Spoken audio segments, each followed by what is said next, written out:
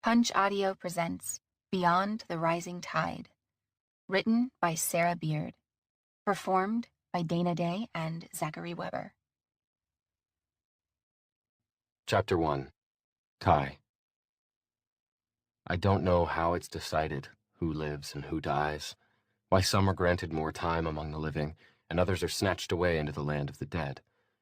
All I know is that tonight, a decision has been made, and of the two critically injured people sprawled on the highway, I've been assigned to save only one.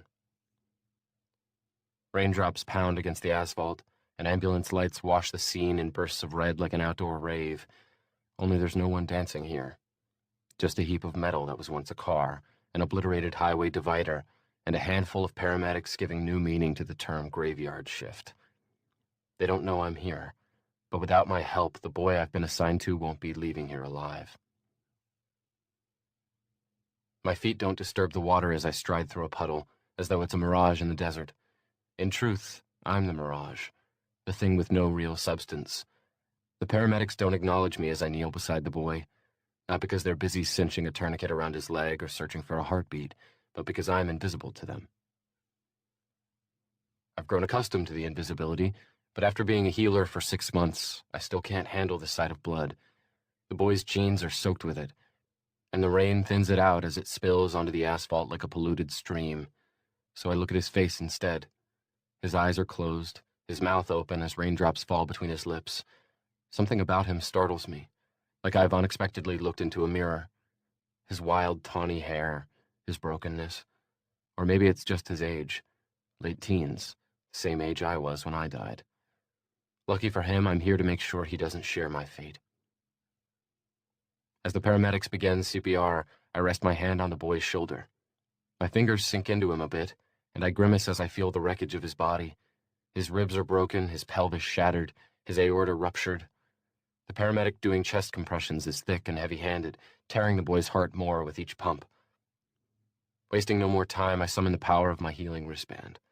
The metal begins to burn on my wrist, and the inlaid stone brightens like smoldering embers. Inside of me, the power whirls and swells like a firestorm until it's too much to contain. Then it leaves me and moves through the boy, sewing up his ruptured heart as if it were torn fabric. It doesn't heal his other injuries, only what medicine and his own body can't heal quickly enough. A moment later, a female paramedic declares that they have a pulse. The heavy man rocks back on his heels in relief, and the boy is lifted onto a backboard and carried to the ambulance. My work here is done, but I can't bring myself to leave. My eyes travel over the wet road until I find the other victim. A woman, probably the boy's mother. She's been extracted from the car and lies on the road, and beneath all the scarlet, the original color of her dress is uncertain. Her feet are bare, and I'm grateful I can't see around the paramedics to glimpse her face. 2 of them are kneeling over her, doing their best to keep her alive, and Grim stands at her head, ready to seal her death. His real name is Jarek, but in my head, he's almost always Grim. Not only because of his job, but because I've never seen the man crack a smile. I guess if I were the one always taking people from their loved ones, I wouldn't feel much like smiling either. I take a couple of steps toward the woman. I don't see her spirit anywhere, so she must still be in her body. It's not too late. That boy back there doesn't have to go through the pain of losing his mother, not when I possess the power to save her. I take another step toward her. Don't come any closer, Kai, Grim warns with weariness, like a teacher who's told his student one too many times to keep their hands in the confines of their own workspace. Why? I ask, and my voice is tired too. Tired of asking why any of us have to be torn from the people we love. Tired of never getting an answer. He raises his scepter, reminding me that he has a job to do. The diamond-shaped tip of the scepter burns orange like a flame, a sign that he's only moments away from sealing her death. If you want to help people, then help only the ones you've been assigned to. You wouldn't want to lose that privilege again, would you? My gaze returns to the woman, a heaviness settling over me. The boy's life may have been spared, but if Grim takes his mother, he'll be left with wounds that will never fully heal. Wounds like mine. Grim is right, though. I know the consequence of working outside of my jurisdiction, and if I want to keep helping people at all, I can't cross that line again. Despite the paramedics' efforts, the woman's soul rises and leaves her body like cotton pulled from a withered bowl. When Jarek hovers the glowing specter over her lifeless body, I have to turn away. And when I hear her voice asking why she has to leave her son, I can't stay any longer. I quicken away to the only place where I can put this tragedy out of my mind. It's raining where I stand in front of Avery's house, but my clothes and hair are dry. If I could feel the air, it would be heavy and humid. If I could inhale, I would smell soil and damp foliage, like the vineyard in Marquette, when the black earth soaked up the rain and the leaves were beaded with dew. Summer scents I always took for granted when I was alive. I shouldn't enter her house. There are all kinds of rules and boundaries when it comes to people's sanctuaries. But tonight, the need to be near her is stronger than ever. I've been in the rain far too long, and she's my only pavilion. If I can glimpse her face, maybe I can forget about the woman who died tonight. My hands are heavy with unused power, and my heart is a dead weight in my chest. I don't bother with the front door. Doors are for people who can open them, for hands that have substance and can grasp a doorknob. So I walk through the wall next to the front door. It pulls on me a bit, like walking through a turnstile in a subway station, and then I'm in her living room.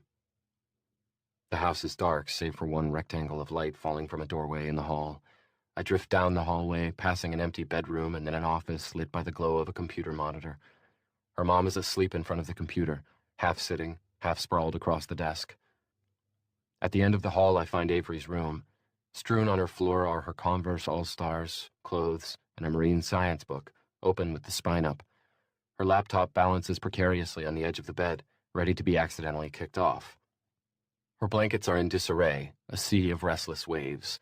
She's curled beneath them like a crumpled paper boat, all folds and sharp edges.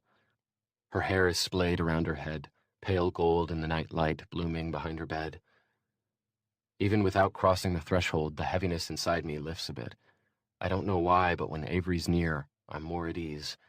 Maybe because she's the last person I came in contact with before my death. Maybe because I know she thinks about me when few others in this world do. She cares about me, and she doesn't even know my name. Her alarm clock reads 2:30 in the morning, so I flinch when she sits up and flings a spiral notebook at the wall. She heaves a discouraged sigh, then falls back into bed, curling on her side. I hesitate for a minute in her doorway, wondering what's up, wishing I could just ask. Maybe her ex-boyfriend is being a jerk again, or maybe she's upset about her parents' split, or her mom's ups and downs. She starts crying, so I toss the rules aside and come in, circling her bed so I can see her face. Her eyes are shining with tears, and she's got one hand wrapped around her forearm, her nails digging into her skin. It drives me crazy when she does that. I want to wrench her hand away and smooth out the moon-shaped marks her nails have made. I try, but she sifts through my hand like fine sand. As I pass my hand through her arm, I taste her pain. Not the reasons behind it, just the feeling. Like sinking, drowning. A feeling I'm all too familiar with. It makes me want to go to her ex-boyfriend's house and yank him out of bed and slam him against the wall for breaking her heart. But I've already tried that a few times since he broke up with her, and a punch isn't very satisfying when it doesn't connect with anything. Breathe, I whisper, even though she can't hear me. Breathe, Avery. After a long minute, she draws in a shuddery breath, but then she digs her nails deeper as more tears spill from under her wet lashes. If I weren't already dead, the sight of her crying like this would kill me. So I look away, to the notebook she tossed on the floor. It has her curvy handwriting on it. Him. 1. Scar on back. 2. Below that, a mass of scribbles. Not doodle scribbles. Frustrated ripping the paper with your pen scribbles. The list is about me. It's all she remembers about me. My scar. And then it dawns on me that tonight she's crying over me. Hurting because of me. Digging her nails into her arm because of her grief over me. The weight of her sorrow presses me down, down until I'm kneeling beside her. I have the ability to save lives, but in this moment I feel utterly powerless. If I could only talk to her. If I just had the power to show myself like some others do, I could convince her that she doesn't need to grieve over me, that I don't regret saving her life, even though it meant sacrificing my own. As I listen to her cry herself to sleep, an idea surfaces in my mind, the same one that's been bobbing up and down for the past several weeks. I don't have to feel so helpless. I learned as a kid that the only way to escape helplessness was to take things into my own hands. If I want Avery to be happy again, maybe it's time for me to take her healing into my own hands. I don't have to remain unseen to her, not when there's a way to gain a temporary body. It's risky, and it would involve dishonesty and thievery. It would require me to be the despicable person I left behind a long time ago. I'm not even sure I could pull it off, but I've been watching Avery's life unravel since I saved it last winter, and it's only a matter of time before the threads holding her together fray and snap completely. Chapter 2. Avery. You need to chill out, Paige says. She has her bare feet up on the dashboard of my '96 Cherokee, and she's brushing on some last-minute toenail polish on our way to the beach. It's dark out, so she has the vanity mirror open, and the dim light makes her plum polish look black. You know the sand is just going to stick to that, right? She twists the cap back on the bottle of Berry Naughty and cranks on the floor heater, sticking her toes beneath the vent. Don't change the subject. I mean, I know you're still, shaken up or whatever from what happened. I would be too. But you can do this. For Tyler. You can show him you're still the same girl he fell in love with. My hands tighten on the steering wheel. I am the same girl. You know what I mean? You're the same, but you're not. You're boring Avery. Not fun, live by the seat of your pants Avery. That's why he broke up with you, right? Because he doesn't like boring Avery. Right. He doesn't like boring Avery. Crying under a blanket in your room, Avery. Grieving Avery weighs him down too much. The words sting just as much when I think them as when he said them to my face. But I don't want to talk about it, so I smile and say, there's more than one definition of fun. So your new definition is working 60 hours a week and holing up at your mom's on the weekends? I don't work 60 hours. She rolls her eyes. You're at the chocolate shop when I come in for my shift. You're there when I leave. You're there when I come in later for free chocolate. You're there. Okay, fine, I work a lot. But what do you expect when my dad owns the business? I expect your dad to comply with child labor laws so his workaholic daughter will get out and enjoy her summer break. I mean, I could understand if you lived in Barstow, but hello, you live in the sweetest little beach town in California. Beads of sweat are gathering on my forehead, so I reach over and shut off the heater, then roll down the window. The briny Pacific air rushes in, and I sense a charge in the atmosphere, most likely an impending sequel to last night's rainstorm. The June gloom has been extra gloomy this year, and I wish it would pass already. He doesn't force me to work. She levels a look at me that punctuates my own words. My point exactly. So tonight, you're going to have fun. You're going to chill out and dance around the bonfire like the kickin' teenage girl that you are, and you're going to get in the water. I feel the blood drain from my hands. I'm going to the beach. That's a big enough step for tonight. Tyler will see that I'm making an effort. At least get your feet wet. Come on, she begs in her whiniest voice. It's the same voice that convinced me to come tonight, and the same voice that persuaded me to dye my hair pink when we were 13. We are nearing the beach at Port San Luis, so I shift into a lower gear. I'm not making any promises. I'll be there with you. I won't leave your side, okay? She wrangles her long dark hair into a ponytail. Actually, that depends on Dylan. He's been doing the hot-cold thing again lately. If he's cold tonight, I won't leave your side. But if he's hot, I don't need a babysitter. I snap. The nearness of the ocean has my nerves on end like porcupine quills, and my words come out sharper than I intended. Well, if you decide you need one, she says, a glint of humor in her brown eyes. I charge only $10 per hour, $12 if you want me to put you to bed. This pulls a smile from me, but as we approach the beach, and I see the bonfire blazing, my stomach clenches again. We bounce into a bumpy parking lot across the street, and I look in the rearview mirror for one last appraisal. After work, I stopped at home to change into a tank top and shorts, but with Paige texting me every 5 seconds to urge me out the door, I didn't bother much with my hair. It's still in a long braid down my back, so I undo it and shake it out with my fingers. You look great, Paige says impatiently, already halfway out of the Cherokee. Let's go. I can't pick out Tyler from the crowd surrounding the fire, but I know he's down there.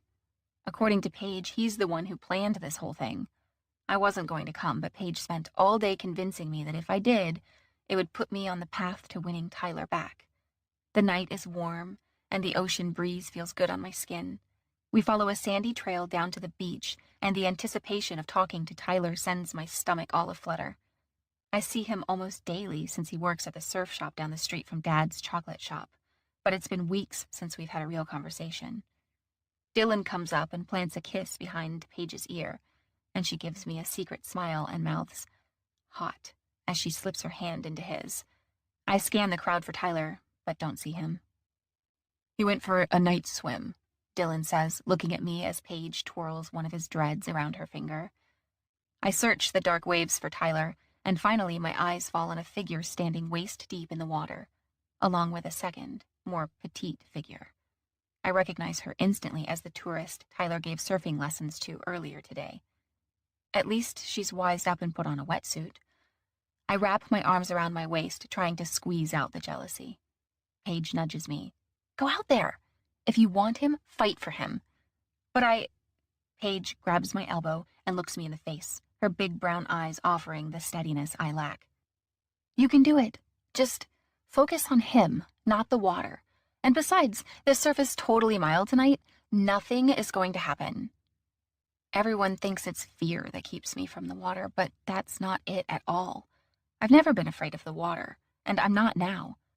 My reasons for avoiding the ocean don't make sense to anyone but me, so I don't even attempt an explanation. I swallow and give Paige a weak nod, trying to muster up courage. "Fight for him," I repeat her words in my mind. "Fight." Dylan leads Paige to the fire, and I kick off my Converse and approach the water as a whirlpool of apprehension churns in my belly. The surf reaches for me and laps at my toes, and I jump back as the chill of the water sends my heart racing and floods my mind with unwanted memories. It takes all my strength to force them out. Tyler's back is turned, so he doesn't see me. It's tourist girl who alerts him to my presence, tugging his arm and pointing me out. He twists around, and when he sees me, his mouth falls open. It's hard to tell with the fire casting sporadic shadows across his face, but I swear he looks guilty. The girl grabs his arm and pulls him into an oncoming wave. As the wave slams into them, he laughs and she squeals. All I can think is how I should be the one with him in the water. I should be the one in his arms. After spending countless days last summer in the ocean together, surfing and swimming and freediving, how can he so easily forget that I'm the one who belongs there with him? The remnants of the wave wash up to shore and stretch toward me. Instead of stepping back, I hold my breath, clench my fists, and step forward. Fight. I have to show Tyler that I'm brave enough to do this. For him. I let the wave wash over my feet, and it swells until my calves are underwater. As the water recedes, sand loosens under my feet as it's swept back to sea. And that's when the panic seizes me. Every muscle in my body freezes, except my heart, which is hammering so brutally against my chest it might crack a rib. My lungs refuse to expand, and my nails dig into my arms so deeply I'm sure they're drawing blood. Because to me, the white caps of the waves look like ghosts, the inky shadows beneath the water like silhouetted bodies. The ocean is haunted now, and the salt water stings my raw guilt like an open wound. I want to retreat, but my legs won't move. Tyler's lips form my name as he sloshes through the water toward me, his face etched with concern. He comes over and curls a wet hand around my arm, tugging me to dry sand. Turning me toward him, he braces his cold hands on my arms. "Are you okay? Geez, Avery, you're shaking." Orange firelight illuminates one side of his face, flickering in the water droplets on his skin. He's right. I'm shivering as if it's 20 degrees outside. I cross my arms and try to still myself. Get a grip, Avery. Get a grip. He leans down so his face is closer to mine. Too close. Take a deep breath. Breathe in. He demonstrates by inhaling deeply through his nose. I follow his example, then he exhales slowly, and I do the same. There, that's it. One more time. In. That's right. Now out. I feel my body calming, but now I feel a different kind of unease.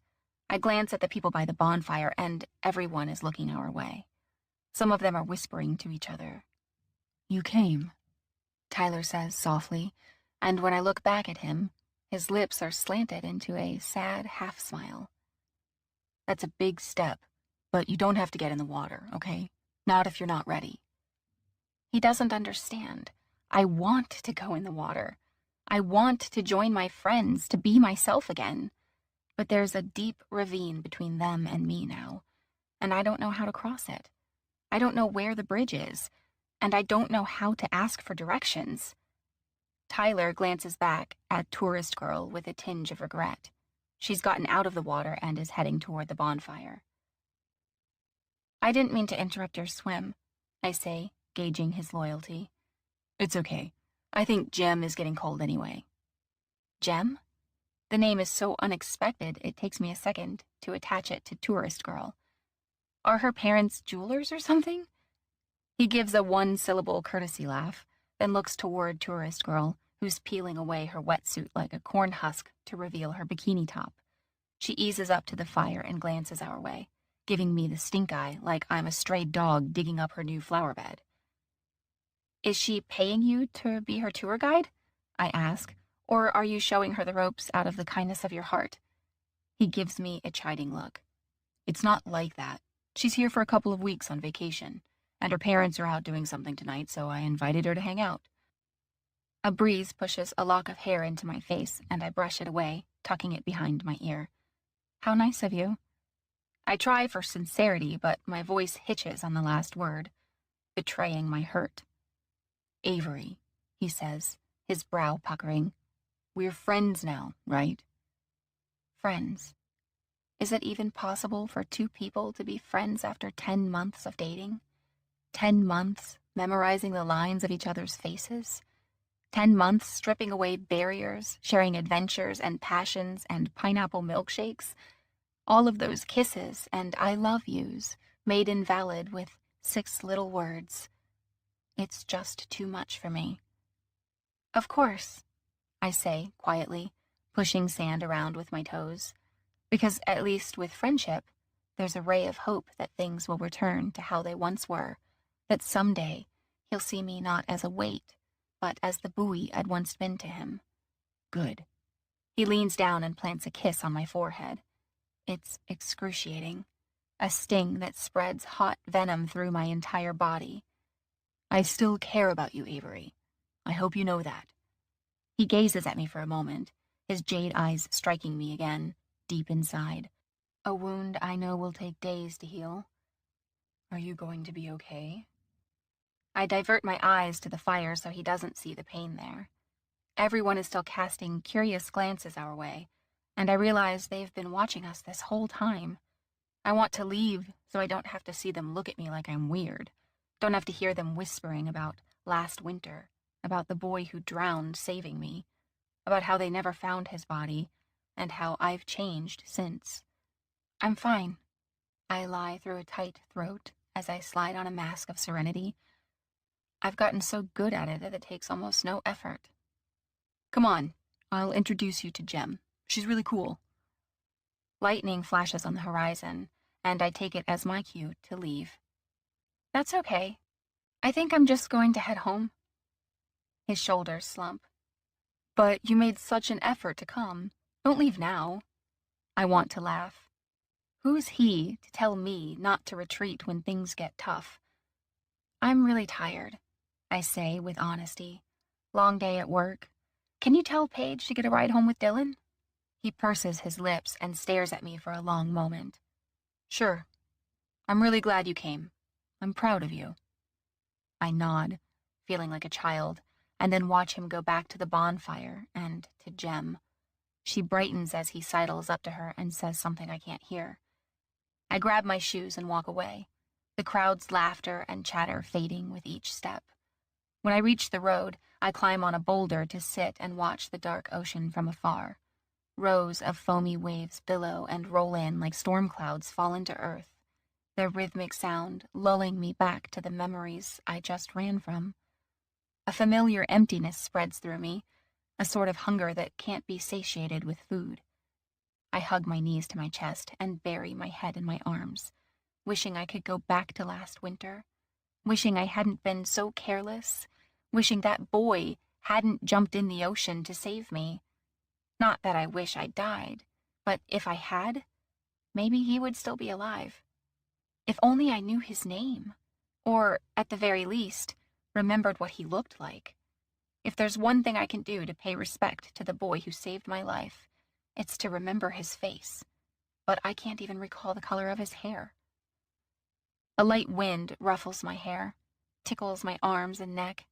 It carries with it a soft sound, not one I hear with my ears, but one that touches me somewhere deeper, like a breath or a whisper. It's the sound of my name, Avery. Chapter 3. Kai. I know what a person looks like when they're broken. Their eyes are vacant, the way my mom's were after being married to my dad for 13 years. They look fragile, like a thin and hollow reed that will blow over in the slightest breeze. The way my two little sisters looked after living under my dad's unpredictable hand their whole lives. The way Avery Ambrose looks now, curled up on a boulder and staring at the Black Sea. She's not the same girl I first saw in the ocean the day I drowned. That girl had her feet planted firmly on her surfboard as she fearlessly sliced up monster waves. She held the reins, and the ocean was her domain. I may have saved her life that day, but I also stole it and replaced it with a counterfeit. The life she has now is broken, because I wasn't strong enough to swim back to shore. Over the past few months, I've watched in frustration as others have tried to help her, all in their own way, with an array of tactics, and I'm not even sure that mine would produce a different result.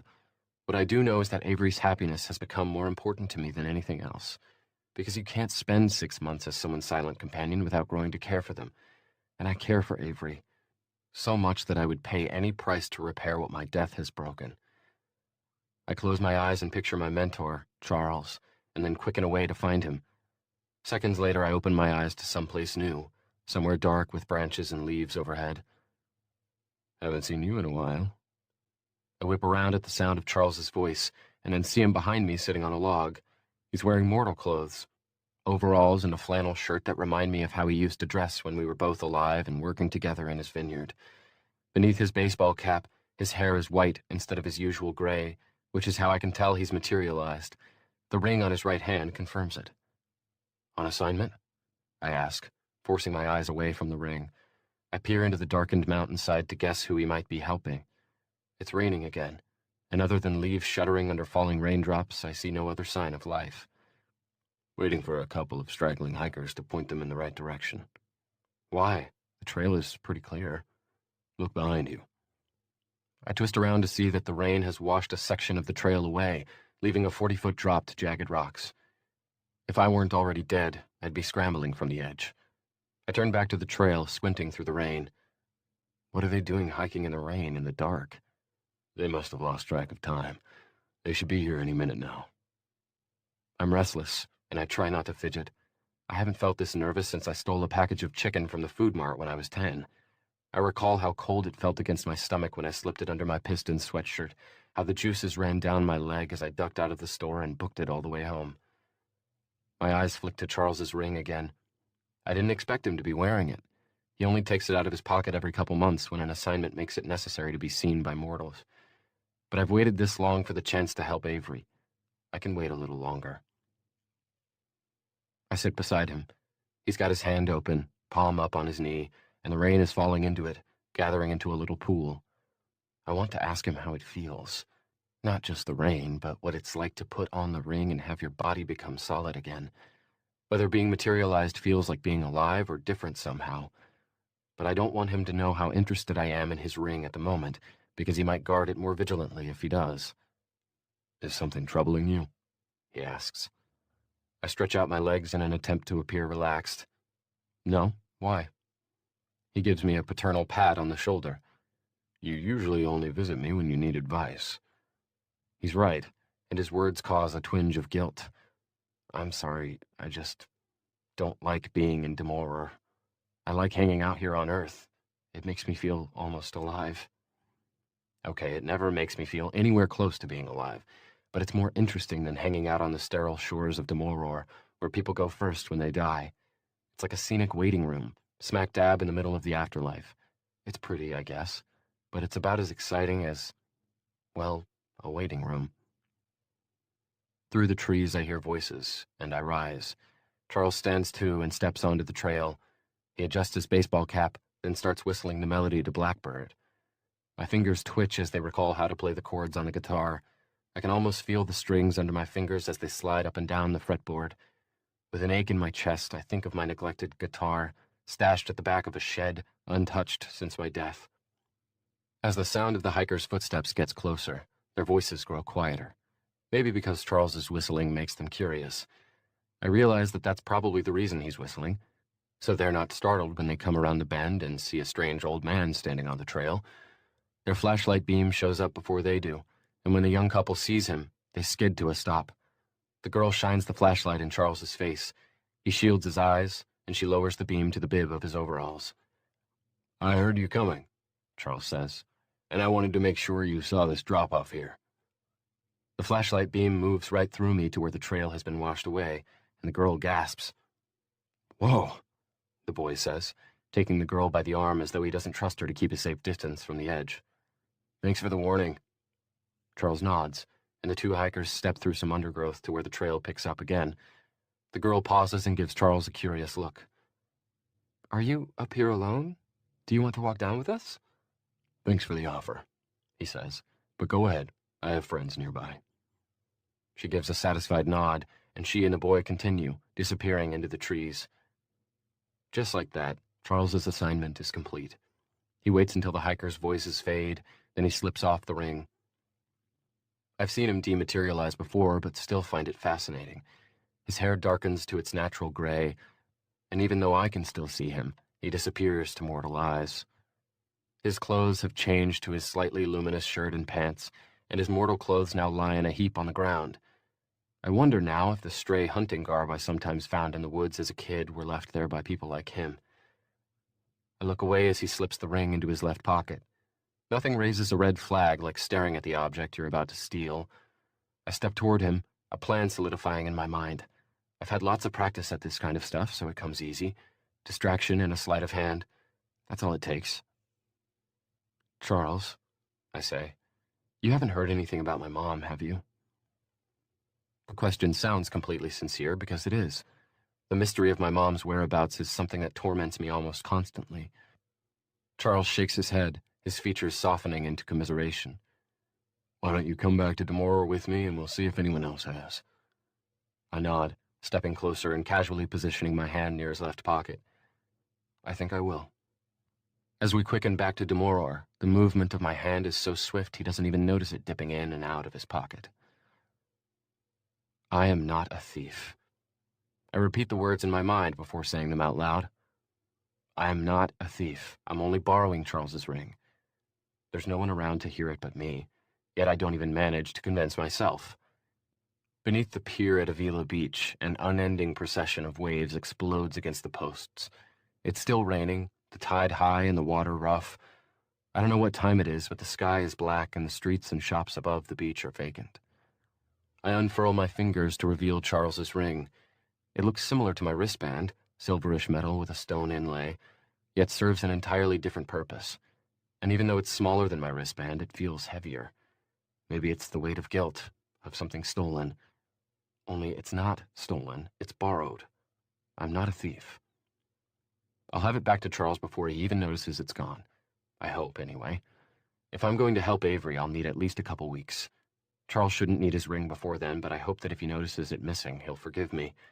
That he'll understand. Brushing aside the guilt, I hold the ring over the tip of my finger and hesitate only a second before sliding it on. For a long moment, I wait to feel something or see a change, but nothing happens. Maybe it's that easy. Maybe I materialized without realizing it. To test, I reach for a wooden post. My hand sweeps right through it. A wave of disappointment washes over me as I consider that maybe the ring only works for Charles. I'm about to take the ring off when a light mist begins to rise from the sand at my feet. I watch with wide eyes as it thickens into a cloud of dust, like dry dirt in a gust of wind. It swirls around me and starts clinging to me. I hold perfectly still, partly because I'm a bit terrified at what's happening, and partly because, if this is how a materialized body is formed, I don't want to mess it up. I feel something moving inside of me, rapid bursts of energy darting from the center of my chest to my limbs, like a rush of adrenaline, only more electric, and it cycles through me over and over. I'm on the verge of crying out in pain when it abruptly stops. I look around, and the mist is gone. With apprehension, I hold up my hand, and it looks the same as it did before, but then I notice something else.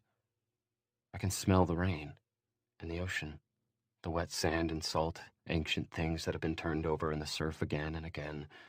I'm still under the pier, so I step over to where the rain is falling. Slowly, I stretch out my open hand, terrified that I'm not really solid. And then I feel the rain, not falling through my hand, but hitting it, gathering in my palm. It's cold and wet and tangible. I step out into the open and raise my face to the sky, letting the rain sprinkle my face. For just a minute, I'm a kid again, carefree in a summer rainstorm, wet sneakers splashing through puddles and leaves, racing down overfilled gutters. And then for the first time in months, I shiver from being cold. In this moment, I know two things. One, I need to see Avery. And two, which maybe should have been number one, I need to find some different clothes. If I'd planned this out a little better, I would have materialized in Macy's or the Goodwill or something. My pants and shirt are the shade and brilliance of the moon and cut like a karate gi. Standard apparel in the afterlife, but here I look like some sort of extraterrestrial white ninja screaming for attention. I try to quicken to the shops lining the beachfront, but that doesn't work with this body, so I start treading through the sand. After months of quickening, walking feels tedious, so I run instead. The sand feels gritty on the soles of my feet, and the night air is cool as it fills my lungs. The muscles in my thighs and calves contract and expand with each stride. It may not be as fast as quickening, but it feels amazing. The shops are dark and empty, preferable seeing how I'm about to commit burglary. I wish crime didn't have to be my first act as a materialized being, but my options are pretty limited. I don't have any money, and even if I did, strolling through a store when I'm dressed like a radioactive Luke Skywalker would attract way too much attention. I can always find a way to pay for the damages later. If I have a later. It doesn't take long to scope out the shops and decide on one bordering an alleyway. I slip down the alley as stealthily as my luminous clothes allow, then peer through the windowed side door, scanning the walls and ceiling to make sure they're free of security cameras. To cushion my fist, I pull off my shirt and wrap it around my hand. As I turn back to the glass door, I'm met with my own reflection. I barely recognize myself. My hair has always been sandy blonde, but now it's really blonde. Like white blonde. Charles's hair is always white when he materializes, but I thought that was just because he's old. My eyebrows are still dark, but my skin looks smoother, the edges of my face more defined, and my eyes are less shadowed, like someone with a clean conscience. Not for long. I make a fist beneath my shirt, cock my hand back, and then slam it into the glass. The glass cracks, and something cracks inside of me, too. The recently acquired conviction that I'm a good person. It's for Avery, I tell myself, but it doesn't lessen the sting or tremors that are starting to rock this new body. I reach through the jagged break, unlocking the door and pushing it open. As I pull my hand back, I feel a sharp burn on my forearm. I've cut myself, but don't have time to worry about that now. I hurtle into the shop and grab a Rip Curl tee, cargo shorts, canvas flip-flops. As I'm about to exit, I see a display of pocket knives. I slide to a stop and grab one. You never know when you'll need a sharp blade. Then I book it out of there. I guess I'm a thief after all. I sprint up the street and into the posh neighborhood perched on a hill above the beach. Avery's neighborhood. At least during the weekdays when she stays with her dad. But it's the weekend, so she's probably at her mom's. Behind a big flowering bush on the side of someone's yard, I strip off the rest of the Skywalker clothes. As soon as they hit the ground, they lose their luminosity like an unplugged lamp, as though I was the power source making them glow. I dress in the new clothes and slide on the flip-flops. The knife goes in my front pocket. My afterlife clothes get tossed in a trash bin, and then I continue up the road, slowing my pace to a casual stroll. An innocent stroll. From the corner of my eye, I see the flashing of blue and red lights down by the beach. I turn and watch for a measured minute, because if there's one way to label yourself guilty, it's to look away from the crime. When I'm confident I won't be pegged as a suspect, I turn and follow the street's incline, passing colorful stucco houses with flowering vines and clay tile roofs. The sky is still blotchy with rain clouds, but the rain is tapering off. I close my eyes and inhale deeply, savoring the earthy scents I've been deprived of for so long. The air is cool and damp, and all of the hair on my body stands on end as though the atmosphere is charged with electricity. The sting on my forearm returns, and I look to see where the glass cut it, expecting to see blood. But it's clean. I look closer. There's an opening in my skin, a long, jagged gash, but no blood. Just a bit of shimmery, clear liquid oozing out. I shudder and thrust my hand in my pocket so I don't have to look at it. As I suspected, Avery's car isn't in her dad's driveway, and I realize now that since I've never been to her mom's without quickening there, I'm not sure how to get there by walking. No matter, because as I think about Avery, I feel a tug inside my chest, the same magnetism that brings me to people when I quicken without a body. So I follow the pole. It leads me out of the neighborhood and onto a highway. I focus on her face, on the desire to go where she is, and surrender to the current leading to her. Chapter 4. Avery. The rain is coming at me in two directions, pelting down from the sky and then splashing up as it hits the surface of the ocean. Between the water in the air and the salt in my eyes, the beach has all but vanished. But even though I'm out here in the waters with nothing but a surfboard keeping me from the bottom of the ocean, and even though a current is tugging me farther and farther from land, I feel strangely serene, because the boy sharing my surfboard just saved me from drowning, and fate wouldn't be so cruel as to deal me a death sentence right after delivering me from one. He's on the opposite side of my board, half turned toward shore, one arm stroking wide circles in the water, the other stretched across my board. His skin is warm against my arm, his muscles taut with the effort of holding on. On his back, a long white scar stretches across his shoulder blade, like someone once laid a curling iron on him. He shouts a question, but the wind tears his words away. He turns to me for an answer, and I think, finally, I can see his face. But then I can't see at all. The sea and sky are conspiring, hurling so much water in my eyes that I'm blinded.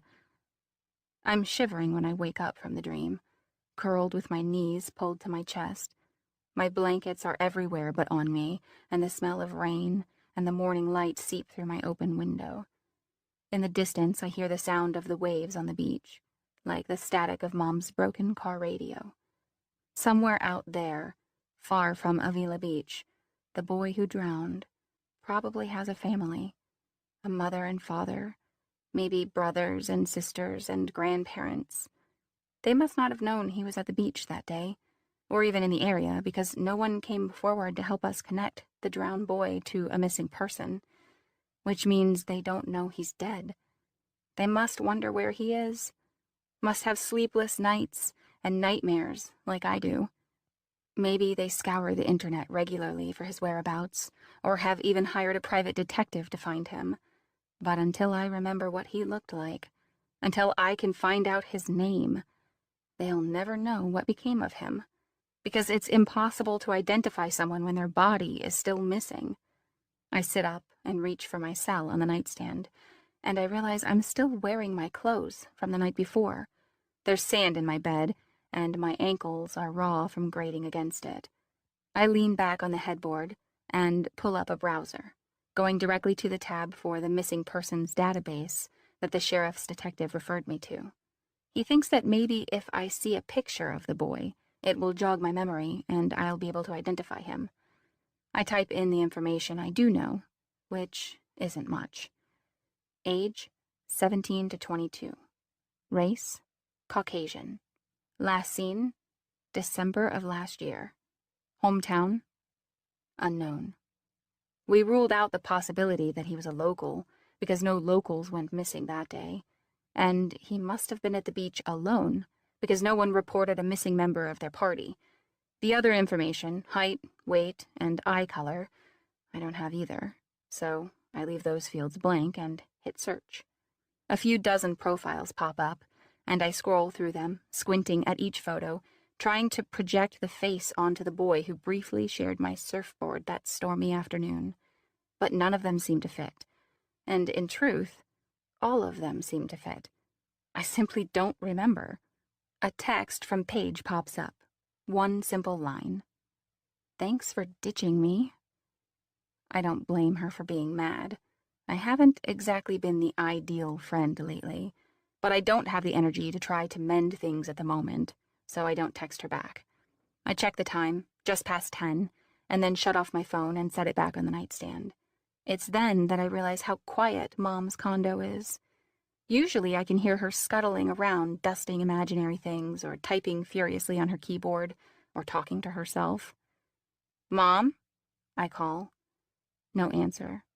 I get out of bed and shuffle into the hall, glancing into her bedroom. Her bed is unmade, but she's not in it. So I go to her office, and she's not there either. Her desk is a disaster of open books and coffee-stained, scribbled-on scraps of paper. An oversized whiteboard on the wall is congested with notes and scene outlines, and the dry erase marker extends onto the wall in a few places where she ran out of room. Multiple pairs of mismatched socks are strewn on the floor by her chair, peeled off absent-mindedly during brainstorming sessions. Mom is a screenwriter who specializes in romantic period dramas, but from the look of her house, you'd think she wrote slasher films. She's not in the kitchen or living room either, and I don't find a note, though it could easily be hiding under all the clutter on her kitchen counters. I call her cell from the landline, and then follow a distinct buzzing to her phone, buried under a pile of mail on the dining room table. Maybe she ran to the store and couldn't find her phone.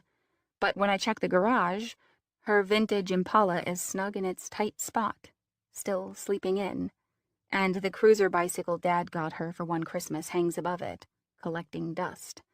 Assuming she went for a morning walk, I eat breakfast and straighten up the kitchen, then go to the bathroom where I splash some water on my face. My eyelids are swollen from all my crying the night before, and my smeared mascara makes me look like I'm the one who should be penning slasher films. After rummaging through my bag and realizing I must have left my makeup remover at Dad's, I open Mom's medicine cabinet to find some. But all I see are shelves lined with prescription bottles. She can't be on this many meds. I turn the bottles to read the labels, and sure enough, most of them are empty or expired, remnants of failed trial runs. I do her a favor and dump the empty and expired containers in the trash, then hop in the shower. As I'm getting dressed, I notice another prescription container on the counter, this one open and empty. When I turn it to read the label, my hands go cold.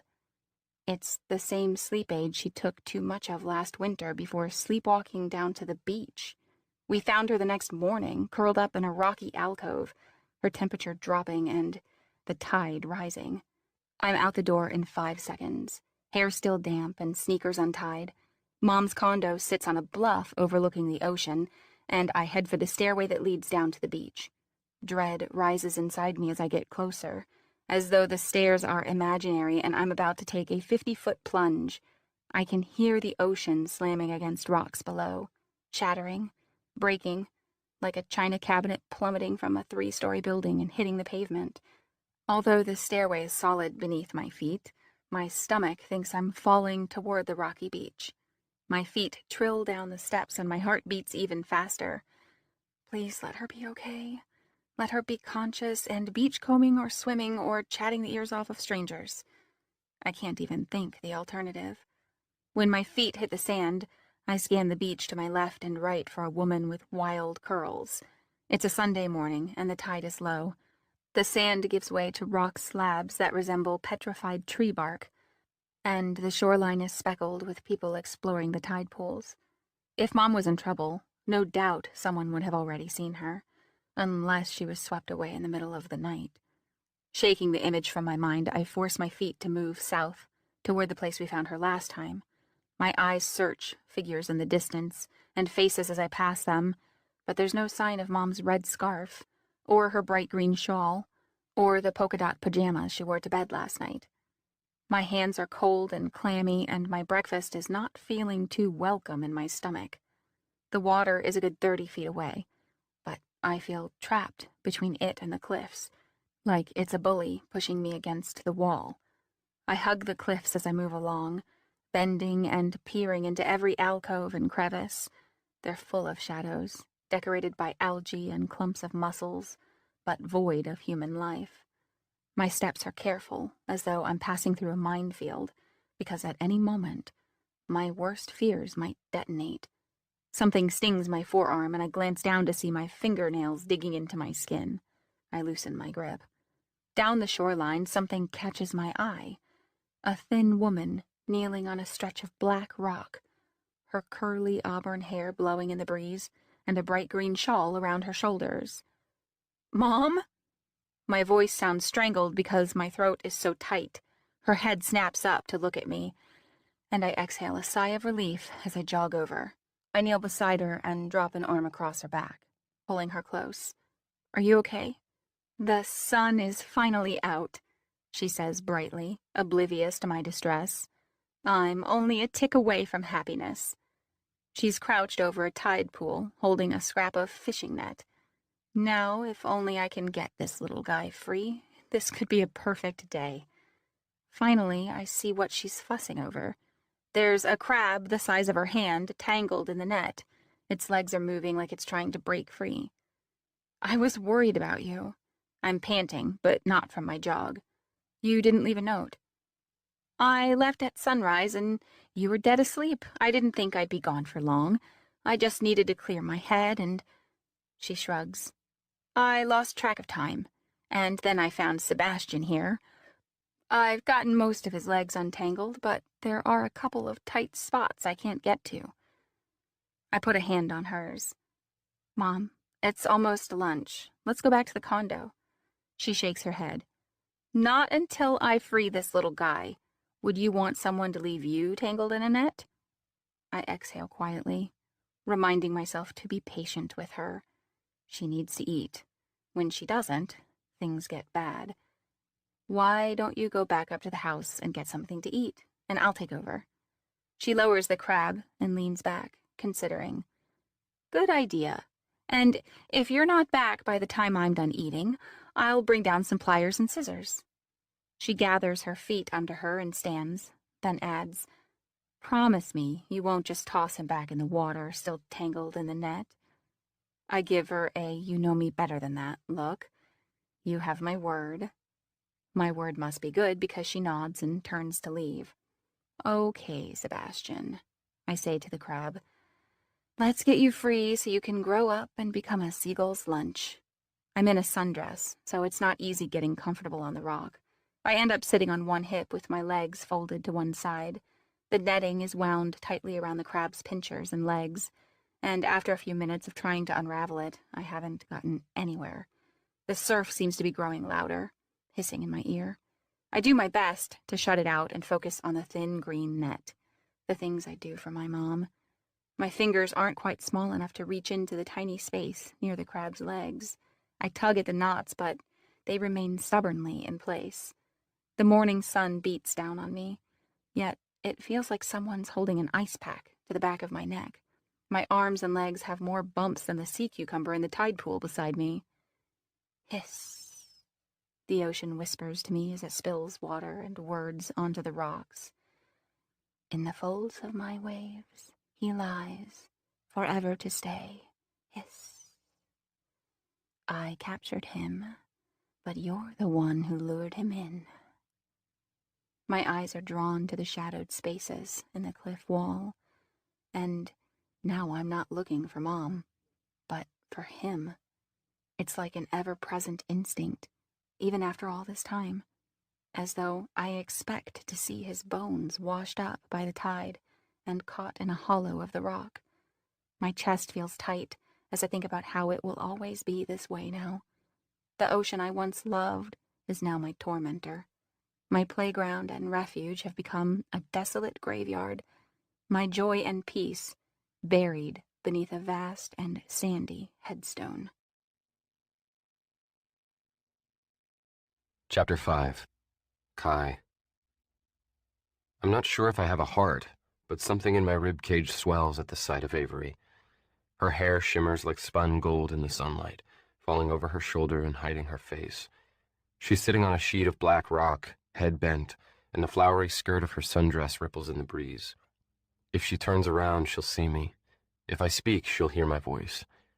I open my mouth to do that, but it's parched, hit with an unexpected drought of words. I've been walking for hours, and I still don't have a solid plan. I have an end goal, but it's like looking up at the peak of a mountain when I'm still in the valley. I want Avery to find happiness again, but I have no idea how to get her there. One thing is sure. She can't know I'm dead. Not only would it freak her out, but if I don't want to be banned from Earth, that's one rule I can't break. Maybe I can tell her I'm the guy who saved her life, but convince her that I made it back to shore alive.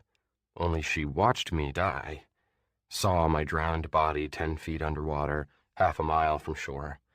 She may not remember what I look like, but she knows the guy who saved her is dead. So I guess my plan is this. Don't let her know I'm dead, and don't let her know I'm the guy who saved her life. It's not much of a plan at all, but luckily improvising is what I'm best at. Writing songs on the fly, talking myself out of trouble, and ad-libbing life in general. When I had a life, I was dropped into a new environment every few months with no time for planning. Survival depended on my ability to improvise, because it was the only way to keep my head above water. As I inched toward Avery, I turned phrases over in my mind, trying to choose the best way to introduce myself.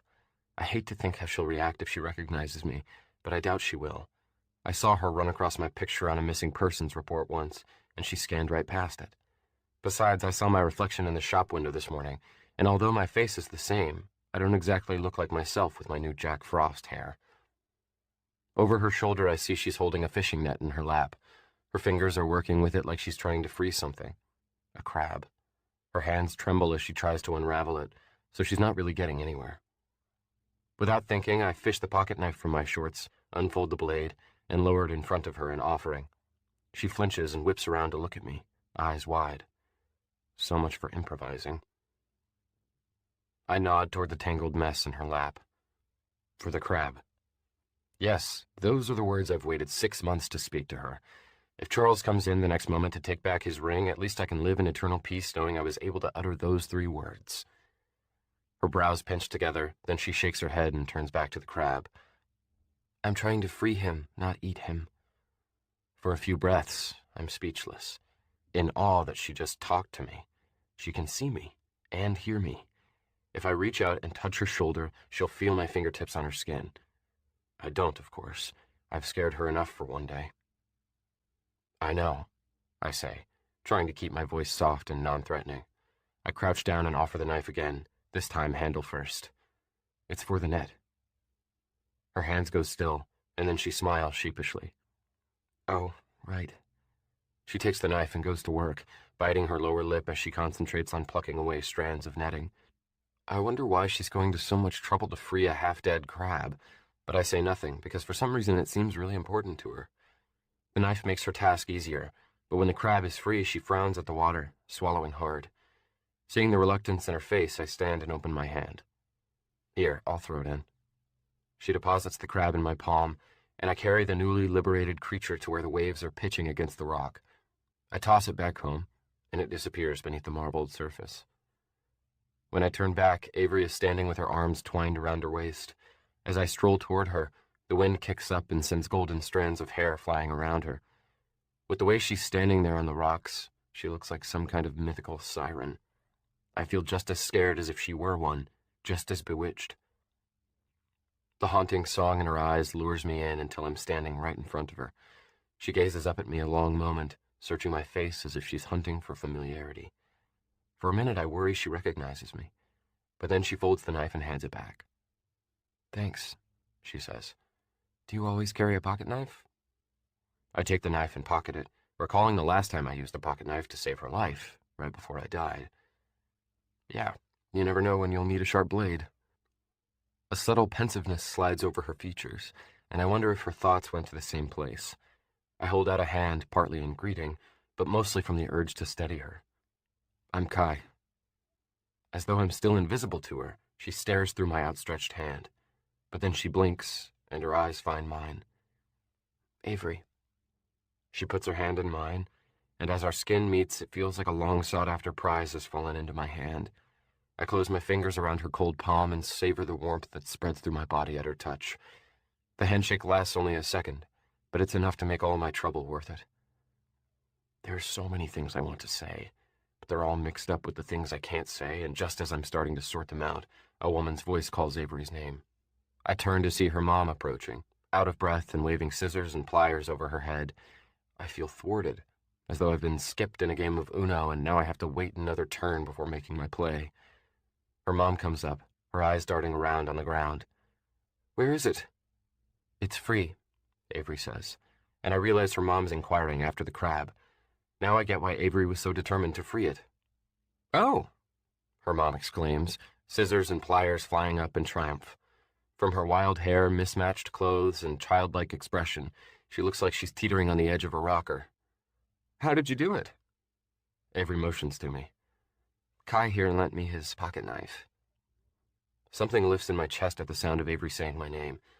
Her mom gives me an appreciative look, and when she reaches for my hand, I meet her halfway. "I'm Beth," she says, "and that was so nice of you." She gives my hand a good shake for emphasis, and her shoulders visibly relax as she looks at Avery. "I feel so much better. Don't you feel better?" "Did you eat lunch, Mom? You got back pretty quick." She releases my hand and waves off Avery. "Not yet. I was too anxious over Sebastian." "Mom, don't start. I'm a big girl, Avery, with ample energy storage." She pats a minuscule pad of belly fat. "And now that our crisis is over, I can eat." She divides a look between me and Avery, and her mouth curves conspiratorially as her gaze settles on me. "Are you hungry? I feel like I should feed you something for helping us." Is she offering me lunch? I wasn't expecting this, and don't know what to say. Not wanting to make Avery feel uncomfortable, I look to her, wordlessly seeking permission. She smiles at me, and it's like watching the sunrise. "He does look pretty hungry." "I agree," Beth concurs. "You can tell by the way he's grimacing." I'm not sure if I'm grimacing or not, but if lunch means more time with Avery, then I'm in. "You're right, I'm starving." Beth claps and bounces on the balls of her feet, and Avery smooths her skirt and bites her lip into a half smile that makes my insides feel all funny. "Boys are always hungry," Beth says to Avery like she's instructing her in the proper care of an exotic pet. I half expect her to add, "But don't put your finger in their mouths because they bite." Instead, she just waves for me to follow and says, "This way, we live up on the bluff." Beth leads the way, and I slow my pace to match Avery's so I can walk beside her. Beth is going on about how nice it was for me to help free the crab, and how most people would have just joked about taking it home for lunch, and something about the world's chivalry deficit. The wind is blowing half of her words away, and she's talking so fast I'm only catching a portion of the rest.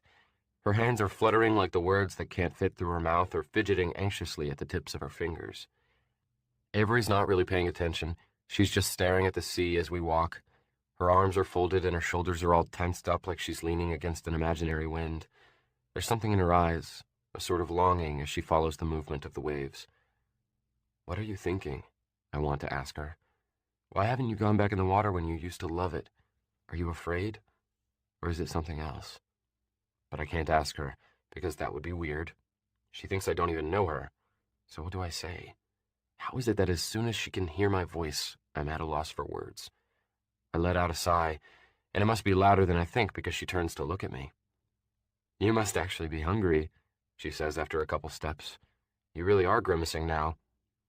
I compose my face into a less tormented state. "I am. I haven't eaten in months." She must think I'm joking because she doesn't even lift a brow. "So do you do this often?" I hop over a tide pool to keep from stepping in it. "Do what?" "You know, help out random people on the beach in the hope that they'll bring you home and feed you."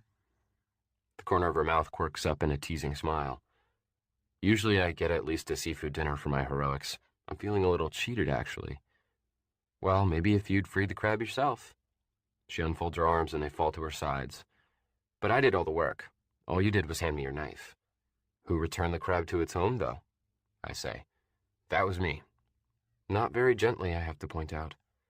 Next time you'll have to instruct me in the art of habitat reintroduction. Beth, who's been talking to herself this whole time, turns around and walks backward. "Whatever you want to know about sea life," she announces, "Avery can tell you. She's a walking marine biology textbook." I assumed as much from all the books on Avery's bookshelf, but since Avery doesn't know I've seen her bookshelf, I nod in interest. This is one more reason she needs to overcome whatever is keeping her from the water.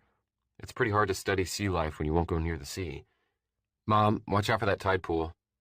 Beth spins around to walk forward again and starts ticking off a list of all of Avery's hobbies while Avery groans and begs her to stop. Rock climbing, hiking, fishing, sailing, longboarding, volleyball. I'm thinking, is there anything this girl can't do? But the thing is, I haven't seen her do any of these things, and I'm further convinced that Avery isn't living the life she was before I came into it. "Mom, please," Avery says firmly. "You're boring Kai." There's that lift in my chest again. "No, she's not," I argue as my eyes find Avery's. "I want to hear more." Beth smiles at us over her shoulder. "Kai, may I bring you as a specimen to my next writing lecture? Most women these days wouldn't know how to spot a gentleman if they saw one." "Mom?" Avery's voice is a warning, probably because this isn't the first time her mom has mounted this soapbox. Beth ignores the warning and goes on about how her purpose in writing screenplays about decent men is to remind women not to accept anything less and to not allow men to treat them any less decently than the men in her stories treat their ladies. By the time we reach the stairway, Avery's cheeks are bright pink, and Beth has barely paused for breath. "She gets extra chatty when she's hungry," Avery explains as we climb the steps, and she slows her pace to put more space between us and her mom. "Hey," I say with a shrug. "Chatty is better than grouchy. I know people who turn into orcs when they're hungry." As we enter her condo, Beth is giving us a detailed history of the demise of dating etiquette, claiming it all started with the feminist movement. I'm feeling too tense to sit, so when Beth drops into a stool and pulls one out for me, I just stand behind it and grip the curved iron back for support. Avery is on the other side of the bar pulling things out of the fridge. A smile plays on her mouth as she removes tinfoil from a large bowl. "Do you like crab salad?" she asks me. I smile at the irony of eating crab after just rescuing one, and then nod in the affirmative because there's no room for a yes in Beth's diatribe against feminism. "It's not men's fault they don't know how to treat ladies anymore," she's saying. "Some women don't want to be treated like ladies, and it ruins it for the rest of us." "Mom," Avery says sharply as she slides a French bread loaf from a paper sleeve and points it at her, "I don't think you understand what feminism is. It's not about rejecting chivalry. It's about mutual respect between men and women, and—" Beth cuts her off with a passionate and long-winded rebuttal about how it doesn't matter what true feminism is. It only matters what men perceive it to be and how they see it as a threat. I can't see most of Avery's face as she slides the French bread, but the tips of her ears are red. Her knife is moving at jigsaw speed, and something tells me she's as eager as I am to get something into her mom's mouth. So I go over to help her. She seems reluctant to hand over the knife, and instead points me to a large spoon anchored in the crab salad. I pick it up and start spreading crab salad on the bread. "Kai," Beth says, and I stiffen at her tone because it's like a fired-up teacher about to call on a slacking student. "Help me out here. As a man, do you feel threatened by feminism? I mean, what goes through your mind when you see women picketing and shouting at the top of their lungs, 'Down with men'?" Avery rolls her eyes. "Mom, that's such a stereotypical—" "Just let him answer." How did I go from happily making crab salad sandwiches to standing on a stage under a burning spotlight? I feel beads of sweat surfacing on my forehead. I try to think of something clever to say, but all I come up with is honesty. "I don't know." I turn around to face Beth and lean against the counter, holding the big spoon in my hand. "I guess I feel bad. I feel their pain.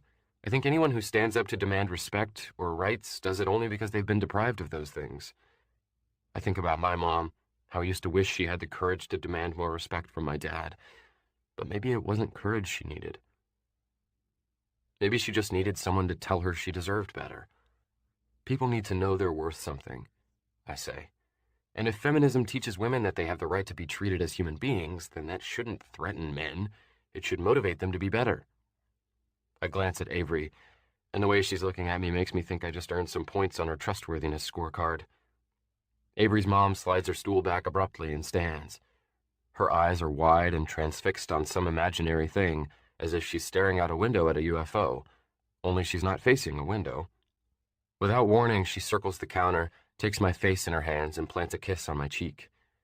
Thank you. That's the line I've been looking for. Then she rushes down the hall and disappears into her office.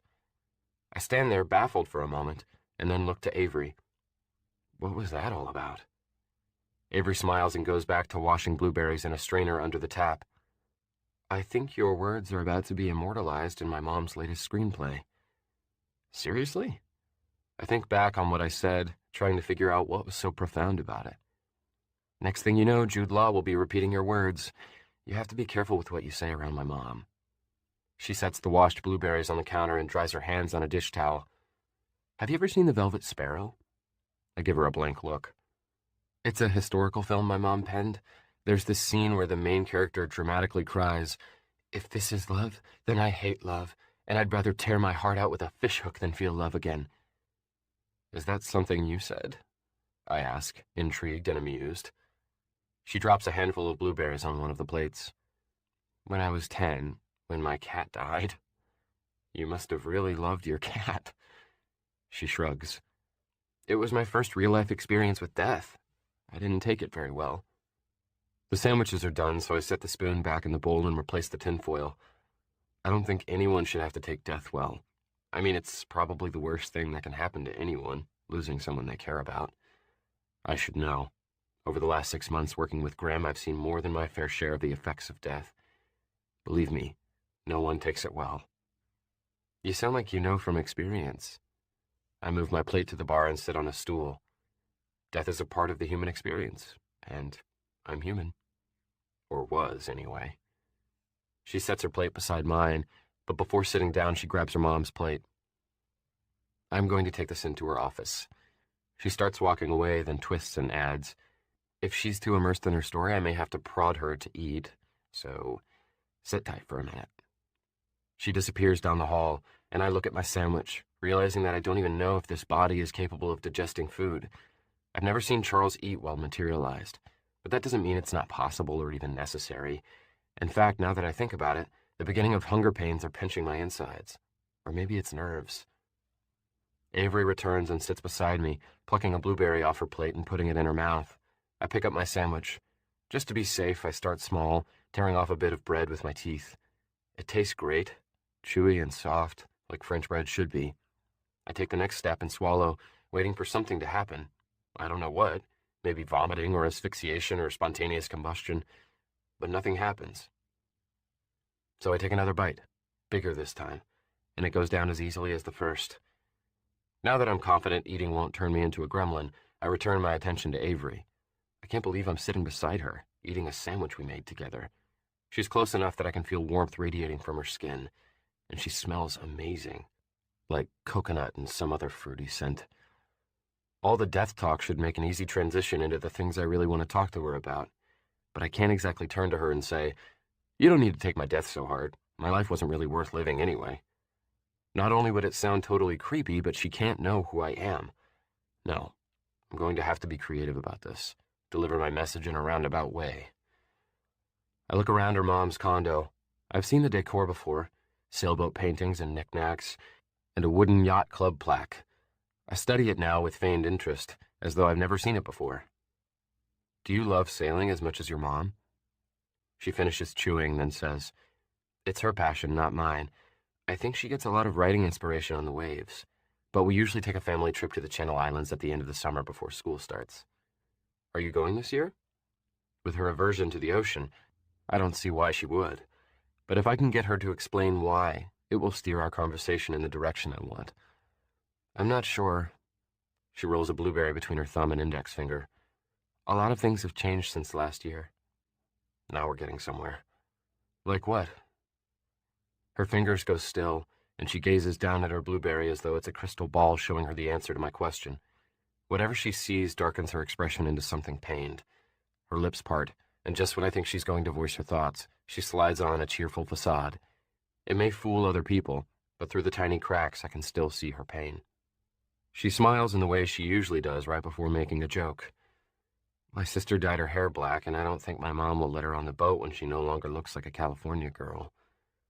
I give her a courtesy smile, then gaze at her and wait for a real answer. She doesn't give it to me, though. She eats her blueberry and says, What about you? Do you sail? Wait, let me guess. You surf. I try to tell myself that it's okay she's not ready to open up yet, that I can be patient. I shake my head. I've never tried it. Her eyebrows lift in surprise. Why not? Just haven't had the chance. I saw the ocean only once when I was alive, on the same day I drowned in it. Her brows come back down and pinch together. Don't you live around here? I've never had a conversation like this, where I've had to construct my answers so that they're both truthful and vague. No, I'm only here for a little while. She picks up her sandwich but doesn't take a bite. Well, you can't visit SLO County without giving surfing a shot. If you catch even one wave, you'll be hooked for life. Her expression sobers, and I glimpse that pain in her eyes again before she blinks it away. I know someone who could give you lessons. His name is Tyler, and he works at the surf shop at Avila Beach. Just go in and tell him I sent you. I might just do that. Or not. I should probably avoid Tyler so I don't end up accidentally throwing my fist in his face. A cell phone on the counter starts vibrating, and Avery reaches for it and looks at the screen. Sorry, I have to take this. She takes the phone into the living room. I try not to listen, but can't really help it when there's nothing else to listen to. It sounds like someone is asking her for a favor, because Avery is saying, yeah, I probably could. Beth returns to the kitchen and pulls a glass from the cupboard. The beach's humidity has done a number on her curls, and they're springing out of her scalp like a jester's hat. She looks at me. Did you know Avery makes the most amazing chocolates? Does she? Of course I already know she works in a chocolate shop. I even sampled the chocolate once before I died. If you go to the surf shop like Avery suggested, Beth says, apparently having eavesdropped on our conversation, you should stop by her father's chocolate shop, the Chocolate Couture. Avery works there. She'll give you some free samples. Avery comes back into the kitchen, moves her plate to the sink, and then looks at her mom regretfully. Dad needs me at work. Avery, Beth chides, it's your day off. I know, but he needs me. They're slammed today, and he had to fire one of the new summer employees for giving out a bunch of free chocolate to his friends. Beth huffs. So much for the perfect day. Avery turns to me and smiles a little. You've probably been itching for an escape anyway.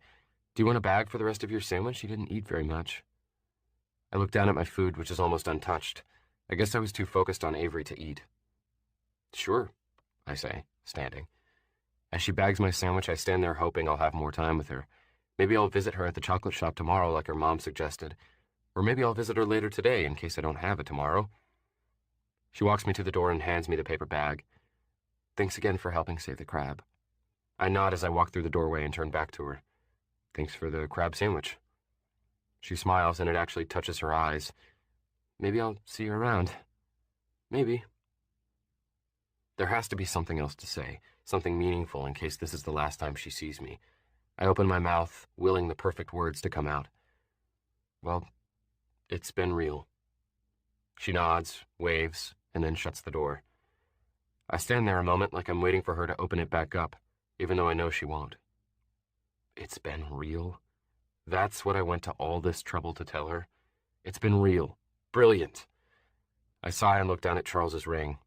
It could be minutes before he notices it missing, or weeks. There's no way of knowing.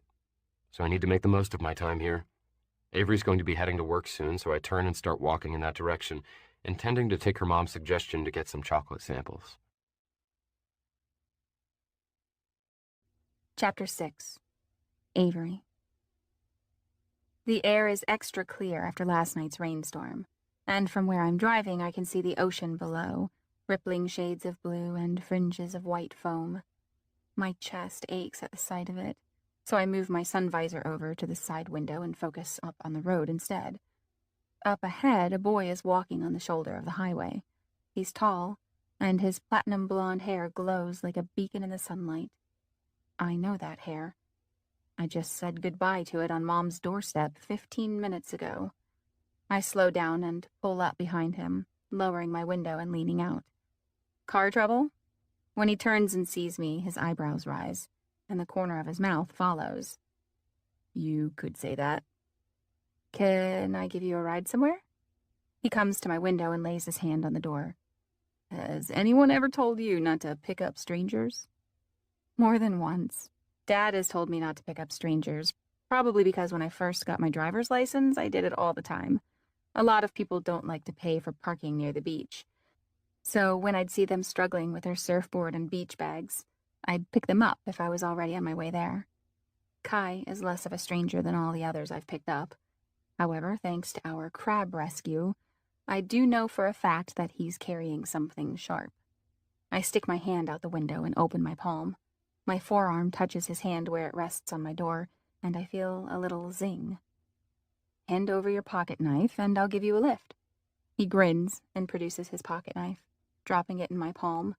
I curl my fingers around it and tuck it in the side pocket of my door. Hop in.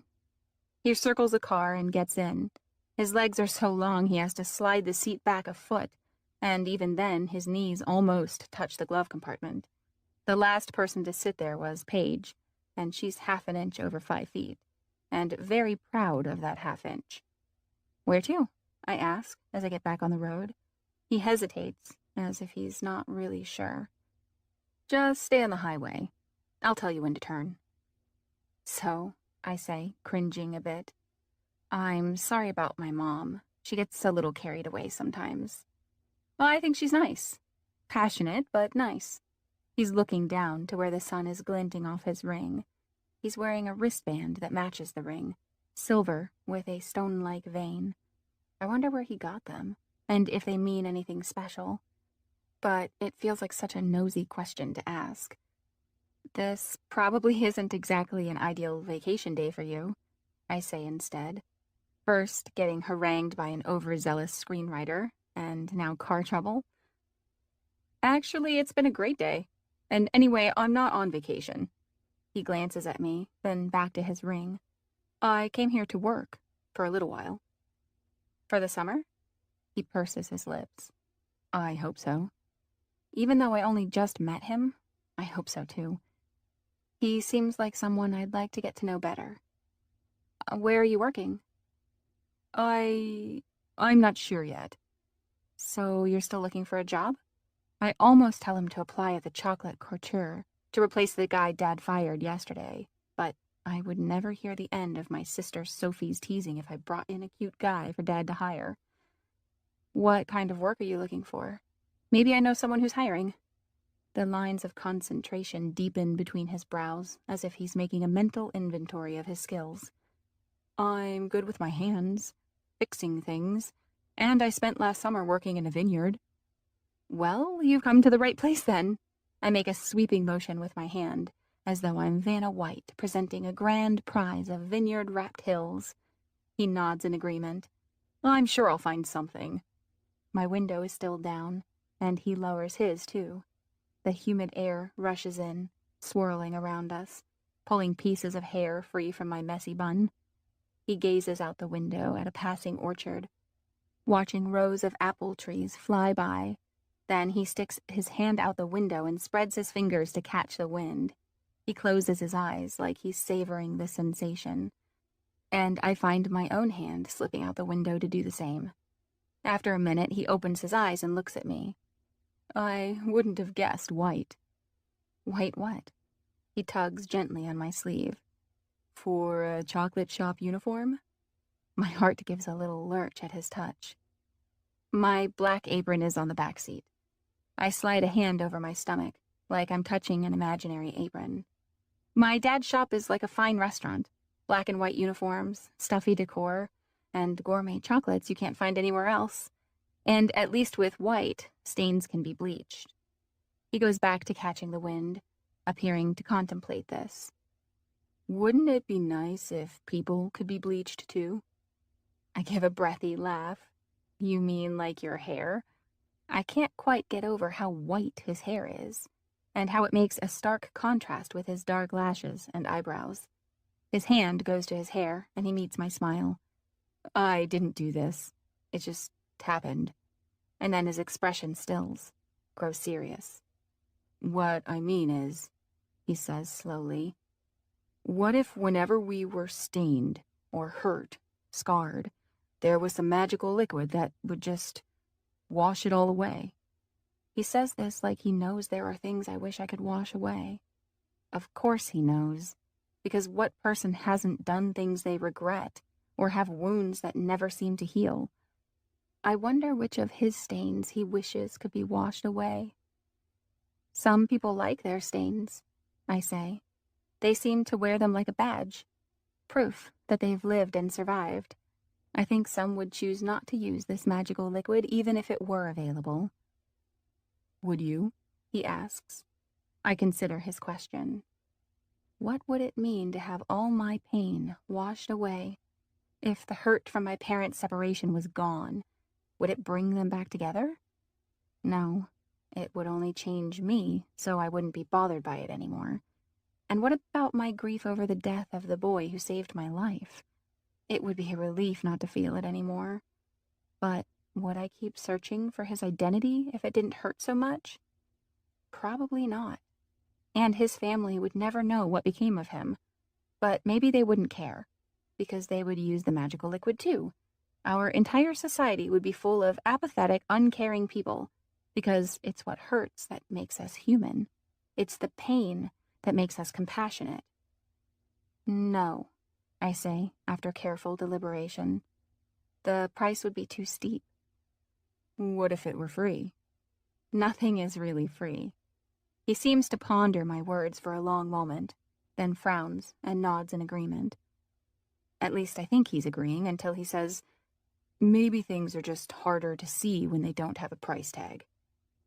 His words swirl around with the air in the car until I see my exit approaching. How much further am I taking you? I ask. My exit's coming up. He scratches the back of his head like he's really not sure where he's going.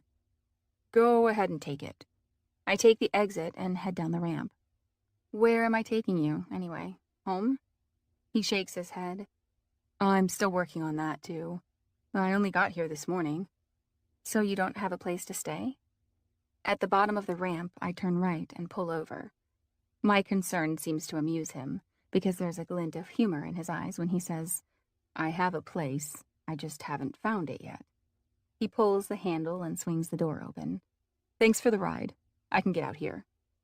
But there's nothing around here. The shops on the beachfront are still a mile away, and in the opposite direction, waves of orchards and vineyards stretch endlessly. At least let me take you to the beachfront. He gets out and looks around, like someone at a fork in the road, debating whether to go left or right. I think I'll visit some of the vineyards, see if they need help. He shuts the door, and I feel panicky, like it will be the worst thing in the world if he walks away and I never see him again. But he doesn't walk away. He gazes at me through the open window for 1, 2, 3 breaths.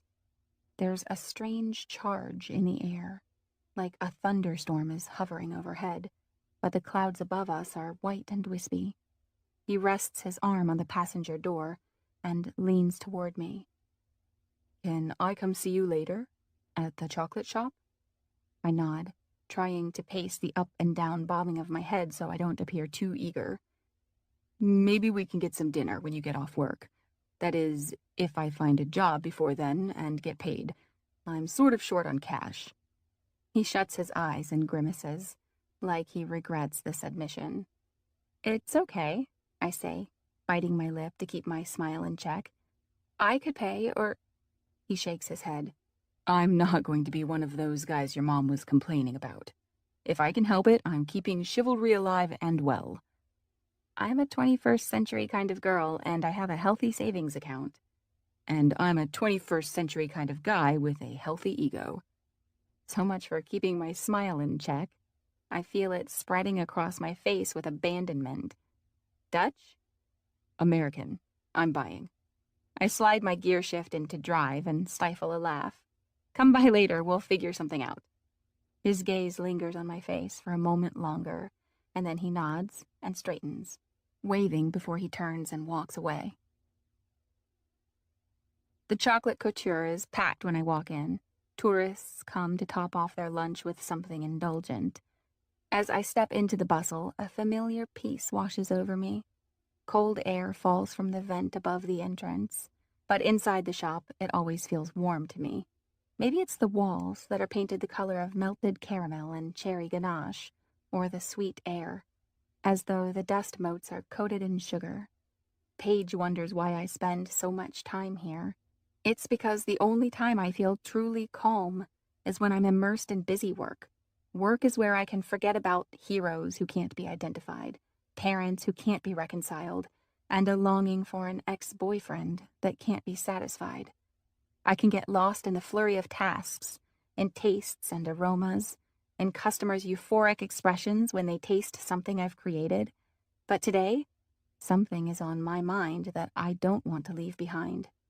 Kai, his great smile, and his empty pockets, and our penciled-in plans for tonight.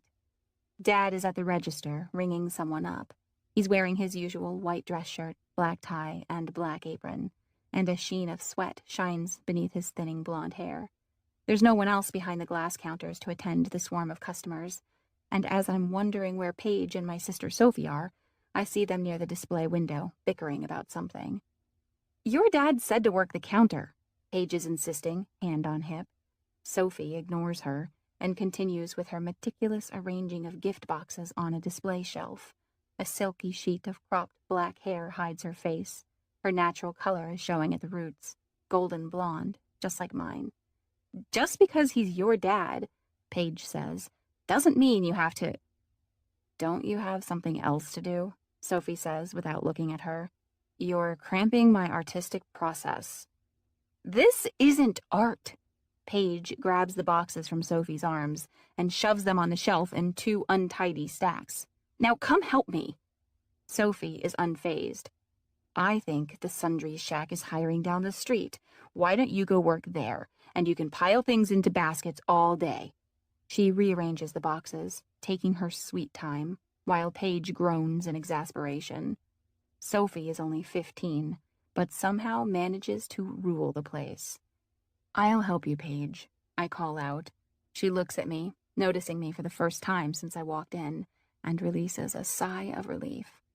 Finally, someone who actually knows how to work. I follow Paige around the glass display case and greet Dad with a smile as I pass. "Hey, Avery," he says.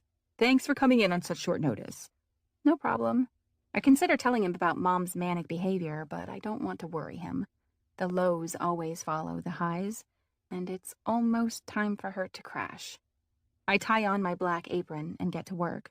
The rest of the afternoon is filled with hazelnut truffles and mint squares, and does that have nuts in it?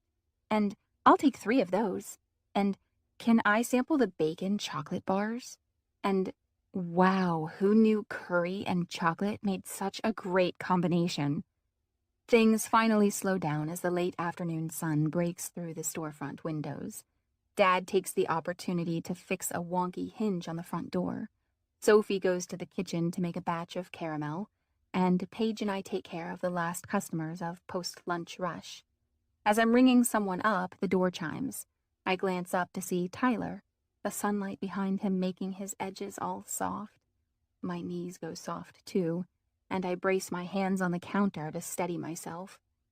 He hasn't been in here since we broke up, and I wonder what he's doing here now. He lingers at the front of the shop, studying a display of chocolate-covered mangoes, but from the way he keeps casting glances my way, I know he's here to see me. The lady I'm ringing up is asking something, but I don't know what, because all I can think is that maybe my appearance at the beach last night had a bigger effect on Tyler than I thought, and he's here to reconcile. "Miss?" the lady asks. "Sorry, what?" "What time do you close? I'd like to bring my granddaughter back tomorrow night." "Oh, we close at 7. She nods and takes her box of assorted chocolates out the door, stepping carefully around Dad, who's still kneeling on the floor tinkering with the hinge. Now that I'm free, Tyler approaches me with slow, measured steps, as if he's deciding what to say on his way. I grip the edge of the counter for added support, like a feeble old lady leaning on a walker. He comes up and spreads his hands on the counter. He's wearing a black wetsuit, and his dark hair is still damp, like he just waded out of the sea. His jade green eyes look right into mine, and I think my heart might beat right out of my chest. "Hey," he says in a gentle voice that makes me feel even weaker. "How you doing?" "Fine." He tilts his head and knits his brows, like he's eager to know what I'm thinking. But it's more than an expression. It's 100 memories. 100 times I've seen that exact look when he's broken down my walls and gotten me to confide in him. He leans closer. You know what I mean. I want to make sure you're okay after last night. The truth is, I'm feeling rather discarded, like a broken toy tossed on the recycle bin. But I don't want to get into that, so I slide my hands up on the counter and say, really, I'm fine. He looks down at our fingers, at the small space between them. Maybe he's wishing he could touch my hand the way he used to. Or maybe he's thinking I need to scrub out the cocoa under my nails. So we're back to barriers, huh? You're the one who put them back up, remember? He lets out a long sigh, and his cool breath touches my cheeks. It smells like peppermint bark.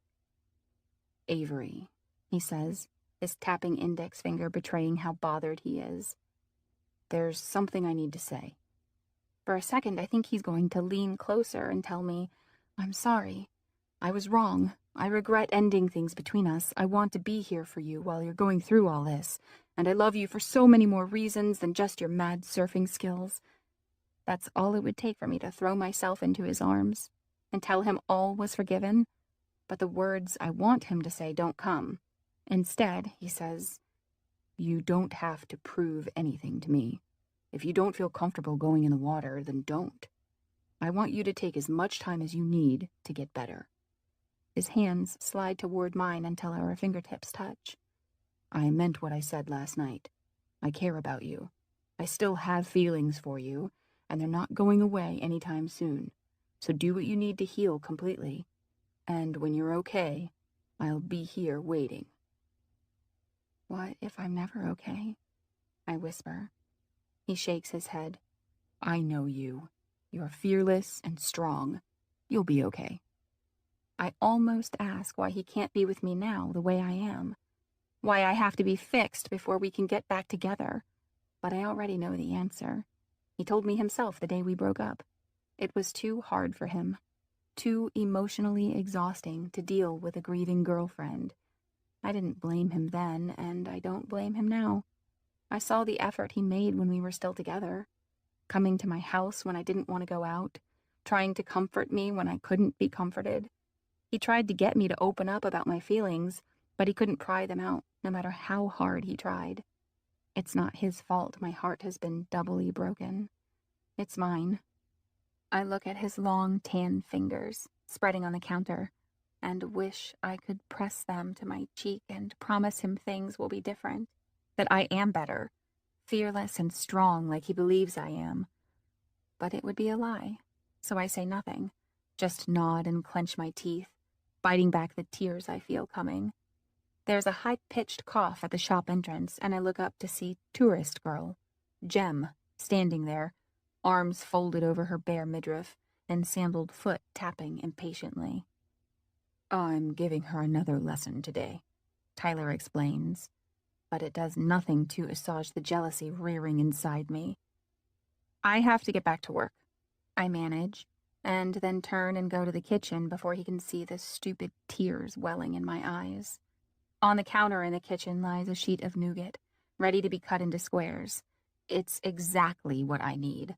I grab a butcher knife and slice into it, cutting off a long strip. My sister, Sophie, comes up behind me, a small, understanding smile on her cherry-red lips. Harder. She grabs another knife and plunges it into the sheet, tip first. Like that. If you're going to pretend you're killing someone, don't slice, stab. I raise the knife and bring it back down, stabbing the nougat right in the middle. It feels pretty good. You need more force, Sophie says. Try raising it high above your head before coming down. I do, and when I bring the knife down, the nougat breaks into two jagged halves. What are you doing? I turn to see Paige in the doorway, hands on hips and mouth wide open. Stop it, or we're going to have to make a whole new batch. Better than nougat than Tyler's spleen, Sophie says. Paige takes the knife and points it at me, puffing out a sigh. Why don't you see? It's a no-brainer. He wants you, Avery. You can see it in his eyes. All you have to do is be yourself. Is that so hard? I mean, look at that girl he's hanging out with. She's like how you used to be. Fun, spontaneous, carefree. Just be the same and he's yours. I've lost count of the times people have said things like that to me recently. If you want Tyler back, then go after him. Fight for him. Be happy. Be yourself. But I'm stuck somewhere inside this body. I don't even know who I am anymore, or what will make me happy. And I'm tired of people making it sound like it should be so easy. Sophie takes another swipe at the nougat. I'm never falling in love. It sounds worse than having my toenails ripped off. Paige makes a disgusted face. Ew. And it's only torture when the person you love doesn't love you back, or when they do love you but they don't know it, or when they know it but they don't know how to show you or tell you, or when... Dad pokes his head into the kitchen. Girls, there are customers. I'll take care of the nougat, Sophie whispers, standing in front of it so Dad doesn't see the mess. Paige and I go up front to tend to the customers, and something white catches my eye through the window. This afternoon may not turn out so bad, because pacing slowly outside the shop window is my new friend, Kai. Chapter 7. Kai. I have a $20 bill in my front pocket. It took me 4 hours of hard labor to earn, give or take 30 minutes to convince a vineyard manager to let me work one afternoon for cash without identification. And now I'm loitering beneath the striped awning of the chocolate couture, trying to get up the nerve to go in and see Avery again. I've been here at least 10 minutes, long enough to see Tyler talking with her, and long enough to see him leave with the same petite blonde he was with at the beach last night. I don't know what Tyler and Avery were talking about, but hopefully he didn't say anything to make things worse for her. He has a habit of doing that, and I wish he would just stay away and let her move on and heal. Through the glass, I see Avery come out of the back of the shop to greet a customer. Something lifts inside me at the sight of her, the way cliff jumping makes your stomach rise to your throat. And when she meets my gaze through the window, the submersion is complete. Hey. The voice comes from behind me and makes me jump. At first I think it's Charles or someone from the other side, come to reclaim the stolen ring. But it's just Tyler. He knuckles me in the shoulder. You waiting for someone? By someone, he means Avery because he glances through the window at her. Don't bother, man. She's my girl. I glare at him, annoyed at his interference. Oh yeah? That's not what she said. So the statement is a little deceptive, but not entirely untrue. She hasn't said anything about Tyler today. It's complicated. Something about his words awakens a viper inside of me. I feel it snake through me, tightening my muscles as it goes. I think about all the times I've swung at him in the last couple months, the times my fist has gone straight through him, leaving him untouched and me frustrated. I think of all the thoughtless words he's said to her, the tears she's cried over him, her agony he could have softened but instead magnified. My eyes slide to the blonde girl who's still waiting for him at the top of the steps. Her eyes are playing connect the dots around Tyler and me, trying and failing not to look at us, her face irritated and impatient. So, I say, complicated means you are free to hang out with other girls, but Avery isn't allowed to be looked at by other guys? Tyler glances at Jem and then back at me. It's not like that, dude. She's a customer. My stomach twists as my anger rises. I always feel sick when I get angry, because it makes me feel like my dad. I spent my childhood trying to be everything he wasn't. I brought home dinner for my sisters, even if it meant stealing it. I told them they were smart and pretty and strong instead of tearing them down. I refused to use the vile language my dad did, and tried so hard to not let my temper rage. But the anger always came, grew on my bones like muscle and sinew, begging to be used. And when kids at my school picked on me or my sisters, they didn't stand a chance against the power that was released in my first hit. I hated myself for it, for being just like my dad. I'd always felt powerless, like I'd been cut from the same fabric and pattern as him, and there was no altering it. That was until I met Charles Kelsey, who showed me a better way. But he's dead now, like me, and at the moment I can't seem to remember anything he taught me. In my already clenched fists, I feel all those unconnected punches from the past few months, all my anger for Tyler still lingering, building. I try to rein it in, tie it up. I shrug. I'm a customer too. I'm just here to get something sweet.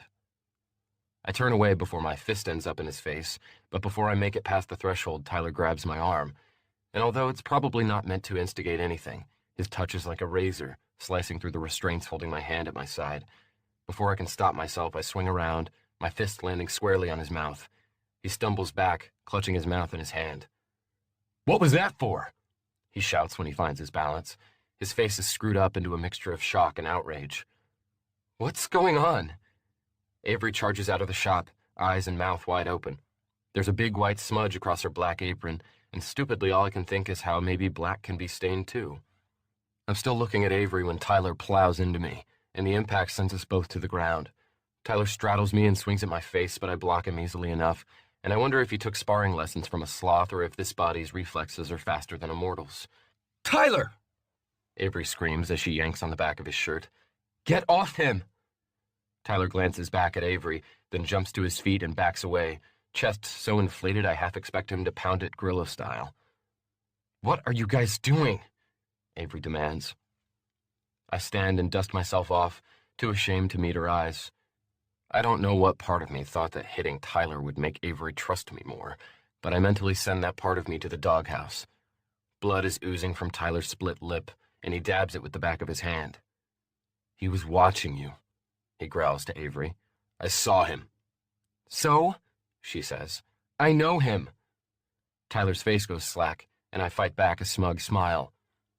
Someone clears their throat behind me, and I turn to see Tyler's petite blonde standing there, arms folded, looking the way my little sister used to when she was carefully considering a tantrum. She's left her big surfboard at the top of the steps, and a family is trying to navigate around it. "Should we reschedule my surfing lesson?" she asks. Her voice reminds me of Betty Boop, and I wonder if she's forcing it on purpose to sound cutesy or something. Tyler looks at Avery, and his lip isn't the only thing on his face that looks wounded. "No," he says to Betty Boop. "Let's go." He picks up a surfboard from a nearby bench and follows his customer down to the beach, which leaves me alone with Avery and her fiery gaze. I duck away from the intensity of it and sit on a concrete bench in front of the shop to collect and reorganize my thoughts. She comes and sits beside me, propping one knee up and hugging it against the smudge on her apron. "You okay?" I shrug. I've had tickle fights more brutal than that. I glance at her, hoping to see a smile, but her lips are razor straight. "Why did you hit him?" My hands fall open, and I offer a repentant look. "I'm sorry, I shouldn't have done that. He didn't want me to come in and then... So when people get in your way, you just knock them down?" In her eyes, I see her second-guessing our dinner plans. I need to fix this. Fast. "No," I say, scrambling for a way to explain myself. "It was more than that." "Then what?" I can't exactly tell her the truth, that I've been hanging around for 6 months, catching bits of her conversations with people, that I've heard Tyler say hurtful things to her face and behind her back. I can't tell her I've seen him flirt with countless girls on the beach while she sat at home and cried over his absence, that I've watched him keep his distance while she suffered, like she was a leper and he was afraid of being contaminated with her grief. I can't say any of this, so I say, "He hurt someone I care about." Her lips part in surprise. "Oh." Then her brows crash together, as though she's perplexed and even hurt by my words. "So, you know him?" I shrug. "Not really. I mostly know of him through a mutual acquaintance, and he was already on my bad side when he grabbed my arm, so..." I sigh. Charles always says that excuses only take away our power to set things right, so I stop. "It doesn't matter. I shouldn't have hit him."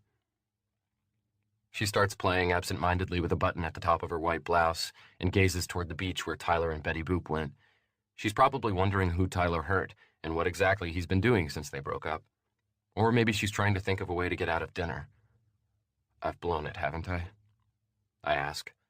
She tilts her head one direction and her mouth the other, and looks at me like I'm some sculpture in a museum and she's trying to decide if I'm art or trash. "I don't know. I'm debating whether it's smart to go to dinner with someone when all I know about him is that he carries a pocket knife and has a lethal left hook." "You have my pocket knife," I remind her, "and I really am sorry about the left hook. If it makes any difference, that's the first time I've used it in over 2 years." The corners of her mouth are subtly indented, so I know she's softening. "It looks well practiced. You must have used it a lot at some point." "I used to get into fights at school," I admit. "But I've never hit a girl, if that makes you feel any better." She stands up. "It does, sort of." Her hand is on her stomach, and she absentmindedly runs her thumb along the apron tie at her waist. I guess this would be the perfect application for your magical human bleach. Yeah, I sigh and make a penitent face. No more picking fights, I promise. And you can keep my pocket knife. She bites her lip, considering. Finally, she says, I have some work to finish up, but I'll meet you back here in an hour. She leads me to a little outdoor cafe down the street where wind chimes dangle from a trellised dining area. It's her favorite place, she tells me, but she hasn't been here in months. Maybe because it overlooks the ocean or because she hasn't had anyone to come here with. There's a mermaid mural on the exterior, and we step up to an outdoor counter that's framed with bamboo. I order clam chowder since I've never had clam chowder that didn't come from a can, and because it's $5 and I only have 20. She orders the pesto shrimp linguine for $12 and a Sprite. And as the girl at the counter adds up our orders, I pray that I'll have enough. 1971, the girl says.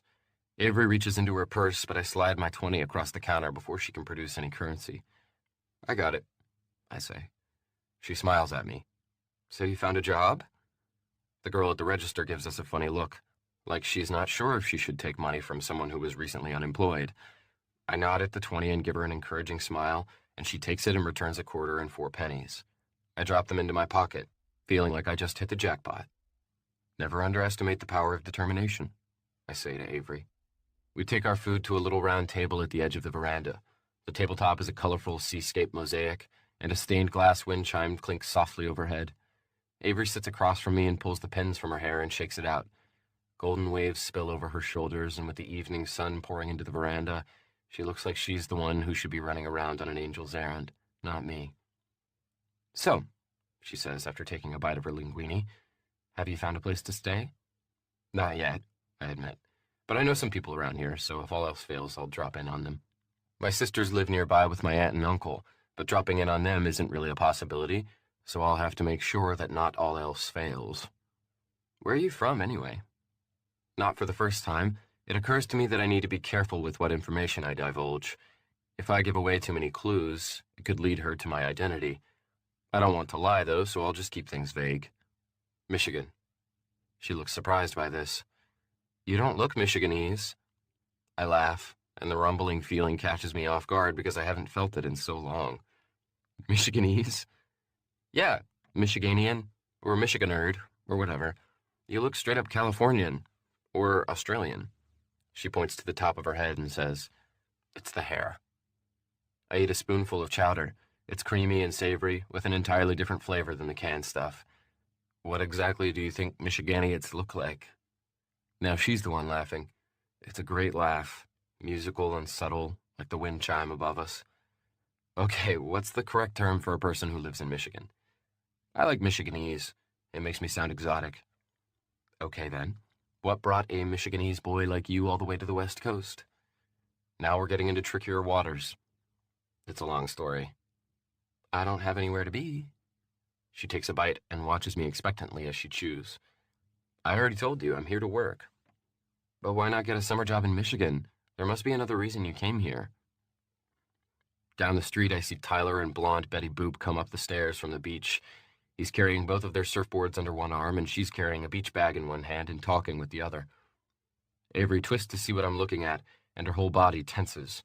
When she turns back, she sets down her fork and leans away from her food, like she's suddenly lost her appetite. I don't know what Tyler is thinking, going around with another girl when it's clear that he and Avery both still have feelings for each other. What keeps two people apart when they'd both be happier together? An idea comes to me. I hold it in my palm, weighing it. If Avery's in love with Tyler, he must have some redeeming qualities. There must be another side of him that I've never seen, the side capable of winning Avery's heart. So even though a wave of nausea rolls my stomach at the notion, maybe Tyler needs to be part of this plan. Maybe I need to get them back together to make her happiness and healing complete. Tyler said you were his girl, I say, swallowing the bitter taste in my mouth. Is that true? Her eyes flash to mine, and there's a mixture of pain and anger in them. Then she quickly looks away, and I see her trying to compose herself. She puts on the smile she uses to cover up what she's really feeling. If it were true, would I be here with you? I don't answer, just keep my eyes on her, hoping she'll feel the need to fill the silence. It works because after stacking half a dozen grilled shrimp on her fork, she sets it down and gives a surrendering sigh. She answers quietly, like she's afraid he'll hear. We were together, but not anymore. Do you still love him? The words just come out because I really want to know. If I'm going to try to get them back together, I need to make sure it's what will truly make her happy. Her eyebrows go up. Is this a date? Because if so, exes are a taboo topic. I lean back. What would you rather talk about? Tell me about Michigan. I slowly stir my chowder, watching steam rise from the creamy surface.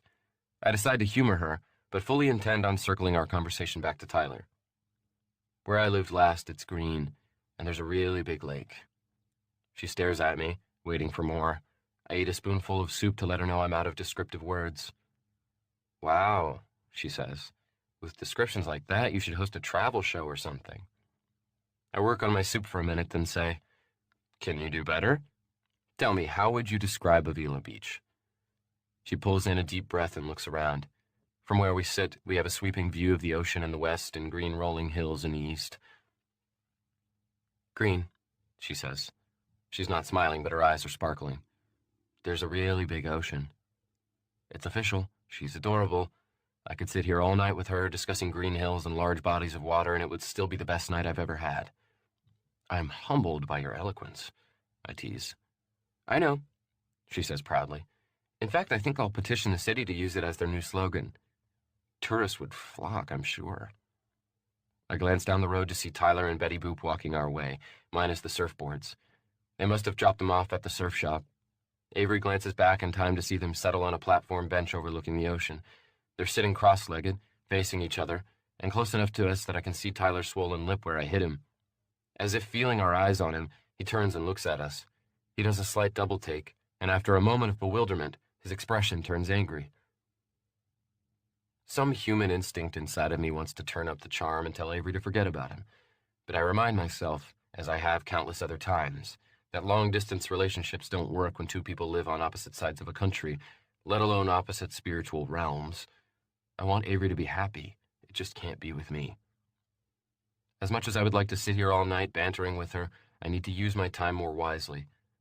Under the table, I bump my foot softly against hers to get her attention.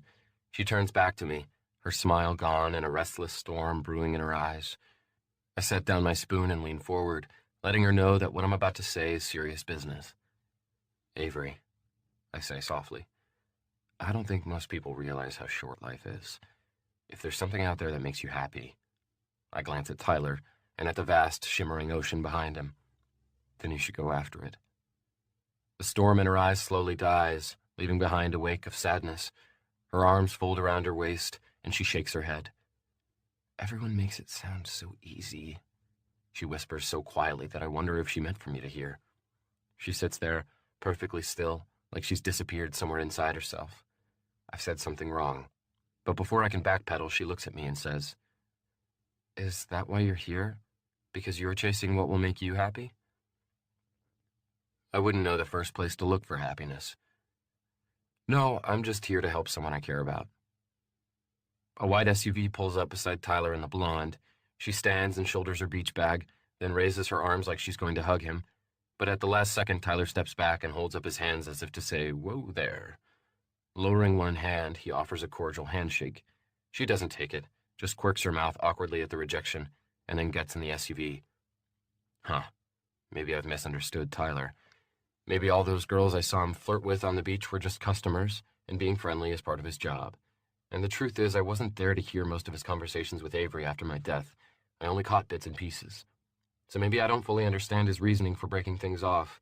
Maybe he's capable of being good to Avery, but she pushed him away somehow. Tyler watches the SUV drive off and round a corner, then turns and stares me down. I hold his glare, challenging him to come and take back what was once his. But after a minute, he dips his head and stalks off. I rake a hand through my hair and lean even closer to Avery. He obviously still has feelings for you, I whisper, and you for him. So, what's in the way? The wind chimes stir in the breeze, casting colorful triangles across her face. She gives me a labored smile. Sorry, but I make a point not to pour my heart out to people I just met. I happen to know that she makes a point not to pour out her heart to anyone. You don't have to pour it out, I say. It's written all over your face. Her smile vanishes, then reappears in a weaker version. She's barely hanging on to it. Well, I keep some things inside, and that's where they're going to stay. I sink back in my chair, studying her. In the last few months, I've thought a million times. If I could talk to her, I could find out what she's thinking. I could help her work through it all. I could comfort her. Well, here I am now, her ears within the reach of my voice, and I feel just as powerless and voiceless as when I was invisible to her, because she won't open up to me the way I thought she would. But what did I expect? I know her, but she doesn't know me. I know she eats oatmeal with mangoes for breakfast. I know she stays at her dad's during the week and her mom's on the weekends, and that her little sister never goes to their moms. I know she walks to work from her dad's house every morning, and even though there's a dazzling view of the ocean on the way, she keeps her head down and her eyes on the sidewalk. I know she has half a dozen surfboards in her garage that she sometimes looks at longingly, but hasn't touched since my death. I know all this, and yet I'm a stranger to her. Of course she's not going to open up to me, and it occurs to me that if my plan is going to work at all, I'll need a lot of time to break down her barriers. Only, I think I have that wrong too. Here I've been thinking that I'd be able to come and sledgehammer through her walls, but now I see that it's not a wall I have to break through. Her barrier is thin, like a veil, and a sledgehammer won't break it. It will only bend the veil and break her. If I want her to talk tonight, it needs to be about whatever she wants to talk about. We're called Yoopers, I say, and when she gives me a funny look, I explain. That's what people who live on Michigan's Upper Peninsula are called. She mulls this over a moment, and then picks up her shrimp-heavy fork. You said you worked in a vineyard last summer. Was that here or there? There. I didn't know there were vineyards that far north. So I tell her about the vineyard in Marquette at the edge of Lake Superior. I tell her about the harsh winters and thick forests. I tell her nothing about me, only about the place I left behind. And soon she starts telling me things she feels safe sharing. She tells me about the sea lions at Port San Luis, and how she once had a crazy goal to hold her breath as long as they could. She talks about the Marine Science Club at school and which classes she'll be taking her senior year. Since I'll never finish my senior year, I tell her I'm going to be an EMT, which I already am. I just don't use the same life-saving techniques mortals do. The sun sets slowly over the ocean, and when the horizon disappears into a wash of indigo, she stands and stretches. I'd better get home, she says. I have to work again tomorrow. Avery, I say, hoping I can leave her with something more substantial than it's been real. You're amazing. I hope you know that. She looks down at her sneakers and bites her lip, as though she's deciding whether to swallow my compliment or spit it back out. A breeze flicks her hair and ripples her blouse like a white flag. Thank you, she says simply. No regrets, okay? I can see her gears turning, trying to find context for my words. I'm not sure if she succeeds or not, but she nods, and I think, if this evening with her is all I get, it was worth taking the ring for, and maybe it's enough.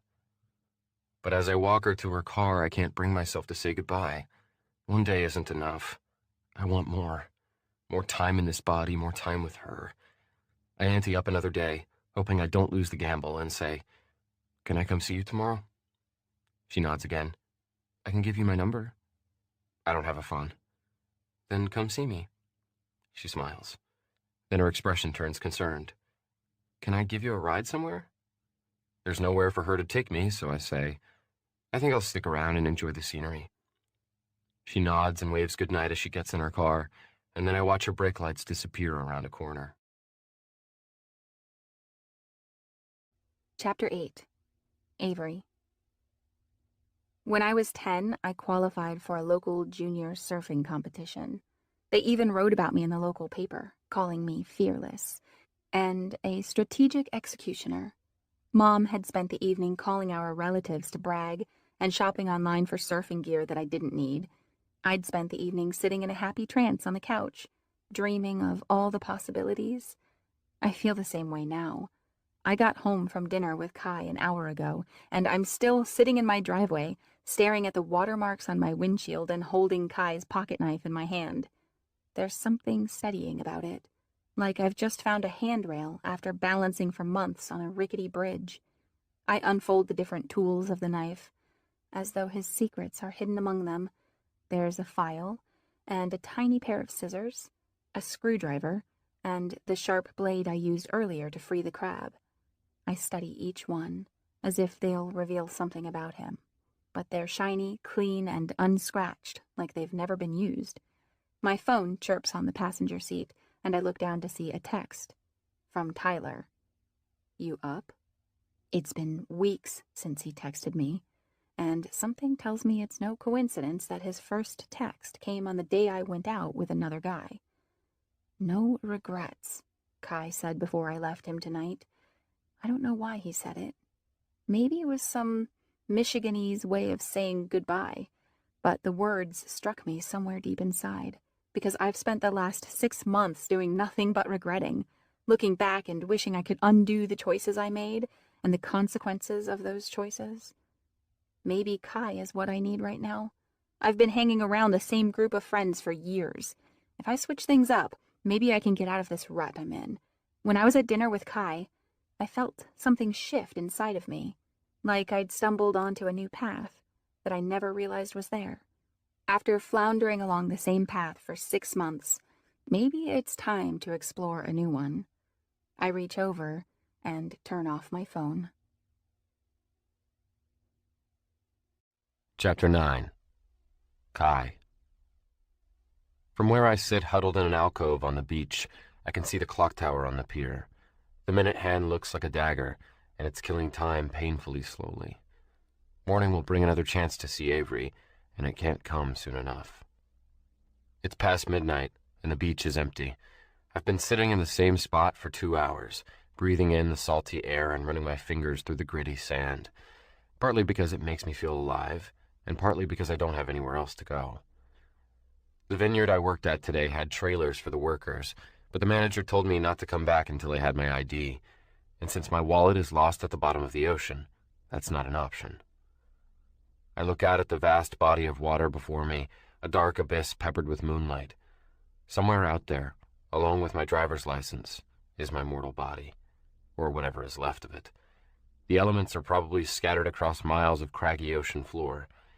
The thought makes me sad, but also more grateful for this temporary body. I run a hand over the smooth skin on my forearm. This body feels different than my mortal one, and yet the same. My arm is already healed where I cut it on the broken store window last night, and even though there's no blood in this body, I've been able to eat. So there must be some kind of digestive and circulatory system. I press my fingers to my wrist to feel for a pulse, but there's nothing. I try my neck, just under my jaw, and there, I feel something. A low humming, more of a current than a pulse. It sort of creeps me out. So I pull my fingers away and return them to the wet sand. I feel weighed down and exhausted, and I realize that this body needs rest.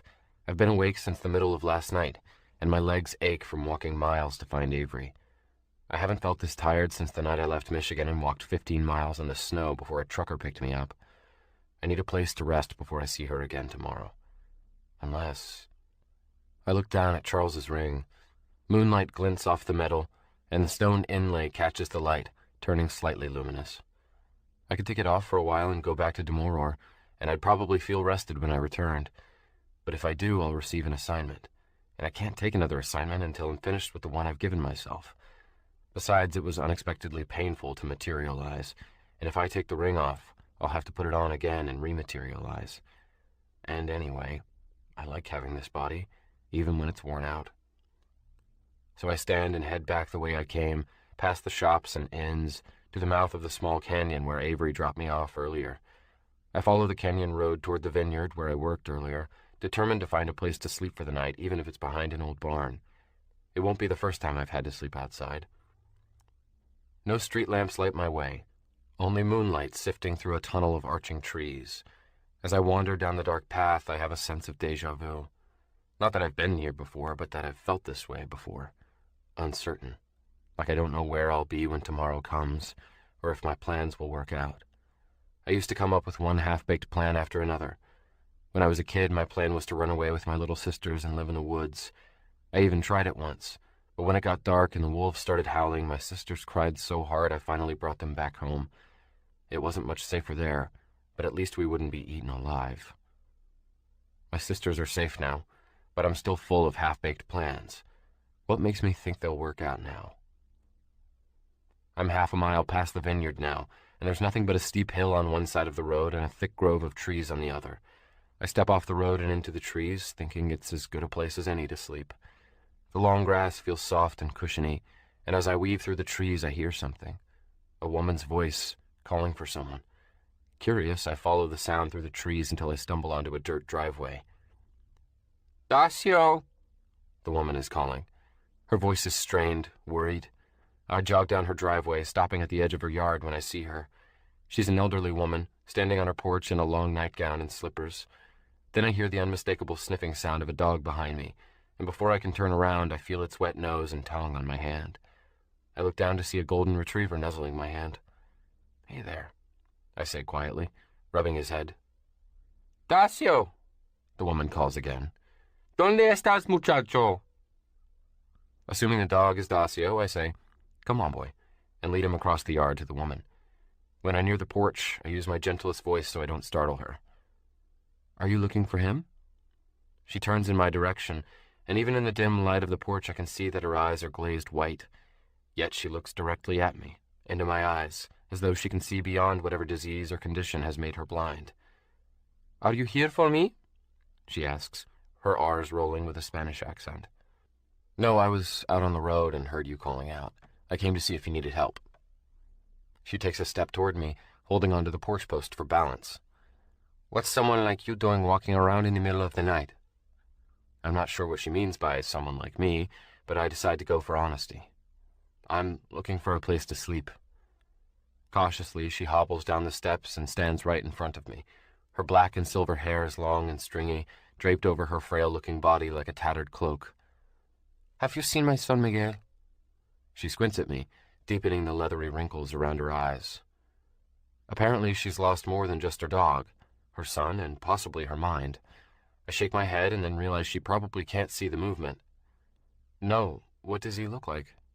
"Black hair, big brown eyes, tall but not like you. He died 2 years ago, when he was only 45, bless his soul."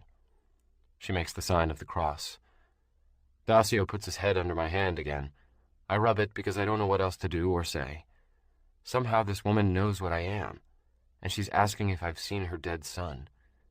For a second I worry what consequence I'll have to pay for her knowing, but then I realize I didn't actually tell her I'm dead, so surely I won't be banned from Earth.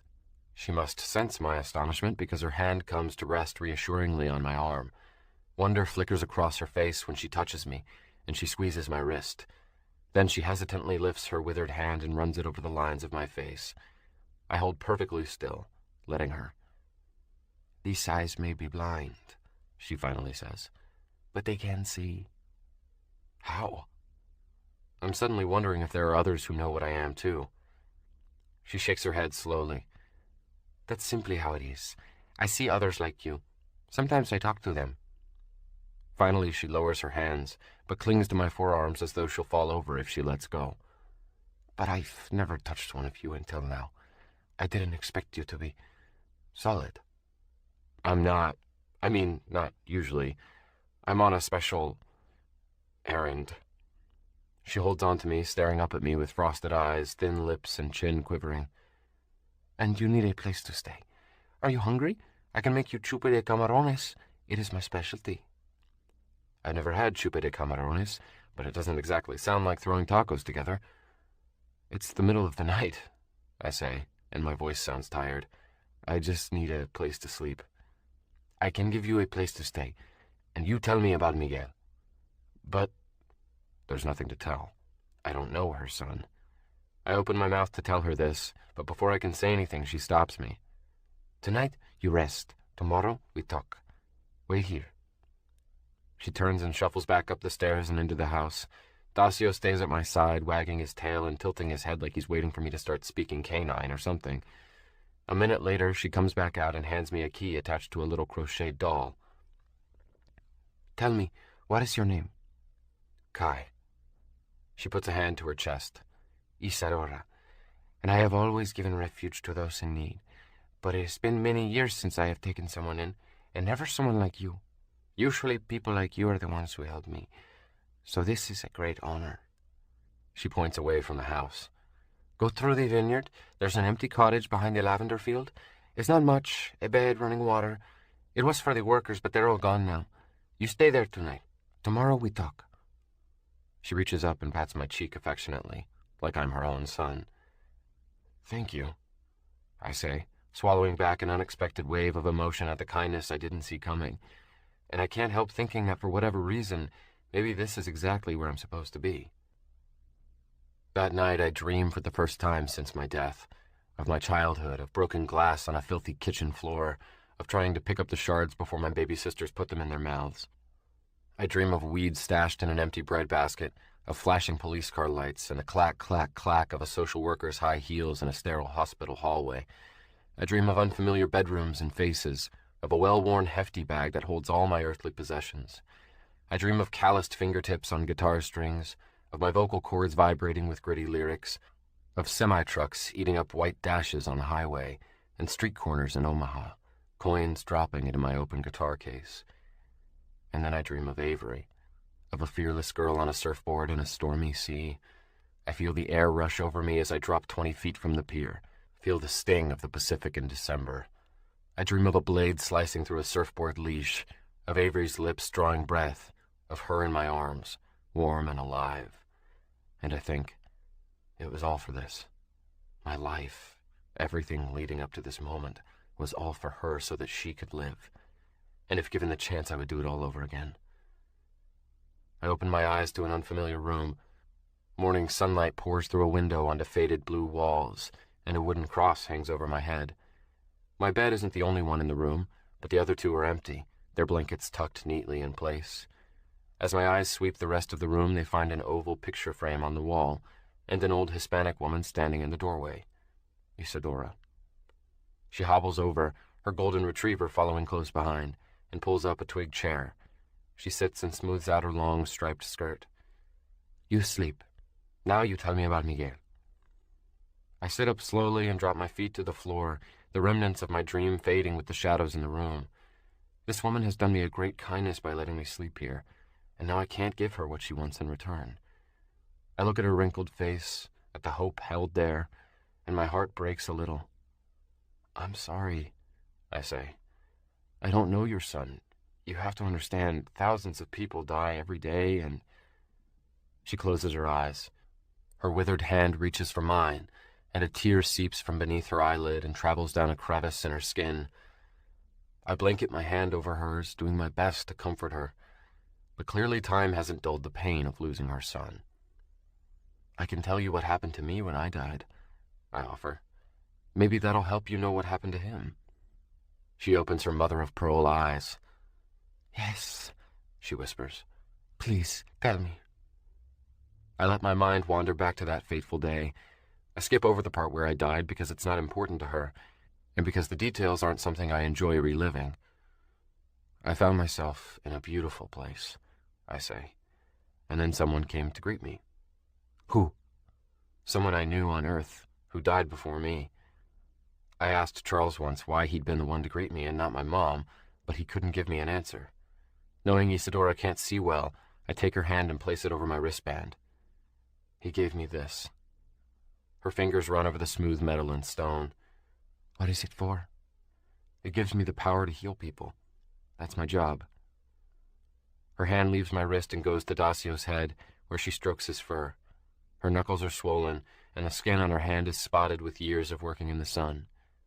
If some have the power to heal, why was no one sent to heal Miguel when he was dying?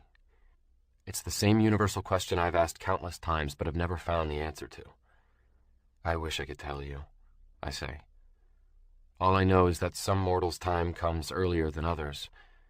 I was only 17 when I died.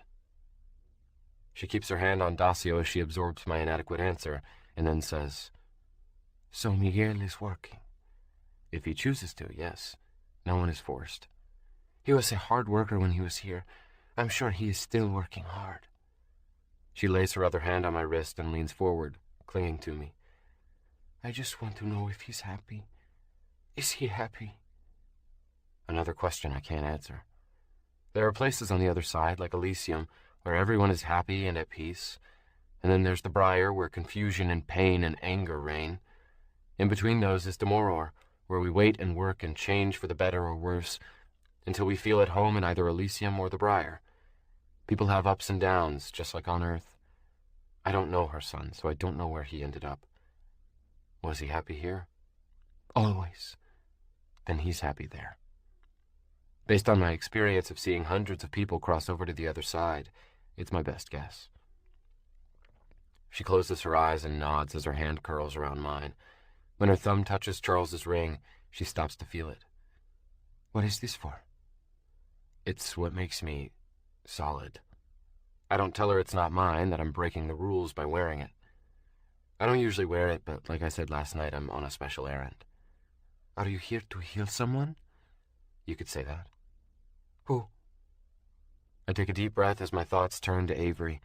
I picture her face, hear her soft musical laughter, feel the warmth that radiates from her. A girl. She lives down by the beach. Well, if you have someone to heal, what are you doing here? I only have the power to heal physical ailments. She needs a different kind of healing, one that will take more time. And so you need a place to stay. You are welcome here for as long as you need. Is there anything else I can do for you? I look down at myself. I'm wearing the same stolen clothes from the day before, and I realize I might want to find a way to expand my wardrobe. If I had more cash, I could make a run to a thrift store for some extra clothes and maybe pick up some soap and toothpaste. I also need to repay the store owner for the things I took and for the broken window. I need a job, I say. Work that I can do for pay. There's always work to do. Come with me. Chapter 10. Avery. 5 minutes to closing. Tyler walks into the chocolate shop with Jem on his heels. I'm on the phone taking a custom order, and my pencil lead snaps off. Jem is wearing Daisy Dukes and sandals with straps laced halfway up her calves like ballet slippers. Not exactly appropriate attire for a surfing lesson. Miss, comes a woman's voice from the receiver. Are you writing this down? Yes. I tear my eyes from Jem and scramble for a new pencil or pen or anything to write with. I finally find a Sharpie in my apron pocket.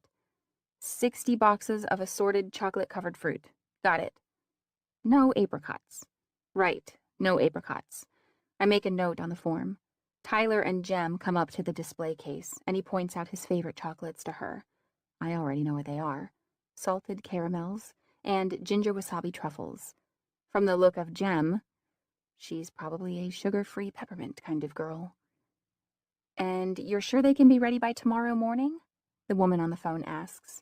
Yes, it's no problem. Sophie clomps out of the kitchen in her combat boots with a tray of samples for Tyler and Jem, and I finish gathering the woman's information while trying to figure out why, of all places, Tyler would bring Jem here. Either he's trying to make me jealous, or he likes this girl so much that he's willing to hurt me in order to get her some good chocolate. Only after I hang up do I realize that Dad may not be able to help me fill the order because he's helping Mom with some things today. If he doesn't show up, I'll have to stay late to finish it. And if Kai stops by, like he said he would, I'll only be able to hang out with him for a few minutes. I take the order to the back, where I tack it to a bulletin board, and when I come back up front, Jem is saying to Sophie, I want to try something that I can't get anywhere else. And I think maybe that's what Tyler is to her. She's probably from some place where surfer boys are a novelty, and she's sampling them while she's here. Sophie's black hair is knotted into a dozen little buns all over her head, and I see her cheek rise with a smile.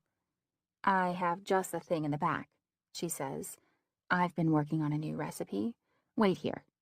Jem smiles at Tyler, her doe eyes practically sparkling with anticipation, and Sophie walks past me with her brows arched in a mischievous way that makes me nervous. To avoid having to converse with Tyler, I grab a notepad and begin listing our existing fruit inventory, so I'll know how much we still need to make for the big order. When I duck behind the case to count the chocolate-covered grapes, Jem starts briefing Tyler on some chemtrail seminar her parents attended the night before. I can tell he's tuning her out, because when I glance over the case at him, he's wearing the same face that he wears during algebra and English lit, and world history and economics, and pretty much any topic he doesn't find fascinating. The only science Tyler is interested in is how waves are formed. If she really wants his attention, she should talk low pressure systems and swell obstacles and wave energy. Just as Jem is getting into some really good conspiracy theory, Sophie comes out of the kitchen with 2 perfectly domed truffles on a silver plate. She holds it out over the display case, waiting for Jem and Tyler to take one. "What is it?" Jem asks, and from the plastic smile on Sophie's face, I have a feeling it's not something we would give our typical customers. "Yeah, Sophie," I say, with a hint of warning. "What's in it?" "See if you can guess," Sophie says, keeping her eyes on Jem. When Jem hesitates, Sophie adds, "I wouldn't offer this to just anyone, but you seem like the adventurous type." I know I should say something. I should warn Jem, or go snatch the chocolates and dump them in the trash before she has the chance to taste whatever wild concoction Sophie has come up with. But I want to see how adventurous Jem is, and I want Tyler to see too. Jem is still glowing from Sophie's flattery when she takes the truffle. I think she's going to take a nibble, but instead, she pops the entire thing in her mouth and gives Tyler a triumphant look. It only takes a couple seconds for the enjoyment on her face to slip into disgust, and then panic. Gooey chocolate spews from her mouth, and on the way to the floor, it gets all over her white tube top. "Ugh!" she screeches. "What's in those things?" "Just a little something I like to call creme de habanero." Sophie's voice is all saccharine. "What, you don't like it?" "They're disgusting." Jem's eyes are watering, and she starts coughing. And cough. Hot! Cough, cough, cough. One hand comes to her throat, and the other frantically fans her face.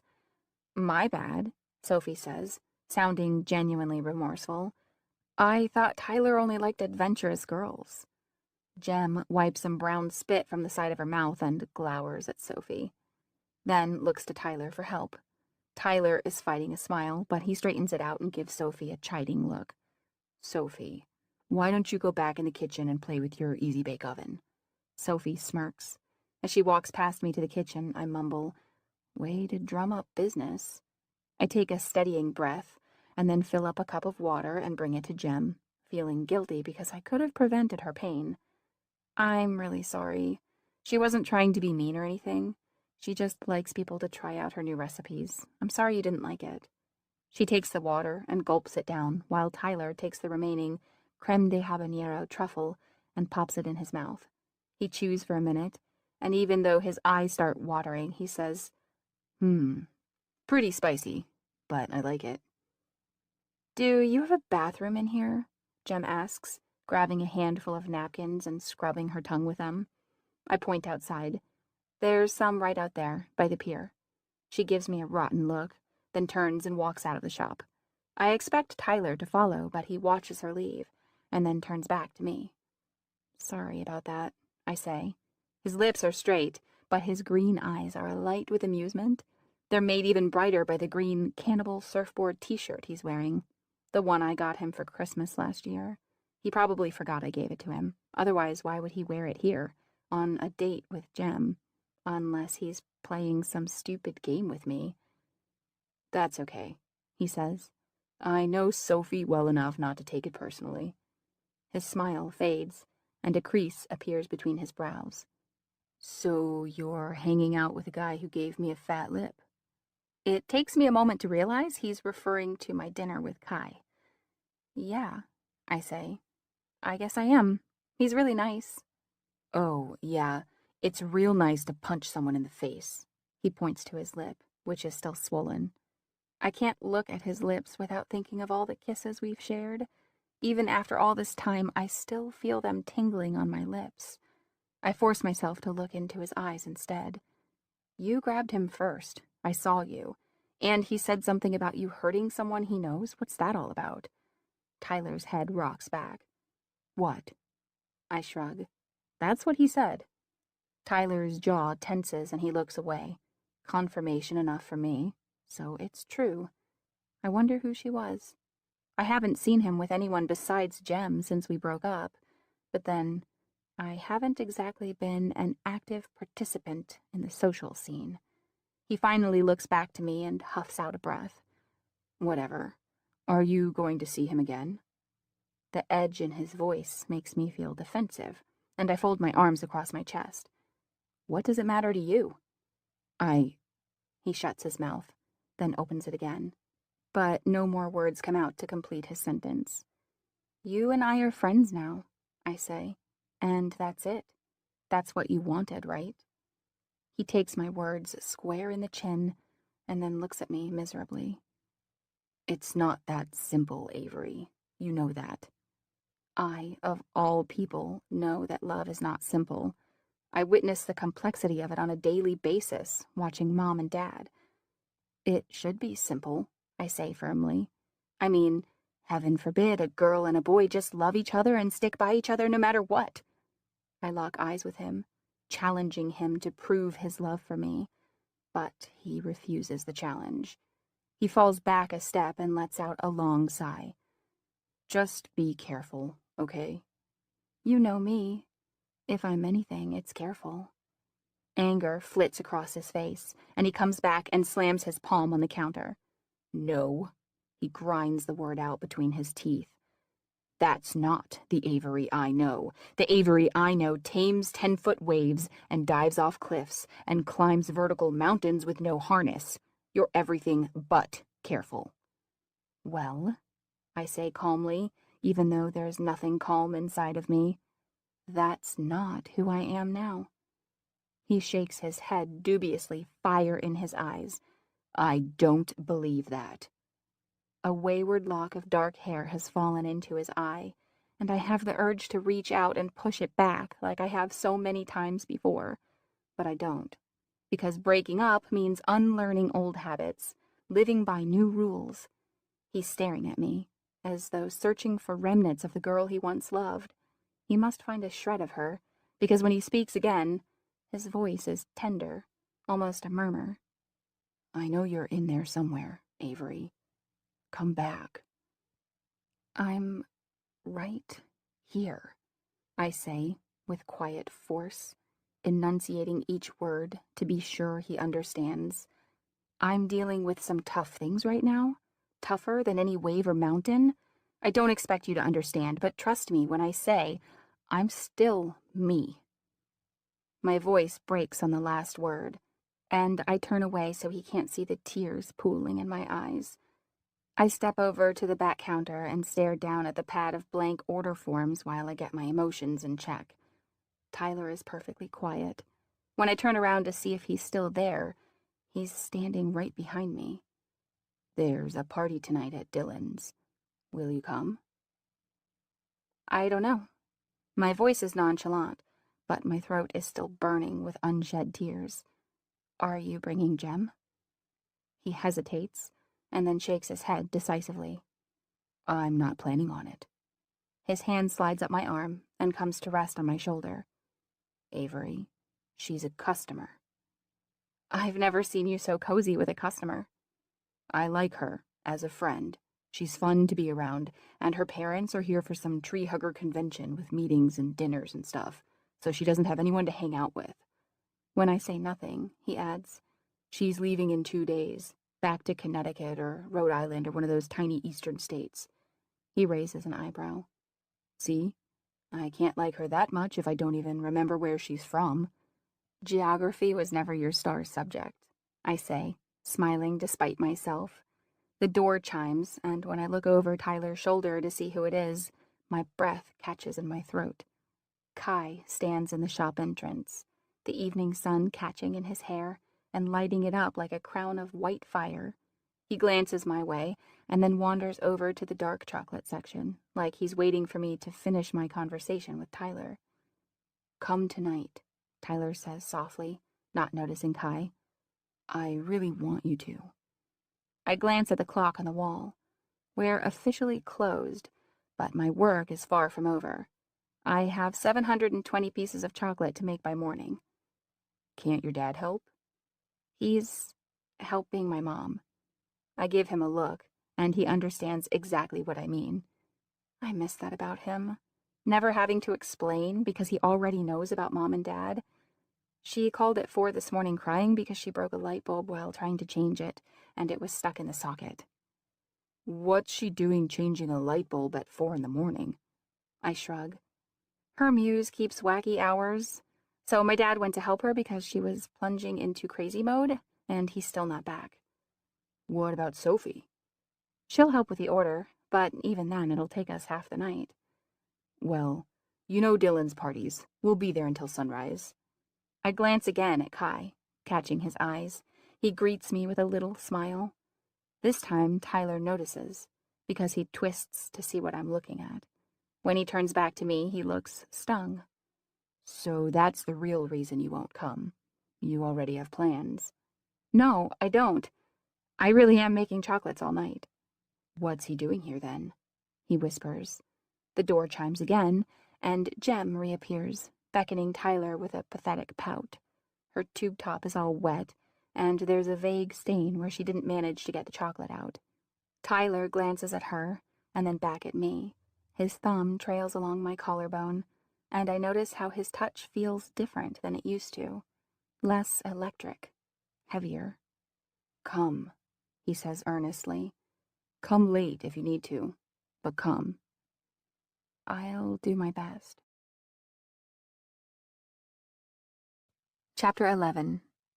Avery. After Tyler leaves with Jem, I lock Kai inside with me and turn over the closed sign. Hey, I say. He's standing so close that I have to tip my head back to look at his face. It's kind of like looking into sunshine, especially after Tyler's dreary expressions. Sorry, he says. I didn't mean to interrupt. He glances out the window at Tyler's retreating figure. It's okay. There wasn't much to interrupt. He gives me a skeptical look. But before he can say anything else, I turn and head back behind the counter, saying over my shoulder, So, did you find somewhere to crash last night?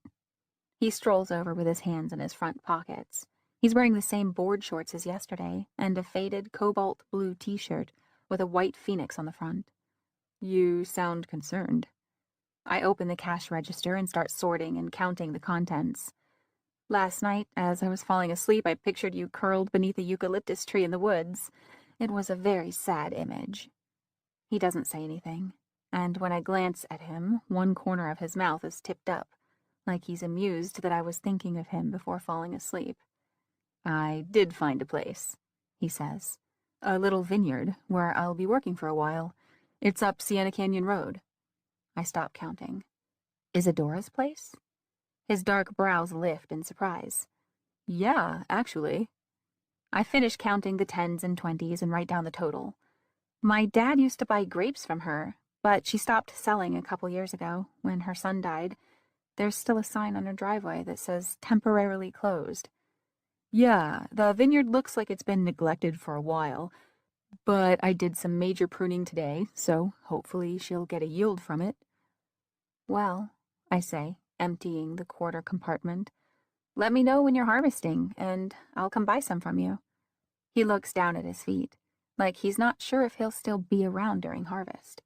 His flip-flops, which looked new yesterday, appear more than broken in.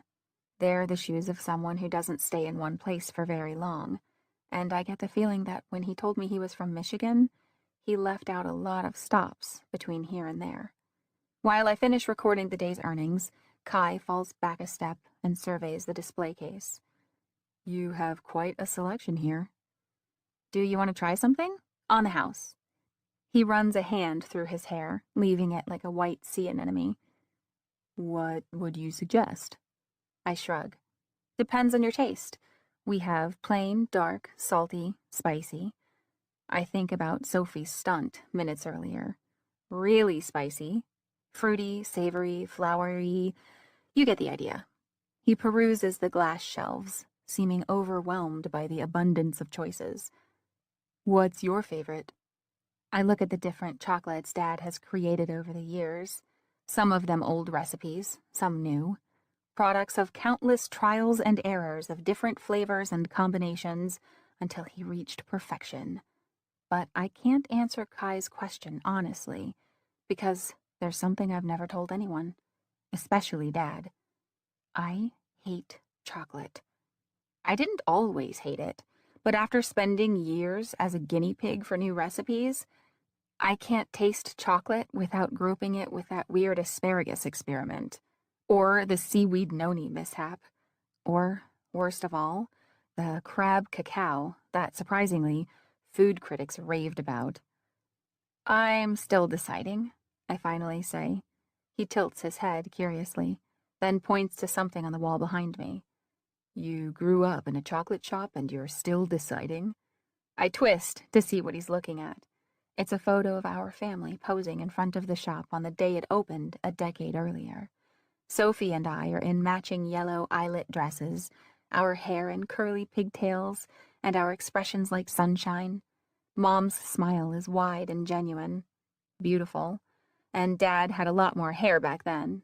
I avoid looking at the picture if I can help it because it hurts to remember how good things were when Mom and Dad were happy together. I turn back to Kai. How can I decide when we're always coming up with new recipes? I can't keep up. Okay then. Why don't you just give me something you think I'll like? I've only known you for a day. I don't have much to go on. He shrugs.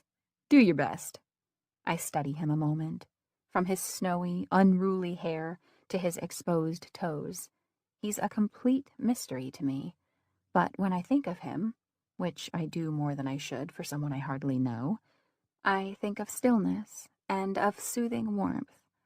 I reach into the display case and select a chocolate cube with a red swirl on top.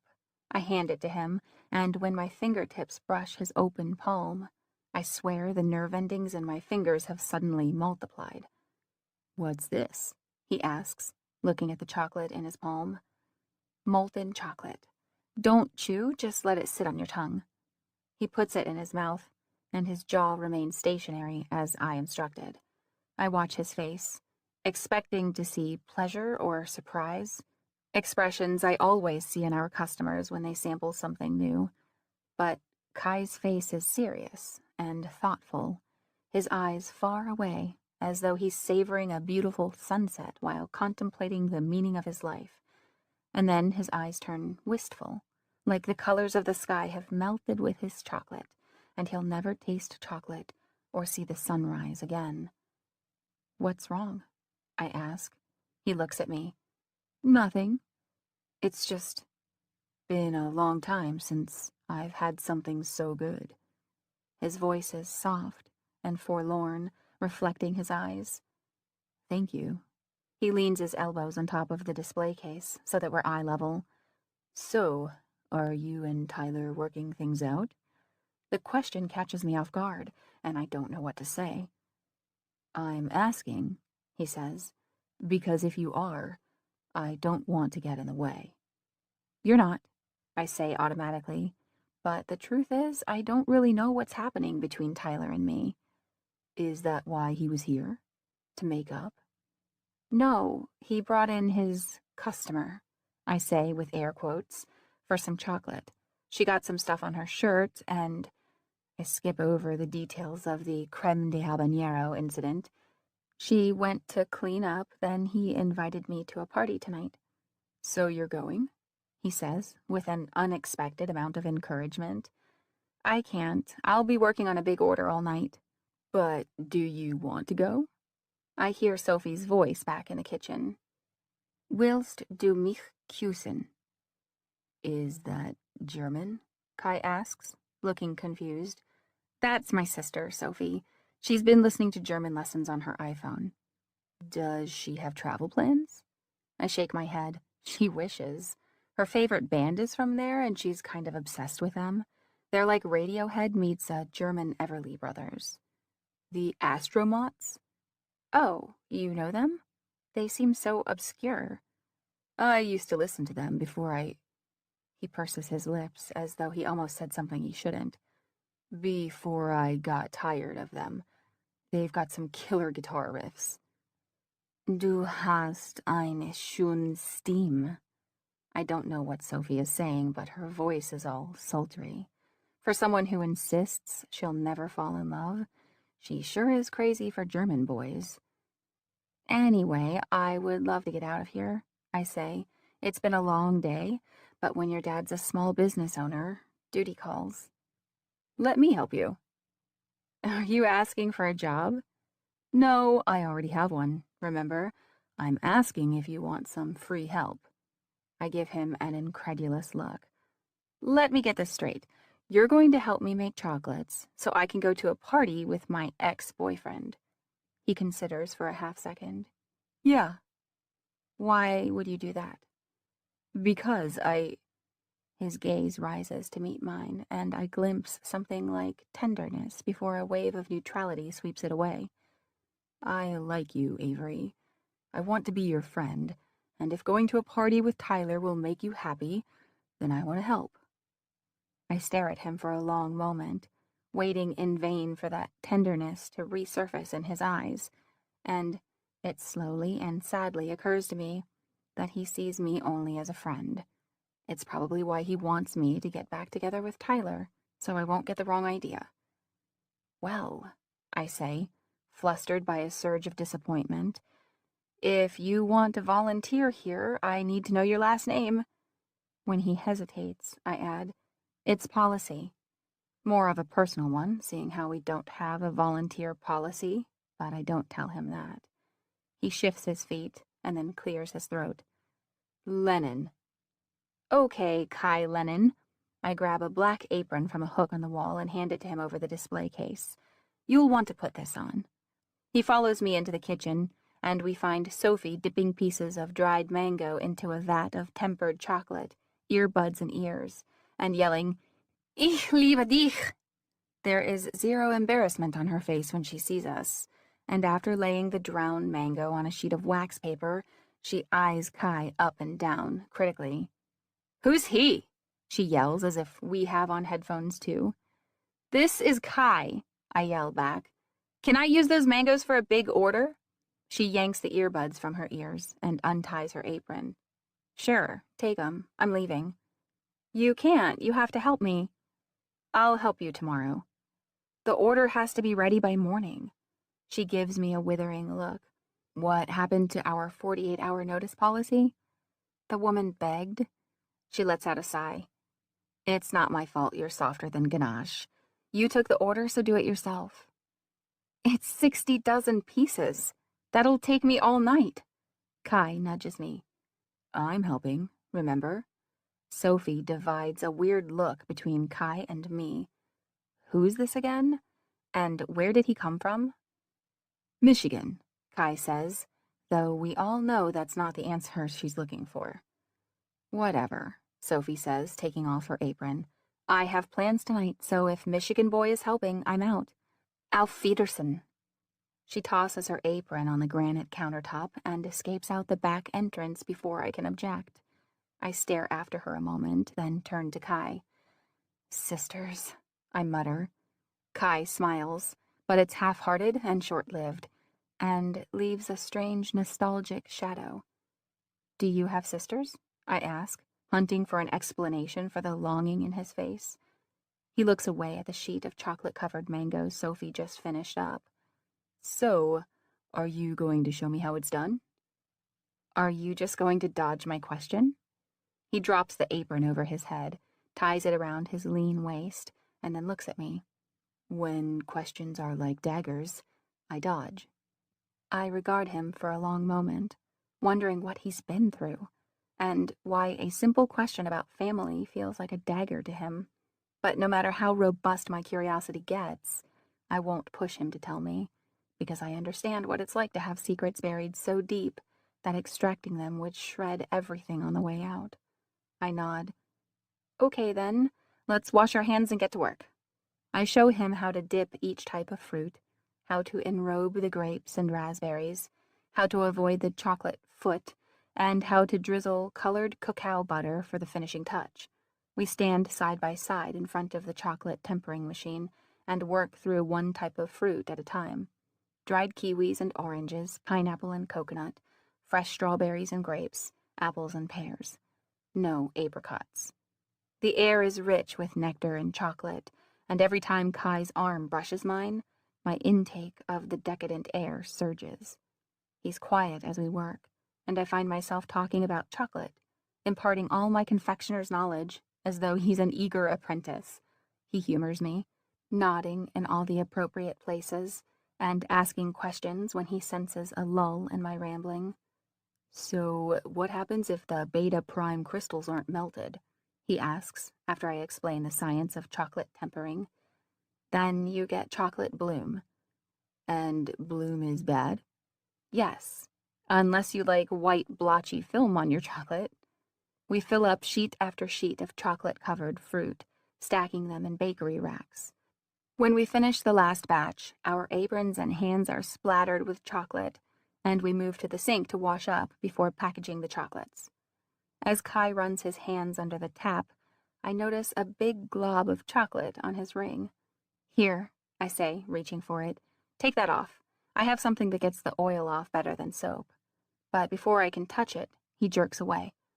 "It's okay. Soap will work fine." He lathers up his hands and rinses them under the running water. I've never seen anything like his matching ring and wristband, and I want a closer look. So when he turns off the water and dries his hands, I ask, "Can I see that?"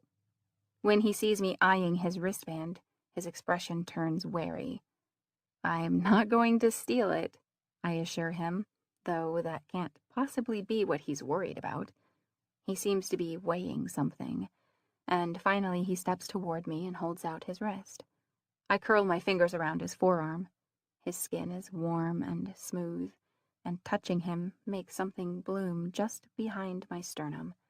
I gently tug him closer so I can get a better look at the wristband. It's beautiful. The metal has an unusual satin sheen, and the stone inlay is so brilliant it's almost luminous. "What is this stone? Opal?" I don't know." "Where did you get it? And the ring?" I feel the muscles in his arm tense, like he's been caught in the act of a crime and is preparing to flee. I look into his eyes, expecting to see guilt, but the face I see isn't that of a thief. It's of someone who's had something precious stolen from him. "I got them from a friend," he says simply, his voice low. Sounds like there's a story behind them. Maybe he shared the wristband or ring with a girlfriend, like those best friend hearts that are split in two, and maybe they broke up, and he wears them both now because he can't let go. He smiles slightly. "Everything has a story." "So let's hear it." He glances at the clock. "It's 11:15. If you want to make it to that party, we should focus on getting all this fruit boxed up." I release his wrist. "Did you take a course in the art of evasion, or are you a natural?" "I'm not evading. I just don't want to waste your time with a boring story when you have a party to go to." "Maybe I don't want to go to the party." I turn away and grab an empty gift box, mentally adding his wristband and ring to my growing Mysteries of Kai Lennon list. He steps beside me and grabs a box too, and we start clothing the fruit in foil candy cups and filling the boxes with a dozen pieces each. After filling a few in silence, Kai pauses and turns to me with an earnest expression. "Were you happy with him? With Tyler?" So it is about a girl, and now he wants to swap breakup stories. "Yeah, I guess I was." "You guess?" He raises a dark eyebrow at me, then goes back to boxing fruit. "Romeo and Juliet, eat your heart out." I knock him with my elbow. "Well, first of all, define happy." "That kind of sounds like a blind person asking someone to define yellow." He slides a lid on. "Happiness is subjective. I can only define it for myself." "So what's happiness to you?" He gives me a sidelong glance. "Who's doing the evading now?" I sigh. "Fine. I was happier with him." "Happier? Happier than what? A rock? A sunflower? Ronald McDonald?" I laugh, and then search deeper for a more complete answer. "Happier with him than without him." I move an empty tray to the sink and grab a new one that's filled with chocolate-covered grapes from the baker's rack. I set it on the counter next to all the other trays we've laid out. He was the only one with the guts to join me on my most extreme adventures. He made me feel less lonely, and when I was with him, the things that weighed me down seemed easier to carry. Like what? I shrug. My parents' marriage falling apart, my mom's ups and downs, my sister's anger, which was caused by my mom but directed at me because I was an easier target. You know, those kinds of things. He nods slowly, like he does know. Anyway, he and I would go surfing or freediving and hang out on the beach all day. If I wanted to talk, he'd listen. If I didn't, he was cool with that. He was always sweet and adorable, and I look up at Kai, and he's watching me like he's hanging on my every word. I was happy with him. Does that answer your question?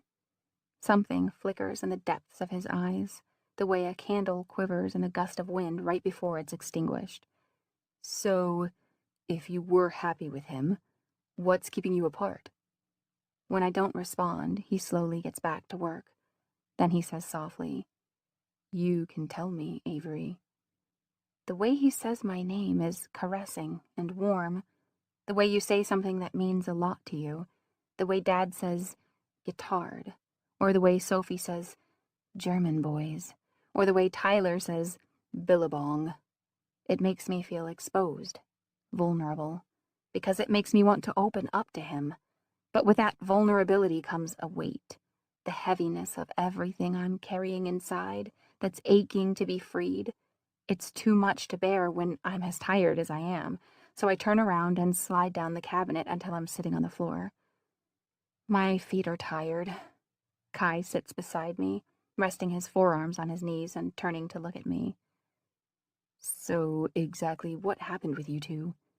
My mind retraces the past few months, all the conversations Tyler and I have had, the words we've said and haven't said, all stemming from one incident, one day, and then I'm thrown back to that afternoon, back into the ocean and the cold, roiling waves. I feel them around me, tossing me this way and that, pounding over my head like a stampede of wild horses. I feel the salt stinging my eyes and see the abyss below me in the moment I dove under to find the boy.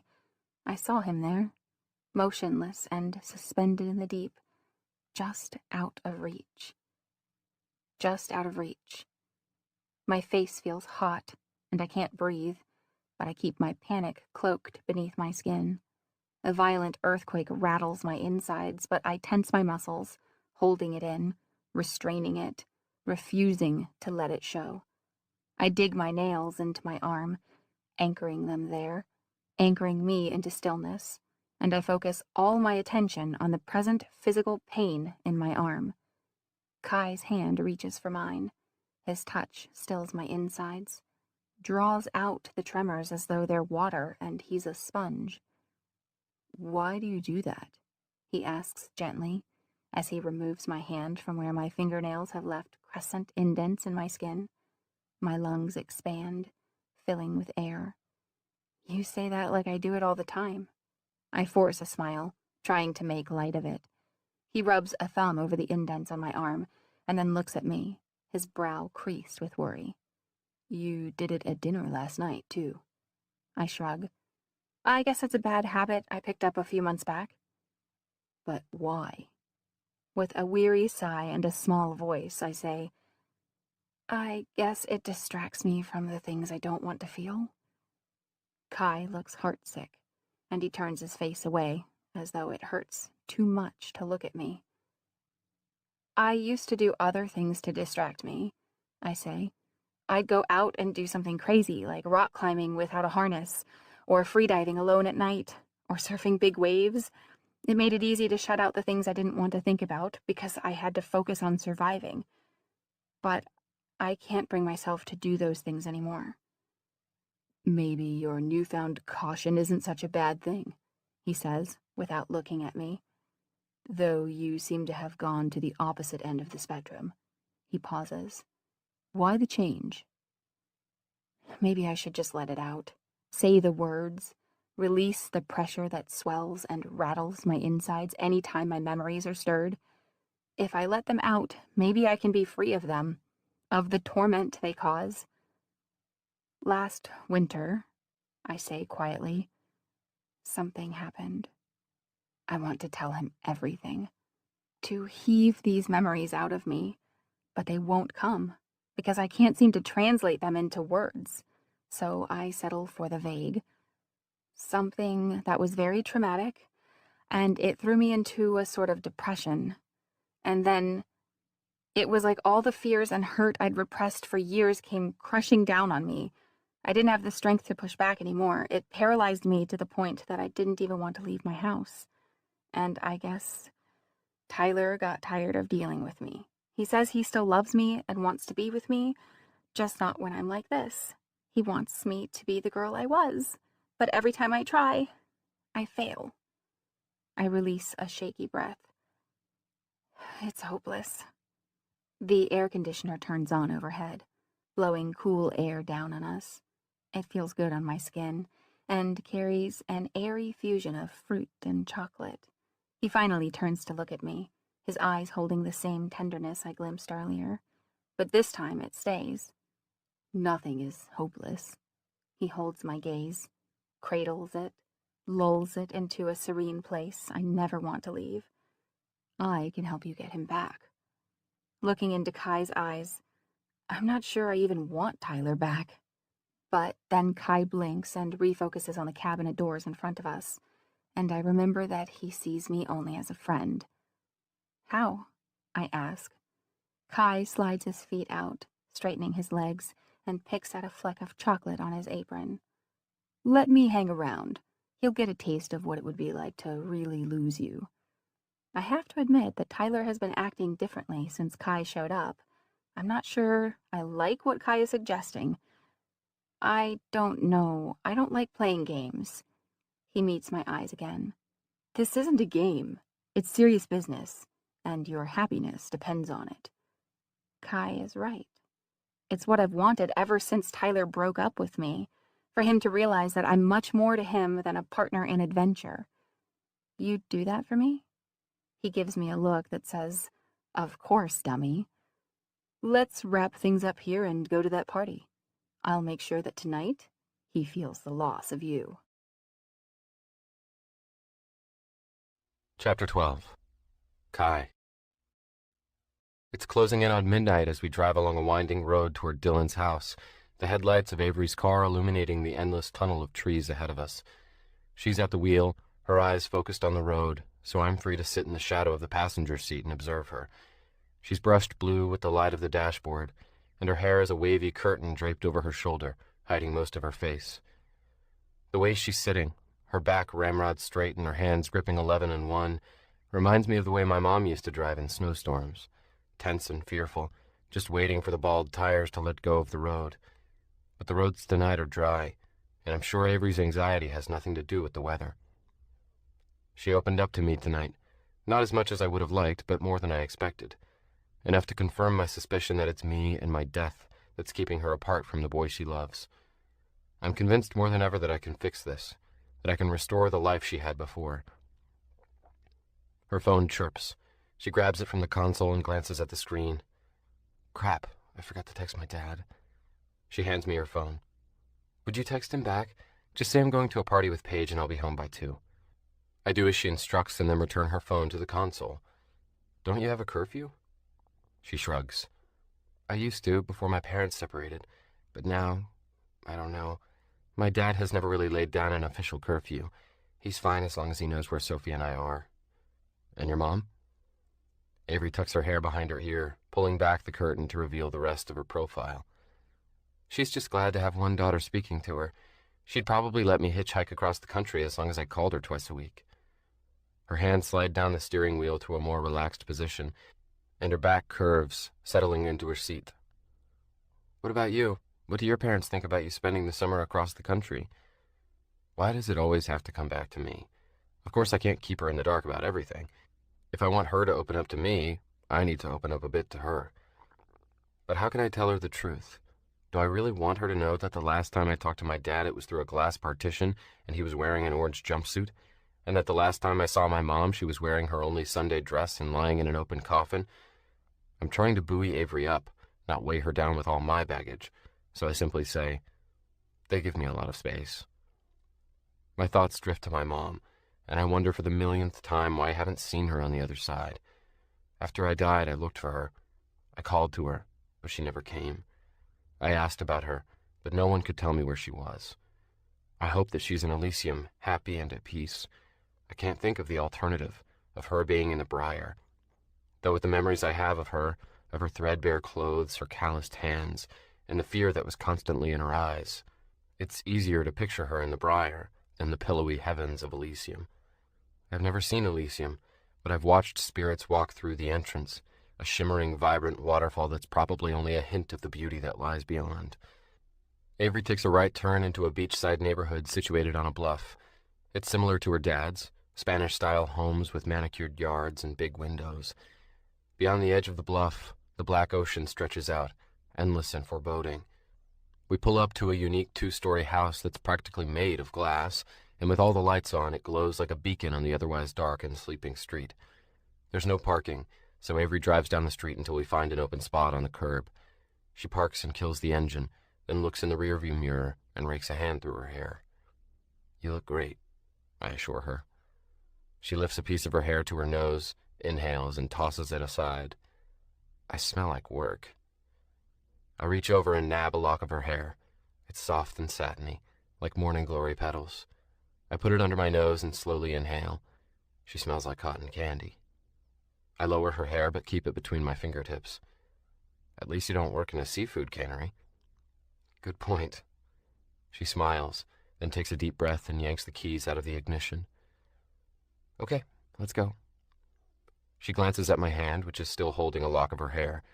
I reluctantly release it. We walk up the street to the Beacon House, and on the front door there's a "Come In" sign scrawled with red marker on a pizza box lid. I hear the thump of music and the fluctuating hum of conversation on the other side of the door, plus what sounds like someone massacring a Weezer song with a microphone.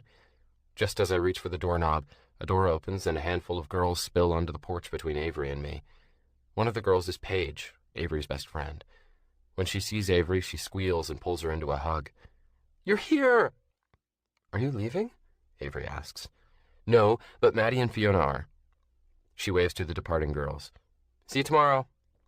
They wave back, and when they see me, their smiling faces turn curious. Paige finally notices me too, and raises a questioning eyebrow at Avery. We're introduced, though after haunting Avery for the last 6 months, I don't really need introductions to her friends. Paige gives Avery a look that says, we need to talk, and Avery mouths the word, later. Tyler's still here, Paige says in a hushed tone, grabbing Avery's wrist. But before you come in, I'm warning you. Jem's here, isn't she? Avery asks. Paige answers with an apologetic look, and Avery's shoulders sink a notch. I don't think he was expecting you to come. None of us were. Anyway, it doesn't matter. Come on. Paige tugs on Avery's wrist, but Avery digs in her heels. Just give me a minute, Avery says, her voice tired. Paige looks at her for a long moment, and I can tell she's hurting for her friend. Okay, she says, letting go of Avery's wrist. I'll be inside. She goes back in, leaving the door cracked open. Avery looks up at me with eyes that are desperate for reassurance. Remind me what I'm doing here, especially when Jem is already in there with Tyler. Hey, don't worry about Jem. I saw her trying to hug Tyler last night and he totally shot her down. Her eyes brighten. Really? I nod. Whatever's going on between them, it's not what you think, so forget about her. You're here for Tyler. You want him back, right? She seems to think hard for a few seconds, then nods. And how exactly am I getting him back again? I have the urge to reach over and rub out the little crease between her brows. Instead, I say, just be yourself. I told you, No, I'm not talking about the person you used to be, or the person you want to be, or the person Tyler wants you to be. Just be you, who you are today, right now. It's enough. I find her hand and give it a gentle squeeze, and leave the rest to me. She considers a moment, and then nods. I loop her arm through mine and lead her into the house. She doesn't resist, just clings to my arm and follows my lead. We step into an enormous room clearly built for entertaining. Vaulted ceilings rise to the second floor, circled with a balcony. A staircase spirals up one corner of the house, and an oversized C-shaped sectional is parked on Spanish tile in front of a huge flat screen. 3 guitars, a bass, an electric, and an acoustic, rest on stands next to a karaoke machine, and some guy with an overgrown mullet stands there with a microphone, belting out the last lines of Say It Ain't So. He finishes with a few fist pumps, and clapping and whistling ensue. The sectional is crowded, and Tyler is lounging in the middle with Jem wedged between him and another guy. I know the exact moment Avery sees them, because her grip on my arm tightens. I look down at her, and her face has lost all color. "Remember," I say, dipping my head closer to hers. "It's nothing. Once he sees you're here, he'll forget all about her." We find a tight open spot on the couch and sit down, and I have to put my arm around Avery for us to fit. It takes Tyler until halfway through the next karaoke number to notice we're here, and when he does, he shifts uncomfortably on the couch, putting a bit of space between him and Jem.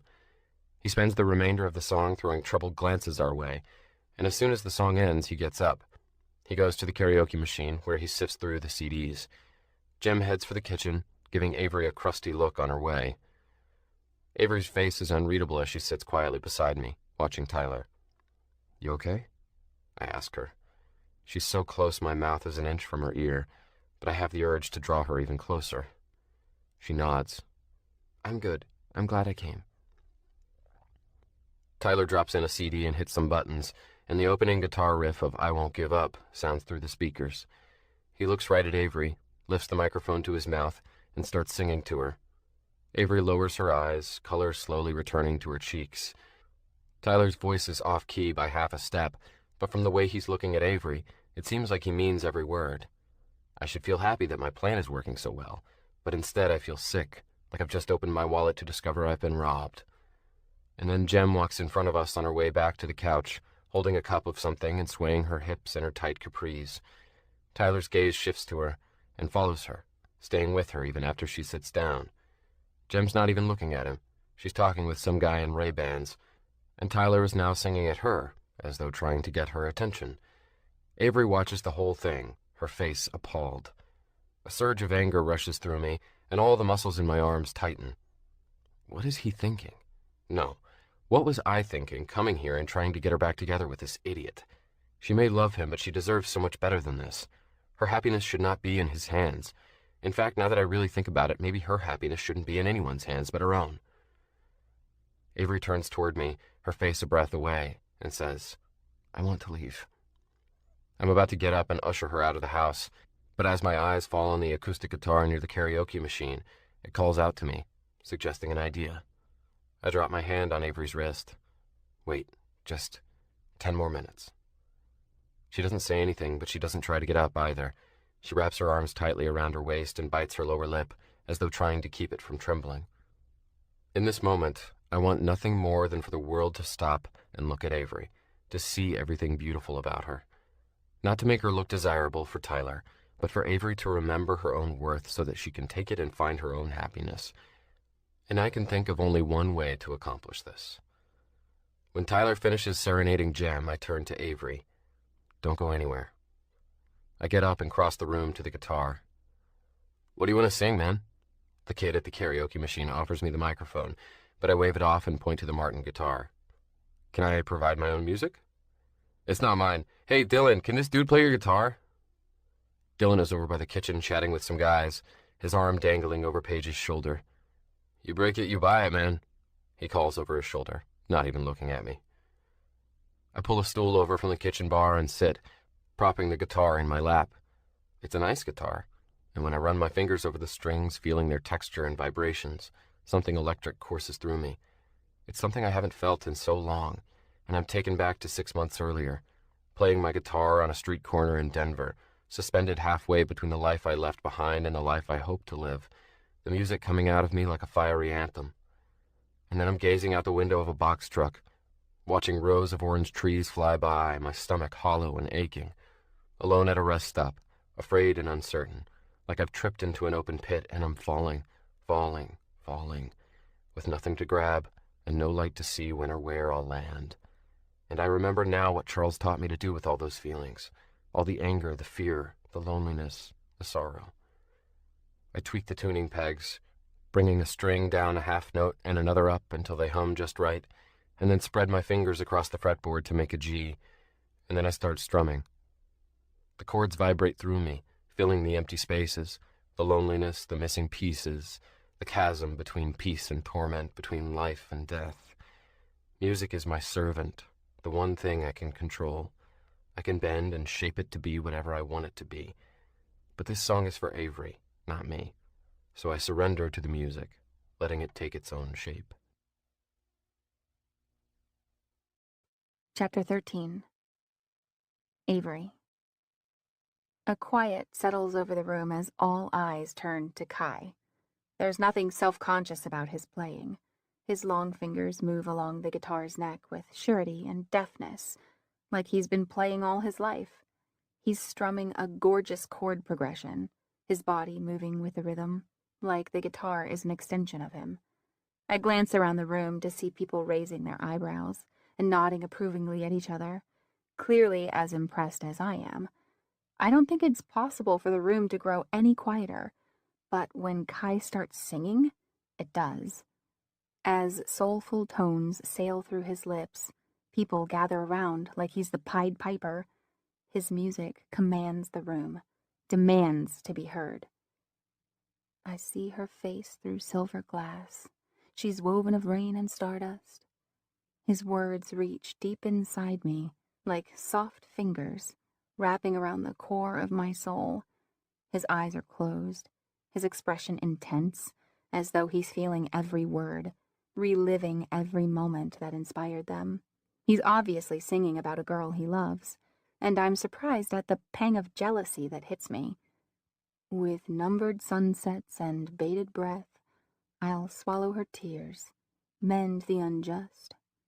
Kai opens his eyes and looks at me through his dark lashes, and his gaze is so piercing that it startles me. My mouth is open, and I shut it, but I can't pull my eyes away from his. They've captured me, wrapped me up like an embrace. I have to remind myself that he isn't really singing to me.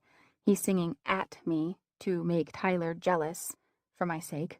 But the way he's singing, the angst and yearning in his voice, the longing in his eyes, makes me feel like every word is meant for me.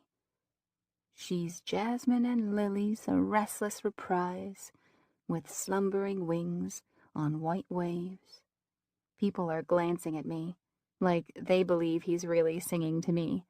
Either Kai is a talented actor, or he truly feels something for me. But how can that be when we just met yesterday? Only, as I meet his eyes again, still gazing at me with raw, uncloaked tenderness, I feel something flicker inside me.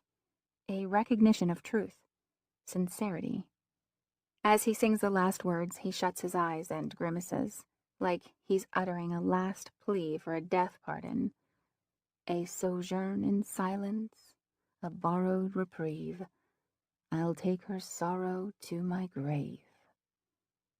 For a couple of heartbeats, awed silence fills the room. Then it erupts in applause and whistles. When Kai stands, he's swarmed by people. They're asking for more songs, and where he learned to play like that, and if he wrote that song. Dylan takes the guitar from Kai, staring at it like he didn't even know it was capable of making those sounds. Tyler appears in front of me, blocking my view of Kai. He looks frustrated, and he tips his head toward the French doors that lead to the back deck. We need to talk. This is the last thing I expected, especially after his performance to Jem.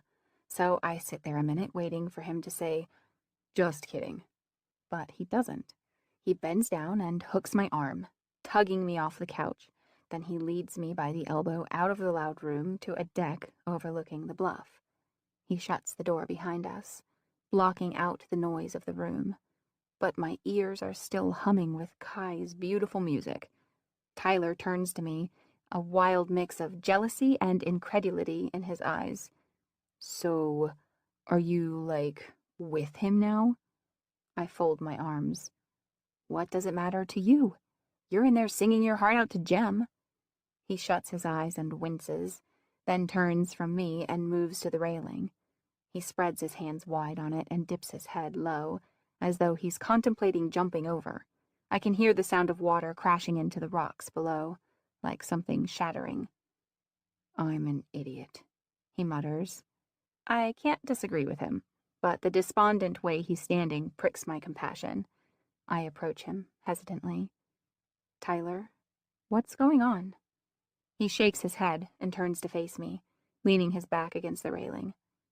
I sang to her to make you jealous, okay? You were sitting there with that guy. Kai. His name's Kai? Whatever.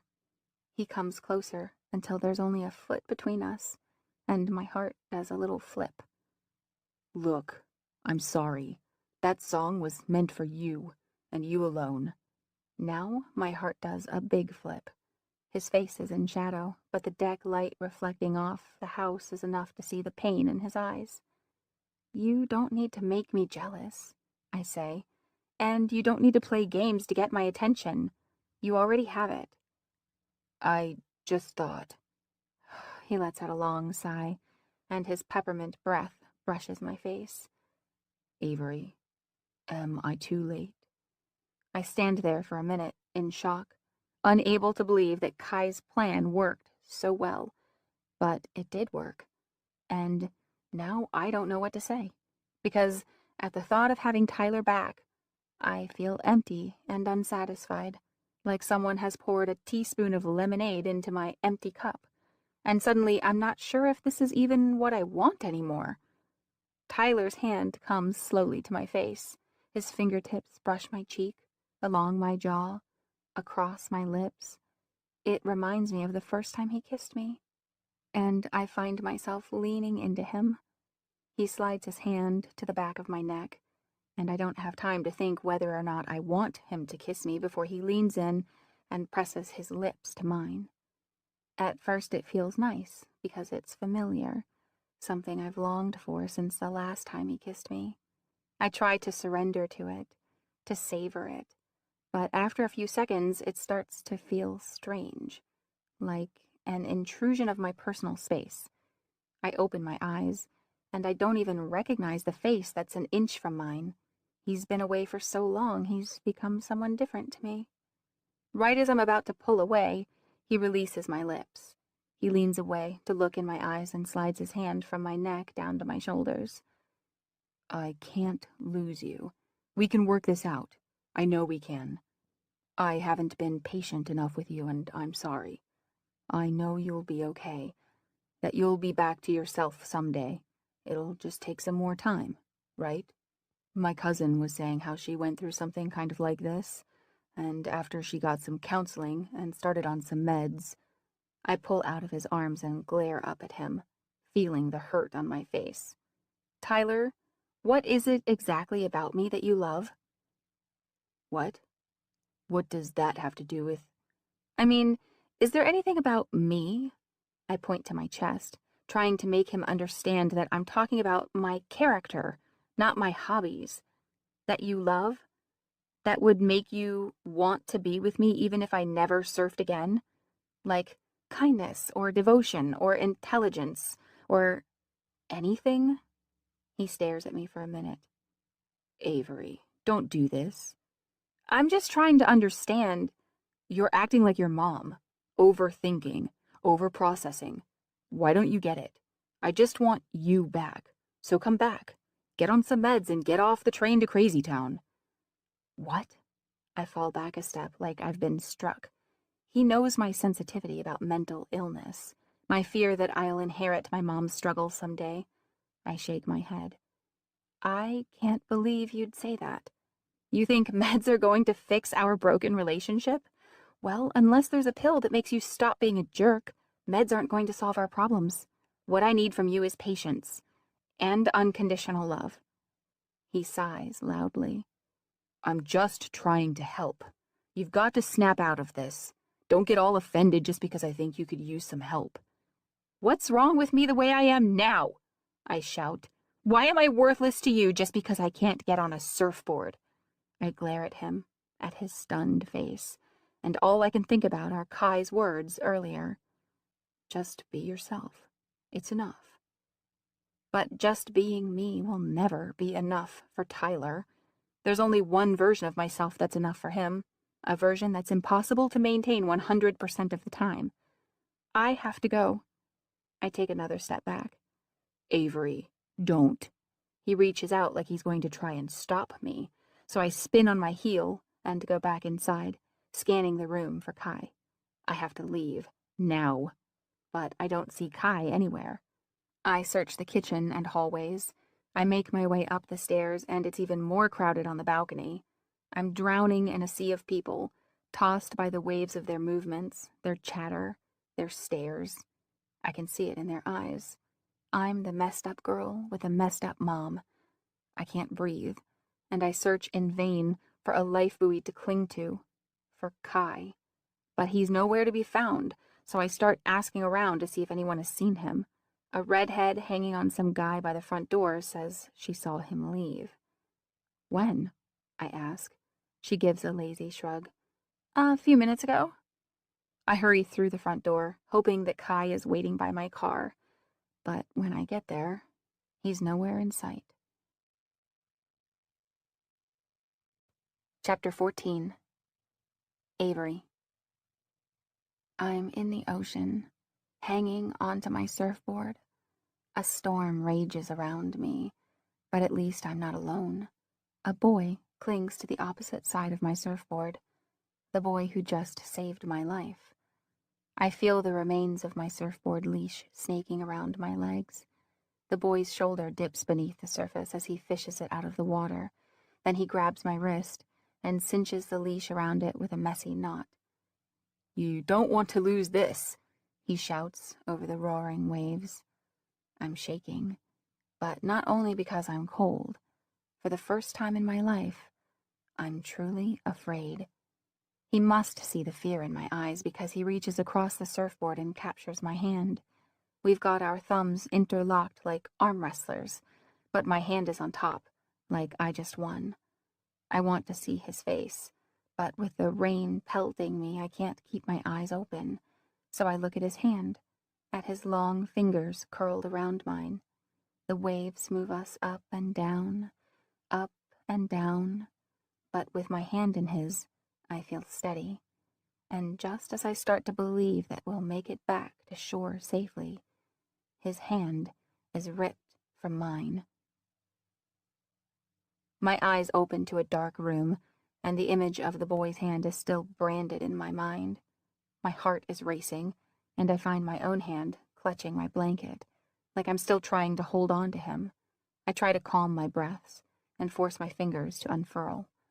There are some details of that fateful afternoon that I keep to myself, like him tying the leash around my wrist and him holding my hand, because they're sacred to me, and I don't think I can share them without betraying a truth that I keep hidden deep inside, that I love him. I can't tell anyone that because they'll think it's ridiculous. They'll say, I can't love someone I don't even know, someone I've only spent 20 minutes of my life with. But what nobody realizes is that I do know him. I learned everything there was to know in the short minutes we spent together on my surfboard. He was selfless and brave, caring and strong, the best qualities a person can possess. And the bond we forged in that small space of time was stronger than any other bond I've made, because no one else has ever sacrificed so much for me. A subtle light pours into my room from the hallway, and soon I feel the give of my bed. I turn to see Dad sitting on the edge, the remnants of his blonde hair sticking up in all directions. Bad dream, he whispers. It's then I realize I'm crying, and although I wasn't making much sound, it was enough to alert him. It takes me a minute to find my voice, and when I do, it comes out with a pathetic vibrato.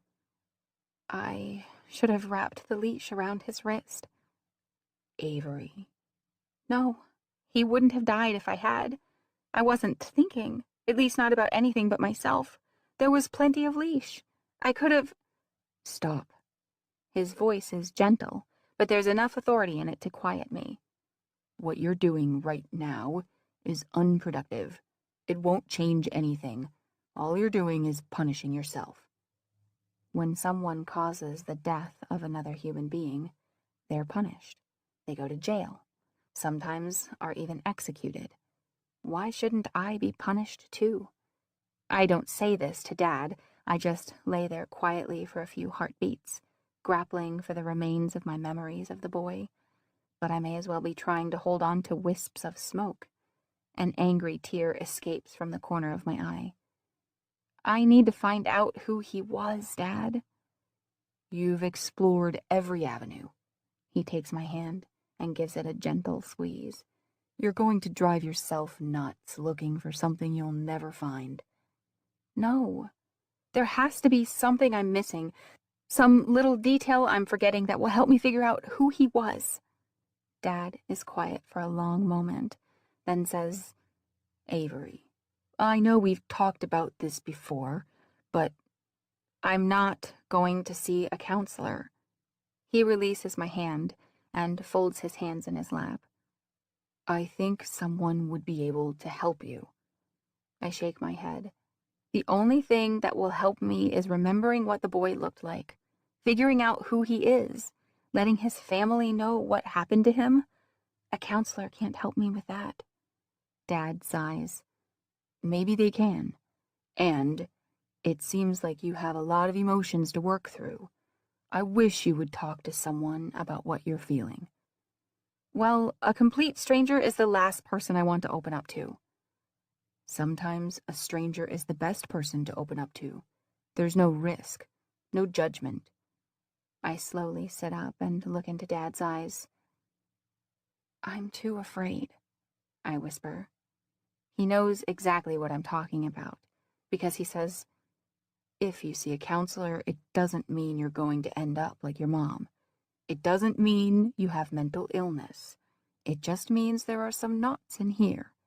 He taps his temple that you can't quite untangle. He smooths out a wrinkle in my blanket. But you know what? Even if you were like your mom, there'd be nothing wrong with that. I love your mom. She's funny and full of life. She has so much love in her heart, and when she shares it with you, there's no better feeling in the world. His voice reflects his pain, and I reach out to touch his arm. What happened yesterday? Did you two talk? We didn't really have a chance. She had me fixing things all day. First it was the broken light bulb, then a leaky pipe in her bathroom. Then it was a squeaky door hinge and a sticky kitchen drawer. She made me lunch and ordered pizza for dinner, and kept me working all day. Every time I would go to leave, she'd think of something else for me to do. I lay back down. Sounds like she misses you. She's just lonely. He sighs. But I miss her. I wish she would come home. He looks at me for a long moment, and then reaches for my hand again. I love you. You know I'd do anything to help you, right? I nod. I love you too, Dad.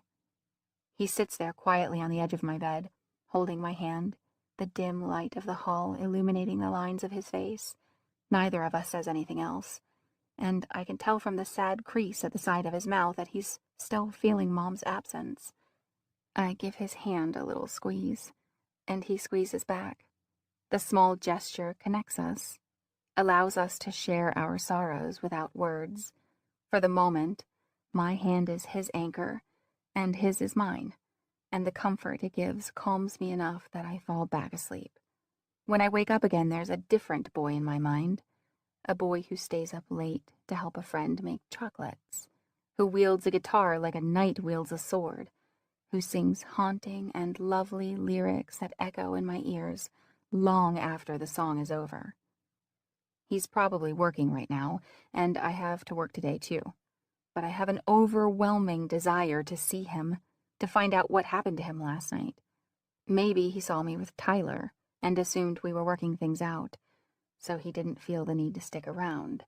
I just hope he didn't end up walking all the way home, that he caught a ride with someone. If I go see him now, He'll probably ask about things I don't want to talk about, like what happened with Tyler. I don't want Kai to know that everything fell apart, especially after he went to so much trouble.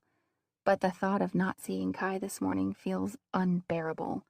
So I get up and shower, throw on a blue sundress and Converse, then get in my car. I stop at the chocolate shop to pick up a gift for Kai and tell Paige I'll be in later. And then I head to Isadora's vineyard. Chapter 15. Kai. My chest feels heavy when I come out of the cottage in the morning, though I can't pinpoint exactly why. Maybe it's the mounting guilt of breaking rules and of taking something that doesn't belong to me. Maybe it's my looming departure from the living world, the knowledge that the sounds of the tide and the scents of the earth will soon be barred to me again. But I think it has more to do with Avery, because it's her that I can't get out of my mind.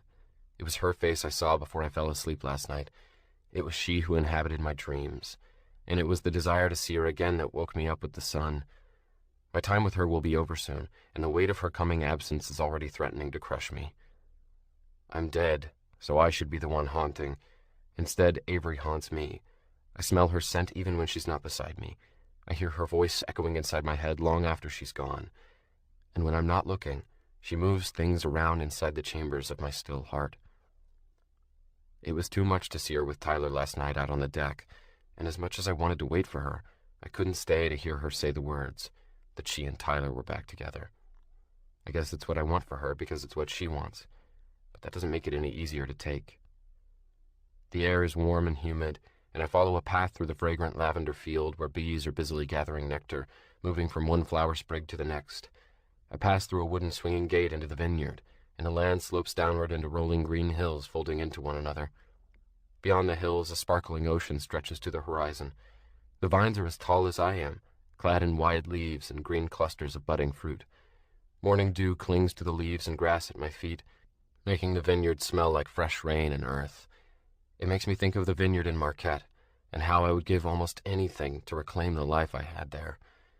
Only it was a life without Avery, and even though I know I can't be with her, I wouldn't give up knowing her for anything. I see Isadora at the end of the row, her golden retriever, Dacio, trailing her. She's in a colorful muumuu and bare feet, and she's ambling down the row, her hands exploring the newly pruned vines. I meet her halfway, and she looks up at me with milky eyes. "You did good," she says with a smile. "Now if only I had a crew to follow through until harvest." "Why don't you hire help?" She shakes her head. "No one can take care of the vineyard like Miguel, and it's hard to trust new people when you can't see their faces."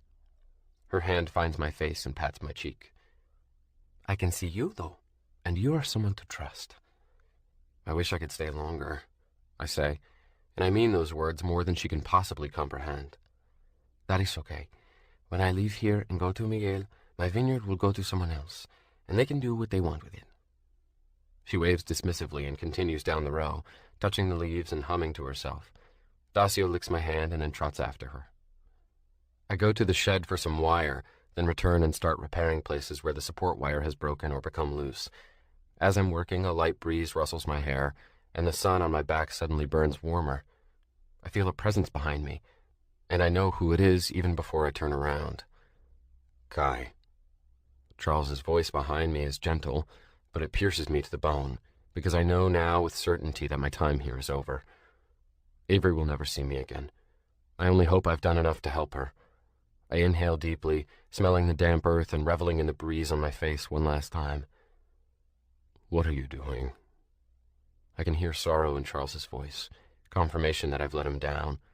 I never cared what anybody thought of me until I met him, because I knew that he truly cared about me, and still does, so it's torture to turn and face him. He's outlined by a white aura, because it's his soul I'm seeing, uncovered by flesh and bone. His blue eyes are as soulful as ever, the wrinkles around them heavy with sadness. He walks over to me and lays a gentle hand on my shoulder, looking me in the eye, directly into my soul. "Why?" he asks simply. I lower my eyes to escape the intensity of his gaze. "I'm sorry. I needed to help Avery. It hurts so much to see her like that, and I felt responsible. I had to do something." Charles drops his hand and looks around, as if he's only now noticing where we are. And what are you doing in a vineyard? I tell him how I needed a place to stay and about Isidora's generosity. Then I say, so what happens now? If you give me back the ring and come with me now, nothing. No one on the other side has to know. I consider, but I can't come back now. Not yet. Avery still needs my help. And if I don't? Kai, please. You're placing me in a very difficult position. You've taken my ability to fulfill certain assignments, and now that I know you have the ring, I'm breaking a rule by allowing you to use it. I let out a long sigh, realizing for the first time that my choice has affected more than me. I'm sorry. You're right. I know I should take off the ring and hand it back to Charles, but then I think of Avery, of the torment on her face when she opened up to me in the chocolate shop, and I know there's more to heal than just her relationship with Tyler. I need a little more time. Sometimes when we think we're helping people, we're really hindering them. Avery is stronger than you give her credit for. I know she's strong, but she doesn't seem to know. I shove my hands in my pockets and give a weary sigh. It's my job to heal people, isn't it? It's your job to heal physical ailments and injuries, but emotional healing isn't that simple. It takes time, willingness, and work on the part of the person being healed, and a greater power than you possess. I look down and kick the soil with my flip-flop. I know from experience that he's right. Even now, after my death, there are emotional wounds I'm still healing from. Your intentions are noble, but this is dangerous. If she finds out who you are, I know the consequence, and I've been careful. She won't find out. I press a hand to my forehead to ease the pressure building there. If she does, not only will you lose your healing power and be banned from Earth, but it may only deepen her wounds, not to mention cause irreparable emotional and psychological damage. That won't happen, I say again, enunciating each word slowly. I'm not here to hurt her. I'm here to help her, and I've already seen a difference, a new light in her eyes. My words appear to worry him more than reassure. Have you even considered what the punishment might be if you're caught wearing a ring that isn't yours? I have wondered, but figured asking would give away my plan. What is the punishment? I don't know, but I'm sure it's steep. I picture Avery, the carefree way she smiled at me in the chocolate shop yesterday, and measure the worth of her happiness. Whatever it is, she's worth it. I died for her, and if given the chance, I would die for her again. I know I can help her, and if I have to pay another price for it, so be it. Charles's face turns firm. He steps toward me and holds out his hand. Kai, I'm not giving you a choice. There's too much risk for too many people. Hand over the ring and come with me now. He stares at me for a long moment, waiting, and then his eyes shift to something over my shoulder, his face slackening. I twist around, and there's Avery standing at the end of the row, framed softly by vines in the morning sun. She's far enough away that I don't think she heard me talking, but I can't be sure. Time seems to slow as she moves toward me down the alley of vines, the way it does when you're intensely studying something and trying to commit it to memory. She's wearing a sky-blue sundress, and the fabric at her knees flutters with each step. Her wavy hair hangs over one shoulder in a loose ponytail, and her hands grip a little white box. When she's at arm's length, she stops and greets me with a shy smile. You found me, I say. Then, remembering Charles, I twist around to introduce him. But he's gone, and I realize that even if he were still there, she wouldn't be able to see him. I don't know where Charles went, but I have the feeling he's still watching me. She offers me the box, the same type we filled with chocolate-covered fruit the night before. This is for you, she says, for helping me last night. I accept it soberly because it feels like a going-away present, one I can't even take with me. Thank you. Don't eat it all in one sitting, especially if you're lactose intolerant. But if you're not, then, well, just pace yourself. Her lips quirk into an adorable smile, and she looks up at me, waiting for me to smile in return. But I can't. Not when I feel like I'm sinking with a boulder chained to my ankle. She bites her lip and shifts her feet, like my graveness is making her nervous. So, what happened to you last night? What happened? I fell entirely and completely in love with a girl I can't have. I watched her kiss a boy who doesn't deserve her. I hitched a ride home with a stranger and lay in an empty room, trying to remember how to breathe. But I don't say any of this. I just give her the clipped version. I left. She takes a deep breath, and it seems to calm her a bit because her feet stop doing the two-step. How did you get home? I caught a ride with some guy, Jason, I think. He said it wasn't out of his way, so. Why didn't you wait for me? Because to watch you with Tyler would have been like drowning all over again. Well, from the look of things, I thought you'd want to stay with Tyler for longer, and I was pretty tired. You could have at least told me you were leaving. From the agitated way she's looking at me, she's clearly upset. I'm sorry, I didn't want to interrupt. How did it go, anyway? She takes a handful of her skirt and fidgets with it. What can I say? Your plan worked. So, you're back together? She shrugs, then gets a faraway look on her face, as though she's replaying the night before. He kissed me, she says absently. Yeah, I saw that. She sighs and her face clears. And then his mouth got in the way. I don't know if she means that he's a messy kisser or if he said something dumb. Knowing his history, it was probably the latter. What do you mean? She opens her mouth to answer, then closes it. She shakes her head. Nothing. To be honest, I'd rather talk about you. The line between her brows deepens. That song you sang last night. It was beautiful. Did you write it? It takes a minute to purge the image of her and Tyler kissing from my head before I can answer. Yeah, kind of in the moment, actually. I mean, the lyrics have been sort of rolling around in my head for a few months, but last night was the first time I put them to music. She gapes at me. What are you doing working in a vineyard? Shouldn't you be off in New York or LA or wherever, signing a music contract and recording an album? I shrug. That was the plan. Was? What happened? Got derailed. By what? Life? Or the loss of it, more accurately. A bug buzzes near my ear, and I sweep it away. She looks at me expectantly, as though waiting for me to say more. But there's nothing more to say. At least nothing that won't make her question my sanity. There's this thing called communication, she says. Do you want me to explain how it works? I feel a smile spread over my lips. I don't know. You seem like a novice yourself. She slugs me in the arm. At least I'm trying. I hear the buzzing again, but this time I see the source. A bee hovers around Avery's neck, and it lands right below her ear. I reach out to swipe it away, but I'm not quick enough. Ow! She cries, wincing and grabbing her neck. Here, let me see. I move her hand away and examine her neck. There's the beginning of a welt with a stinger poking out of it. I pull the stinger out. That's what happens when you smell like sugar. Very funny, she says, grimacing. Come here, I have something that will help. I curl my fingers around the bare flesh of her wrist, which feels sort of like holding a live wire, and lead her through another wooden gate to a small herb garden behind Isadora's house. I bend down and pluck some leaves from a couple random herbs. I've no idea what they are, but it doesn't matter. They're nothing more than a disguise for the remedy I'll really be using. I put the leaves in my palm with a couple drops of water from the dripping garden hose and mash them into a pulp.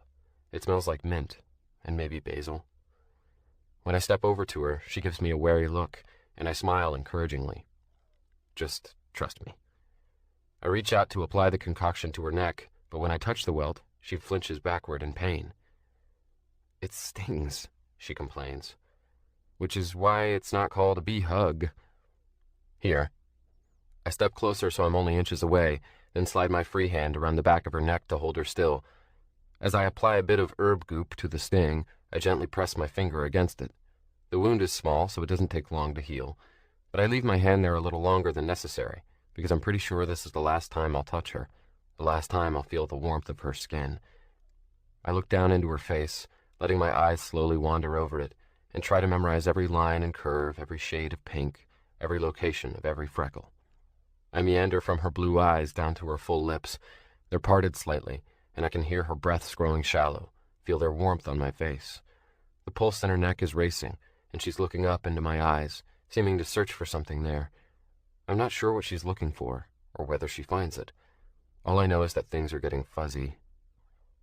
I was so sure she loved Tyler, so invested in the idea of getting them back together. It never crossed my mind that she might fall for me. But from the way she's looking at me now, I can see it's possible. And it kills me. It's one thing to break my own heart trying to help her, but to break hers too. She can't fall for me. Not now, not ever. Because it will only hurt her more when I have to leave. Avery, I say softly. I don't know how to tell her, but I have to. I don't think I'm going to be here as long as I thought. Definitely not for the whole summer. You're leaving? She blinks. When? I don't know exactly, but soon. Her neck is healed, so I lower my hand and take a step away, creating a small distance between us. It hurts, like I've been stung too. Only my sting won't heal as easily as hers. She absorbs my words for a minute, and I see the light slowly disappear from her face like a setting sun. I'm sorry, I say. It's just that I have some other obligations, and it's okay. You don't have to explain. She takes a deep breath and bites her lower lip. Well, it's been nice knowing you while you were here. Really nice. She looks disappointed, and her feet start doing the shuffle thing again. And you probably have a lot to get done, and I have to get to work, so... She takes a step back as though she's going to leave. Wait. This can't be how we say goodbye. I have to use this last opportunity to finish what I started, to fulfill the reason I came to be with her. I step closer, undoing the gap she created. Listen, Avery, whatever happened that's causing you pain and keeping you from living your life, I think for a long moment, searching for the right words. You need to let it go. Life is too short to stay down when we fall. Get up and keep going. For 1 second, something cold and angry hardens her face. Maybe I've said the wrong thing, but when I blink, it softens into something else I can't define. Is this the last time I'll see you then? Her jaw is set firm, like she's trying not to cry. I don't know. Things are really unpredictable right now. If I can, I'll come see you later. Okay. Her voice is small, like she's not counting on it. I'll be at the shop, as usual. She gives a wave and a half-hearted smile, then turns and walks away. I take a couple steps after her, not wanting to let her go. But I have no choice. I have to let her go, no matter how much it hurts. Chapter 16. Avery. The sun is spilling a trail of gold across the rippling sea when I lock up the chocolate shop. The site leaves me empty because so much more than the day has ended. Kai never came to see me, and after our conversation this morning, I'm pretty sure I'll never see him again. I walk away from the shop trying to figure out why it hurts so much to lose someone I only met 2 days ago. Maybe because in that time, he effortlessly unmasked me as though he were my oldest friend. And even though I still don't know much about his personal life, I feel like I know who he is. He's kind and giving, willing to do anything for a friend. He's a great listener and an amazing musician. And there are things in his past that cause him pain. I wish he would have trusted me enough to share them, but now I'll never know what they are. And something tells me that the mysteries of Kai Lennon will haunt me for the rest of my life. The waves are flat tonight, the surf a mere curtain of foam that pulls back and forth from the beach. A group of sandpipers chases the receding water, poking the sand with their long beaks in search of dinner. Some people are packing up their beach bags, others still strolling along the wet sand or down the pier. My phone chirps in my purse, and I pull it out to see a text from Mom. Could you spend the night here tonight? I stop walking and text back. Why? What's up? It takes a good minute to get her response. Please. Maybe she's having a bad night. Or maybe she's been skipping her meds again and is plummeting into the valley of her bipolar coaster. I start walking again, figuring I better go check on her. Okay, I text, stopping at Dad's first to get some things. But as I pass the pier, something at the end catches my eye and makes me stop mid-stride. At first, I can't tell whether it's someone's white hat or a head of platinum hair. With my heart and feet tripping all over themselves, I jog to the mouth of the pier and squint. putting a hand to my forehead to block the sun. And then my heart rises to my throat, because Kai is still here. On their own accord, my feet move toward him, but when a wave washes beneath the pier, I stop. There's no way I'm going out there. Not when he's standing in the exact spot where the boy jumped from last winter to rescue me. I look down the pier at Kai again, hoping he'll see me and come to me, but his back is turned, his face toward the sun. He's too far to hear my voice if I call to him, so I'll just have to wait. I pace for a minute, but he doesn't budge, just keeps watching the shrinking space between horizon and sun. Mom needs me, but I can't go to her now, because there's an unseen current traveling from me to Kai, so overpowering that there's no getting out of it. So I surrender, shutting out everything around me, the pier at my feet, the people around me, the breeze, the surf crawling and crashing below. I focus on Kai instead, on this unexplainable need to be where he is. My feet move almost of their own will, taking slow and steady steps toward him. The waves are far below me under the pier, but they may as well be crashing into my spine for how they make me feel. They toss me back to last winter, and I feel them sloshing around me, pounding over me, ripping my hands from the boy who saved my life. I keep my eyes on Kai, on the soft light tracing his broad shoulders, on his white hair stirring in the breeze. I hear his words in my mind. Get up. Keep going. My mouth is a desert, and my lungs are so constricted there's barely enough room to hold a mouthful of air. But I inch closer and closer down the long pier until I finally reach him. He's leaning on the rail, eyes still on the sunset.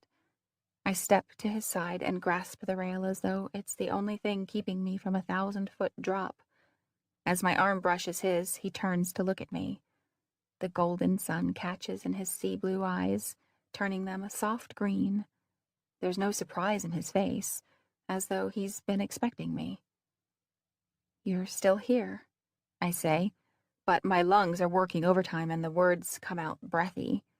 His mouth pulls into a thin, slightly somber smile.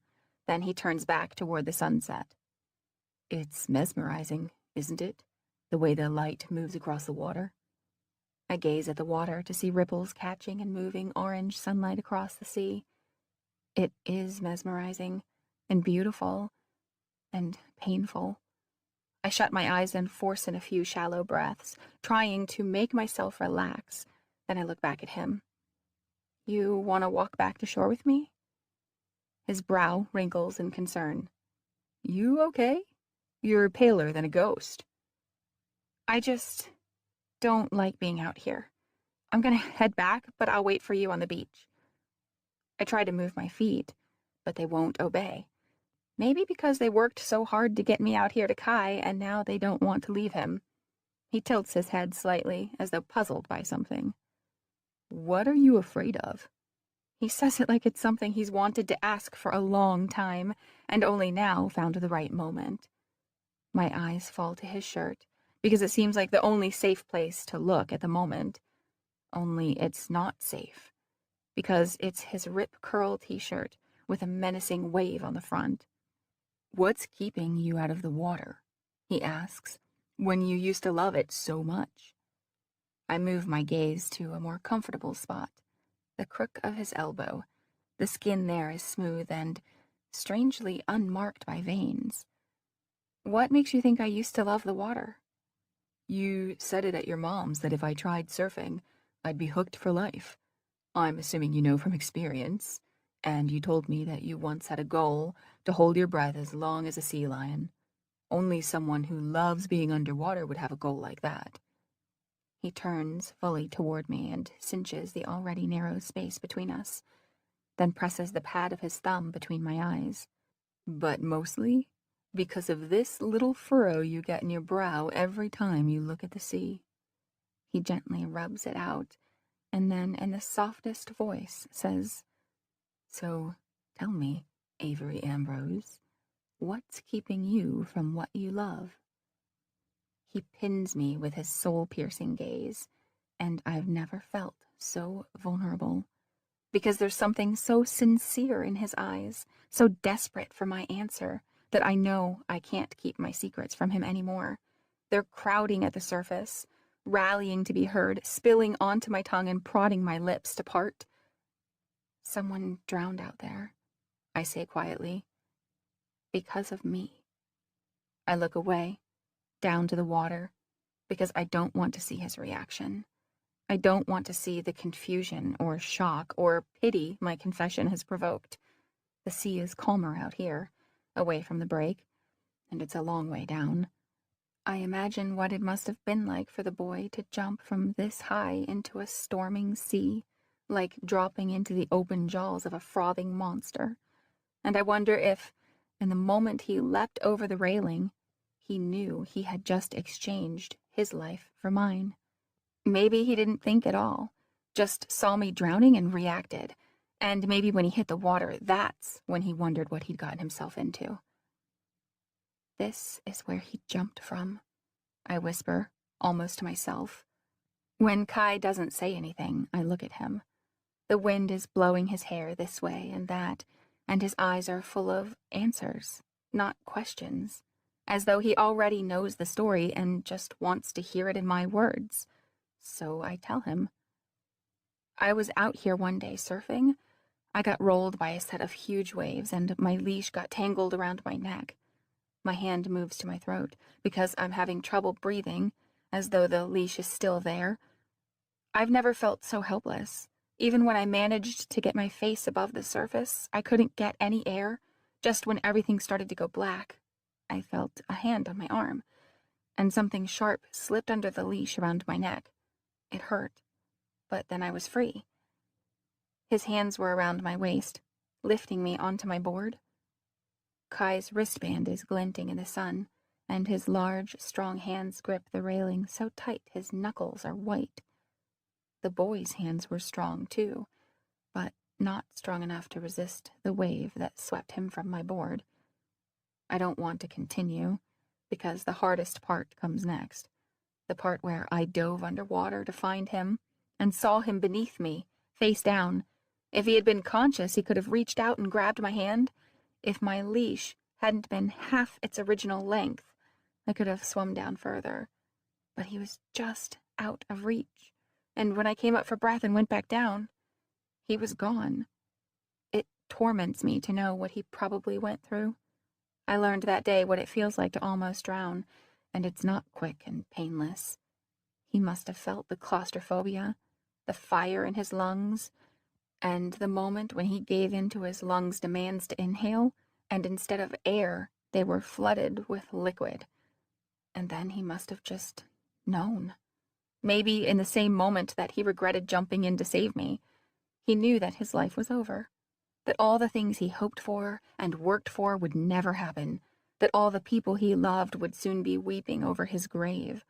Only they can't grieve for him because whoever they are, they don't even know he's dead. I scan the shoreline, from the mouth of the pier all the way to Port San Luis, miles of sand and rock, searching for him even now. They never found his body, I say, or even his identity. I rest my elbows on the railing and drop my head into my hands. The worst part is, I don't even remember what he looked like. It was raining, and I only got a couple brief glimpses of his face, but even then, you'd think I remember the face of the person I owe my life to. I've spent hours combing through missing persons databases, hoping I'll recognize him, but it's no use. And every time I go near the water, it's excruciating to be reminded that because of me, someone so brave and noble is gone. My stomach hurts, and my throat feels like it's being flooded with salt water all over again. Brave and noble, Kai echoes thoughtfully, and when I look at him, there's a trace of wonder in his expression before it turns consoling. But it's not your fault. I shouldn't have been in the water that day. I was being even more reckless than usual. It was storming, and I knew it was dangerous, but I didn't care. What were you doing out there in a storm? That was the day my mom packed her bags. It hurt so much. and the ocean was the only place I could put it out of my mind. And you're afraid of the water now? I consider his question for a moment, then shake my head slowly. It's not the water I'm afraid of. It's something so complex I'm not sure I can put it into words. I try anyway. The fear of loss, of guilt and shame, of what's at risk. When that boy drowned, I realized the danger in living life to its fullest. You can get hurt. And worse, you can hurt other people. I look down at the railing, running my finger along the grain of the wood, and then say quietly, and then there's simple reverence. The ocean is where he died, and surfing and having fun in it feels like dancing on his grave. Not only that, but I took his life to preserve my own. How is it fair for me to live my life to its fullest when he can't even have a portion of his? His face clears, like I've just solved a riddle that's been perplexing him, and then it falls into agony. Avery. His voice catches on my name. He clears his throat and then tries again, his tone warm, almost affectionate. You didn't take his life. He gave it. He reaches out and tucks a stray lock of hair behind my ear, sending warm tingles down my arm. His hand comes to rest on my shoulder, his thumb molding perfectly into the indent above my collarbone. And have you ever thought that maybe he doesn't regret what he did? That saving you was the crowning moment of his life? He releases a sad sigh. Avery, look at me. I try, but he's all blurry now. I feel the backs of his fingers sweeping over my wet cheek, feel more tears pouring over the place he just dried. And did you ever think of how it would make him feel to know that after giving so much for you, you are throwing his sacrifice away? I shake my head. I'm not. He gave his life so you could live, but you're not living. He lays both hands on my shoulders and leans down to eye level.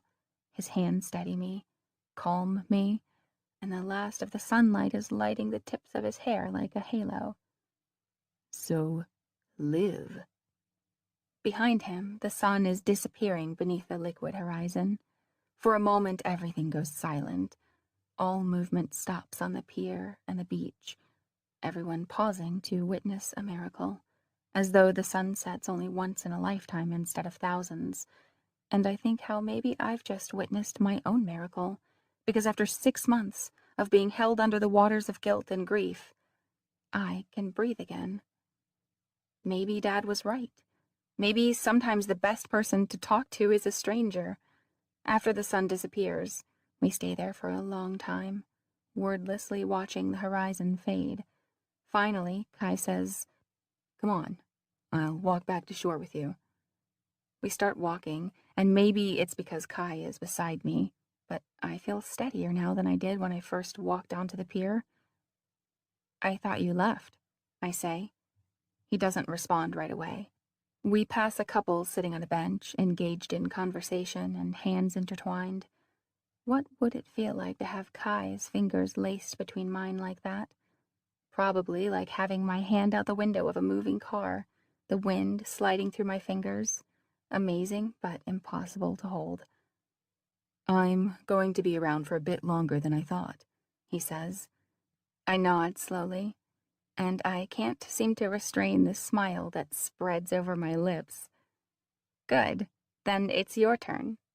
He raises an eyebrow. Come on, I say, nudging him with my elbow. I just poured my heart out to you, again, and what have you shared with me? Next to nothing, so it's your turn. Tell me something about yourself, something I don't already know, and something that matters. No favorite foods or zodiac signs. He smiles. Scorpios are known to be mysterious. Kai, they sting too. So, before you bare your soul next time, make a bargain. Sometimes it's the only way to get what you want.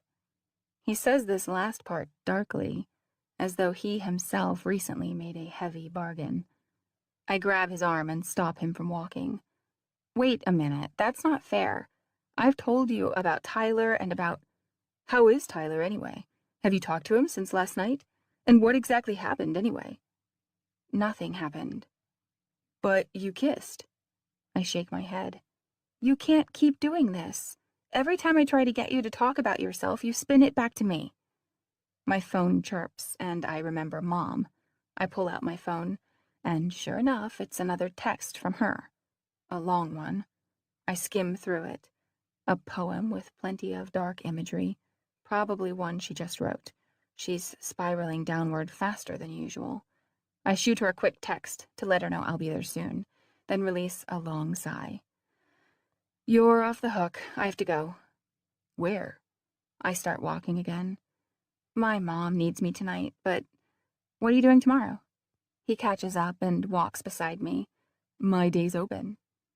Don't you have to work? I could probably get some time off. Why? What do you have in mind? I shrug. I don't know.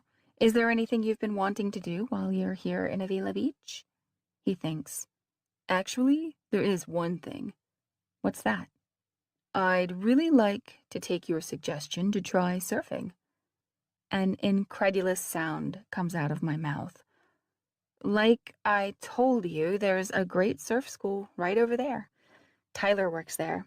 Maybe he could teach you. Kai turns around and walks backward, smiling at me with the left side of his mouth. I was actually hoping you could give me some tips. I open my mouth to say no, but he holds up his hands to silence me. Hear me out. You don't have to get in the water. Just come to the beach with me and give me some tips from the shore. I recall his words from a moment earlier. Make a bargain first. Sometimes it's the only way to get what you want. I'll tell you what. I'll think about it, but only if you tell me something about yourself first. What do you want to know? I want to know everything. I want to open him up like a book and read every page. I want to know what inspires him and what haunts him, what comforts him and what keeps him up at night. I want to know his brand of toothpaste and his favorite song. But since I have to start somewhere, I say the first thing that comes to mind. Why can't you stay for the whole summer? His hand moves to his stomach, where he absent-mindedly gathers a handful of t-shirt in his fist. When I came here, I left my old job without much notice. They really need my help, and they're begging me to come back. Why did you come here to begin with? He purses his lips and tilts his head as though carefully weighing something. If I tell you, will you come to the beach with me tomorrow? I will very heavily lean toward yes. A family walks past us on the sidewalk, the two kids chasing circles around their parents. Kai's face softens as he watches them pass, and when they're out of earshot, he says, My little sisters live here with my aunt and uncle. I came to see if I could live with them, but it didn't work out. Oh, is all I can think to say, because his answer is miles from what I was expecting. I don't know what I was expecting exactly, but not that. Suddenly, a million new questions are spinning in my head like the Price is Right wheel, and I'm not quite sure yet which one the needle's going to land on. My phone chirps yet again, but this time I don't bother looking because I know it's Mom. Kai glances at my phone, then gives an understanding nod. Tomorrow? The jury's still out on the surfing tips, but either way, I'll pick you up in the morning. Chapter 17. Avery. I find Mom in her darkened bedroom under a pile of blankets, and I go sit on the edge of her bed. From the hallway light, I can see she's clutching a tattered tissue and wearing her polka-dot pajamas. Mom, I say gently, brushing messy curls from her forehead. What's going on? She reaches for my hand as if it's a piece of bread, and she's starving. Just stay with me, she says shakily. We've been here many times before, so even though I'm worried, I know she'll get through this. She only needs time, and someone to paddle through the doldrums with her. I slide under the covers and drape my arm over her, cradling her against me. I'm a terrible mom, she sobs. No, you're not. Then why won't Sophie talk to me? I've been calling her all week and she won't pick up. I stroke her hair. She just doesn't understand why you left. I don't either. Every time I try to talk to Mom about it, her explanations are more complicated than wave physics. She'll come around. She's only mad because she loves you and wants you to come home. I think she's using herself as bait. For a couple minutes, there's no sound in the room except the ticking clock and an occasional sniffle from Mom.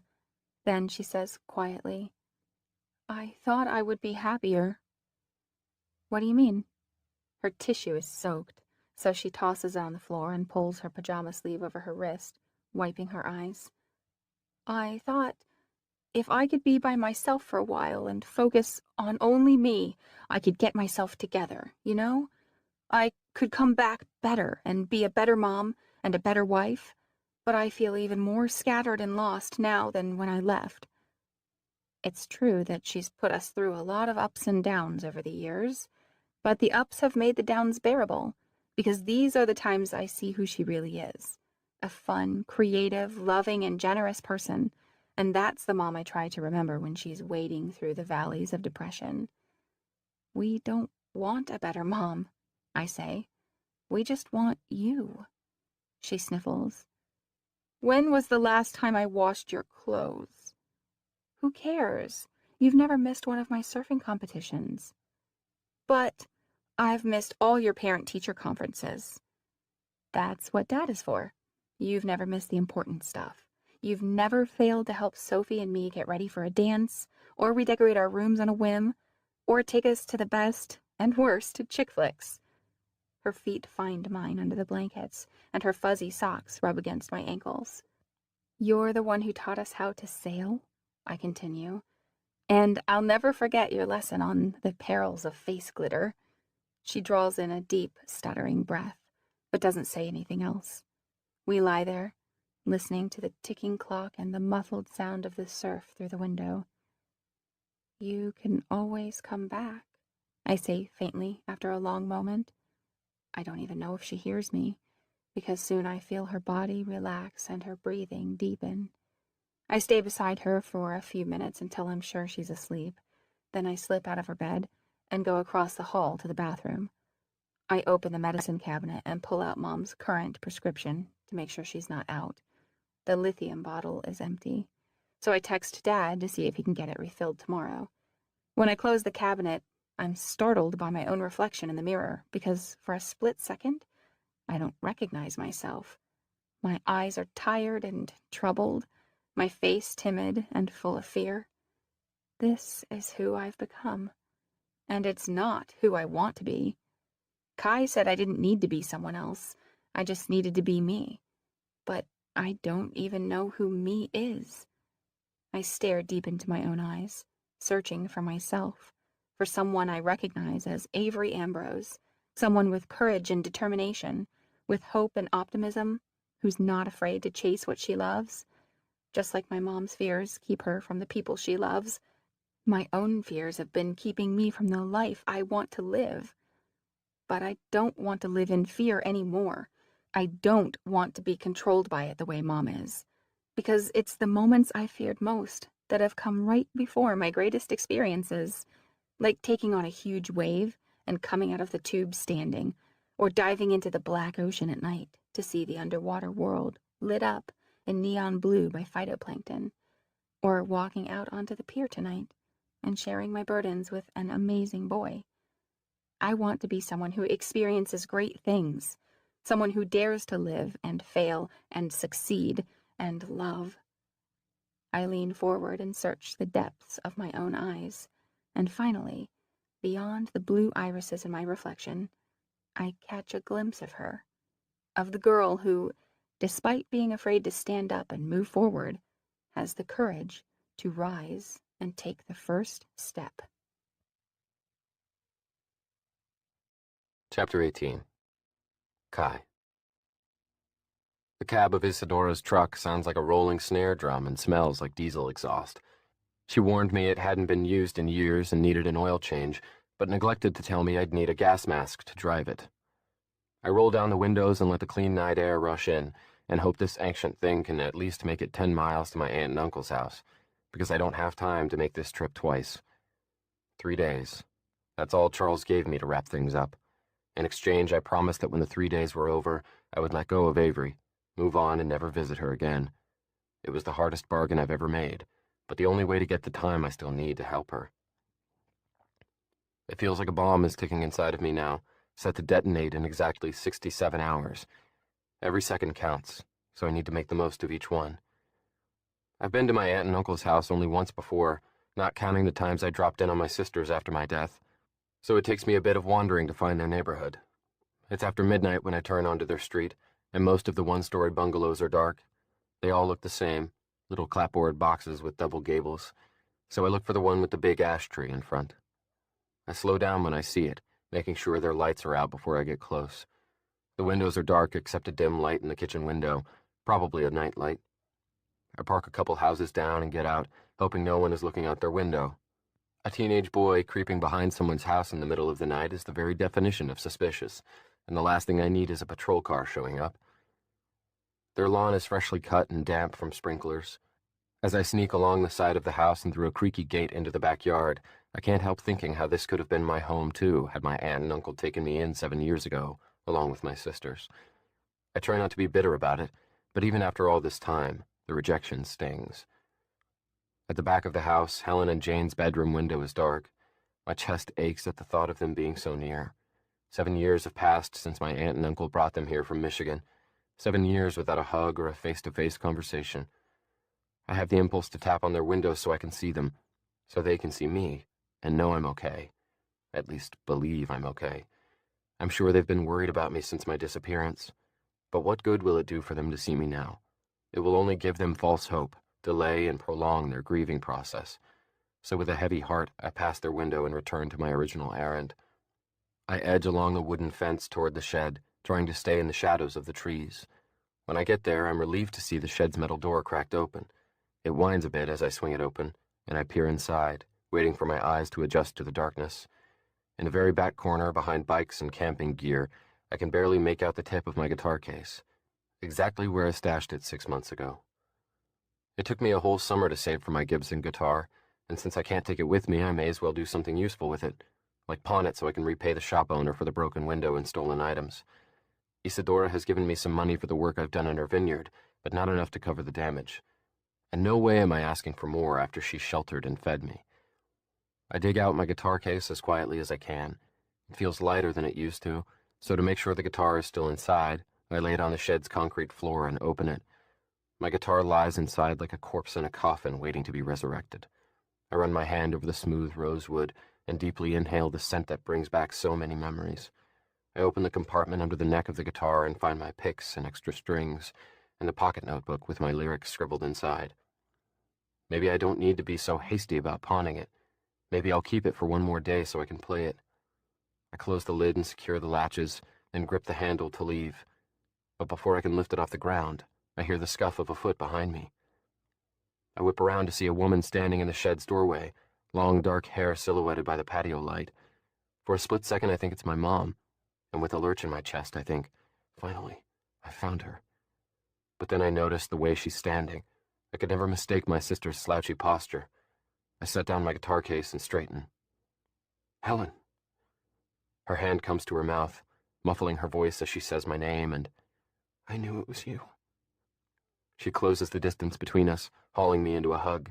The top of her head comes to my chin, and her messy hair tickles my neck. It's the best feeling in the world, and I let my arms fall around her skinny shoulders. I suddenly wish we could go back 7 years and do things differently. I wish I would have been a better kid so my aunt and uncle would have taken me in too, so my sisters and I could have grown up together. My childhood was stolen from me because I couldn't share it with the people I love. But as I hold Helen now, it's returned to me for a brief moment. I thought you were dead. Her voice hitches on the last word, and I have to clench my jaw to endure the sting. The pain in her voice convinces me that it's better for her not to know the truth, that it will be better to let her believe I'm alive and living abroad and too busy to keep in touch. She finally releases me and takes a small step back, though she still has part of my shirt clutched in her hand. Where have you been? She whispers. For a second, I want to tell her the truth. I want to say, Helen, I went to the ocean last winter, and I drowned. I received the power to save lives, but I still haven't figured out how to salvage my own. I imagine what her reaction would be if I said these things, and it isn't pretty. So instead I say, I've been all over the place, working here and there. She lets out a shaky breath, and her eyes shine with tears. Were things that bad in Michigan? She'll never know what I went through in my 7 years in foster care, and I don't want her to know. I don't want her to hurt because of what I had to endure, because I'm sure she has plenty of things she's still hurting over.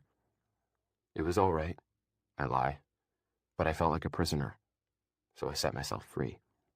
Her hand comes up to wipe her cheek. Jane and I have been counting down the months until you turn 18, hoping you'd come live nearby when you were finally free to.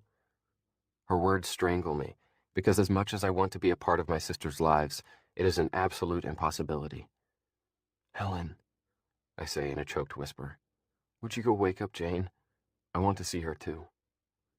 She hesitates a second, and then nods. Don't go anywhere. She disappears into the house and then comes out a few minutes later with Jane in tow. Jane is 14 now, but almost as tall as Helen. Her hair is dark blonde like mine used to be, and it's cropped to her chin. When she sees me, she races across the wet grass and throws herself into my arms. She asks all the same questions Helen did, and then with hope brimming in her eyes, she says, So are you going to come and live nearby? I'd love to, I say, trying to keep my voice steady. But I have other plans. You know how I've always wanted to backpack across Europe? They both look at me, and behind the pain in their eyes, there's understanding that I need freedom. Helen smiles. I wish we could come with you. I shake my head. No, you don't. You guys have a good life here.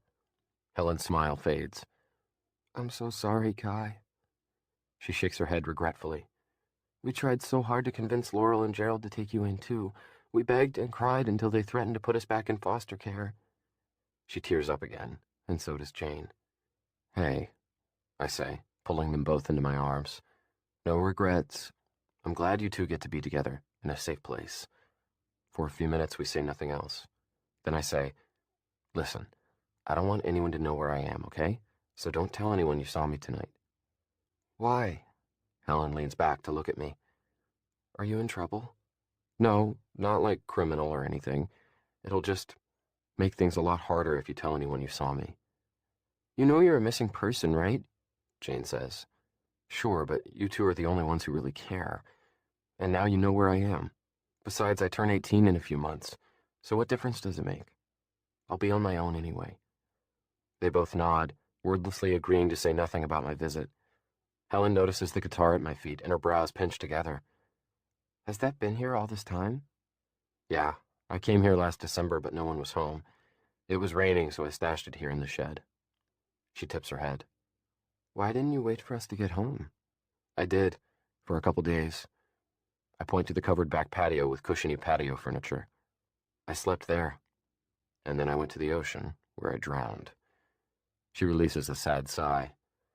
It must have been when we went on the cruise. Prices are cheaper in December, so... She waves it off. Where are you staying now? Around. Jane grabs my hand and holds it the way she used to when she was scared, when she was 4 and I was 8. Kai, are you homeless? No, I live at the place I work, and I'm getting fed and everything, okay? Well, Helen says, I'm glad you're being taken care of, or taking care of yourself. You always were good at that, and always good at taking care of us. Her chin quivers. Thanks for that. I pull them both into a hug again, mostly so they can't see the tears welling in my eyes. I love you guys. Never forget it. When will we see you again? Jane asks. I don't reply for a long time, because I don't have a clue of how to answer. There is no good answer. No answer that won't leave them with false hope or no hope at all. I don't know, I say, but I will see you again. They just won't be able to see me. Chapter 19. Avery. The next morning, I pass row after row of vines at Isadora's vineyard, peering down the alley between each one in search of Kai. The sun is peeking over the rolling horizon, and the tops of the vines are gilded with light. The air is crisp and clean, full of the possibilities of a new day. I woke this morning with a surge of newfound courage to take back the life I discarded 6 months ago. Mom was still sleeping, so I left her a note, and then went to Dad's where I put on a surf tee and board shorts, packed a beach bag, and strapped 2 surfboards to the top of my Cherokee. I'm not sure how this day is going to go, but I'm optimistically prepared. Down at the end of one of the rows, I glimpse a wooden gate with a lavender field and a little cottage behind it. I pause, wondering if that's where Kai is staying. And then I hear something. Faint music, coming from the direction of the cottage. I follow the sound down the row of vines, and it gets more distinct the closer I get to the cottage. Guitar strings being plucked in a downpour of melancholy notes, and I don't have to see Kai now to know exactly where he is. The gate squeaks loudly as I pass through, but Kai must not hear because there's no pause in his music. I approach the front of the cottage slowly, wanting to listen without him knowing I'm here.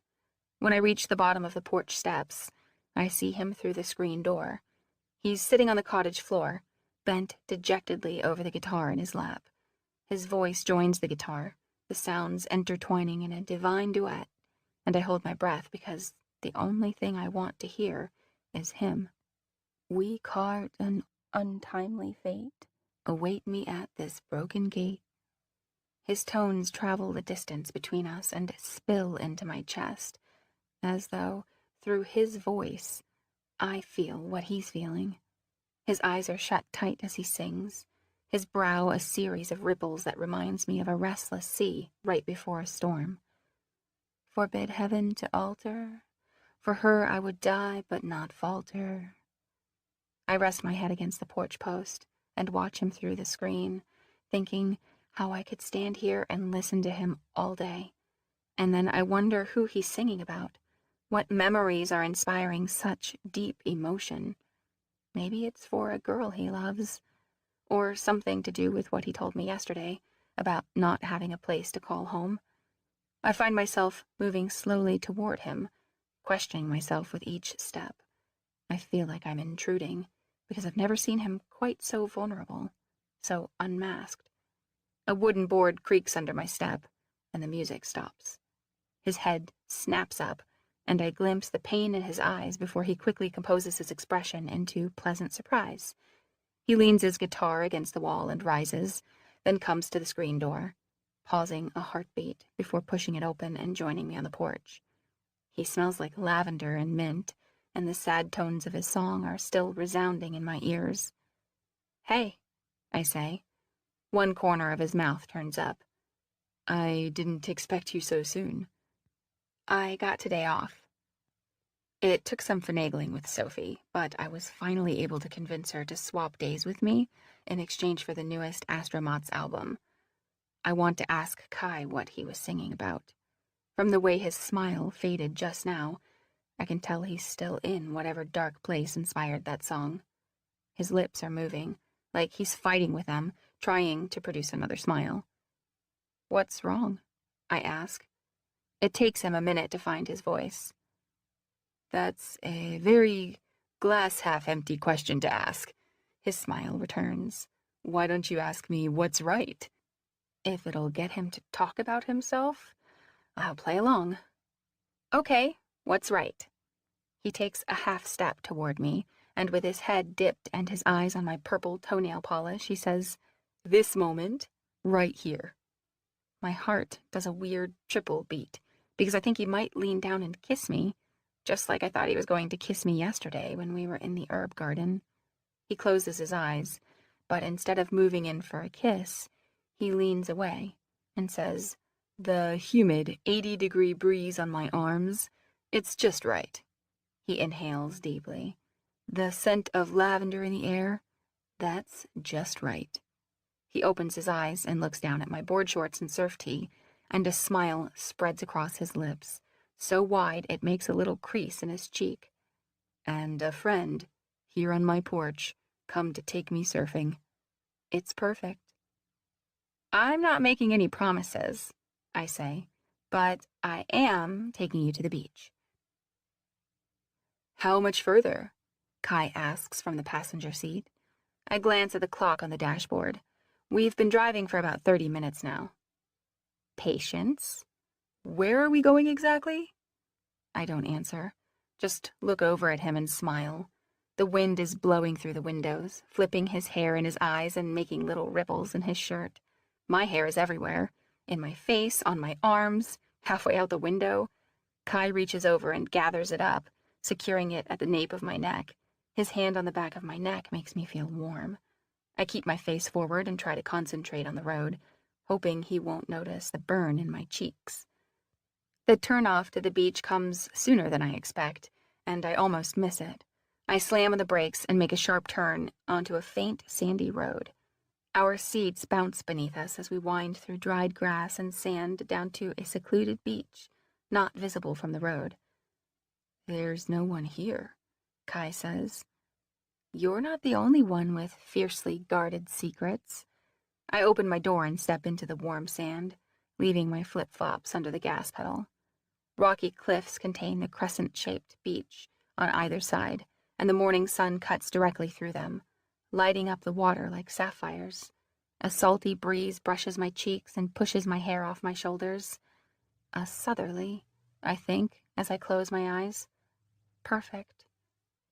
I listen to the waves crashing on the shore, and for the first time in months, instead of tormenting me, they beckon to me. For a moment, I imagine them beneath me, lifting me, pushing me forward like wind behind a sail. If it's a secret, Kai says, his voice close to me. How did you find it? I open my eyes. He's standing right beside me, my beach bag slung over his shoulder, one of my neglected surfboards tucked under his arm. My dad, I say. He used to come here with his buddies before the chocolate shop took over his life.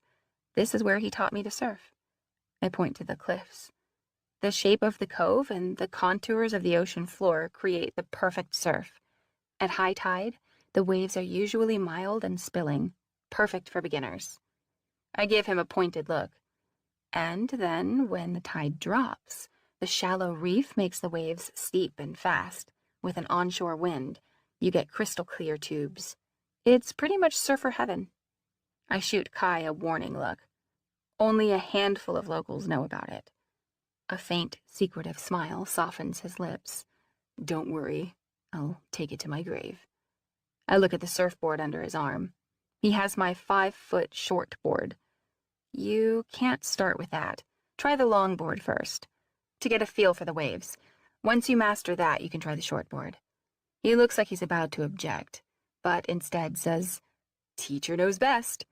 He hands me the shortboard and slides the longboard off the car rack. We take a short walk through the parched grass and sand, then set our things down out of the water's reach. Kai peels off his t-shirt so he's wearing only board shorts, and it takes conscious effort not to gawk. I spread out a towel and sit down, gazing at the sea for a long time and taking slow, deep breaths, trying to reacclimate to a place I haven't been in so long. I feel a little jittery, but as I run my hand through the warm sand and focus on the feeling, it calms me a bit. So, Kai says, laying the surfboard on the sand near me, you gonna show me how it's done? I pull sunglasses from my bag and slide them on, thinking about what Kai said the day before, about bargains. I'll tell you what, for every question you answer, I'll give you a surfing tip. He stares down at me, and I see his gears turning, considering. Finally, he crouches beside me and says, I have a better idea. You always do, I say, digging a paperback from my bag. Let's play a game. Aren't we already? He ignores my attempt at banter. It's called Truth and Dare. I set my book down. You mean truth or dare? No, I mean truth and dare. I raise an eyebrow, intrigued.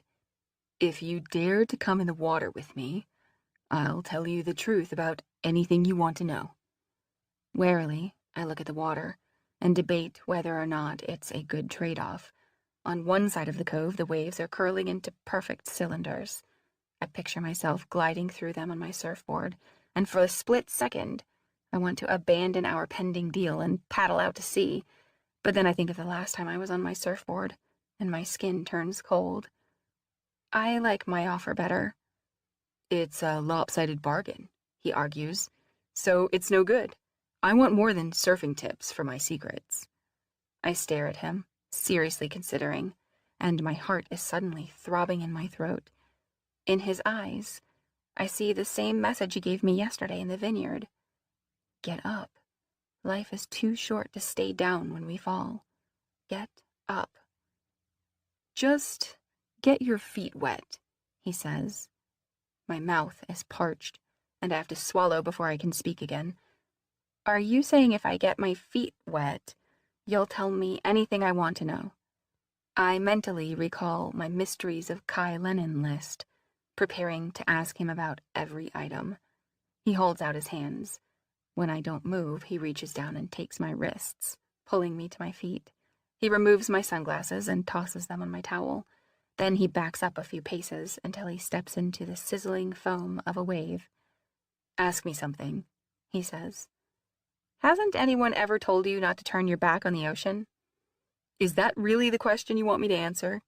When I say nothing, he says, Come on, ask me something. Where is that brave girl I saw in the mirror last night? My pulse is racing, and even though the weather is perfect, the back of my neck is suddenly on fire. There is so much I want to know about Kai, but are his answers worth the guilt and panic and pain I'll feel the moment my toes touch the water?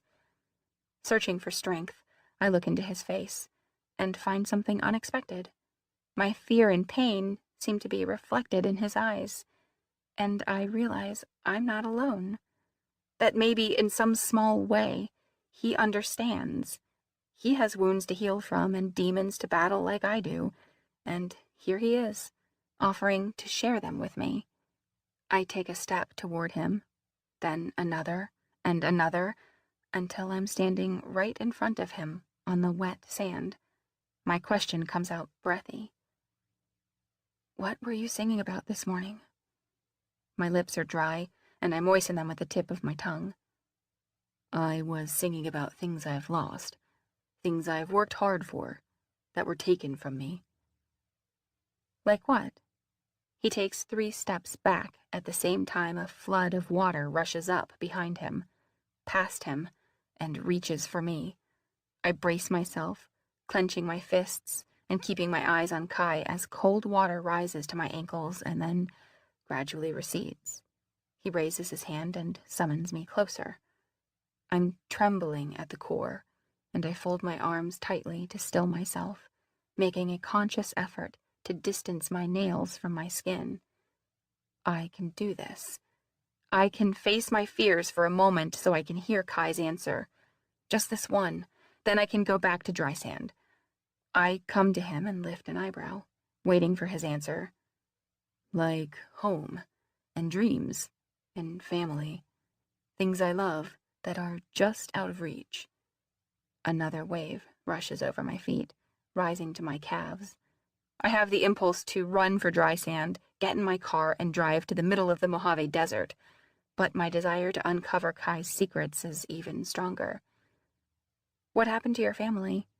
Why are your sisters living with your aunt and uncle? Where are your parents? That's 3 questions.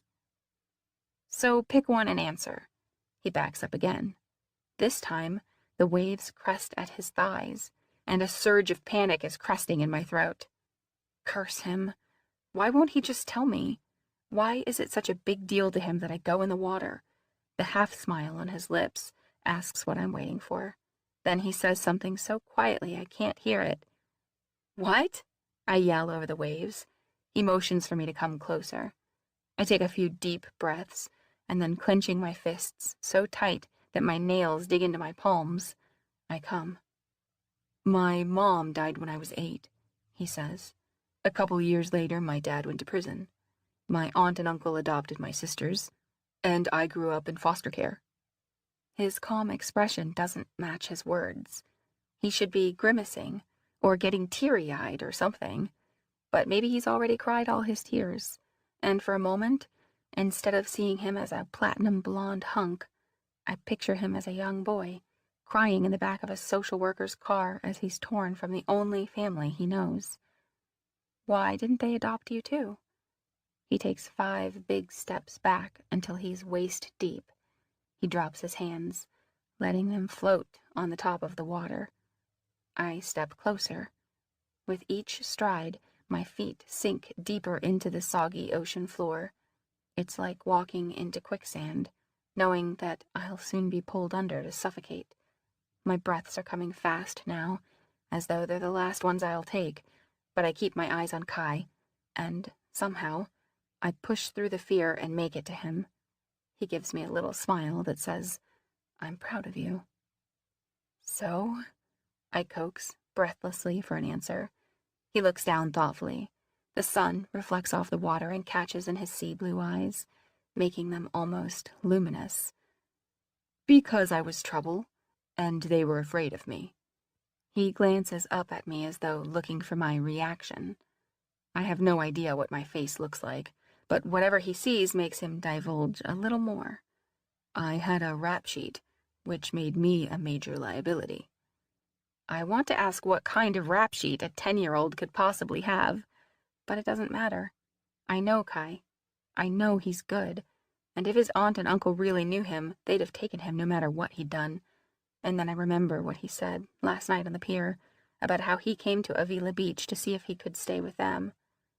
"So, you're grown up now, and this amazing person, and they still won't let you live with them?" He shrugs. "It doesn't matter. I'm on my own now."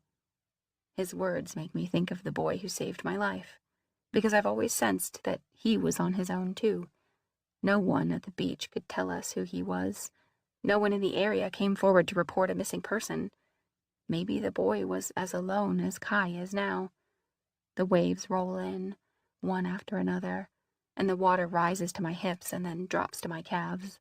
A bass drum pounds in my chest. Thump, thump, thump. The waves crash into us, pushing us toward shore, then pulling us further out to sea.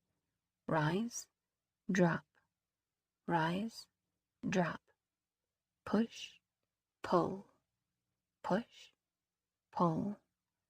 This is where the boy died. Not in this spot, or on this beach, but the ocean is one big connected mass. This is still his grave. Thump, thump, thump, thump. The water is frigid, cutting to my bones, but my body is on fire, every cell burning with guilt. I shut my eyes, trying to push the thoughts aside. I feel Kai's fingers, warm and steady, wrap around my hands. "Look at me," he says, and when I open my eyes, his clear aquamarine gaze holds me in place. He's standing in front of me, a barrier between me and the sea, and I feel safe here in his harbor. "Ask me another question." "Why are you doing this?" Of all the things I want to know, this has suddenly become the most important. He studies me for a long moment, then says, "Because I can see how much you want it." A breeze pushes my hair into my face, and Kai reaches up and brushes it back. "It's time to stop punishing yourself, Avery. It's what he would want. It's what you want. Let yourself live." He's right. It is what I want. To live again, to embrace life even when it's scary, to chase the things I love even when they seem unobtainable. I can do this. For me. For Kai. And, most of all, for the boy who saved my life. The waves are rolling around my waist now, and I feel a different kind of tug. A tugging in my heart. The ocean is tugging me toward it like it used to. Instead of wanting to flee, I feel the desire to go deeper. "Want to go back?" he asks softly. "No," I say, with a slight shake of my head. The corner of his mouth tips up. "You sure?" "I'm sure." The other corner of his mouth rises, completing his smile. He pulls me into a hug, and now my heart is pounding for an entirely different reason. He dips his head and murmurs in my ear, "You did it." "No." I shake my head, my cheek rubbing against his bare chest. "We did." Chapter 20. Avery. "I grew up on a skateboard," Kai says tiredly after I make him show me a good surfing stance for the 8th or so time. He's standing on my surfboard in the dry sand, feet shoulder-width apart, knees slightly bent. One arm is extended toward the nose of the board, the other bent at his shoulder like he's a ninja preparing to fight. Surfing can't be that different. "First of all," I say, hands on hips, "steering a surfboard is nothing like steering a skateboard. It's all about how you throw your shoulders and waist. And look at how big of a surface you're standing on compared to a skateboard. So many more places to put your feet. How do you know your feet are even in the right spot?" "Because this is where you told me to put them?" I look down at his feet, and they've migrated since I told him where to stand. I give him a good shove in the chest, and he staggers backward onto the sand to catch his balance. "If you'd been standing where I told you to," I say with a smile, "you would have stayed on your board. And bend your knees more next time." His eyes dance with amusement. "I'm a kinesthetic learner, okay? Let's stop talking and start doing." He scoops up the board and starts toward the water, looking over his shoulder at me in a beckoning way. "Okay," I say. "Just remember—" "I got it." He turns and walks backward toward the water. "Duck dive under the breakers to get out. Head to the peak of the swell. When I see a wave and feel it start to lift, turn and paddle like crazy and pop up. Piece of cake." His tone is bored, as if he's already done this 1,000 times. "Yeah, and all the other stuff I just told you. And one more thing, you're surfing over shallow reef. The tide is heading out, so don't fall head first." "Who says I'm going to fall?" He bites his lower lip and gives me a crooked grin that sort of makes me want to go over and kiss it off his face. Instead, I look at his feet, because at least I can do that without wanting to kiss him. Something is dragging in the sand near his feet, his leash, which isn't strapped to his ankle. "Wait!" A jolt of terror rushes through me, and I go to him and crouch down to strap it on for him. "Don't be reckless," I say soberly. His smile fades.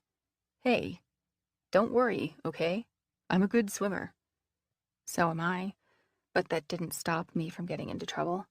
And the boy who jumped off the pier must have been a strong swimmer to get through the waves to me, but that didn't stop him from drowning. Kai must guess my thoughts because he says, "I'll be careful, okay?" The sun is right behind his head, making the tips of his hair glow. "Go get your board. Come in with me."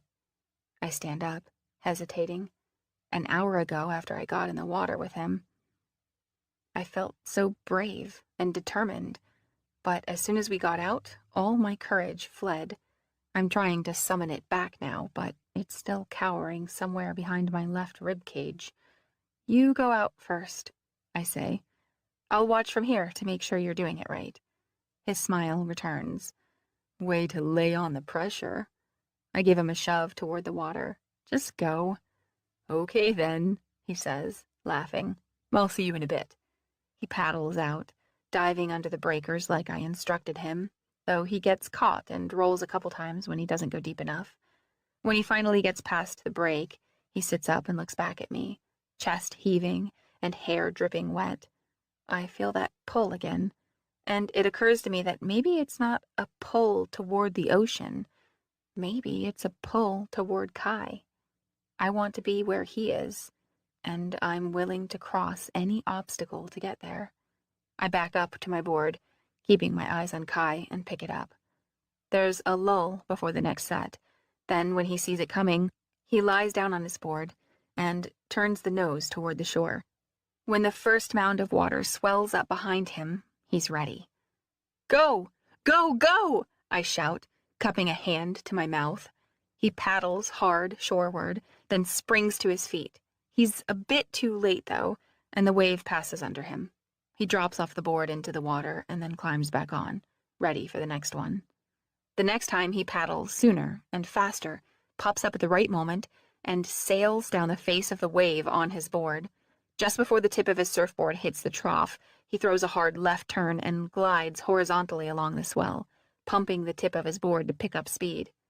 My jaw drops, and all I can think is that either he's done this before, or skateboarding must have more in common with surfing than I realized. He veers upward and launches off the lip, going airborne for a second before disappearing behind the crest. I hold my breath, waiting for him to resurface, but after a few seconds, I don't see him. I crane my neck, trying to see over the peaks. There's no sign of him.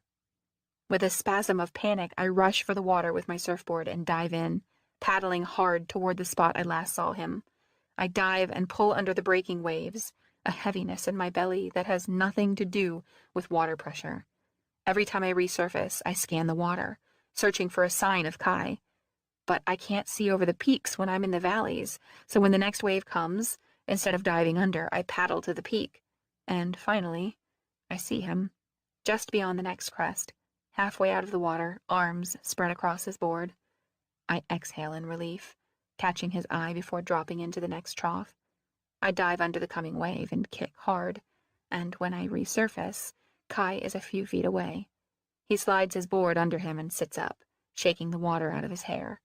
The way he's sitting, surrounded by rolling hills of water and speckled with reflected sunlight, makes him look like some sort of sea god. "You scared me," I say, out of breath. "Slow down. No more aerials until I teach you how to do them safely." He gives me an apologetic look. "I don't have time to slow down if I'm going to surf. I'm going to surf." I swat the surface with my palm, sending a big splash his way. "If you don't want me to have a heart attack, slow down." His eyes soften, and after a long moment he nods in concession. I glance back at the shore, realizing how far away it is, and then it hits me, really hits me, that I'm out here, in the ocean, on my surfboard. A tingling sensation makes its way from my stomach to the tips of my fingers and toes, and I feel a surge of energy inside of me, an ache on the threshold of fulfillment. Another set is approaching, and I study the shape of the incoming swell, looking for the peak. I lie on my board and paddle north, positioning myself where the wave will be fullest. The first one feels too weak, so I let it pass under. Then there's a humming under my skin, as though I'm plugged into some great source of power. As the next wave approaches, it grows louder, more powerful. I feel it in my muscles, in my bones. I turn the tip of my board toward shore. When the water starts to swell, and I feel its energy surging inside of me, I know this is the one. It's moving so fast, so I paddle hard, then spring to my feet in one swift movement. My arms spread out like wings, and then I'm flying. The waves are the wind, and I am a bird, soaring over the face of the sea. I sail toward the crest, throw a hard turn, then speed back down a clear wall of water. I feel alive and free. I reach out and drag my fingers through the water, proving to myself that it's real, that I'm real, that I'm really doing this. The wave curls over me, and I crouch down, barreling through a crystal blue cylinder.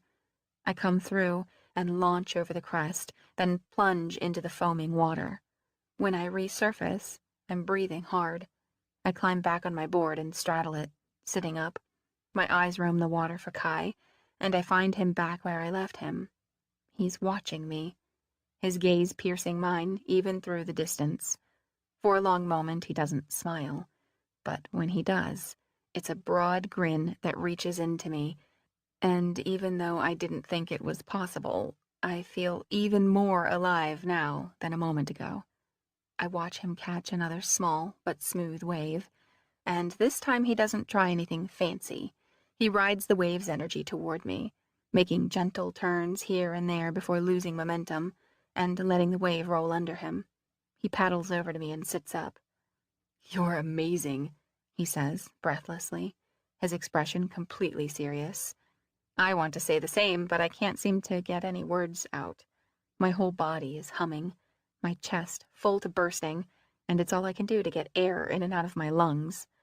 I dip my hand in the ocean, letting the crisp water run through my fingers. I feel the pulse of the sea beneath me, a repetitious, soothing rhythm, lifting me, dropping me, up and down, sliding over hills into valleys and back again. This is home to me, the one place I belong, the place where I can be me. I'm shivering, but not from the cold. I look over at Kai, who's still watching me, and I whisper, "Thank you." Only the words aren't just for him, but also for the boy who saved my life. Because without him, I wouldn't be here in this perfect moment, on this perfect swell, with this perfect boy. And it occurs to me that the best way to honor him isn't to stay out of the water, but to immerse myself in it, accept his gift, and live my life to its fullest.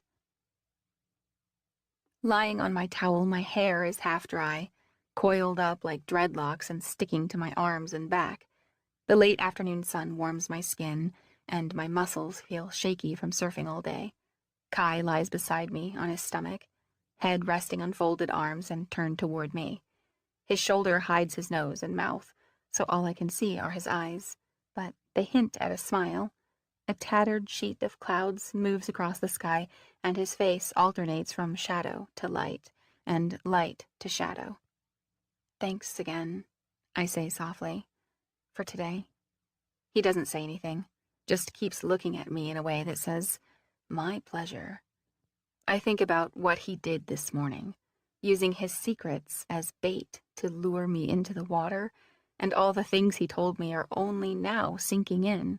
His mom dying when he was 8, his dad in prison, being separated from his sisters and growing up in foster care. I'm beginning to understand why he's always hesitant to talk about himself. And then I think of something else he said, about how he's on his own now. "Kai, how old are you?" Another shadow moves across his face, and a damp onshore breeze ruffles his hair. 17. So, aren't you still supposed to be in foster care? He props himself on his elbows and gazes at the ocean. The tide is low now, and the waves are steep and fast, curling into tubes at the break. Here and there the sun breaks through the clouds and scatters patches of sparkling light across the distant sea. "The last foster parent I had died unexpectedly of a heart attack. He was this old guy, Charles." Kai's fingers are drawing circular patterns in the sand, going around and around and around. "I couldn't bear the thought of going to another home, another strange place with strange people who pretend to care about me, but don't really know anything about me." He sweeps away the pattern, making a clean, sandy slate. "So I ran. I hitchhiked across the country, hoping that if I could talk to my aunt and uncle face to face, I could convince them that I wouldn't be any trouble."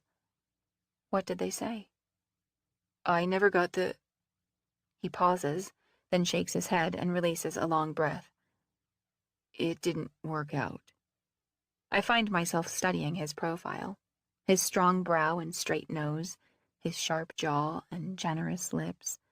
Something about his face feels so familiar, as though I've seen it somewhere, even before this week. His picture is probably posted on one of the missing persons reports I've scoured. "So you're a runaway?" He gives me a sidelong glance and a slight guilty smile. "Just give me a head start before you call the authorities." I tap his wrist lightly. "I won't be calling anyone." He goes back to gazing at the sea, whispering, "Thanks." I roll onto my back and watch the frayed edges of a rain cloud inch across the sky in our direction. "What about your sisters?" I ask. "Do you ever get to see them?" "Yeah, sometimes." His voice is sad. "I like to make sure they're being taken care of." With everything he's done for me the last few days, this doesn't surprise me. He must have been a great big brother. And it makes me sad to think that for the last few years they didn't have him around to look out for them. Something occurs to me, and I sit up, twisting my hair over one shoulder. "Kai, when you fought with Tyler the other day, You said he hurt someone you cared about. Were you talking about one of your sisters? He sits up and dusts sand off his elbows, then says quietly, No. Then who was it? His eyes move slowly over my face, his lips twitching restlessly, like he can't decide whether or not to answer. The restlessness spreads to his limbs, and he stands up and wanders to a boulder nearby. He paces in front of it a few times, then hoists himself onto it and dangles his bare feet, brushing the sand with his toes.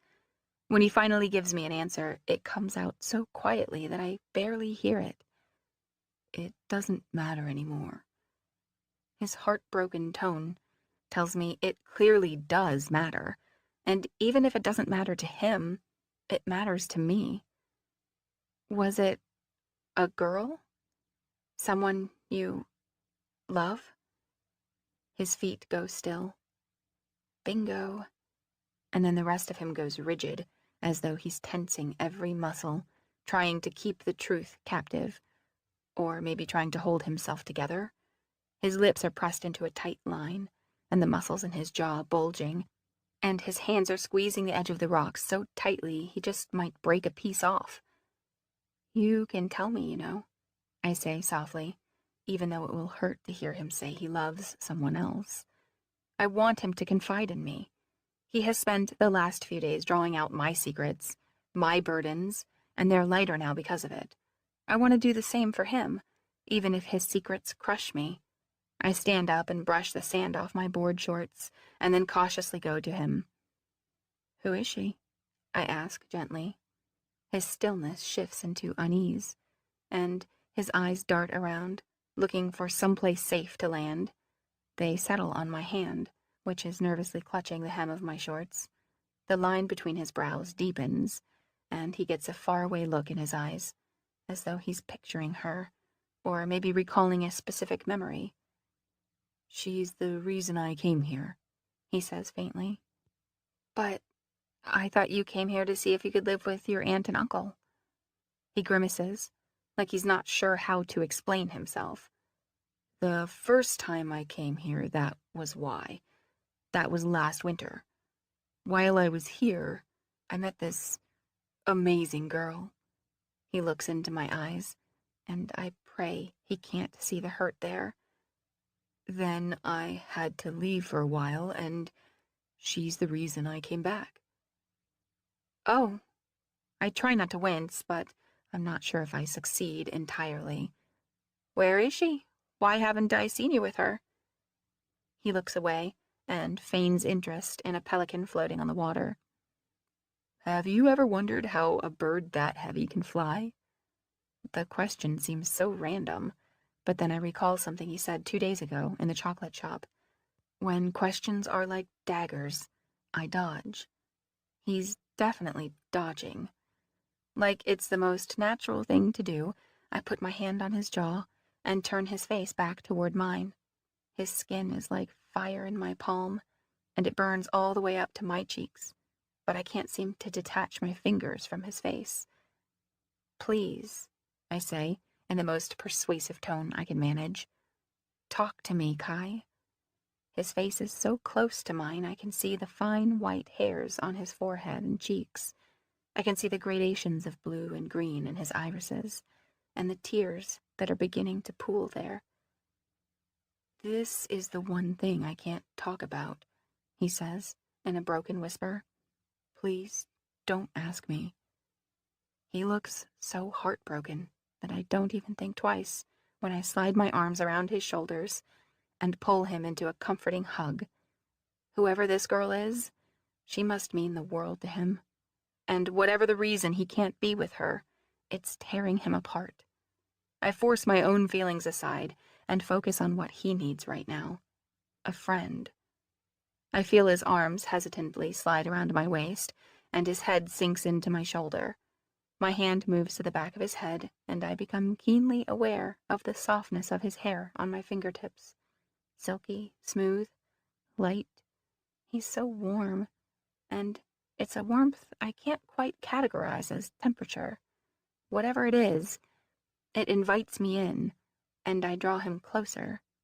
I notice how we seem to fit together perfectly. My head falls into the place between his neck and shoulder, and I mold into him like soft caramel. The sun is hidden behind the rain clouds, but my skin is tingling as though its rays are being redirected through Kai.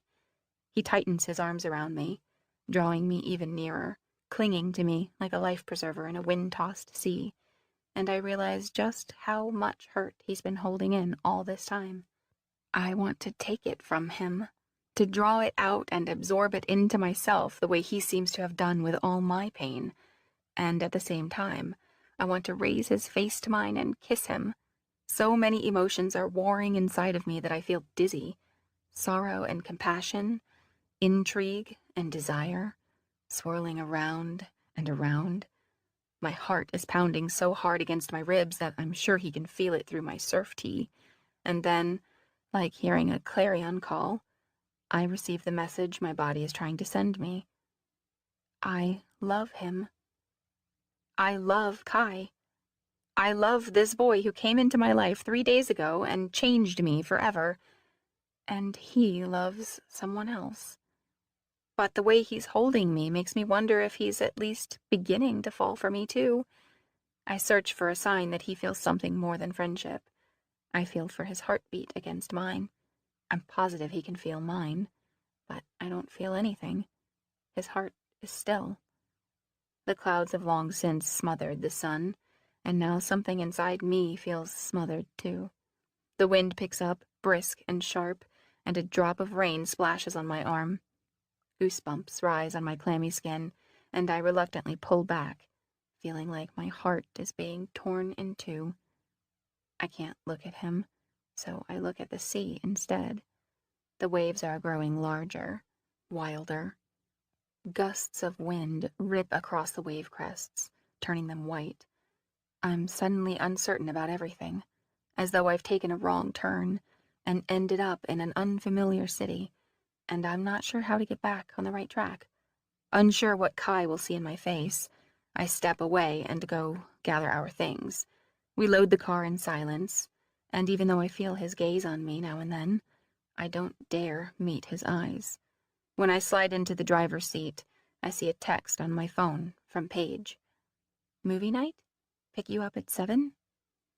I think about Kai, about the girl he loves.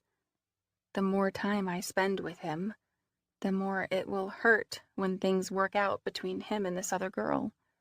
Suddenly a movie doesn't sound like a bad idea. I could definitely use the distraction. I text Paige back. Sure, pick me up. Chapter 21. Avery. Why didn't you tell me he was coming? I whispered to Paige in the theater lobby. Tyler and Dylan are a few yards away, buying our tickets from a kiosk. When Paige picked me up, she said nothing about meeting anyone. But when we got here, Tyler and Dylan were waiting for us as though that was the plan all along. I thought you wouldn't mind, she whispers back, looking at me like I'm crazy. I eye the glass doors of the theater. It's pouring outside, and people are rushing in and out with jackets over their heads or umbrellas bursting open. I fasten the top button on my rain jacket, seriously considering making a run for it. But then I remember that Paige drove, so unless I want to make the 5-mile trip home on foot, I'm stranded here with a boy I never want to speak to again. I thought you guys were working things out, she says in a hushed tone. I saw you kiss the other night at Dylan's. So, what's going on? What's going on? I'm in love with a guy I met 3 days ago, and he loves someone else. I don't have it in me right now to face Tyler after what he said to me the other night. I just want to go home and hide under my blankets for the next 12 years. My stomach hurts. I hug myself, trying to squeeze the pain out. We're not working anything out. She tilts her head and offers a consoling look. What happened? I don't want to get into it with Tyler so close, so I brush off her question and say, I can't believe they agreed to come to a rom-com with us. And then I question why I agreed to come to a rom-com. As if watching people get all lovey-dovey on a 76-foot screen is going to make me feel better.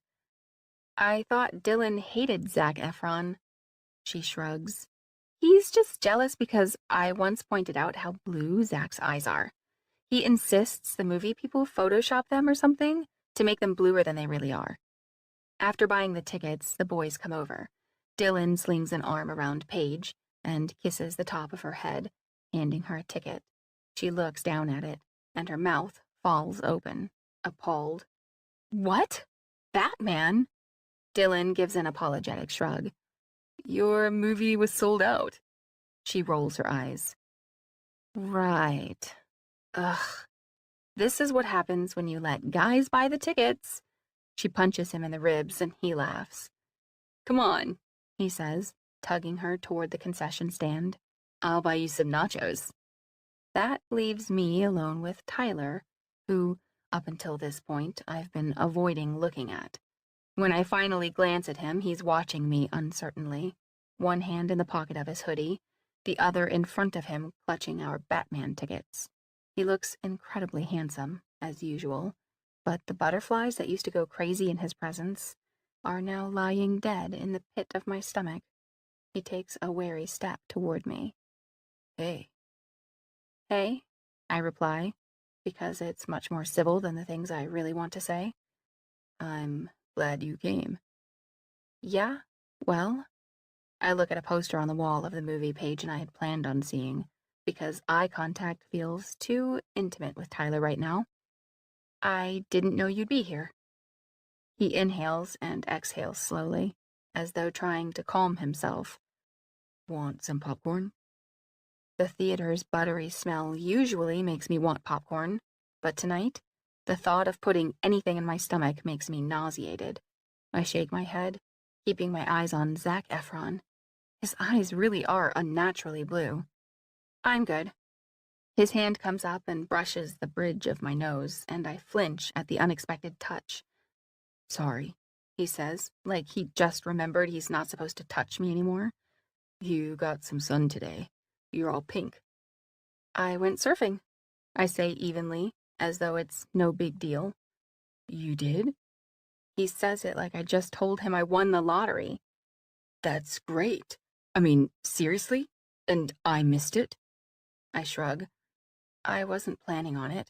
It just happened. I almost want to tell him how it happened, but decide to keep it to myself. Because if I talk about it, about Kai, and what he did for me today, all these tears that are mounting inside of me will come bursting out, and Tyler will know. He'll know that I love Kai. I have to pull myself together if I'm going to make it through tonight. Right on, Tyler says. His hand drops to his side, and he lets out a long breath. Look, I've been meaning to call you. I want you to know I'm sorry. I eye him, and his face is bordering on desperation. Sorry for what? For what I said the other night. It came out all wrong. I only meant... He shakes his head and lets out a frustrated growl. I know you've had a hard time, but this has been hard for me too. I'm sorry I hurt you, and I'm sorry I broke things off the way I did. He sighs. Sometimes I do stupid things, and I guess I just got scared. I shoot him an inquisitive look. Scared of what? I don't know. Being needed so much, and scared that if I kept hanging around you, I'd lose myself, the way you seemed to have lost yourself. Don't look at me like that. I'm still figuring out this love thing. He makes air quotes like love isn't really a thing at all. I didn't know love was something that needed to be figured out. You know what I mean. Like what it means to love someone. And love at the time felt so heavy. There was so much responsibility attached to being with you. I didn't feel ready to carry that kind of a burden. Nice, I say, smothering the word in sarcasm. So that's what I am? A burden? No! He throws his hands up in exasperation. But at the time, that's what love felt like. And now it's different. Well, yeah. Why? He scratches the back of his head and thinks for a moment. I've matured, I guess. I arch an eyebrow. In a few days. He shrugs at a loss for words. Does your accelerated maturation have anything to do with Kai? His head jerks back. What are you talking about? You started changing how you saw me when he came around. No, he shakes his head. It's not like that.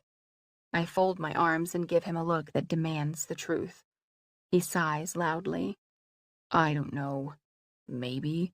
When I saw you with him, it bothered me, and things seemed to be moving pretty fast. So I had to decide pretty quickly if I was really prepared to lose you to some other guy. And I'm not. Well, suddenly my throat feels tight. You wouldn't have anyway. His face lights up with hope. What? Kai doesn't. I pause, swallowing back the huge lump in my throat. He doesn't see me in that way. He's in love with someone else. The words come out bitter, and I spit the last ones out. Some amazing mystery girl. Saying it out loud hurts so much more than I expected, and I clench a fist around my jacket lapel as though it will make it easier to endure. Oh, his brow furrows. Are you sure? He seems really into you. Yeah. In fact, he says you know her? He points a thumb to his chest. Me? I nod. And now that I think about it, if Tyler knows her, I probably do too. Come on, guys! Paige is waving for us to follow her into the theater. So we do. Tyler hands over our tickets, and as we walk down the long hallway in silence, I start sifting through every girl I've ever met, trying to match her up with someone Kai would be in love with. We find our seats in the dimmed theater, and without much thought I sit between Paige and Tyler. Even though the screen is huge and vibrant, and the surround speakers are blaring, I don't see or hear any of the movie, because a parade of girls is marching through my head, each one trying out for the part of Kai's love interest. None of them seem good enough for him. Whoever this girl is, she's undoubtedly beautiful and smart, capable of deep conversations and philosophical insights. She probably plays the guitar, or a cute little ukulele, and she definitely has a sultry singing voice. But after searching through all my acquaintances, I come up short. I finally give up and turn to Tyler for help. Who did you hurt? I ask in a loud whisper, immediately realizing how random the question sounds. He answers with a blank look. I obviously need to start somewhere else. I try again. Kai said you hurt the girl he's in love with. Who was it? His brows crash together, either because he's wondering why I would start a conversation like this while we are watching a movie, or because he really has no idea what I'm talking about. He shrugs and opens his palms, then turns back to the screen. I know my quizzing should wait until later, but my curiosity is making me so antsy I can't sit still. Have you dated anyone since we broke up? This time, I forget to whisper, and someone in front of us turns around and shushes me. Tyler leans over, bringing his face an inch from mine. Why are we talking about this right now? His whisper is harsh, annoyed. I need to know who it was, I whisper back. Then Tyler says the words that are just beginning to teeter on the edge of my subconscious. Maybe he was talking about you. You're the only girl I've ever really hurt, and I'm sorry, okay? For the millionth time, I'm sorry. A handful of popcorn comes flying at us over the seat in front of us. Tyler picks a piece out of his hair and faces the screen, his jaw rigid. His hands clasp the armrests on either side of his chair, as if he's in a roller coaster ride about to plummet down a hill. Or maybe it's me who's on the ride, because suddenly my heart is rising to my throat. Is it possible that I'm the girl Kai was talking about? That I'm the girl he loves?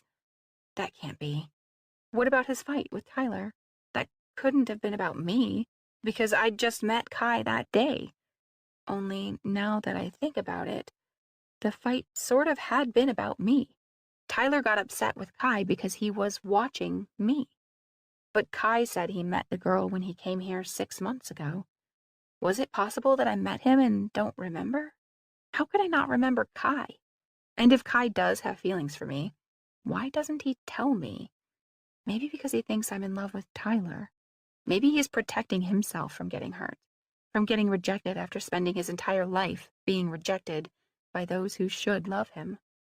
It all feels like such a stretch, and yet there's something inside of me, something growing and gaining substance with each breath, telling me that Kai really does feel something for me. Even Tyler said that Kai seems really into me. Why else would he have done everything he has for me over the past few days? Why else would he look at me the way he does, like he never wants to look away? As I allow myself, for just a moment, to believe that he loves me, a joy that I've never felt burns in my chest. I cling to the feeling, to the warmth, because if I let go, I'll be left in a place so cold and dark I may never find my way out. I let hope spread through me like flames on kindling, and then I'm on fire. I turn to Tyler. I have to go. He pulls his wallet from his back pocket and fishes out a wrinkled 20, offering it to me. Will you bring back some popcorn and a Fanta? No. I mean, I'm leaving the theater. I need to leave. He gives me a blank stare. Why? I don't answer. Just turn to Paige and whisper hurriedly. I need you to drive me somewhere.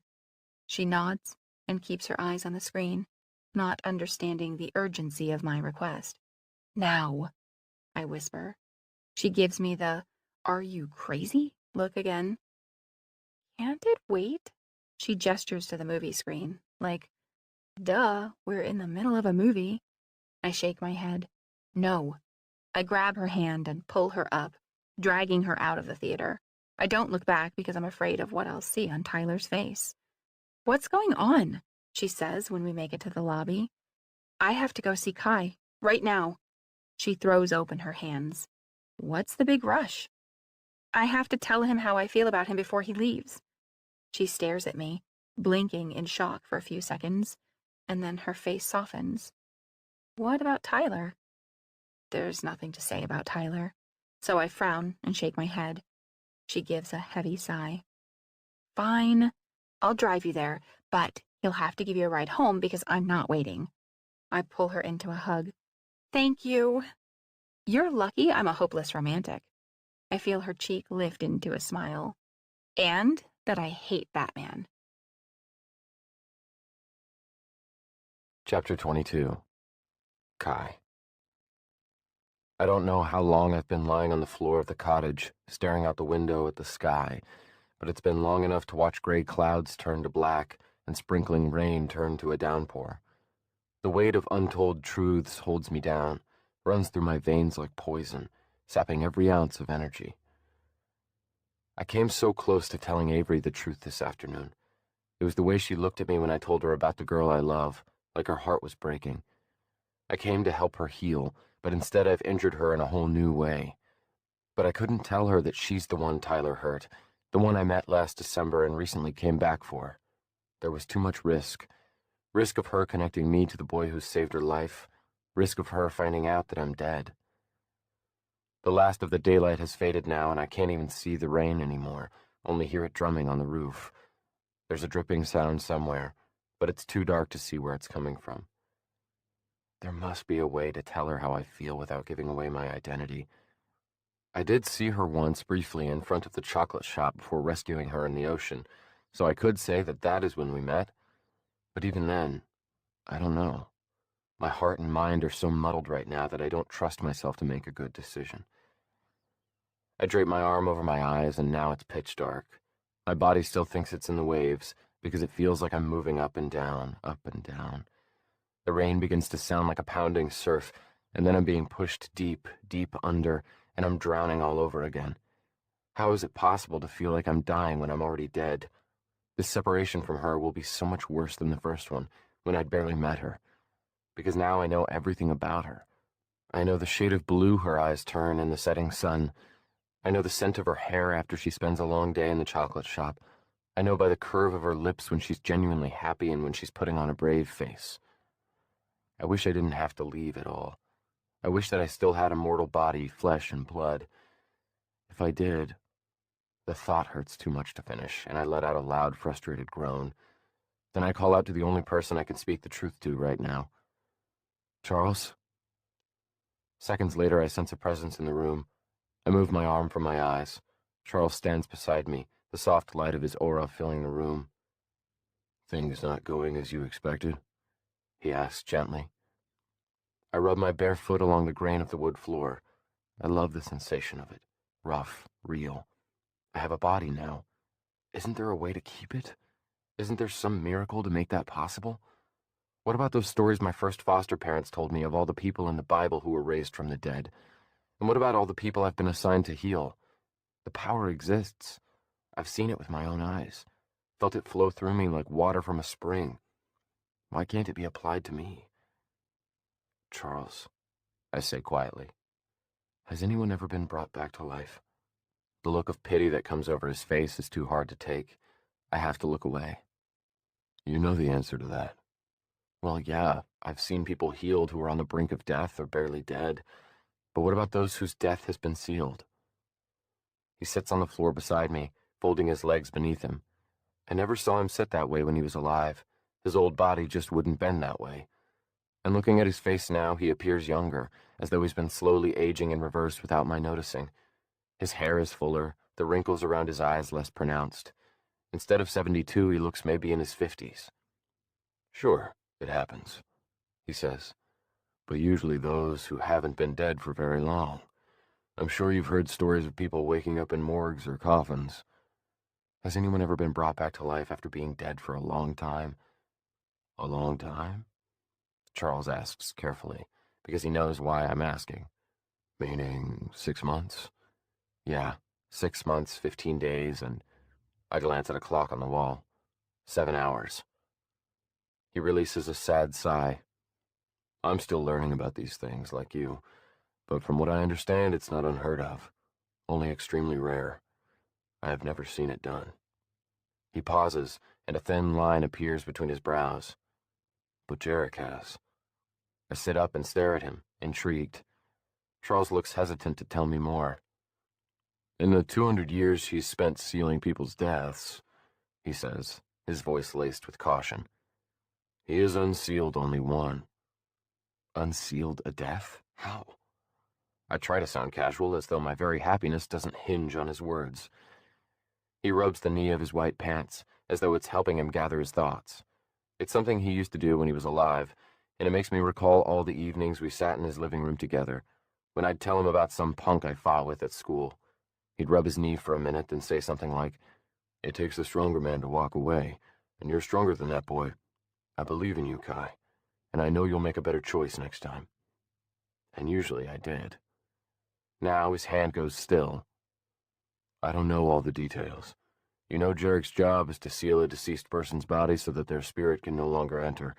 He mentioned one case where he was assigned to unseal the elements of someone's body after it had completely decomposed, so that the elements could be reorganized and the body restored. That's all he told me. He gives me a pointed look. Once in 200 years, Kai. Please don't dwell on the possibility. It hurts to see the hope in your eyes. But why not me? I ask.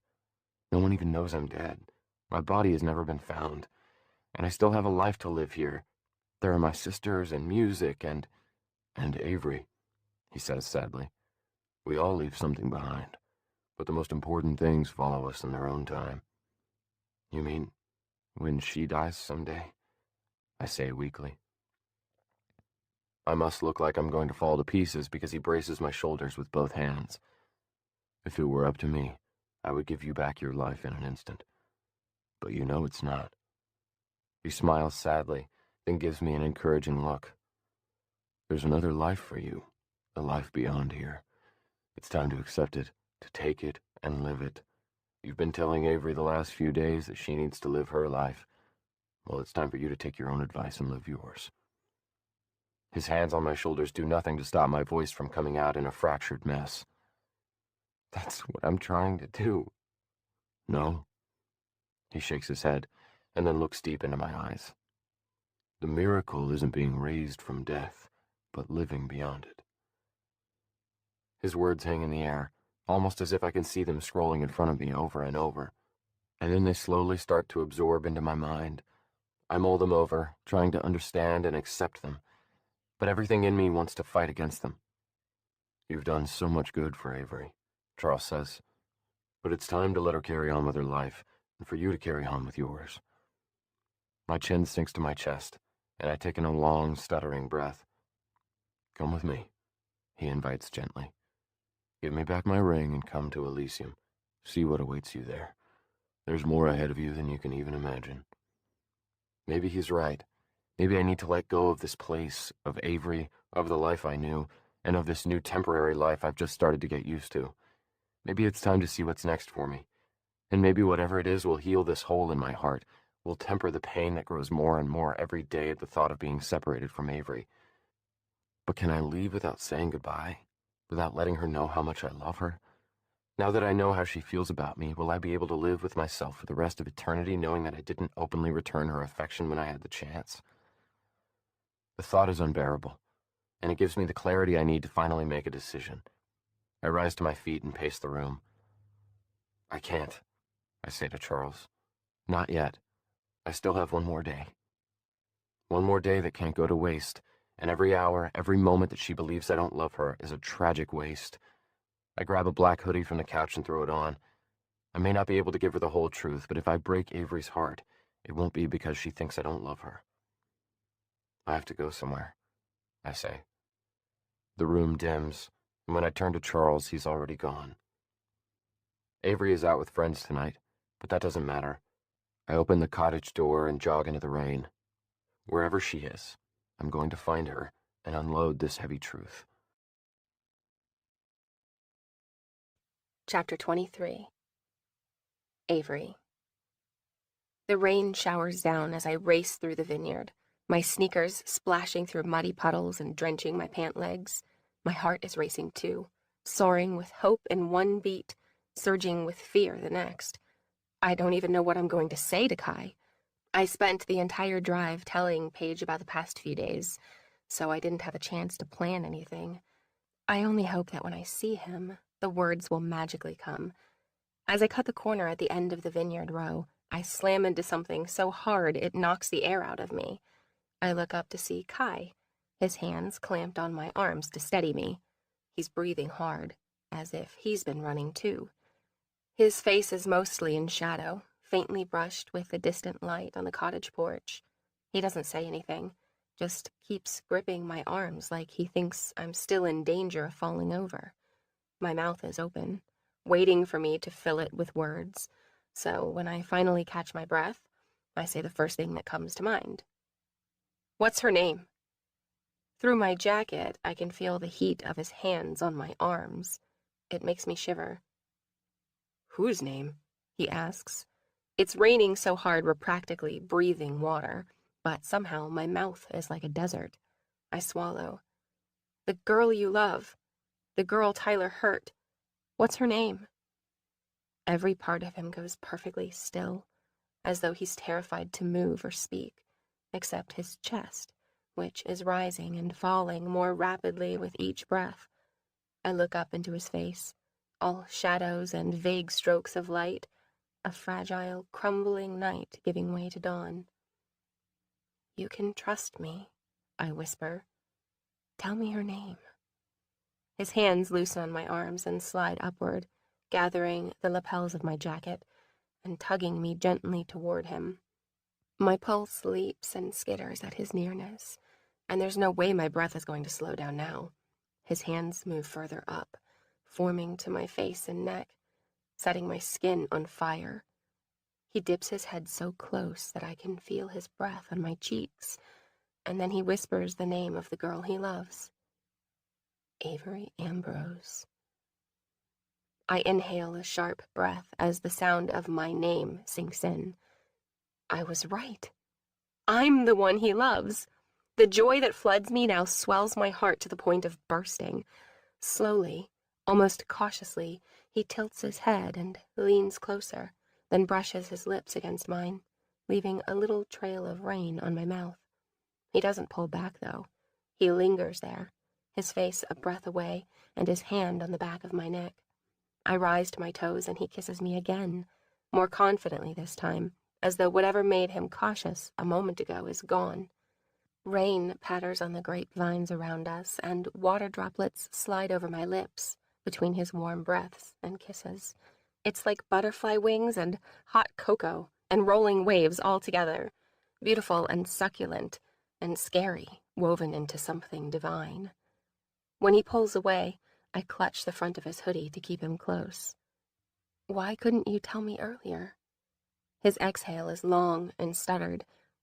Because I'm not. His voice breaks, and he pauses to regain composure, then tries again. I'm not the one who can make you happy. I reach up and touch his face, wishing that I could somehow make him feel just how happy he makes me, and wishing that I could make him happy too. You already do. In fact, after these last few days, I'm convinced you're the only one who can. My happiness is in your hands. Don't say that. Why? My throat is suddenly burning. Even if I don't say it, it's still true. He shakes his head slowly, and his shoulders sink a notch. You know I'm leaving. It doesn't matter. I find his hand at the small of my back and weave my fingers into his. We can figure something out. As I gaze into his sad eyes, waiting for him to respond, something taps at my memory, like the rain on his face. Keeps tapping, tapping, tapping, until a specific memory cracks open. Looking at Kai in the rain reminds me of the boy who drowned, as he clung to my surfboard in the rain and restless waves. But this time, in my memory, I glimpse his face through the rain, and the longer I look at Kai, the more he doesn't just remind me of the boy, the more it's like I'm looking at the boy. The lines and details of Kai's face slowly fill in the gaps of my lost memories, and suddenly, Kai is the boy who saved my life. I let go of his hand and step back, blinking through the rain at him. It can't be. It's impossible. What's wrong? Kai asks, worry darkening his expression. I open my mouth, but only a little whimper escapes. If I tell him what's going on in my head, he'll think I'm crazy. But I have to ask. Kai, I say, my voice wavering with doubt. If I'm the girl you were talking about, then you said we met 6 months ago. I shake my head in disbelief. Where did we meet? He steps toward me, and his hand comes up to stroke my wet cheek. You gave me a chocolate sample in front of your shop. I don't blame you for not remembering me. We were never officially introduced. I close my eyes and focus all my energy on recalling the day that boy drowned, on remembering the details of his face, or even a vague image. But all I see is Kai's face, Kai's eyes, Kai's wet hair. Only it was a different color then. Then I remember something else. The scar. I grab Kai's hand and lead him out of the vineyard and through the lavender field to his cottage. I pull him inside and shut the door, click on the table lamp, then turn to face him. Take off your hoodie, I demand. He gives an amused and slightly bewildered half smile. He raises an eyebrow, but doesn't remove anything. I feel my cheeks warm as I realize he's probably wondering what exactly I have in mind. I just want to see something, I explain. He stares at me for a moment longer, his face turning more serious, and then he peels off his soaked hoodie. The shoulders of his t-shirt underneath are damp where the rain soaked through.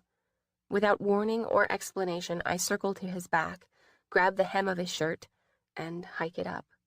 Surprisingly, he doesn't object.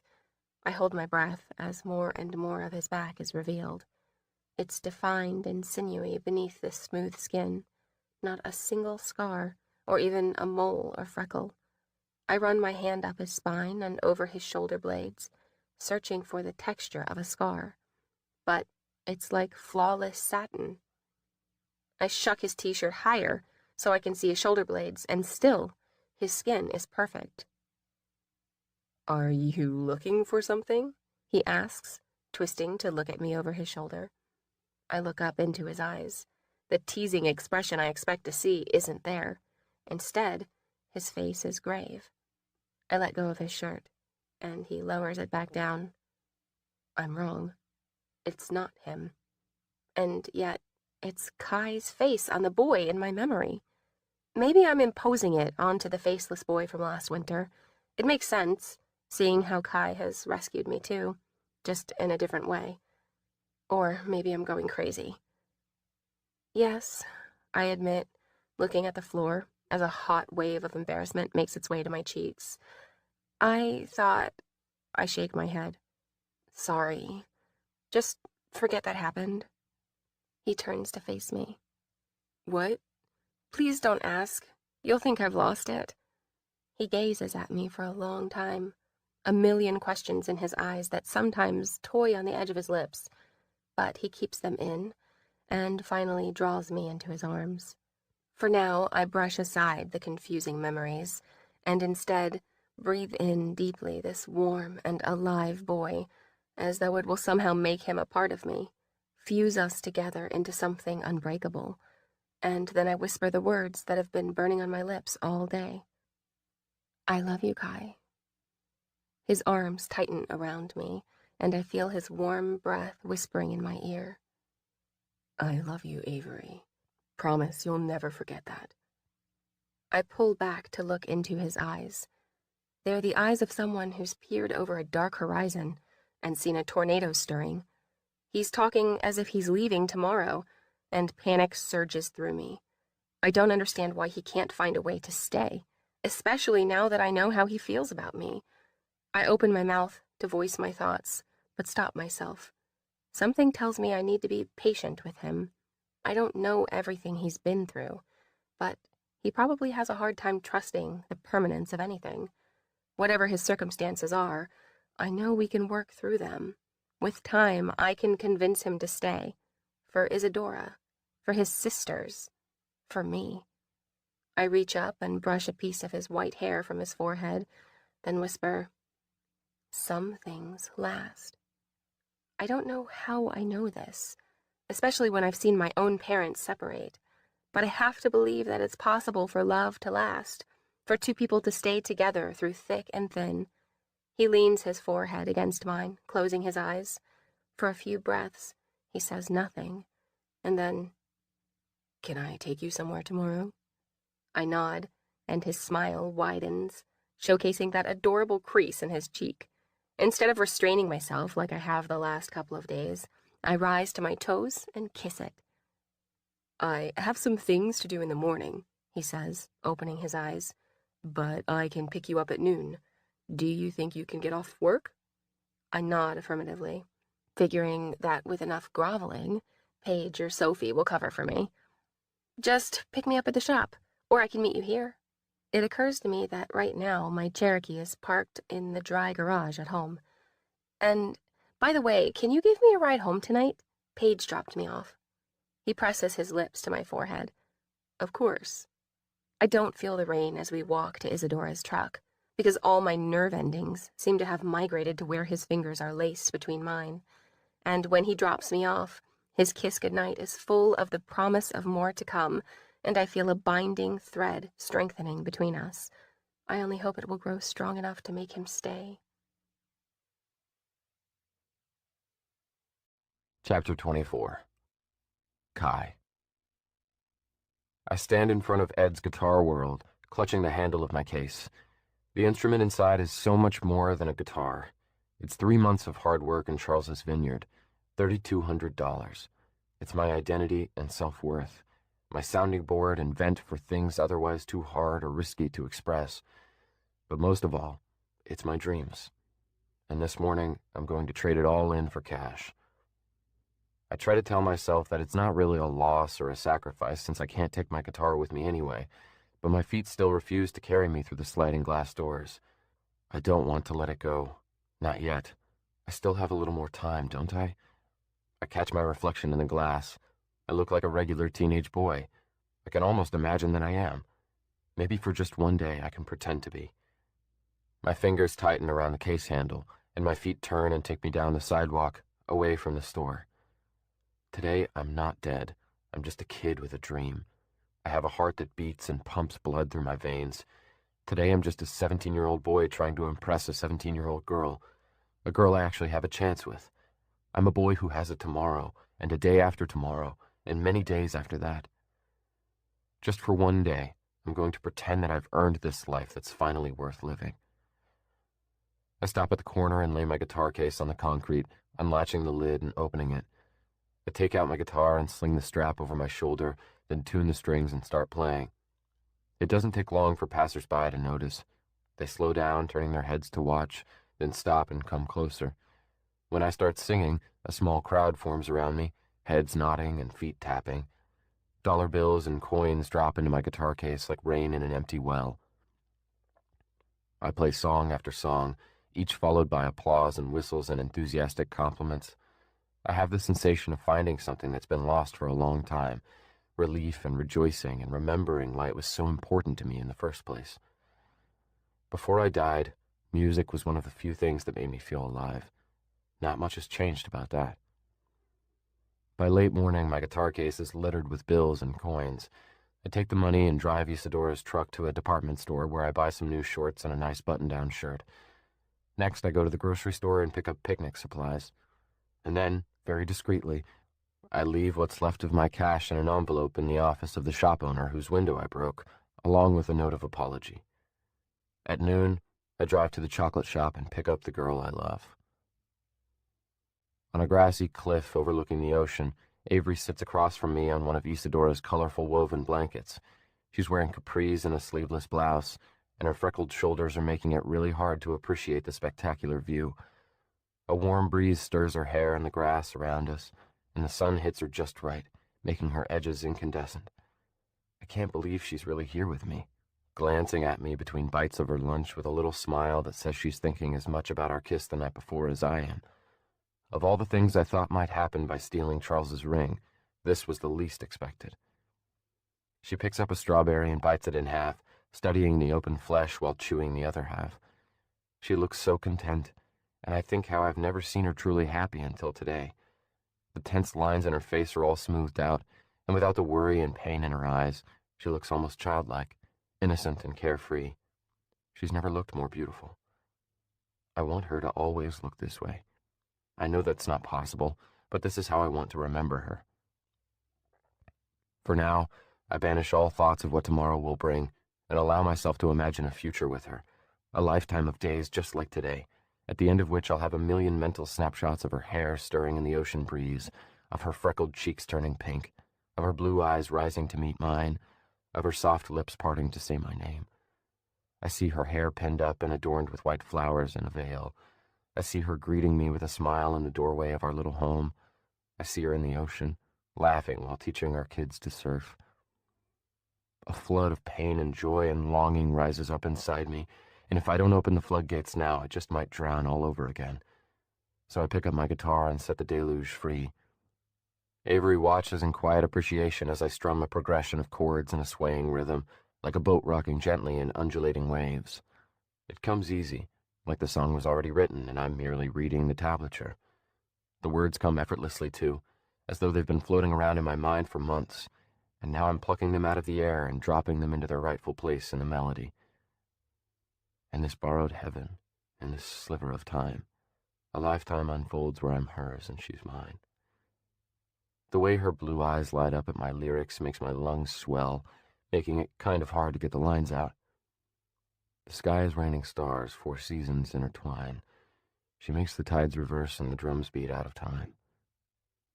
She closes her eyes as though she doesn't want her vision getting in the way of the music. It seems to draw her in, and her body slowly leans toward me until she's so close I can see the individual eyelashes shadowing her cheeks.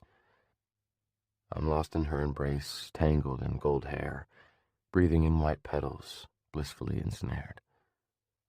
In all my attempts to escape the misery of my childhood by imagining a brighter future, I never imagined this, never imagined her, how it feels to love her, how it makes me wish I were a better person, how it makes me want to find all the dark things inside of me and wrench them out and burn them. I almost feel unworthy of her love and vitality and beauty. I never could have imagined it, because it's a beauty that can't be seen with the eye.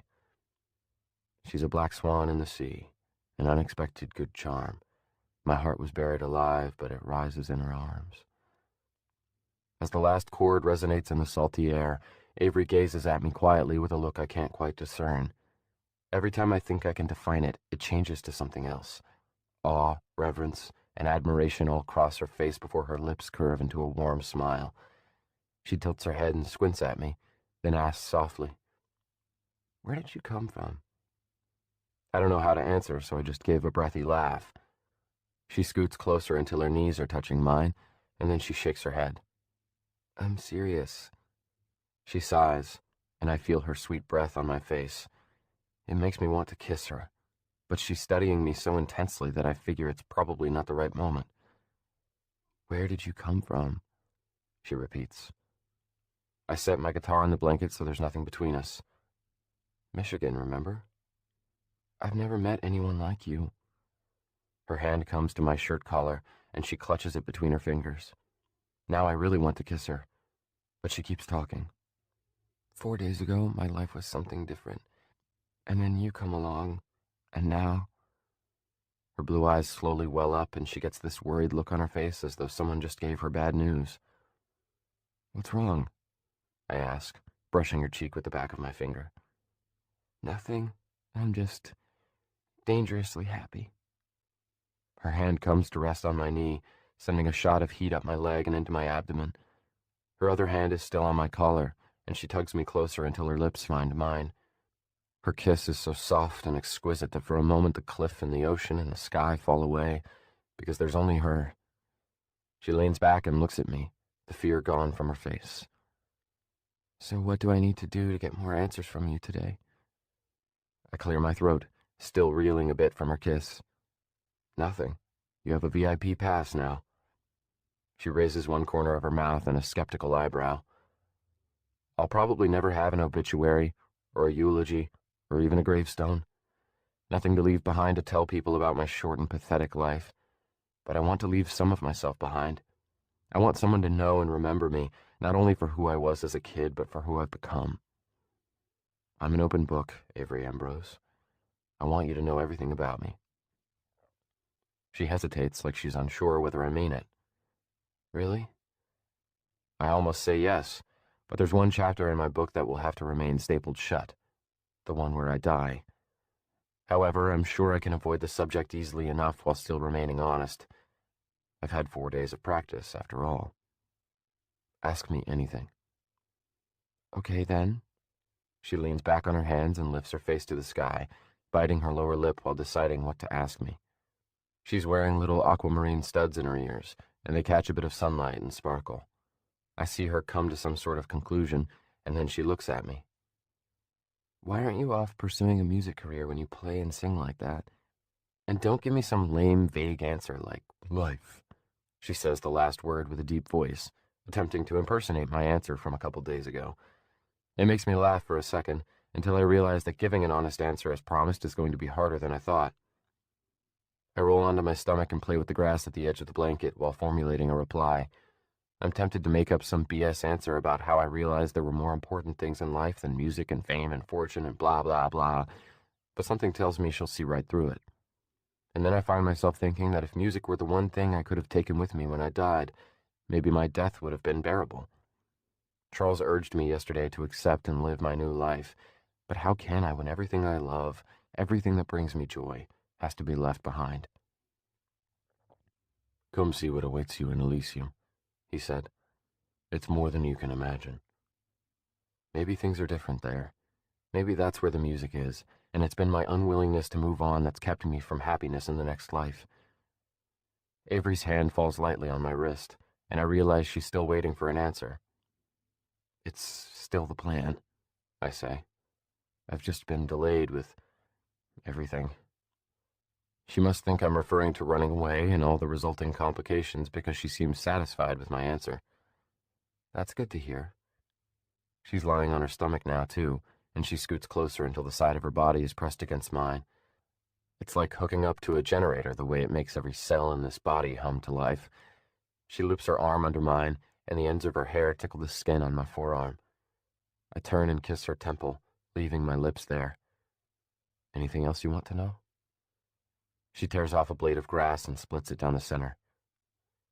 Yesterday, she says hesitantly, you said you had a rap sheet. She makes an apologetic face. What's on it? I grunt. Did I say open book? I forgot to mention that some of the pages have been torn out.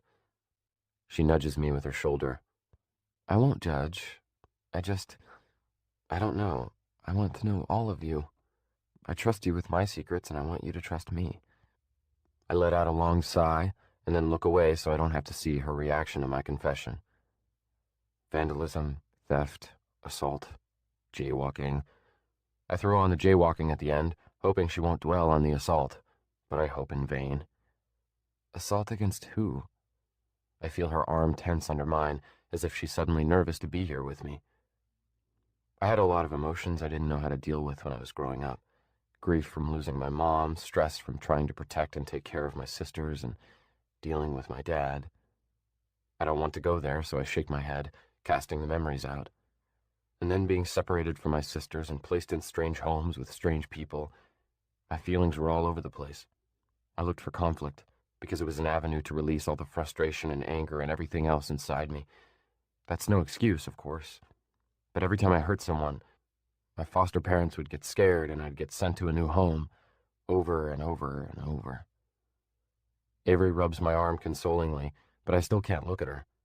I don't want to see the disappointment or judgment or pity in her eyes. So I roll on my back and gaze up at the lacy white clouds and keep talking.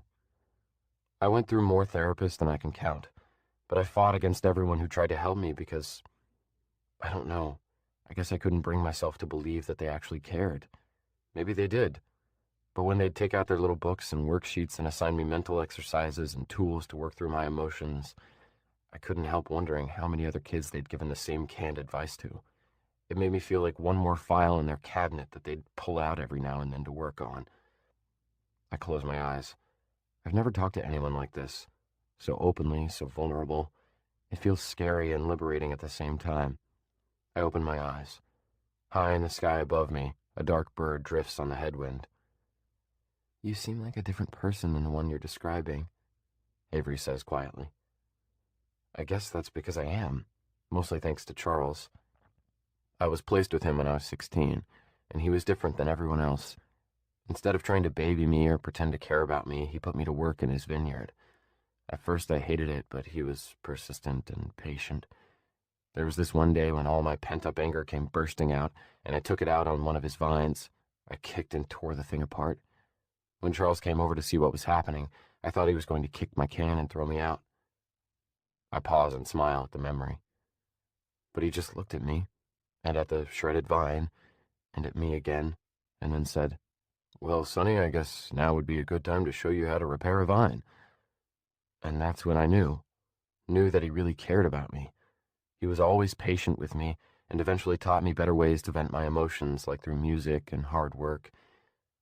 But then, like I told you, he passed away last winter. And so did I. But I'm trying really hard not to think about that right now. Avery is so quiet that I finally brave a glance at her. She's lying on her side watching me, head propped on her hand, and her expression is the last thing I expected to see. It's a medley of admiration and reverence, of tenderness and love. She slides closer and lays her hand on my cheek, stroking my skin with her thumb. In the months since my death, it's been my job to heal dozens of people. But in Avery's touch, I feel more healing power than I've ever felt leave my own hands. It gathers up the dark things, capturing them and dissolving them like bleach on a stain. It's a cleansing feeling I've ached for my entire life. And her soft fingertips are the last place I would have expected to find it. You're a beautiful person, she says softly, and then her face gets all blurry because tears are suddenly flooding my vision. I shut my eyes and try to swallow them back, but they squeeze through the cracks and trickle down my temple. I don't want to cry right now. I don't want to waste this day by turning into a mess. But healing, in all its warmth and light and grace, is also painful. There's a sudden void where all my sorrow once dwelled, and when the peace and warmth come rushing in to fill that space, it's a shock because I've never felt anything like it. I feel her fingers brushing away my tears, feel her lips on my forehead, on my cheeks, on my lips. Her arm slides around the back of my neck as she pulls me close to her. In this moment, I have no regrets. I don't regret dying for her. I don't regret stealing Charles's ring. And I don't regret letting her in to love and heal me, because even if it's only for a little while, I now know what it is to love and be loved. And really, Avery is the one who has saved me. She's salvaged my life, taking something stained and damaged and transformed it into something valuable. The waves crash into the rocks below, drowning out all other sound, and it feels as though Avery and I are the only two people on this earth. If I could, I would stay here forever with her, but I can't. So the best I can do is leave a piece of me behind. I have something for you, I say, pulling away. I sit up and open my guitar case, retrieving the notebook of my lyrics. The edges are gray with dirt, worn from being laid out on sidewalks and street corners and truck stop tables. But the pages inside hold my heart and soul, the only parts of me I can leave with her. I hand it to her. "What's this?" she asks, sitting up. "Songs I've written." She lets the pages fall open, then flips through, reading as she goes. Her face turns sad and she shakes her head. "You can't give this to me." "Yes, I can. But, please." My voice is strained. "It would mean the world to me if you'd take it. It's the only thing I have to give you." She looks at me uncertainly for a long time, and then her face relaxes and she nods. "Okay, but if you ever need it, I'll know where to find it." She smiles, and then her gaze sweeps over my face, her expression turning perplexed as though she's looking at a sliding puzzle and trying to figure out how to move the tiles into their proper place. "Kai, I have to tell you something."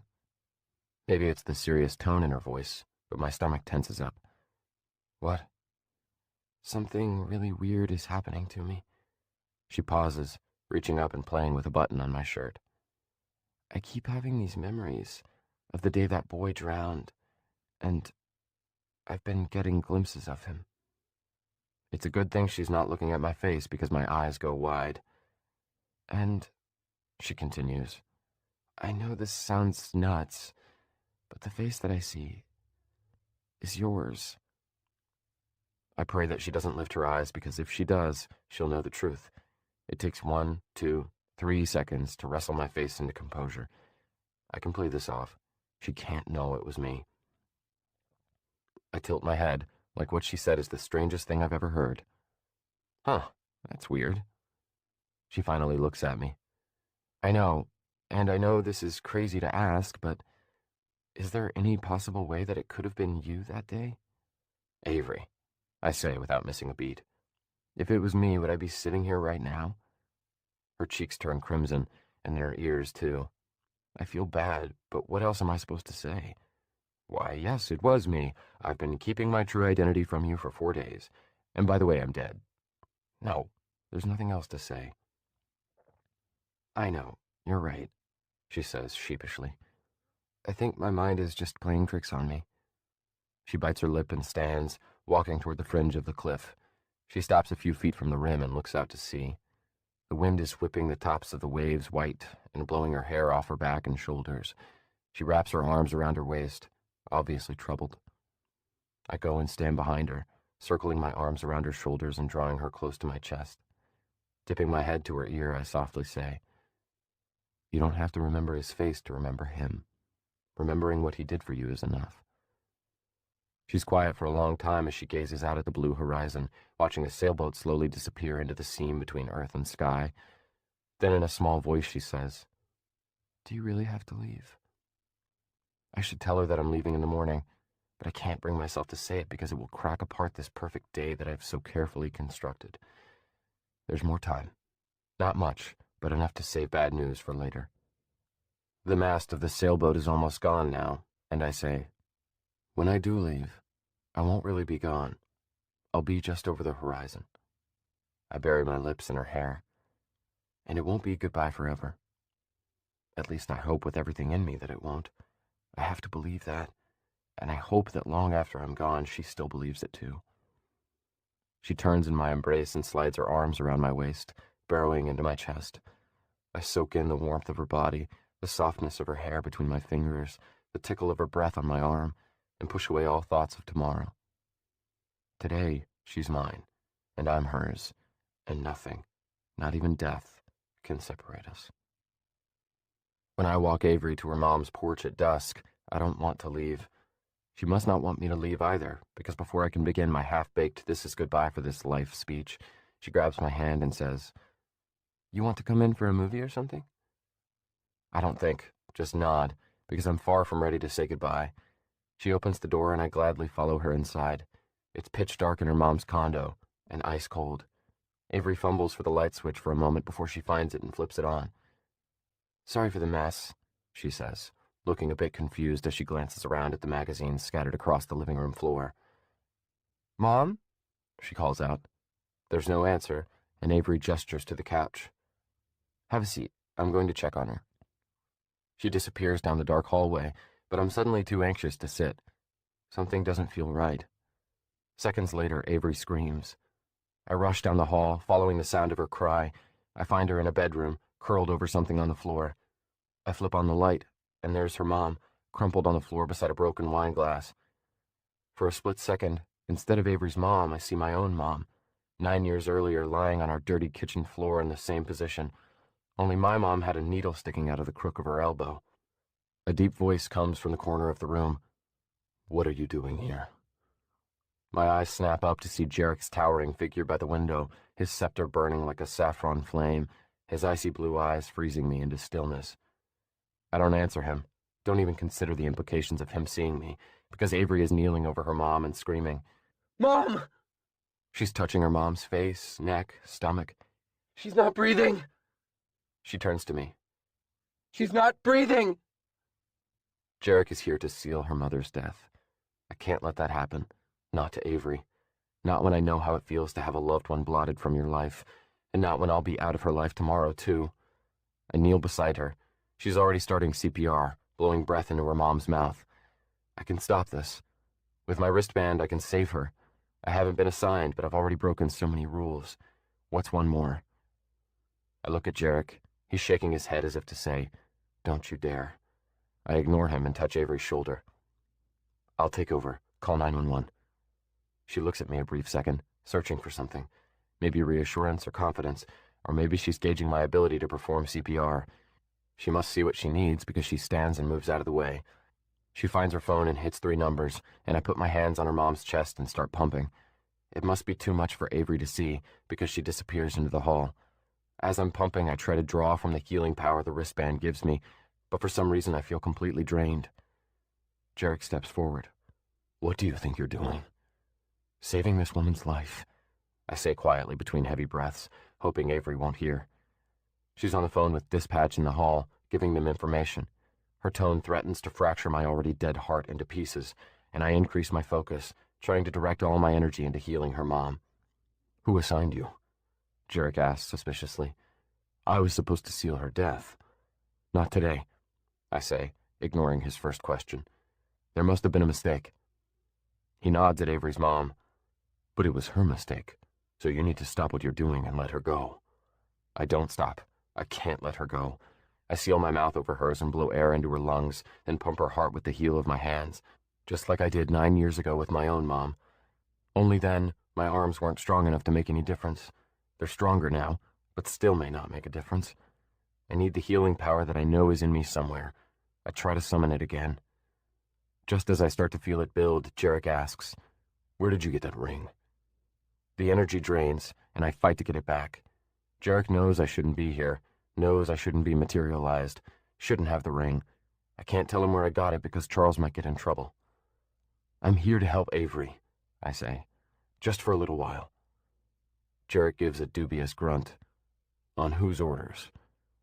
I don't answer because I'm blowing air into Avery's mother's lungs, and then I feel more than air leave me. Energy, power, life leaves me and goes into her. A sick fear coils in the pit of my stomach. I've been caught. Jarek is going to tell someone. I look up at him as I continue reviving Avery's mom. "Please," I say contritely between pumps, hoping that somewhere in his apathetic soul is a sliver of compassion.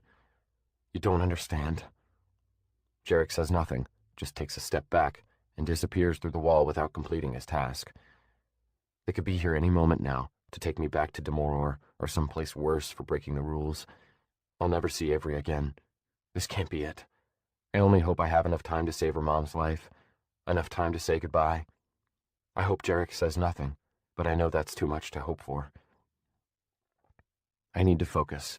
I need to not think about what's going to happen to me or to Avery when they come for me. I need to heal Avery's mom. For Avery. I stop pumping and breathing and instead let my hand rest on her stomach. I can feel her soul's warmth still in her body. I shut my eyes and concentrate, drawing not only from the power in the wristband, but from everything inside of me, all of my sources of energy, and I let them flow into her. Stay, I tell her. Stay here. Stay here. I feel it come from deep inside me. Everything my soul is made of, every thread, every watt of energy I've stored over the course of my existence. It comes from grief and anger, joy and love. It all pours out of me as energy and into her. But it isn't enough. Please, I cry out. I feel the word leave my lips like a bolt of lightning. It ricochets around the room and then shoots up, away to where such pleas go. In the same moment, the stone in the wristband lights up, and I feel a power surge inside of me and flow into Avery's mom. I hear sirens outside, and soon paramedics burst into the room. Chapter 25. Avery. My dad's been gone for a long time, I say to Kai. He's sitting beside me in the ER waiting room, his hand blanketed over mine. It's only been, he glances at the clock on the wall, 8 minutes since they took him back to see her. I just hate not knowing. I'm so tired of being in the dark about the identity of the boy who saved me, about whether or not Mom will ever reconcile with Dad, about whether or not she's even alive. So much uncertainty, so much powerlessness. I feel like a boat in the middle of a stormy sea with a torn sail. The winds will do what they want with me. I want to leave. I want to go to the chocolate shop and make 500 truffles, each one exactly the same. I want to measure the cream and sugar and vanilla with precision and have each truffle come out exactly the way I intend. I glance at the clock again. It's 2 a.m. You don't have to stay with me, I say, even though I desperately want him to. You look exhausted. I'm not going to leave you here alone. His voice is subdued, weak with fatigue. Maybe Sophie will be here soon. Dad asked her to come with him to the hospital, but she said she'd come later. I'm not sure what later means, but I wish she'd come now so Kai could go home and get some rest. His back is slumped against his chair, and deep shadows underline his eyes. What a way to end a day. Walking in on your girlfriend's half-dead mother. I feel bad for dragging him into this, but I'm also grateful that he was here with me and for what he did for my mom. The way he reacted, the urgency with which he revived her, was almost as if it were his own mother on the floor. I wonder how his mom died. If he didn't look so exhausted right now, I'd ask him. And I wonder if seeing my mom like that brought back painful memories for him. He was saying strange things as he worked on my mom, almost like he was having a conversation. I didn't hear everything he said, but I caught a few words. He said there must have been a mistake, and that he was here to help me. Just as I turned to ask him about it, the double doors to the ER open and Dad emerges. His eyes are red, his face pale. His hand trembles as he wipes his nose with the back of his hand. I stand and take 3 long steps toward him, my heart sinking at the sight of his anguish. It's bad news. I just know it. He stops in front of me, and his hand comes to my arm. She's going to be okay. A breath of relief rushes out of me, and I fall into Dad's arms and release the tears I've been holding back for 5 hours. I cry into his chest for what seems like forever, soaking his t-shirt with my tears. He rubs my back, whispering soft reassurances in my ear. But soon my relief turns to sorrow, and in the next breath my sorrow turns to anger. How could she do this? After everything I've gone through in the last few months? I look up at Dad. How could she do this to you, after all you've done for her? We don't know that she meant to do it. But she knows what happens when she mixes alcohol with her sleep med. Avery, she's going to be okay. Let's focus on that. He releases me and takes a small step back, running his hand through his messy hair. She's awake, but she won't talk right now. You can go in and see her if you want. He looks me in the eye and gives me as stern a look as he's capable of. Now is not the time for accusations or interrogations, okay? I nod slowly and turn to see Kai standing behind me. His hair is a disaster, and once again his face is so full of sadness and fear you'd think it was his own mother in the ER. I'm going to see her, I say. If you want to leave, I'll ride home with my dad. I'll wait for you. Kai, I'm not going anywhere. his expression is like steel, and I know there'll be no convincing him to leave. I nod, then follow Dad through the double doors. The hallway is quiet, other than beeping noises coming from patients' rooms and the hum of fluorescent lights overhead. We enter Mom's room. She's lying in bed with her head turned away, slightly elevated with an IV in her arm. I slowly approach and slip my hand into hers. It's cold, and she doesn't respond to my touch. She keeps her eyes on the pastel curtains. I don't know what to say, and yet there are so many things I want to say. Why? Did you do it on purpose, or was it an accident? Please tell me it was an accident like last time. Please tell me you're not that stupid, not that selfish, that you care about me and Dad and Sophie too much to remove yourself permanently from our lives. But I don't say any of these things. Instead, I say, I love you, Mom. I'm glad you're okay. The rest can wait until later, or maybe forever. She gives my hand a feather-light squeeze, and I stay at her side for a few more silent minutes before it all becomes too much for me. I don't feel strong enough for this right now. Maybe tomorrow, or the next day, I can face her without feeling like my heart is being crushed in a vise. I withdraw my hand from hers, and I leave her alone with Dad. As promised, Kai is still sitting in the waiting room. He stands, and I walk up to him. Will you take me home? Chapter 26. Kai. She's quiet on the ride home, facing the open window, wind whipping hair across her face. She's watching the darkened scenery rush by, her thoughts probably rushing even faster. I don't want to tell her I'm leaving in the morning. It's such bad timing. It's either say goodbye now or leave without saying goodbye. I wonder why someone hasn't already come for me. Maybe it's because I'm with her, and they don't want her to know. Maybe I can just stay with her, for tonight, and tomorrow, and the next night. It won't work forever, but it could buy me more time. She straightens and turns to me.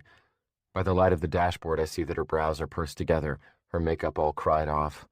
She looks beautiful. Kai, I heard you talking. When you were helping my mom. What were you talking about? I keep my eyes on the road and my face composed. I can handle this. I'm an expert liar. Sometimes when I'm stressed out, I mumble things. It sounded like you were talking to someone. I was talking to your mom, telling her to stay. She pulls one knee up, her shoelace is untied, and instead of tying it, she starts winding it around her finger. You said something else, too. As I wait for her to finish her sentence, I try to remember what I said earlier to Jarek. How can I explain myself? You said, I'm here to help Avery, just for a little while. She releases the shoelace. Why did you say that? I was there to help you, with your mom. I mean, how can I possibly explain? I can't. And from the skeptical look on her face, she's not buying what I already offered. But, she shakes her head with her eyes closed. That doesn't make sense. Avery, I say in a heartbroken tone that makes her straighten and look at me. She's not expecting what I'm about to tell her, and it's agonizing to say the words. I'm leaving in the morning. And just like that, it's out. Her mouth drops open a little. Leaving? For good? This is it. This is goodbye. I feel something fracture deep in my chest. It starts to spread like an earthquake dividing a continent in two. It makes it impossible to speak, so I just nod. She stares at me. My eyes are on the road, but I can see the hurt in her face in my peripheral vision. Why? Her voice sounds small, fragile. I can't answer honestly, so I don't even try. Is it because they know where you are? She asks. I know she's referring to earthly authorities and not heavenly ones, but I nod in affirmative. Are you ever coming back? The sliver of hope in her voice is enough to shatter what's left of me. No, never. Now that they know what I've done, I doubt I'll be able to return to Earth with or without a body. But I don't say that. I just repeat what I said to her on the cliff. This isn't goodbye forever. I must not sound convincing because the silence that follows is worse than anything I've ever endured. It's the sound of hopelessness, of her heart breaking. I want to comfort her. I want her to know that I have no choice, that I would stay if I could, that I'll be thinking about her for the rest of eternity. But I'm leaving. Anything I say now will sound insincere. She doesn't say anything else. Maybe she's too emotionally exhausted from what her mom just put her through. But it kills me that she doesn't question me, that she accepts my plans without debate or further discussion. She goes back to looking out the window, and her hand moves to her arm where she digs her fingernails into her skin. She's back to square one. What was the point of my coming here to help her if I was just going to break her heart anew? I reach over and unhook her hand from her arm, then lace her fingers through mine. Her hand feels lifeless in mine. I wish I could convince her that I'll see her again someday, but I don't know that for sure. So I lift her hand to my mouth and kiss it. Then I say the only words I can say with certainty. I love you, Avery Ambrose. She says nothing in return, doesn't look at me, just keeps staring out the window. When I pull up to her house, she doesn't say goodbye. She gets out and quietly shuts the door, and walks to her front door and disappears inside. Chapter 27. Avery. As soon as the door clicks shut behind me, I sink to my knees and surrender to the tears I've been holding back. I can't believe he's leaving. Can't believe he couldn't wait a little longer, especially after what happened tonight. And if he knew he was leaving, why didn't he tell me earlier? Why wait until now? Maybe because he just made the decision. Maybe he's more like Tyler than I thought, and he doesn't want the burden of trying to console a grieving girlfriend. Only when I think of everything he's done for me over the last few days, I know that he wouldn't abandon me without good reason. I just don't understand what his reasons are. I feel so alone, like a castaway, drifting in the middle of a dark ocean without a lifeboat. The house is so dark and empty that I may as well be. I hear a whimpering sound coming from the hallway. It takes all my strength to rise to my feet and follow the sound to Sophie's bedroom. She's curled up in bed, still wearing her combat boots, arm over her head. I kick off my shoes and lay beside her, draping my arm over her and pulling her close. She's okay, I whisper. Sophie cries harder, her whole body convulsing. I know what she's feeling. She doesn't have to say it because I feel it too. There's no point in talking about it because there's nothing to be done. There's only grief and anger and sorrow churning around us, through us, over us. I clutch her hand in mine, grateful that at least we don't have to drown alone. My head is only an inch below the water, but I'm going to drown. And it's not my life that's flashing before my eyes, but a poster I once saw in my pediatrician's office, warning that it only takes a couple of inches of water for a child to drown. My fingers claw the leash around my neck, but it's so tight I can't squeeze a pinky underneath.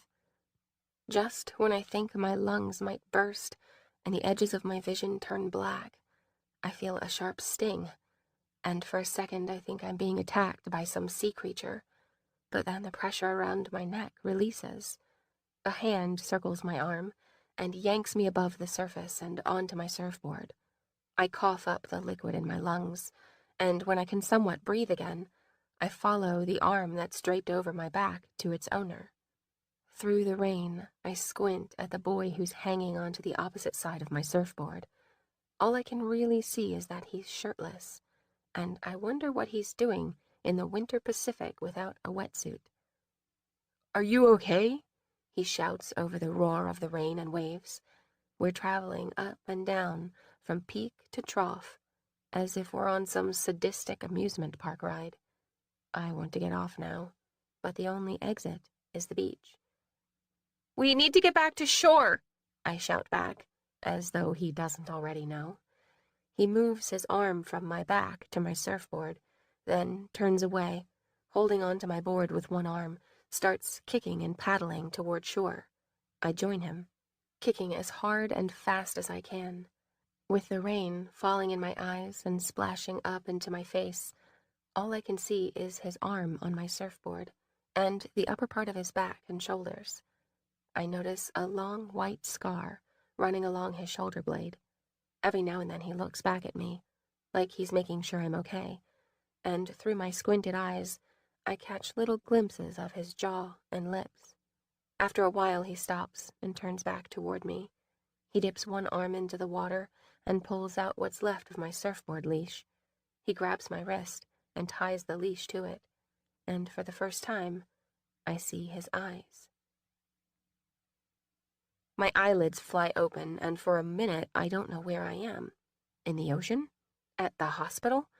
I glance around, and when I see the Astromots poster on the wall, I realize I'm still in Sophie's room, lying beside her. I feel her warm body beside me, breathing deeply, as opposed to my own quick, shallow breaths. For the first time, I saw his face in my dream, only it didn't feel like a dream. It felt like a memory. And once again, the face I saw was Kai's. I sit up and quietly slide off Sophie's bed. I don't know what time it is, but no light is seeping through the cracks in her blinds. I go to Dad's office and turn on his computer, glancing at the clock while it boots up. It's just past 5 in the morning, and I feel exactly like I've had 2 hours of sleep, but there's something I need to do so that maybe I can prove to myself that I'm not losing my mind. I type in "Missing Foster Kids, Michigan" in the search engine and hit enter. Up comes a link for an official Michigan website that says, "Help us find these missing children." I click it and find a database. I know Kai's picture will be in here somewhere. I don't know why I need to see it.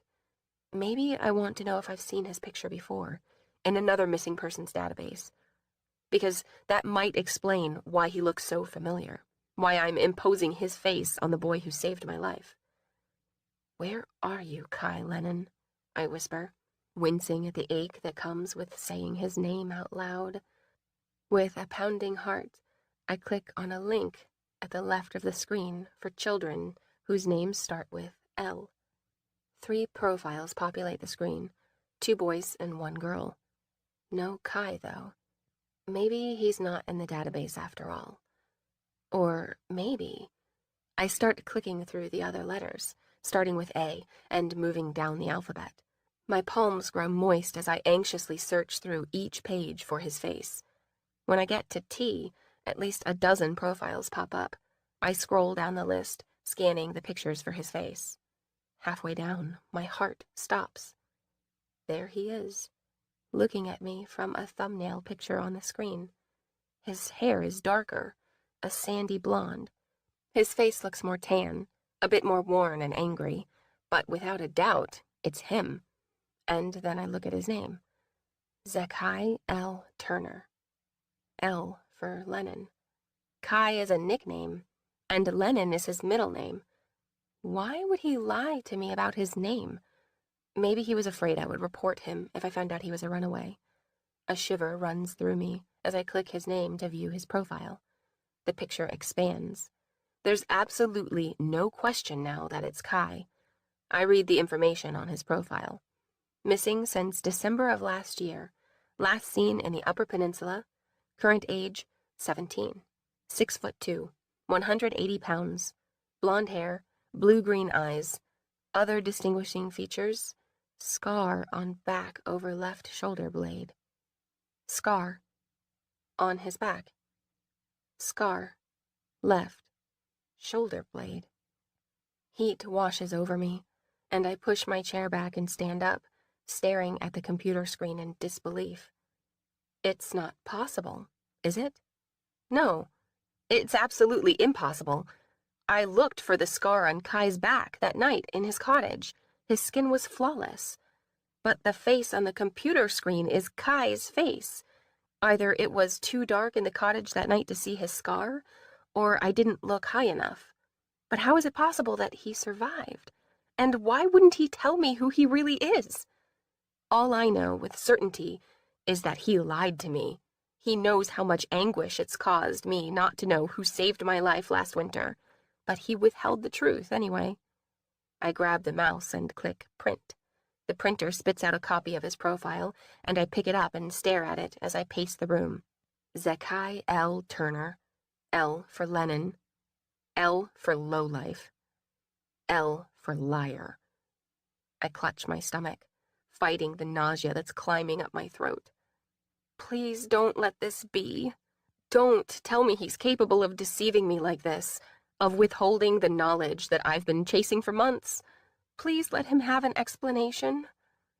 If I'm going to get any kind of explanation, I have to catch him before he leaves this morning. I throw on some jeans and a t-shirt, then grab my keys and rush out to my Cherokee. My hands are shaking so badly it takes me a few tries to get the key in the ignition. Tremors rack my insides as I drive up the winding canyon road toward the vineyard. I squeeze the steering wheel, trying to ground myself to something. A battle between pain and fury wages inside of me, between wanting to trust him and ask him kindly for an explanation, and wanting to knock down his door and clock him in the jaw. With each curve of the road, I think of more names to attach to him. Cruel, heartless, creep, beloved, soulmate, callous, brute, my everything, scum, conniving, beautiful, treasure, deceiver. There's no answer. Maybe he's already gone. Or maybe I scared him by pounding so hard on his door. I knock again, a little gentler. The quaking inside of me is virtually off the Richter scale now, and I clutch the paper in my hand as though it can absorb some of the shock. I hear the lock unlatch, and very slowly, the door swings open. Kai stands there in the same clothes he wore yesterday, his face pale in the pre-dawn light. He looks tired, but not the least bit surprised to see me, as though he knew I was coming. "Avery," he says softly. "Zekai," I say, and his face goes slack. I push him back inside and step in, shutting the door behind me. Then I shove the crumpled paper at him. "Explain this." He takes it, unwrinkles it, and studies it for a few seconds as he strolls over to a small dining table. He lays it down and leans over it, head hanging. "I couldn't tell you my real name because..." "You think that's what I care about? Kai, Zach, whatever? That profile says you have a scar on your back in the same place as the boy who saved my life." I'm short of breath, but the words manage to rush out anyway. "You've been missing since last winter, and you said we've met before. And the memories I keep having..." I shake my head, my throat tight. "Tell me the truth. It was you that day, wasn't it?" He doesn't answer, just straightens and looks at me, his face terrified. I can't believe it. It is him. He's the boy who saved my life, the boy who I thought drowned. And he knew the last couple days that I suspected it was him, but he denied it. "I thought you were dead!" The words burst from my lips with fiery outrage. "I've been carrying around the burden of your death for 6 months, and you lied to my face. I asked you yesterday if it was possible that you were the one who saved my life, and you said no." My whole body is shaking with fury, my heart galloping in my chest. I charge over to him, and before I even know what I'm doing, my hand comes up to slap him. Before it reaches his face, he catches my wrist. "I didn't lie to you," he says through clenched teeth. "You misled me," I snap back, trying to twist out of his clutch. "Same thing." My throat is on fire, my eyes stinging. "Tell me why," I beg. Why would you lie to me? You saw how much I was hurting. Why wouldn't you just tell me that it was you? Do you have any idea how much pain you could have spared me? I can't see his face anymore because my eyes are swimming in tears. Let go of me, I demand. His fingers unfurl, and I fall back a step, swiping tears from my eyes. I hear him exhale, and then he says weakly, I didn't tell you the truth because I couldn't, and you wouldn't have believed me anyway. Try me. How did you survive? His expression is defeated, crushed. The charade is over, the game lost. His lips part, but no words come. They looked for your body for days, I say angrily. And after everyone else gave up, I spent weeks with my mom on her sailboat combing the shores. I know, he whispers. No, you don't. He has no idea. He doesn't know how many tears I've cried, how many nightmares I've suffered, how many hours I've wasted searching for his body and sifting through missing persons databases for his face. Tell me, did you swim back to shore and just leave? Though I still don't understand how that's possible when I saw him under the water, unconscious. He turns away, gripping the back of the chair as though he needs support. Avery. My name sounds like a mournful cry. When I said yesterday that I wouldn't be here if I had been the one to save your life, it wasn't a lie. I shouldn't be here, because when I went under the water that day, I didn't resurface. I didn't make it back to shore. I stare at him in bafflement. Well, you obviously did at some point, or else you wouldn't be standing right in front of me. He turns and hesitantly reaches out to me, like I'm a wild horse, and he's afraid I'm going to rear back and gallop away. Maybe I will. I don't know. All I know is that beneath all this rage, I'm aching for his touch. I desperately want him to set things right, to explain everything in a way that will make it impossible for me not to forgive him. He inches closer and rests his hands on my arms as if to steady me. Then he leans down so that his eyes are level with mine. I died that day, he whispers. The hair on my arms stand on end, and then I do rear back, shaking out of his hold. Stop lying to me. His shoulders slump. Then he closes his eyes and grimaces. Please, I beg, softening my voice and reaching out to touch his arm.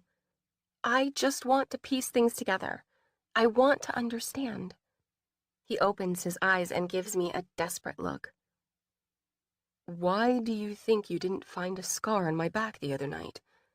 It's because this isn't my mortal body. I stare at him. Why are you doing this? I whisper.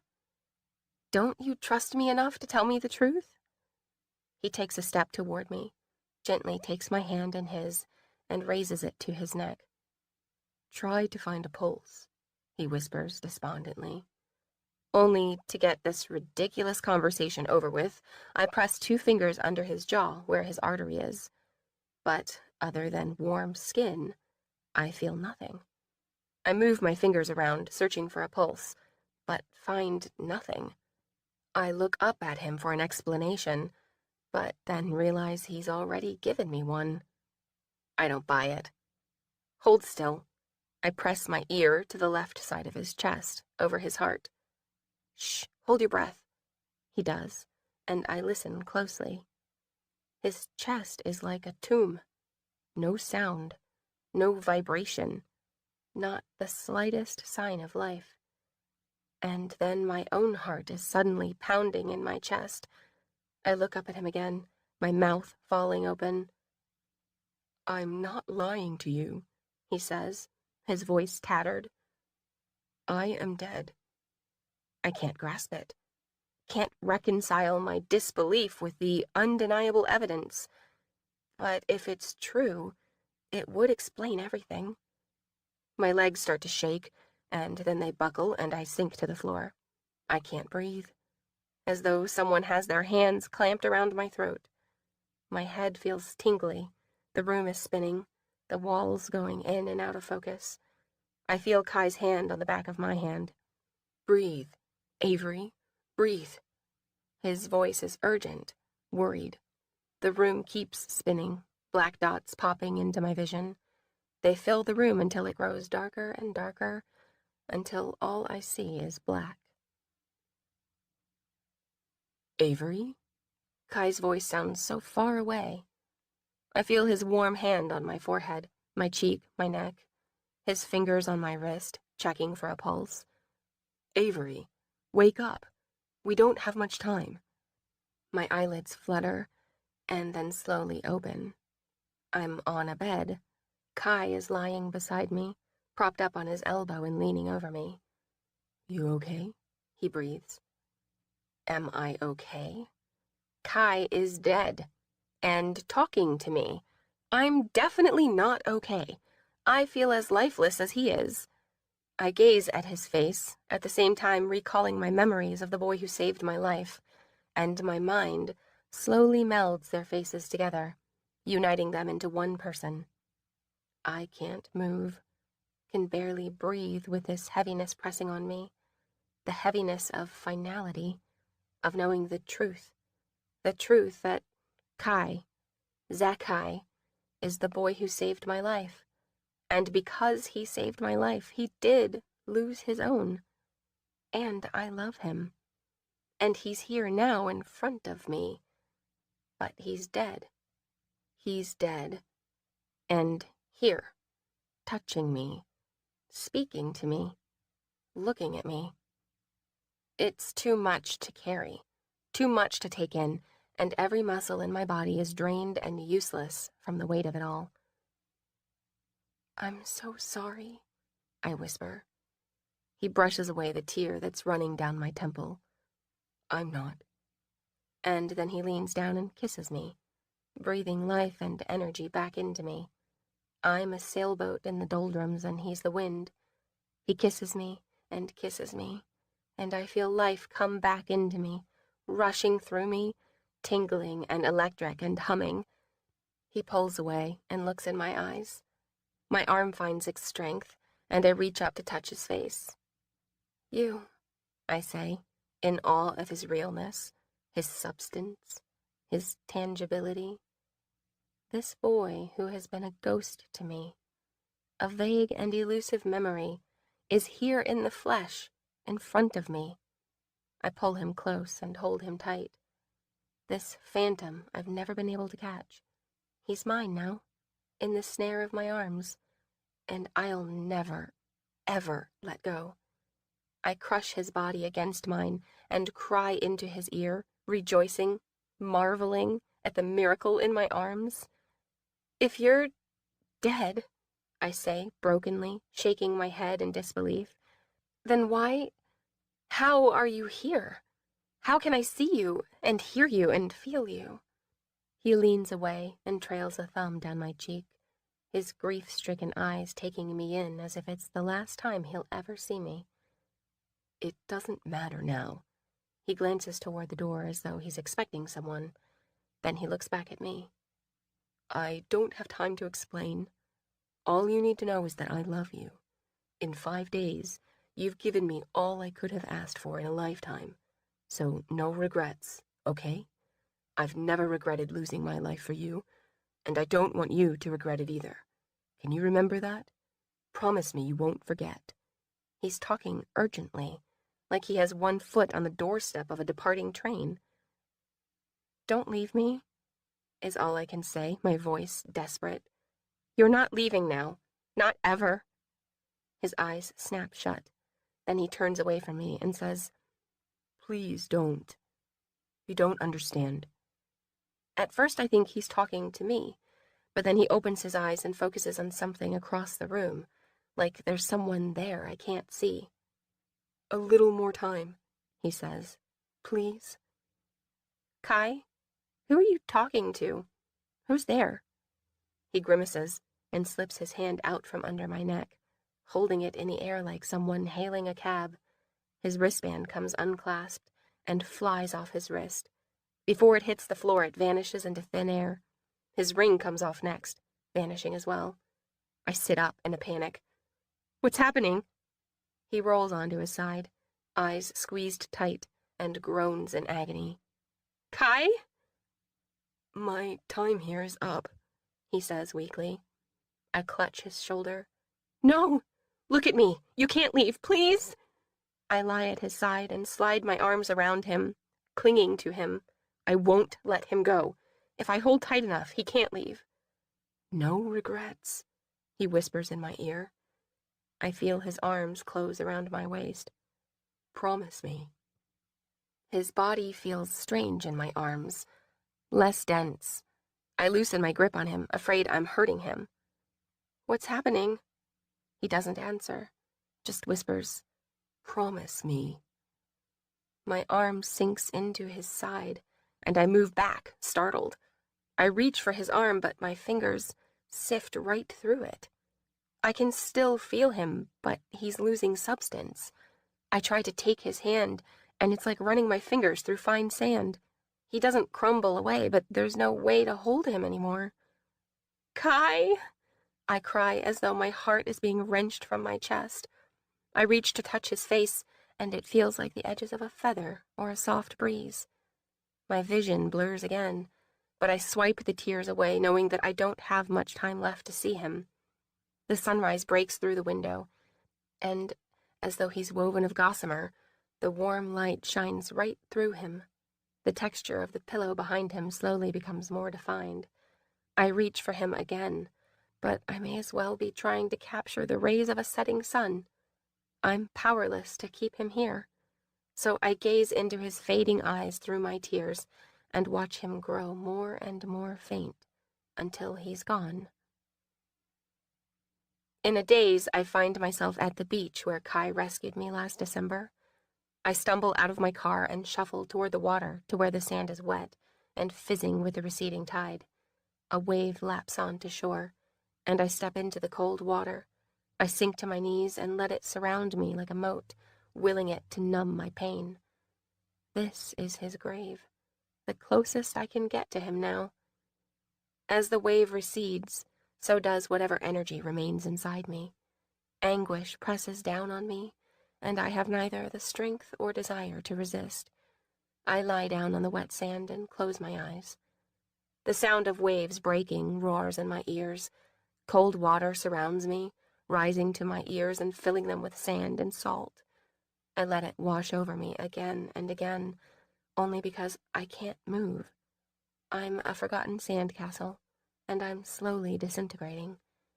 Pieces of me are being swept out to sea bit by bit, grain by grain, until there's nothing left. Chapter 28. Kai. In Demoror, it's silent on the shore of the Silver Lake. There's no breeze, no rustling leaves or singing birds, no sounds or smells of the earth. Only the weeping trees with their crystal blossoms surrounding the lake, and the fine white sand at my feet. I'm alone, utterly alone. I'm wearing my white clothes again, and my feet are bare. My wrists and fingers are bare too, stripped of all my powers, and my hands are empty. I think of Avery, of how I left her crying and terrified in the cottage. Desperate to see her, I kneel at the edge of the still silver water. It's like a mirror that stretches as far as the eye can see. How is Avery? I ask the water, my voice catching on her name. I wait for the surface to ripple like it usually does before showing answers to my questions, but it doesn't even quiver. So this is my punishment for taking the ring. I can no longer receive answers from the lake. And then I remember the consequence for revealing my identity as a dead person. With dread, I stand up. I try to step into the lake to enter the portal back to Earth, but my foot doesn't break the surface. It's solid now, impenetrable. I take a few more steps to make sure. Then I jump, slamming my feet against the surface, but I may as well be standing on a sheet of steel. There's no going back. I sink to my knees and bow my head in anguish. What did I expect? I knew this would be my consequence, but I chose to break the rules anyway. She's lost to me now. I'll never see her again, not as long as she's on Earth. My chest seems to be caving in, and an emptiness spreads inside of me, a black hole consuming every speck of light. There's nothing more. There's nothing more. Chapter 29. Avery. Someone is stroking my hair. I want to open my eyes to see who it is, but my eyelids are too heavy. I don't know where I am or how I got here, but everything feels foreign. Something hard and bulky is stuck to my index finger, and I'm being smothered by warmth. It's on me and around me, and shoved between every limb and joint. I tried to place myself, to remember something, anything, but it's like I'm standing on a beach in a thick pre-dawn mist, and I can't see any landmarks to orient myself. Avery. A whisper breaks through the mist, gentle and concerned, more stroking on my head. The hand is trembling, and then I smell something like hand sanitizer and ammonia. I think she's coming around, someone else says, a female voice I don't recognize, and then I notice another sound, a rhythmic beeping, and a loud breath of relief. Avery? This time I recognize the voice. It's the one that always gives comfort. Dad. My eyelids crack open, catching a glimpse of my surroundings before closing again. A hospital room, just like Mom's. Pastel curtains and a purple upholstered chair by the window. The woman speaks again, her voice close to me. Her temperature is looking good, and her other vitals are stable. I think she's going to be okay. Another sigh of relief from Dad, more stroking my hair, his warm hand on my arm. I don't know what she was doing out there. Avery, the woman says, do you remember what happened? What were you doing out there? Doing out where? My mind searches for something to ground myself to, for reality. I will the sun to rise, to burn off the mist, but it stubbornly stays hidden beneath the horizon. I open my eyes.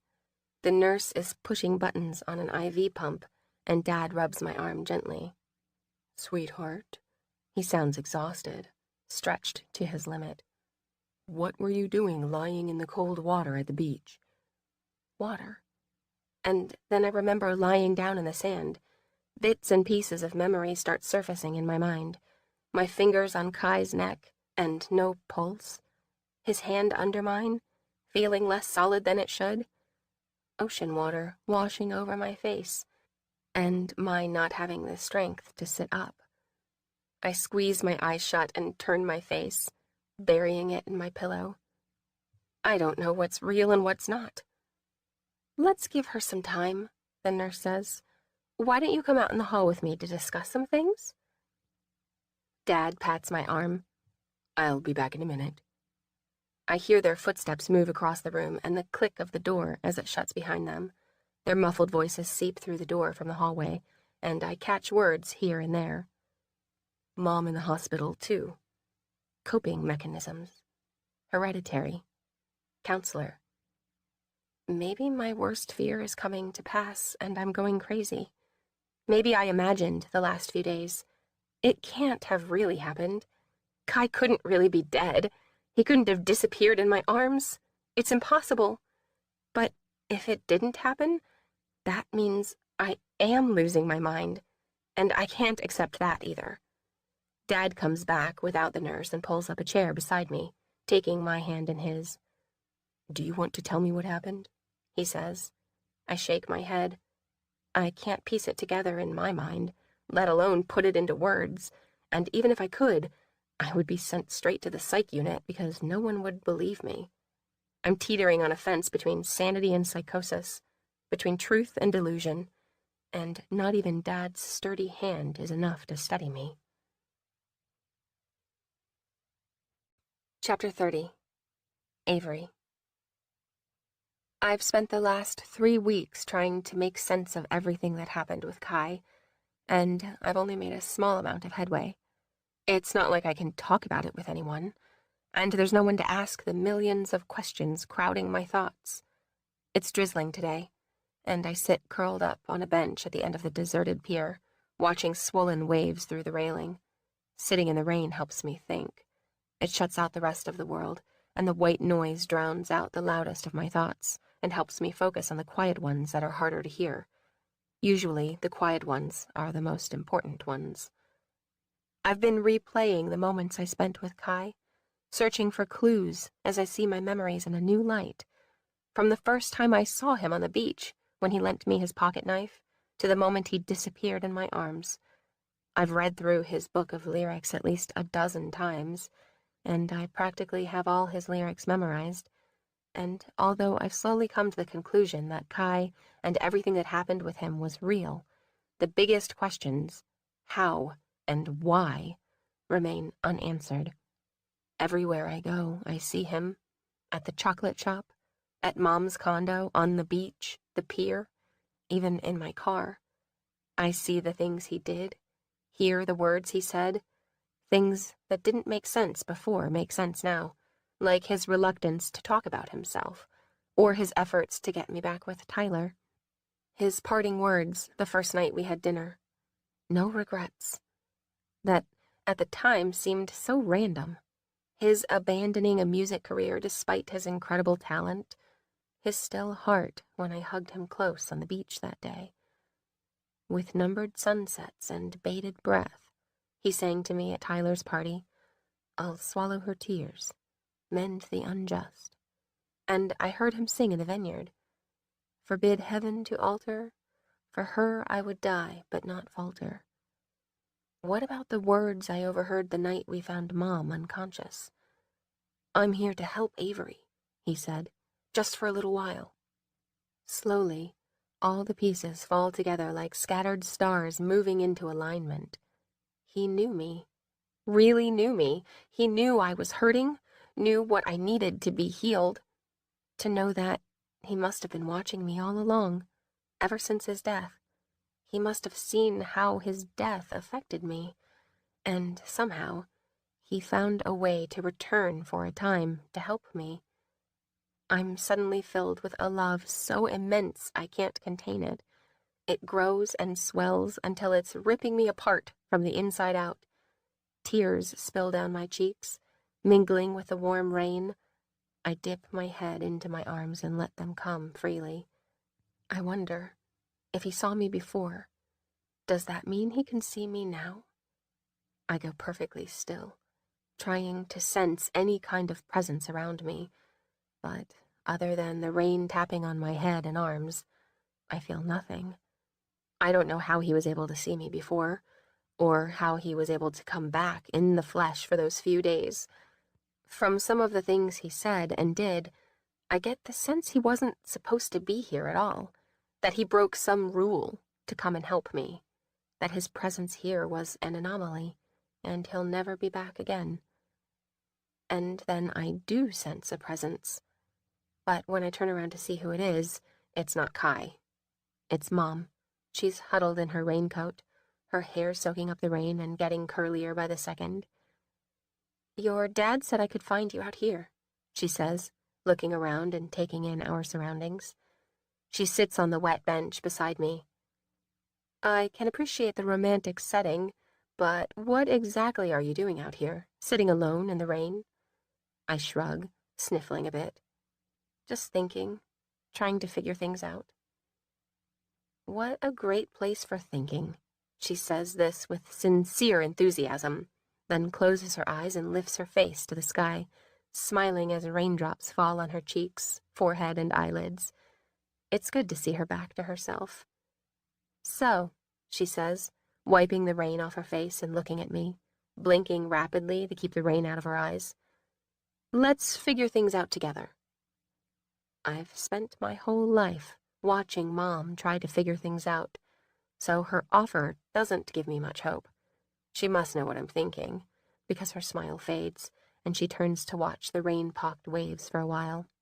I watch too, not really knowing what to say.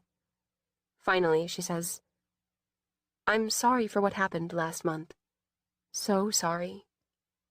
This is the first time either of us have brought it up. I've wanted to talk to her about it, but also wanted to wait until she was ready. That, and finding her lifeless body on her bedroom floor, is one more thing I haven't quite processed yet. "I know," I say, She shakes her head slowly, then brings a hand to her forehead to shield her eyes from the rain. I didn't intend for that to happen. To end up in the hospital, to almost die, I finish for her. She looks at me, eyes tormented. I was just hurting so much. I took an extra pill, but it wasn't quite enough, so I took one more and had a glass of wine, or two. I don't remember. But the next thing I knew, I woke up in the hospital. Her hand falls on my knee. You must be so angry with me. I can't be angry with her, because there's not much difference between what I did, lying in the cold waves and subjecting myself to hypothermia, and what she did. We were both just trying to numb our pain. I love you, Mom, no matter what. I'm glad you're okay. I'm glad you're still here with us. She smiles sadly and wraps an arm around my shoulder, giving me a side hug and a kiss on the cheek. She lets out a sigh of relief, of finishing a difficult task. We go back to squinting at the waves through the rain, and then she says, "Life is precious, isn't it? It's sad that sometimes you have to almost lose it to realize that." I think about Kai, how precious his life was, and how my life was so precious to him that he gave his up for it. My throat starts to burn, and new tears prick my eyes.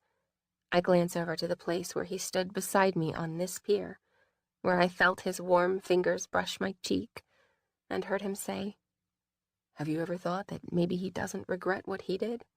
That saving you was the crowning moment of his life?" I bite down hard on my lip, but it doesn't stop me from bursting into tears. Mom pulls me into her arms, rubbing my back as I clutch her and sob into her neck. All my reckless adventures. I've been injured countless times. Cuts, scrapes, bruises, sprains, broken bones. Some injuries take longer to recover from than others. But I don't think I'm ever going to recover from this. I'm so sorry, Avery. She thinks this is about her. Maybe it is, a little. I don't try to correct her, because there's no way I can tell her what this is really about. So I just cry and cry and cry, putting the rain clouds to shame. Finally, Mom pulls back so she can look in my eyes. I take a stuttering breath, trying to calm myself. "I want to live, Avery," Mom says.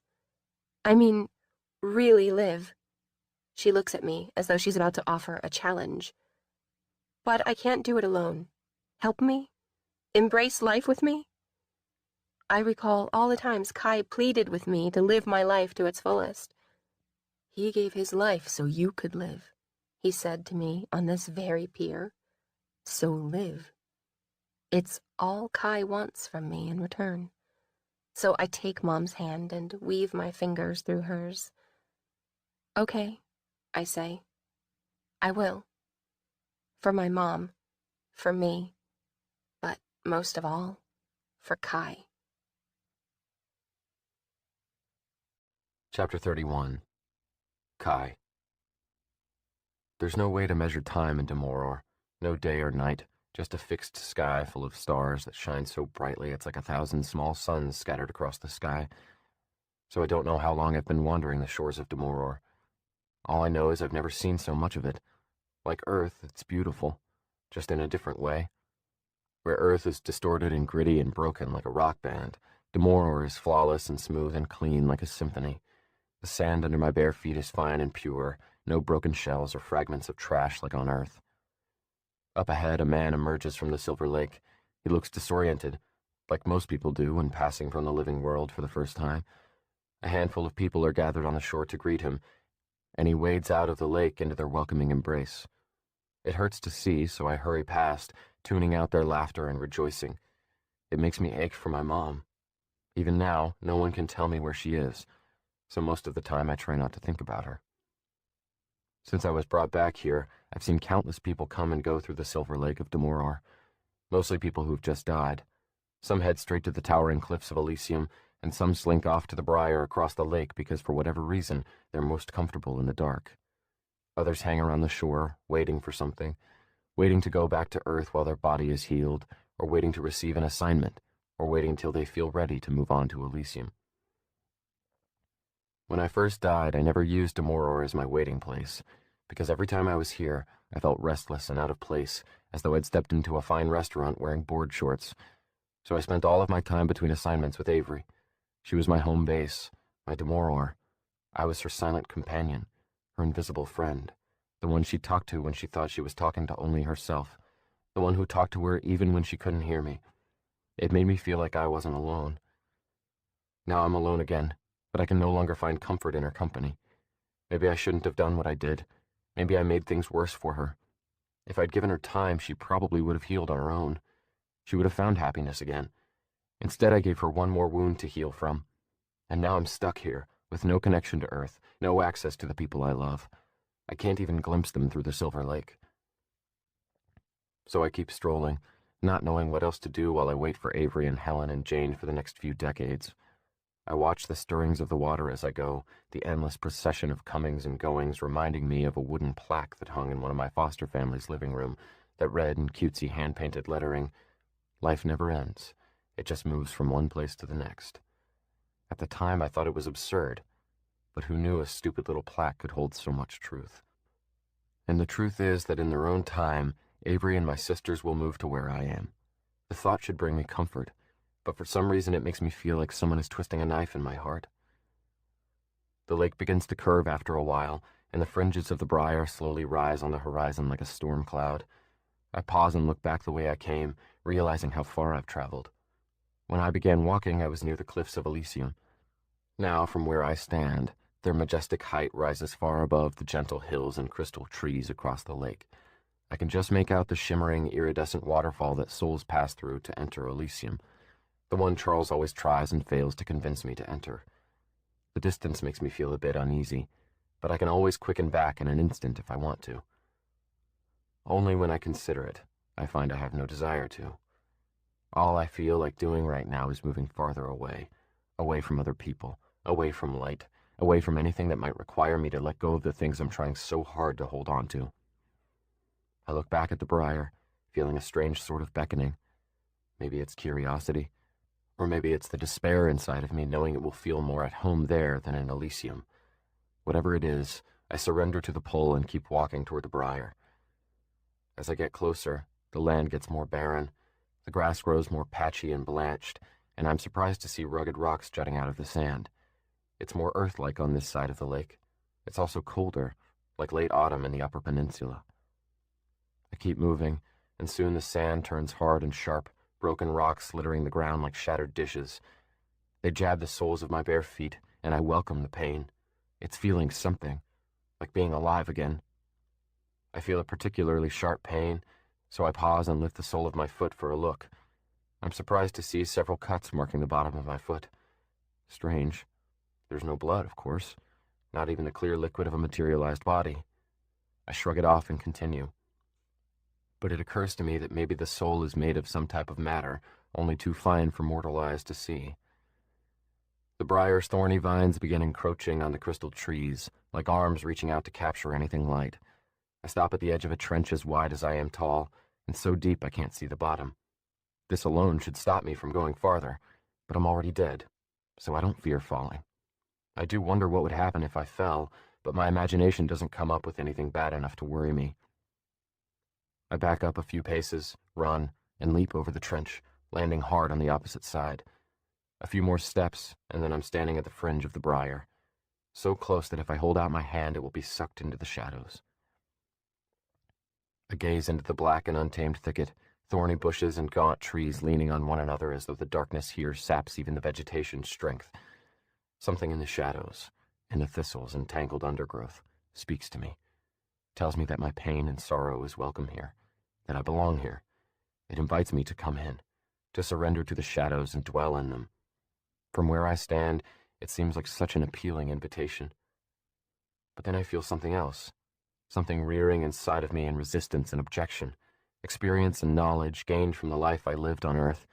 I lived in darkness as a child, and there was nothing comforting or appealing about it, nothing that felt like home.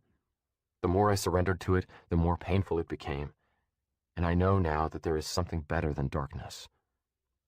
I close my eyes and allow my thoughts to drift back to my last day with Avery. I feel her carrying fingers on my face, the love, the healing that flowed from her and into me, and then I ask myself, if that's the alternative to darkness, what am I doing here? I open my eyes and turn around to leave, and Charles is standing right behind me. I fall back a step in surprise. He reaches out to catch me by the shirt, as though afraid I'll stumble backward into the briar. When he's convinced I'll stay upright, he releases me. "You scared me for a minute there," he says.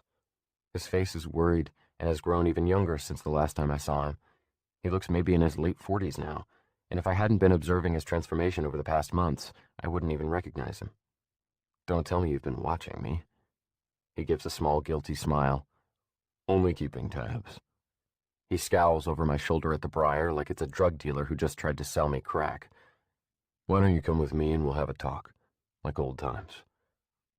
I shrug in agreement, and we quicken away from the briar to where the lake shore is smooth again, and find a place to sit under the branches of one of the weeping trees. "You have a decision to make," he says when we settle on a patch of soft blue grass. I'm sitting cross-legged, and I notice that the soles of my feet are already completely healed. About what? What to do next? I let my eyes sweep over the expanse of the Silver Lake, from where it touches the rocky banks of the Briar to the other end where it holds a perfect reflection of the majestic cliffs of Elysium. I've already decided. I'm waiting. "Kai, you can't just do nothing until Avery comes. You could be waiting for decades, and by then, she may have—" "Don't say it." I drop my head in my hands. I know. I realize I'm being overly optimistic, but I'm waiting anyway. "It's not just that she might not be available when she comes. You're putting yourself in danger." I lift my head. "How so?" "Those who linger too long on the banks of Demoror tend to get lost." I know what he means even before he nods in the direction of the briar. I felt the darkness trying to lure me inside moments ago. I sigh. "If I leave the lake, what if I miss her when she comes?" "You'll know when she gets here." I raise a curious eyebrow. "How?" "The same way you found her on Earth." He motions to his chest. "You'll feel it here. That connection, that pull between you and those you love. You only have to be paying attention." Maybe he's right. When I went back to Earth to help Avery, I could always sense when she was near, at least when I was paying attention. My chest aches now with the desire to see her again. "Charles," I say, "can I see her, just once?" He lets out a tired sigh. "Remember our deal, Kai. I only want to see if she's okay. She's got to have a million questions after what she saw." He gives me a wary look. "What did she see exactly?" "Well, I showed her I didn't have a heartbeat. She passed out." I wince. "And then I sort of disappeared in her arms." He shakes his head slowly, maybe because he can't quite grasp the mess I've gotten myself into. "Can't you just show me one glimpse in the lake?" I ask. "No." "Then can you pay her a visit and explain things so she doesn't think she's losing her mind?" He rubs his knees for a long moment and then shakes his head. "I can't do that. I broke the rules by letting you keep the ring those 3 days. Please don't ask me to do anything else." "But this isn't a big deal. It's a little conversation. Please." His mouth sets in a firm line. I know the look. It's the look of immovability. "No, you promised. I gave you 3 days and you promised to let her go. I kept my end of the deal. Now it's your turn to keep yours." My shoulders sink, and I shut my eyes and clench my jaw in frustration at my powerlessness. I know he's right, though. No matter how hard it is, I made him a promise, and it's time for me to keep it. He pats me on the shoulder. "What you need is something to keep you busy. So I have a new job to offer you." I blink in surprise, hope rising in my chest. "I thought I couldn't go back to Earth." He shakes his head. "It's not on Earth." "Oh." I look down at the grass and run my toe through it, hoping he won't see how disappointed I am. "What's the job?" He pulls something out of his pocket, a pendant attached to a fine silver chain. The pendant appears to be a raw crystal with a shimmering vein of light coiled inside. "Wow," I say, fascinated by the glimmering thread inside the crystal. "What does that do?" He hands it to me. Here, put it on and you'll see. I take it and hang it around my neck. As soon as it touches my chest, the crystal lights up like a halogen light, practically blinding me. I flinch at the unexpected brilliance and cover it with my hands so that I can open my eyes again. Whoa, what is this job exactly? Dental assistant? Charles smiles at my dumb joke, and then his face goes serious. It's dark in the briar. Sometimes all people need is a bit of light to find their way out. I stare at him. Weren't you just saying how worried you were that I'd get lost in there? He nods at the pendant. You won't get lost as long as you're wearing that. I look back toward the briar, an eerie sense of dread coming over me. And what's my assignment? It's simple in theory. You're a guide. The goal is to lead people out of the briar and bring them back here to the lakeshore. What happens when they get here? That's when a mentor will be assigned to them, like I was assigned to you. They'll be offered a job and more guidance. I gaze at the briar, considering. It seems like such a dreary job, especially after standing at the edge of the briar and feeling how strong the dark pull was. If I go in, I don't know if I'll have the strength to handle it, even with the pendant. What if I never find my way back out? Charles must see my hesitation because he says, You don't have to accept the job, but if you don't, you'll need to come with me to Elysium. There are other things for you to do there. I inhale a deep breath and exhale slowly, unsure what to do. Charles, I say, is there music in Elysium? He regards me a moment, pursing his lips. Why don't you come there with me and see for yourself? You won't be disappointed. And if I do, I'll know when Avery gets here? Yes. My wife was in Elysium when I came, and she knew right away. Maybe it's time to stop resisting. I don't know why I'm so afraid to go there. Maybe I fear I won't belong. Or maybe I've gotten used to Demoror, and I don't like change. Or maybe it's one step farther from Avery. But as I consider the alternative, I can't imagine stepping inside the dark briar. I stand and remove the glowing pendant and hand it back to Charles. I nod at him, wordlessly telling him that I've chosen to go to Elysium. He stands and lays a hand on my shoulder, and we quicken away. At the place where we stop, the cliffs of Elysium rise from our feet to the sky. The pearlescent white rock is smooth like polished opal, and the waterfall entrance to Elysium appears to fall in slow motion. There's no mist or splashing when it hits the ground, no pool to collect the water. It simply vanishes into the ground, like a thread being pulled through fabric. I've never seen it from this close before, and I'm mesmerized by the strange movement of the water, like a 1,000-foot-long curtain gently undulating in the breeze. I tip my head back, following the waterfall to its source, but it's so high I can't see it. It just fades into a shimmering blur. You ready? Charles asks. He's standing beside me, his face encouraging. I look back the way we came, since I didn't really see any of it when we quickened here. We're in a sort of circular courtyard, closed in by a low rock wall. The ground is heavily sprinkled with little sparkling flowers, the color of Avery's eyes. Beyond the wall, the land gracefully drops and expands into wide grassy fields and groves of crystal trees. If this is what's on the outside of Elysium, I can only imagine what I'll find inside. I turn back to the waterfall, then reach out and hesitantly touch the hazy water. A surge of peace flows from the waterfall into me. I close my eyes, reveling at the warmth that fills my chest. It reminds me of the way I felt when Avery touched me, or when I heard her voice say my name. It's the feeling I've ached for since returning to Demoror, like touching the doorknob of a home filled with the people I love, like hearing my little sister's laugh, like my mother's embrace. Charles, I say, turning to him, where's my mom? I can't move on until I know for sure. His expression turns careful, then grave. He holds up a finger. Wait here a minute. He turns and steps into the waterfall, and it swallows him up. I want to follow, to hear for myself the answer to my question, but he asked me to stay, so I keep my feet planted. A few minutes later, he emerges from the waterfall and steps up to me. They said you're strong enough now. Strong enough for what? To know where she is. Something sinks inside of me, and I'm suddenly afraid to learn the answer, because I already know where she is.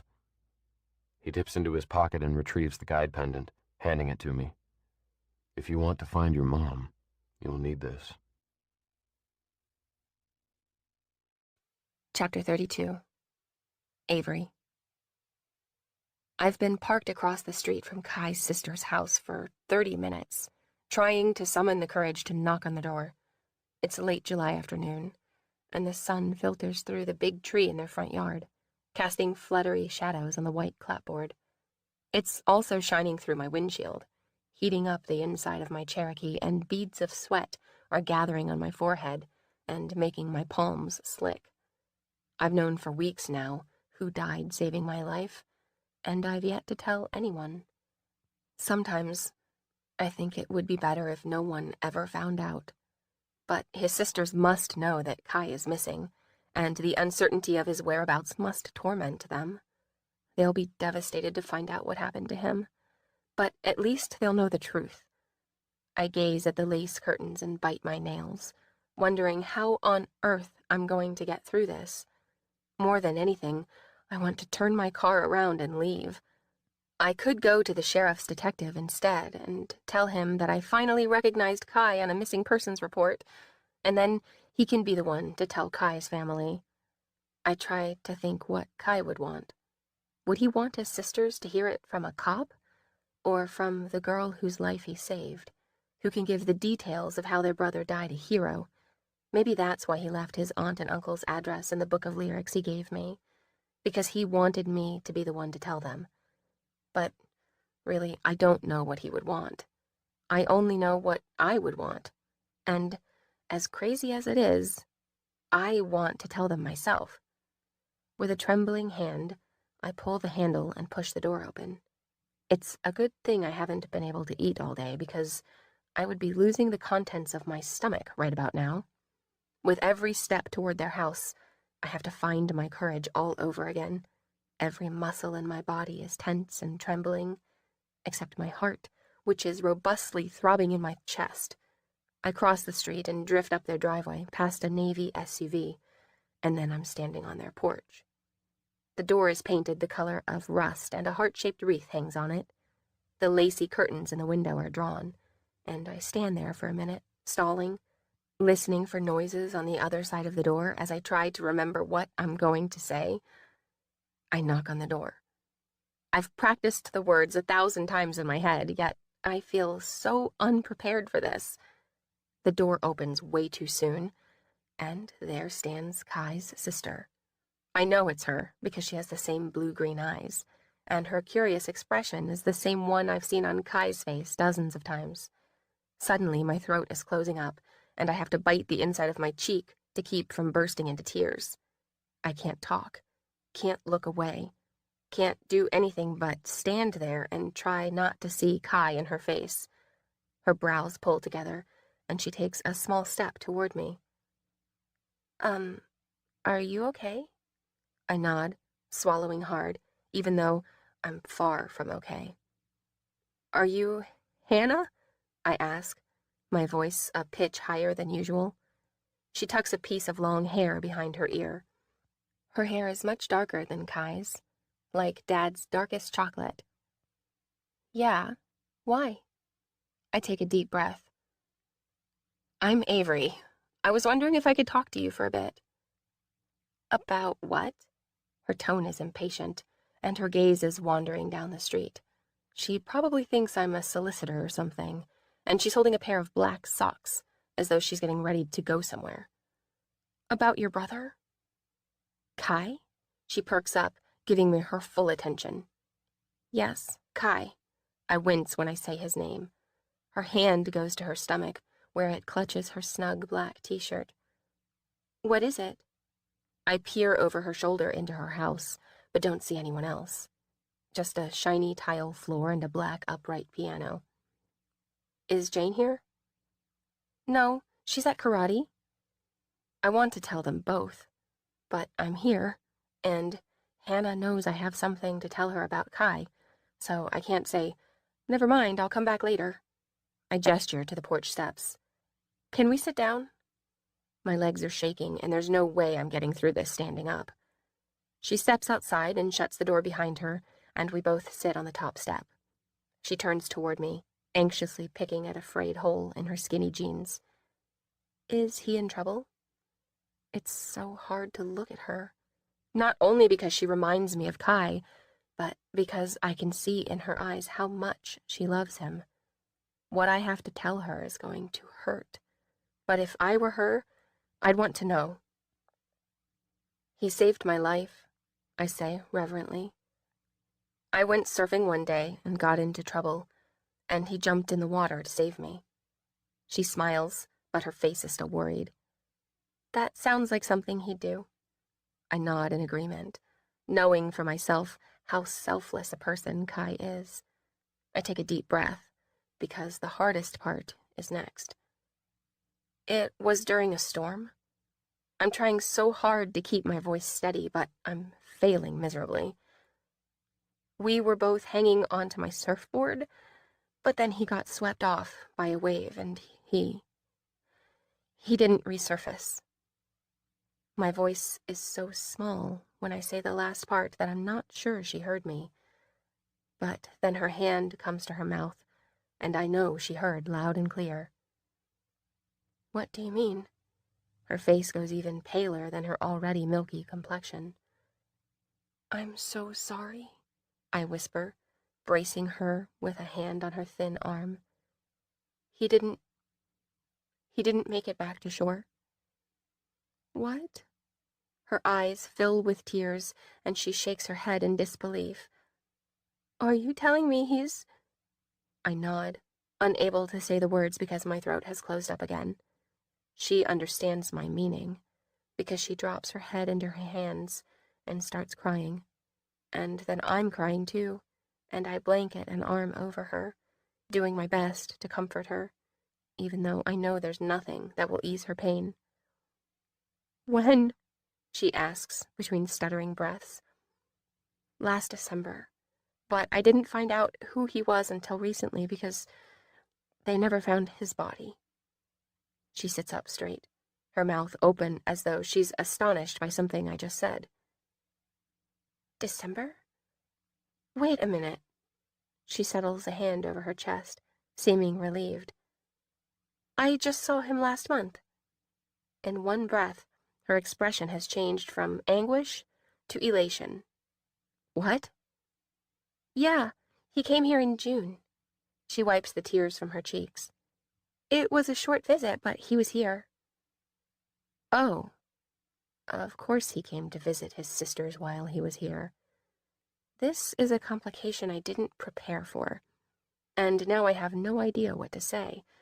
I can't exactly tell her that he was dead when he visited her. Are you sure he was the one who saved you? She asks.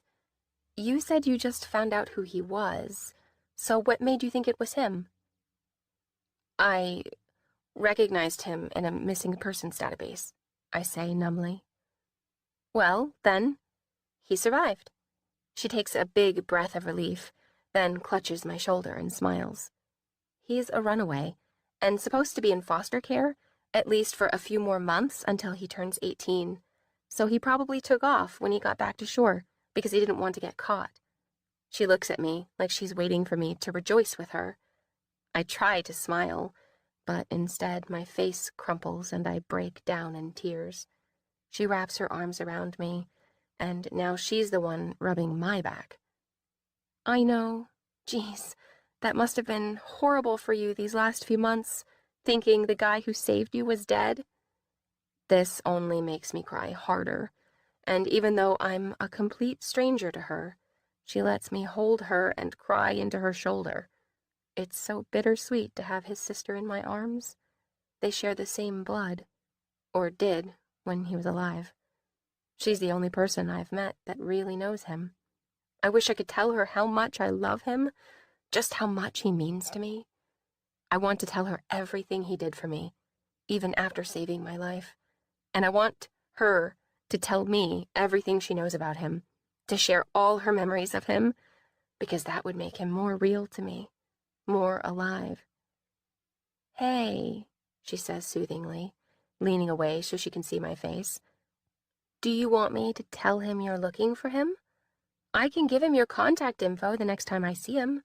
I don't know when that'll be, but hopefully soon. I take a deep, shuddery breath. Sure, because what else can I say? And then I realize that Hannah and Jane will never know what became of their brother. No one will know except me. And it doesn't matter what I tell the detective now. If I tell him that it was Kai who saved me, then they'll assume he survived when they talk to his sisters. I can never tell anyone the truth. This is a secret I'll carry with me until the day I die.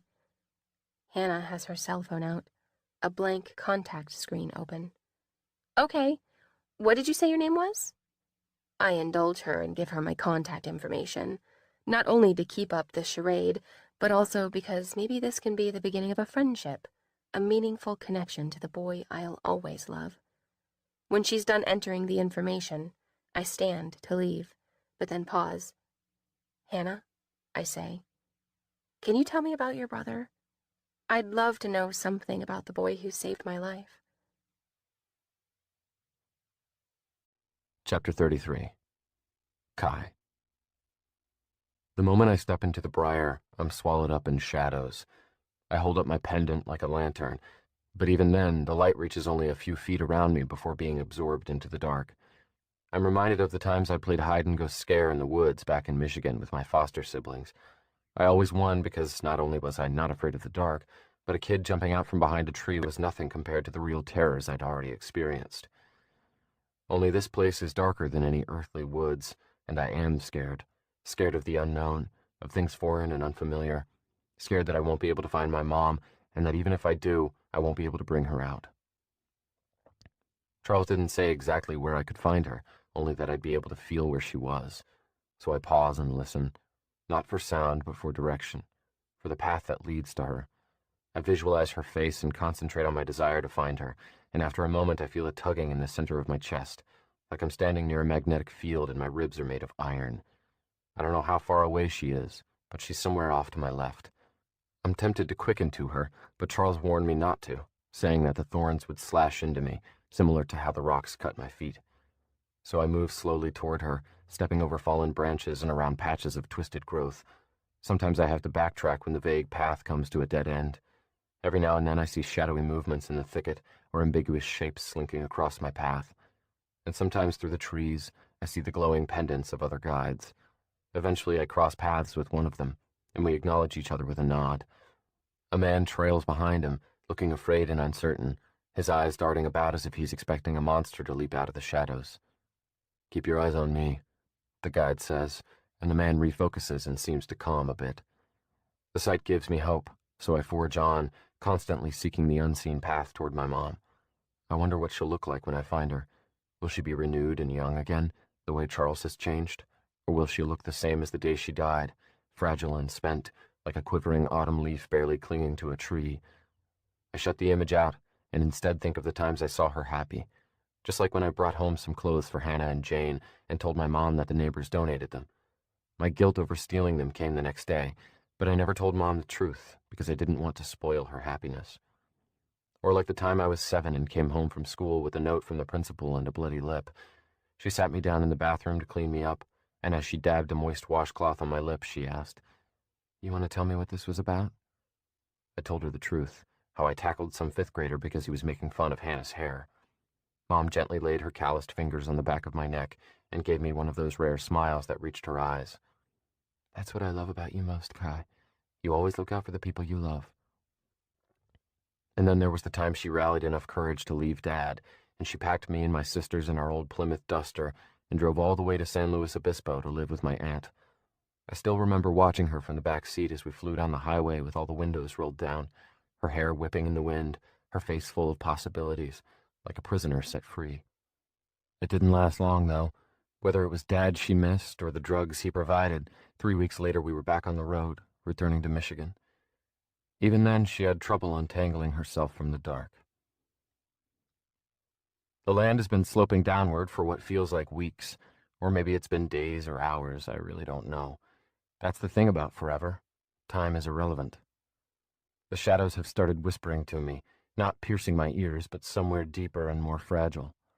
"Turn back," they say. "You'll never find her. This is where she belongs." I try to tune it out, but there's nothing else to listen to. "Take off your pendant and stay here. This is where you belong." Desperate to fill my mind with something else, I start singing quietly to myself. I sing the songs I wrote for Avery, picturing her smiling face and imagining the warmth of her hand in mine. I cling to the hope that I'll see her again someday, and for a while the thought chases away the shadows. Until, through the bushes, I hear someone cry out in pain. It's a man, but the way he's crying sounds almost childlike. Then I hear laughter and another man's mocking voice. I can't hear what he's saying, but I follow the voices, my interest piqued. Whoever it is, I don't want them to see me, so I tuck my pendant under my shirt and follow the wailing and laughing. A bit of light still seeps out, and I can see only as much as I could on a moonless night on Earth. The land continues sloping downward, and the ground begins to feel moist.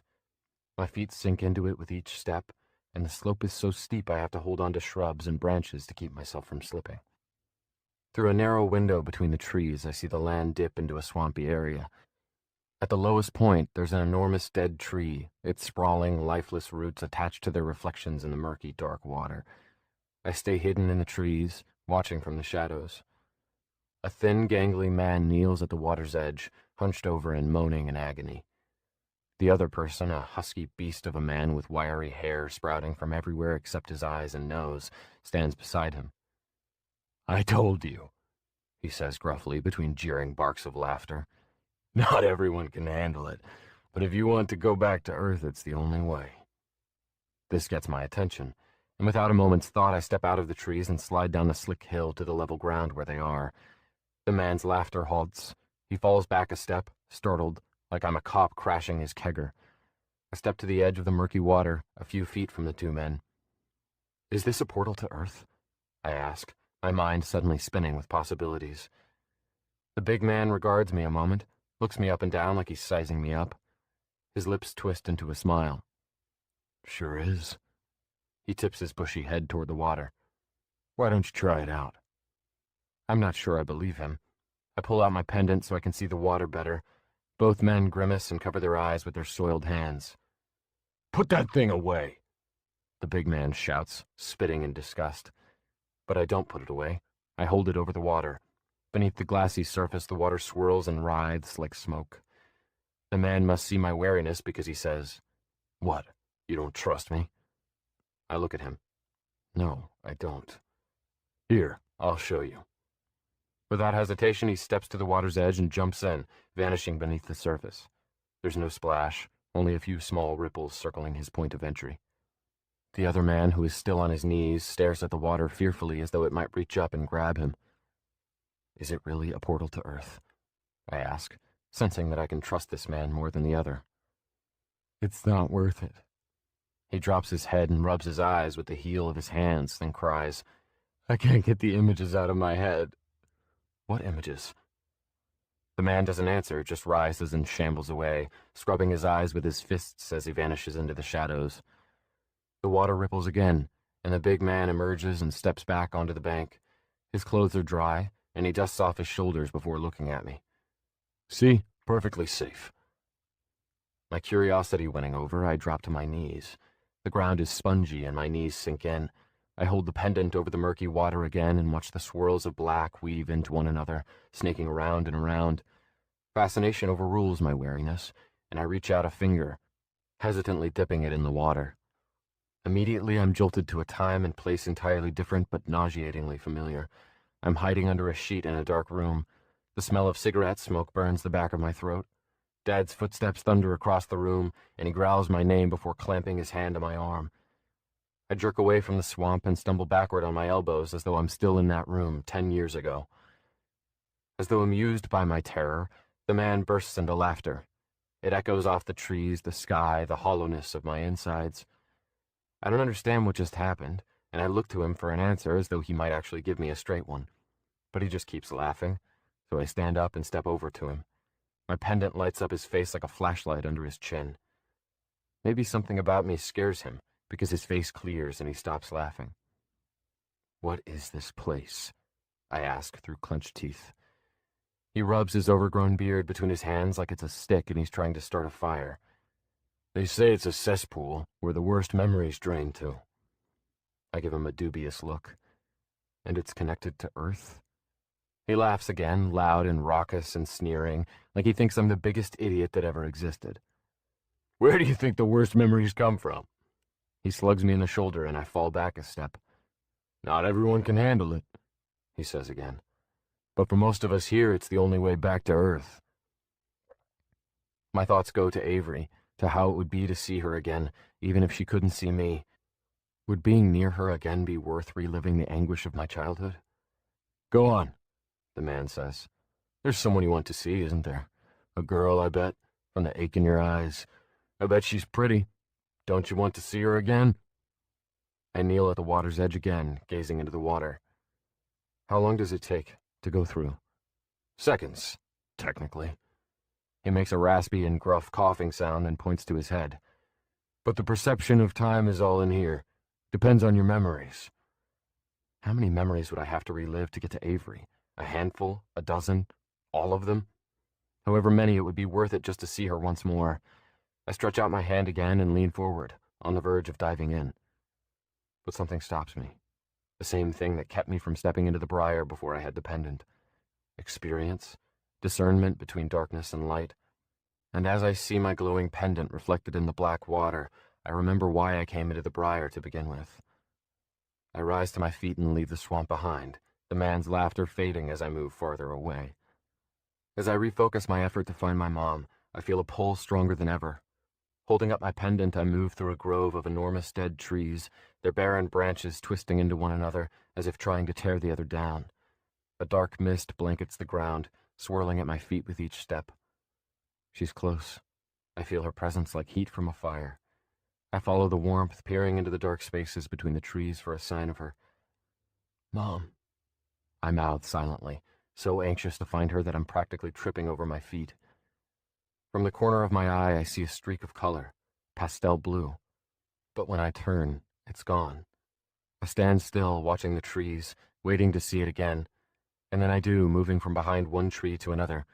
It flows and ripples as it moves, like thin fabric. It beckons to me, a little bit of color in all this gray. And then it disappears behind a tree again. I move toward it, and when I see it again, I realize what it is. A woman's dress. She's striding through the grove. Even without seeing her face, I know who she is. Mom, I whisper. I step toward her, and a twig snaps under my foot. She whips around, and I glimpse her face. Her eyes are full of fear, just like the last time I saw her alive, and then she turns and runs away. Wait! I call out, rushing after. She loses me easily, and I find myself deep in the grove, turning in a circle. I pause to feel for her, and then follow the pull to an enormous trunk. There's a jagged opening on one side, and when I lean down to peer inside, I see the hem of her blue dress. Go away! She cries, her voice shaking with terror. I don't want to scare her, but there's no way I'm leaving now. I drop to my knees, the pendant's light pouring into the hollow. It's about as big as a two-man dome tent, and she's sitting in a nook, knees pulled up, head buried in her arms. Her dark hair spills over her arm like a waterfall. It's been 9 years since I've seen her, since I've felt her arms around me, since I've heard her soothing voice. The sight of her now, afraid and alone in the dark, shatters me. If I'd known, I would have come sooner. It occurs to me that maybe that's the reason they didn't tell me before where she was. Charles said I wasn't strong enough until now. Maybe he was right. If I'd come into the briar to find my mom when I first died, I would have never found my way out. Don't be afraid. As I say the words, my mind is flooded with all the times I've heard others say those words in vain to her. Don't be afraid to leave your husband. Don't be afraid to go to school and make a better life for yourself and your kids. Don't be afraid to battle your addictions, to find better ways of coping with your pain. It was fear of pain that ultimately killed her, the need to numb it by any means. I won't hurt you. I only want to talk. Will you come out? She doesn't budge, just stays huddled in her nook.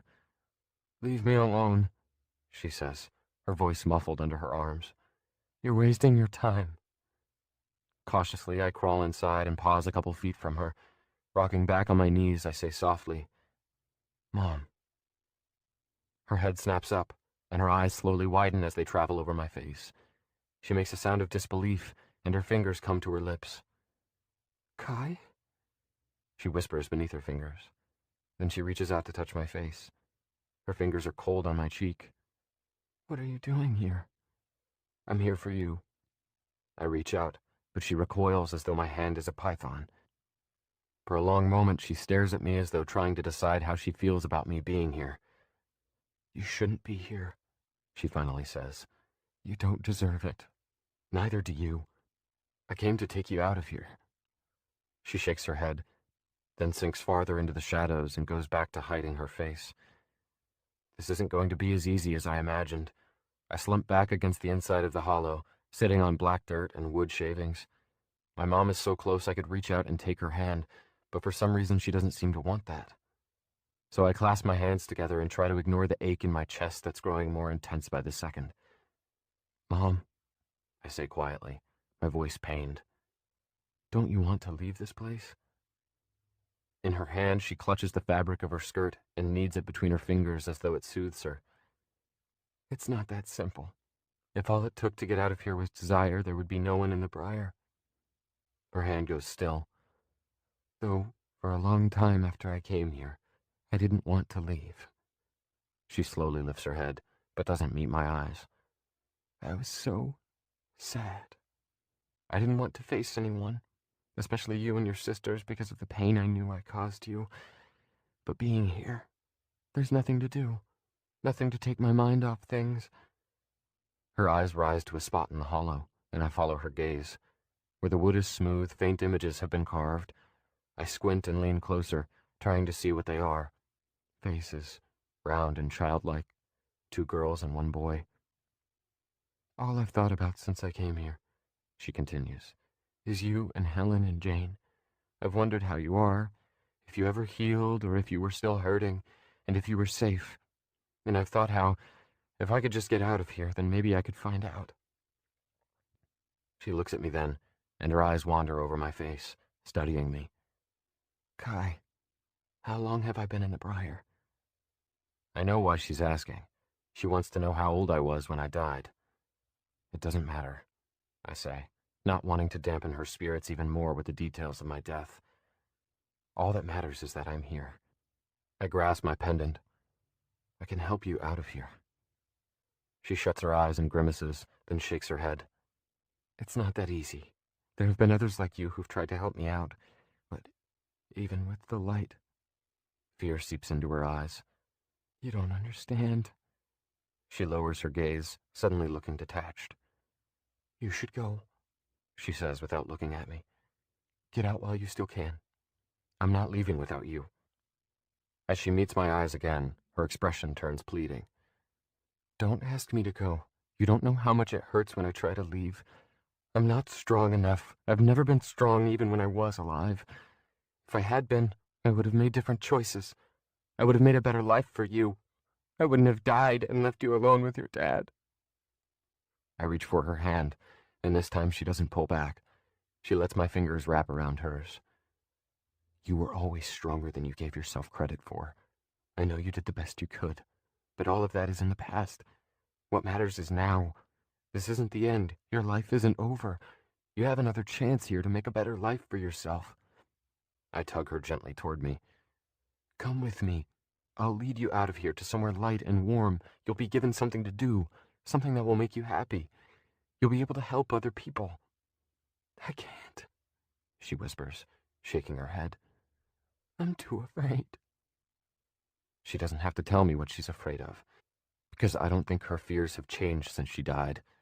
She's afraid that if she leaves the darkness, she'll eventually be pulled back in, and all her effort will be for nothing. For years, I watched her try to quit drugs or quit Dad, and it was like scaling a vertical mountain without a harness. She fell with every attempt, and the wasted effort, the pain of each fall, kept her from trying again. A sort of longing spreads over her features. "I just want to know if you and your sisters are happy. If I can know that, then it doesn't matter if I'm trapped here. I'll be at peace, so tell me, give me that peace." I feel my own hope dwindling. I can't save her now, just like I couldn't save her back then. I can't pick her up and carry her out of the briar any more than my 8-year-old arms could carry her out of Dad's house.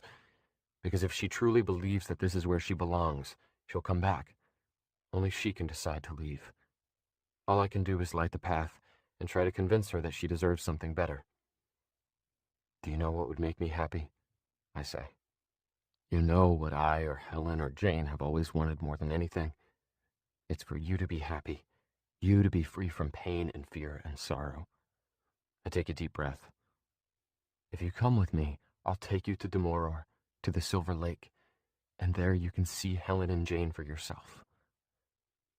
For a split second, her eyes brighten at the notion, but then a shadow sweeps over her, dimming her eyes again. I feel the darkness spread, filling the hollow, washing over me, through me. It won't work, the shadows say. Give up. I dip my head, my shoulders sinking under the weight of discouragement. My eyes slide shut, and I have the urge to lie down and make myself comfortable here. But I fight it. I curl my fingers around the pendant and search deep within myself for something light. And what comes to mind is a melody. I hum it softly to chase the shadows away, and soon the weight on my shoulders lifts. My back straightens, and I open my eyes and look at my mom, who's watching me with interest. "What is that song?" she asks curiously. "I wrote it," I say, and then an idea sparks in my mind. "Remember all those chords you taught me on your old guitar? They were the best gift anyone's ever given me. I've written dozens of songs with them. The one I was humming just now, I wrote for you." Very slowly, the corner of her mouth tips up. "Do you want me to sing the words to you?" I ask. She nods once, a faint light returning in the depths of her eyes. So I sing it to her, and the dark, empty space is filled with a melody that chases the shadows away. When I finish the song, she asks me to sing it again, and then again. As I sing it for the third time, she scoots closer to me, and when I finish, she sits quietly for a long moment. Then she reaches out and takes my hand, squeezing it gently. "Do you know what I love most about you, Kai?" she says quietly. "You always fight for the people you love." She purses her lips and sits silently for another long moment, and then something changes in her face. It reminds me of the day she packed us up to go to San Luis Obispo. The flame in her eyes grows brighter by the second, and she clenches her jaw as though gathering courage. She looks in my eyes. "I'm ready to fight. For you." Hope rises to a sharp and dangerous summit in my chest. I nod and squeeze her hand in return. "Whatever is out there that scares you, whatever causes you pain, I'll help you face it." She brings my hand to her mouth and kisses it. "I know you will." The briar feels even darker on the way out, like it knows we're leaving and wants to hide the paths that lead back to Demoror.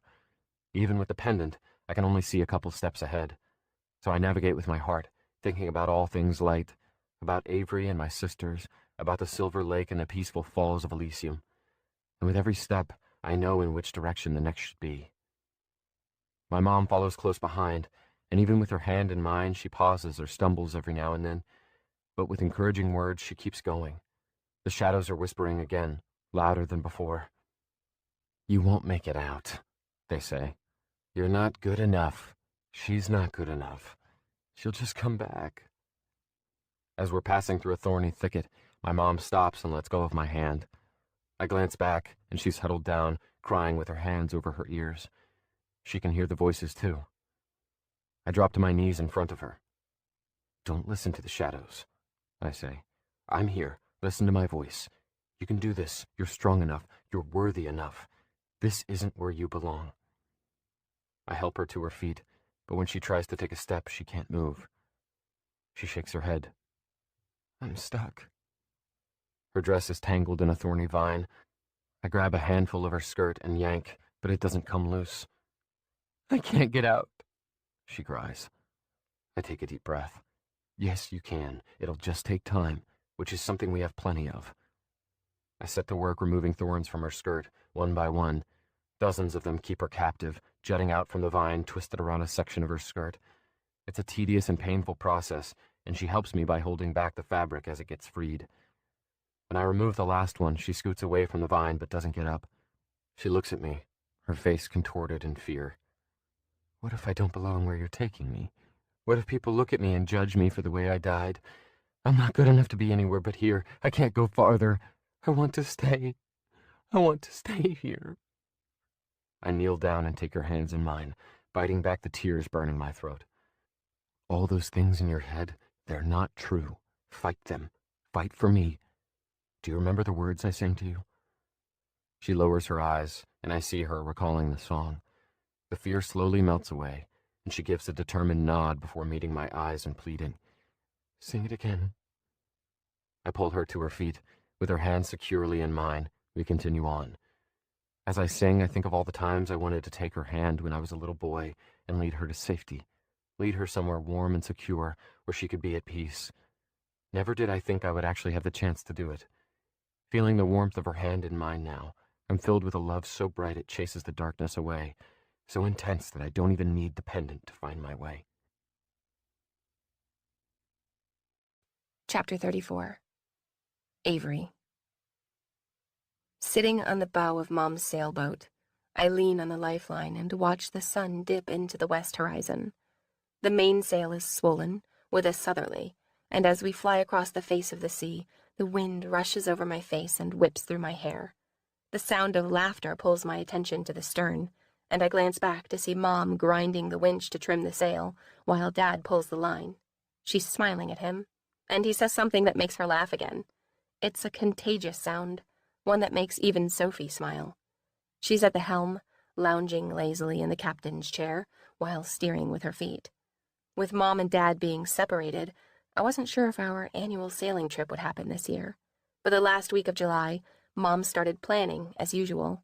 3 weeks later, the 4 of us set sail for the Channel Islands.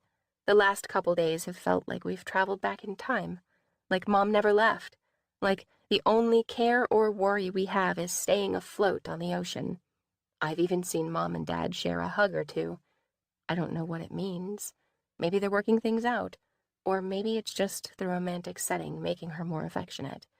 All I know is it makes me happy to see them together. The light is fading fast as we anchor at the islands, so it's a scramble to get all our camping gear to a high plateau and set up camp. Dad cooks spaghetti on a gas camping stove, and he and Sophie are so beat after dinner that they go straight to bed.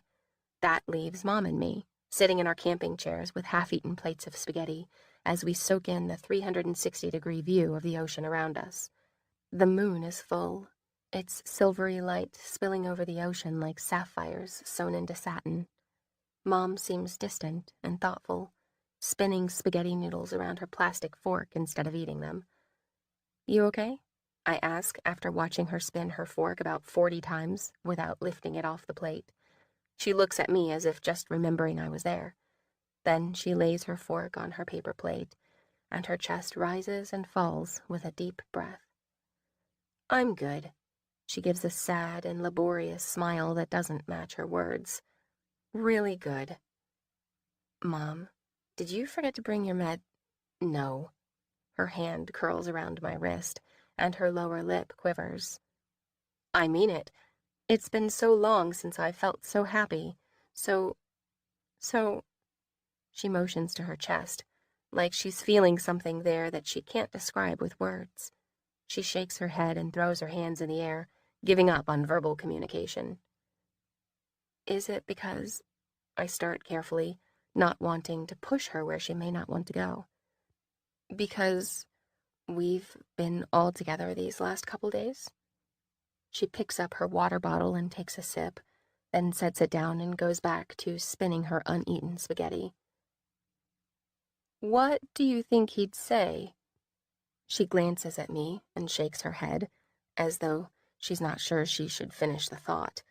Or maybe she just doesn't want to say it out loud. But I know exactly what she's thinking, so I answer the question she's too afraid to ask. "I think he'd say it's about time," I say quietly. "And probably, welcome home." She looks at me. Then she's looking through me, as though visualizing the scene.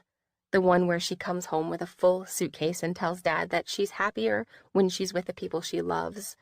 The scene where Dad pulls her into his arms and tells her that it's where she belongs. At least, that's the scene I'm seeing in my own mind, and it makes my chest swell with hope. She wipes her hands on a napkin, and it drops over her spaghetti. "Well, we'll see what happens when we get back." She tosses her plate in a nearby garbage sack, then stretches her arms over her head. "It's late. The sack is calling." "I'm going to sit out here a little longer." "Well, don't stay up too late. Your dad has hiking plans for tomorrow." She stands and kisses the top of my head, then walks through the dry grass. I hear the zipper of her tent, and then the sound of her rummaging through her medicine bag to find her sleep meds. Before I can finish my cold spaghetti, I hear the soft rumble of her snoring. I consider joining her, but even though my body is tired, my mind is restless. The island is quiet, save for the sound of waves rolling and crashing down on the shore, and so my thoughts turn to the sea and to Kai, to the first time I saw him, when he pulled me out of the water and tied the leash around my wrist. As I close my eyes and try desperately to recall the feeling of his hand in mine, my fingers slide into my pocket and find the pocket knife there. Kai's pocket knife. It's been my constant companion for the last couple months, a tangible reminder that he really was here with me those few days in June. Reverently, as though unveiling an ancient and fragile relic, I pull it out and run my finger over the smooth metal. I should really go to bed, but there's a hollow aching in my chest that I'm sure will make it impossible to sleep. So I rise to my feet and wander away from camp, following a moonlit path that runs along the edge of the cliffs. The music of the sea calls to me the way it used to, and I feel that tugging in my chest, that irrepressible need to go where the water is. So when I come to a fork in the trail, I take the path that leads down to the beach. The grade is steep, and I use the cliff wall to steady myself. At the bottom, there's nowhere to go but through a jagged archway, and when I come out on the other side, I find myself in an enormous cavern with an arched opening that faces a small cove. The tide is low, the sand exposed. Moonlight pierces through holes in the cavern, spotlighting little pools in the sand. Treading to the middle of the cavern, I sink to my knees and hug my stomach, trying to squeeze the ache out. I always knew that love could hurt, but never knew it could hurt this much. Never knew that losing someone could carve a place inside of me so deep. I'm as hollow as this cavern, waiting for the tide to return and fill it back up. But what if the tide never returns? What if I'm never filled again? As I sit there, still and silent, feeling the breeze play with my hair and tickle my cheek, listening to the surf echo off the cavern walls, it occurs to me that the cavern is not as hollow as I perceive it to be. It may not be full of water, but there is air. It fills my lungs as I breathe it in, keeping me alive. There is sound, beautiful and rich, saturating my ears. I may not be able to see these things like I can see the water, but the cavern is still full. There may be a hollow inside of me left by Kai's absence, but there are other things to fill it. There's my family, my friends, this life, and all the things I can learn and do here, even if Kai isn't with me. And then I think how just because Kai isn't with me now, it doesn't mean I'll never be with him again. "When I leave," he said on the cliff that day, "I won't really be gone. I'll be just over the horizon." Until I meet him beyond that horizon, all I can do is live my life the way he taught me to. Slowly, I rise to my feet and step through the sand to the water's edge. The cove is circled by towering rocks, and although I can hear waves crashing into the rocks on the outside, the water in the cove is calm. I wade in and sway my foot back and forth. The water is cool as it glides over my ankle and between my toes. I move deeper, feeling it on my calves. The rhythm of the sea calms me. It hums with life, a lullaby that soothes me into tranquility. My body relaxes, sinks deeper to my hips, then my waist. The sea engulfs my shoulders, circles my neck like a strand of pearls. I lie in the water as though it's a bed, and the moon and stars are my blanket. The dark water stirs the adventurer in me awake. I draw in a few deep breaths, then dive under, swimming down a good 10 feet. To keep myself from rising, I grab hold of the edge of a rock that juts out of the reef. Gravity has no power over me down here. Even my cares seem to rise from my shoulders and drift away into the nocturnal underwater world. Colors are muted into shadow and light. Shafts of moonlight cut through the surface, slicing up the darkness. The light reflects off the white sand, painting the liquid ceiling into a rippling silver sky. Being underwater like this, a piece of myself is restored. I'm strong and courageous and fearless again. I am the girl who can free dive to 30 feet and hold her breath for 4 minutes. A familiar thrill courses through me, a rush of adrenaline I haven't felt in so long. My skin tingles the way it does when I rappel down the face of a mountain or slide across the perfect wave, or when the boy I love brushes his fingers over my skin. My chest burns, but not because I'm running out of air. It's the joy of finding myself again. It's gratitude for Kai, for all he did for me, and the aching desire to return the favor somehow, to make restitution, to tie that leash around his wrist the way I failed to before. My lungs are begging for air, so I let go of the rock and push upward. But I only make it a few inches before I feel a sharp tug on the back of my head, then jerk to a stop. My hair is caught, tangled in something. I reach back to untangle it and feel the skeletal fingers of the reef entwined in my hair. I yank hard, trying to free myself, but there's too much hair caught. My heart is pounding, burning up oxygen. Calm down, I tell myself. There's a way out of this. And then it comes to me. The pocket knife. My hand grapples it out of my pocket, and it takes me a few tries to unfold the knife. I swipe the blade behind my head and feel a lock of hair come free. I take another swipe, but this time my hand slams into the reef and the knife slips from my fingers. I fumble for it, twisting and sweeping my hand through the water as I watch it sink down, down, but it hits the sand before I can catch it. It's only 5 feet below me, but my arm won't reach that far. Calm down. I've been under longer than this, I think. Just relax. But I can't calm down when all I can hear is my heart throbbing in my ears. My lungs are screaming for air. My body gives a jerk and then a shudder. Calm down. Calm down. Calm down. My feet. I can grab the knife with my toes.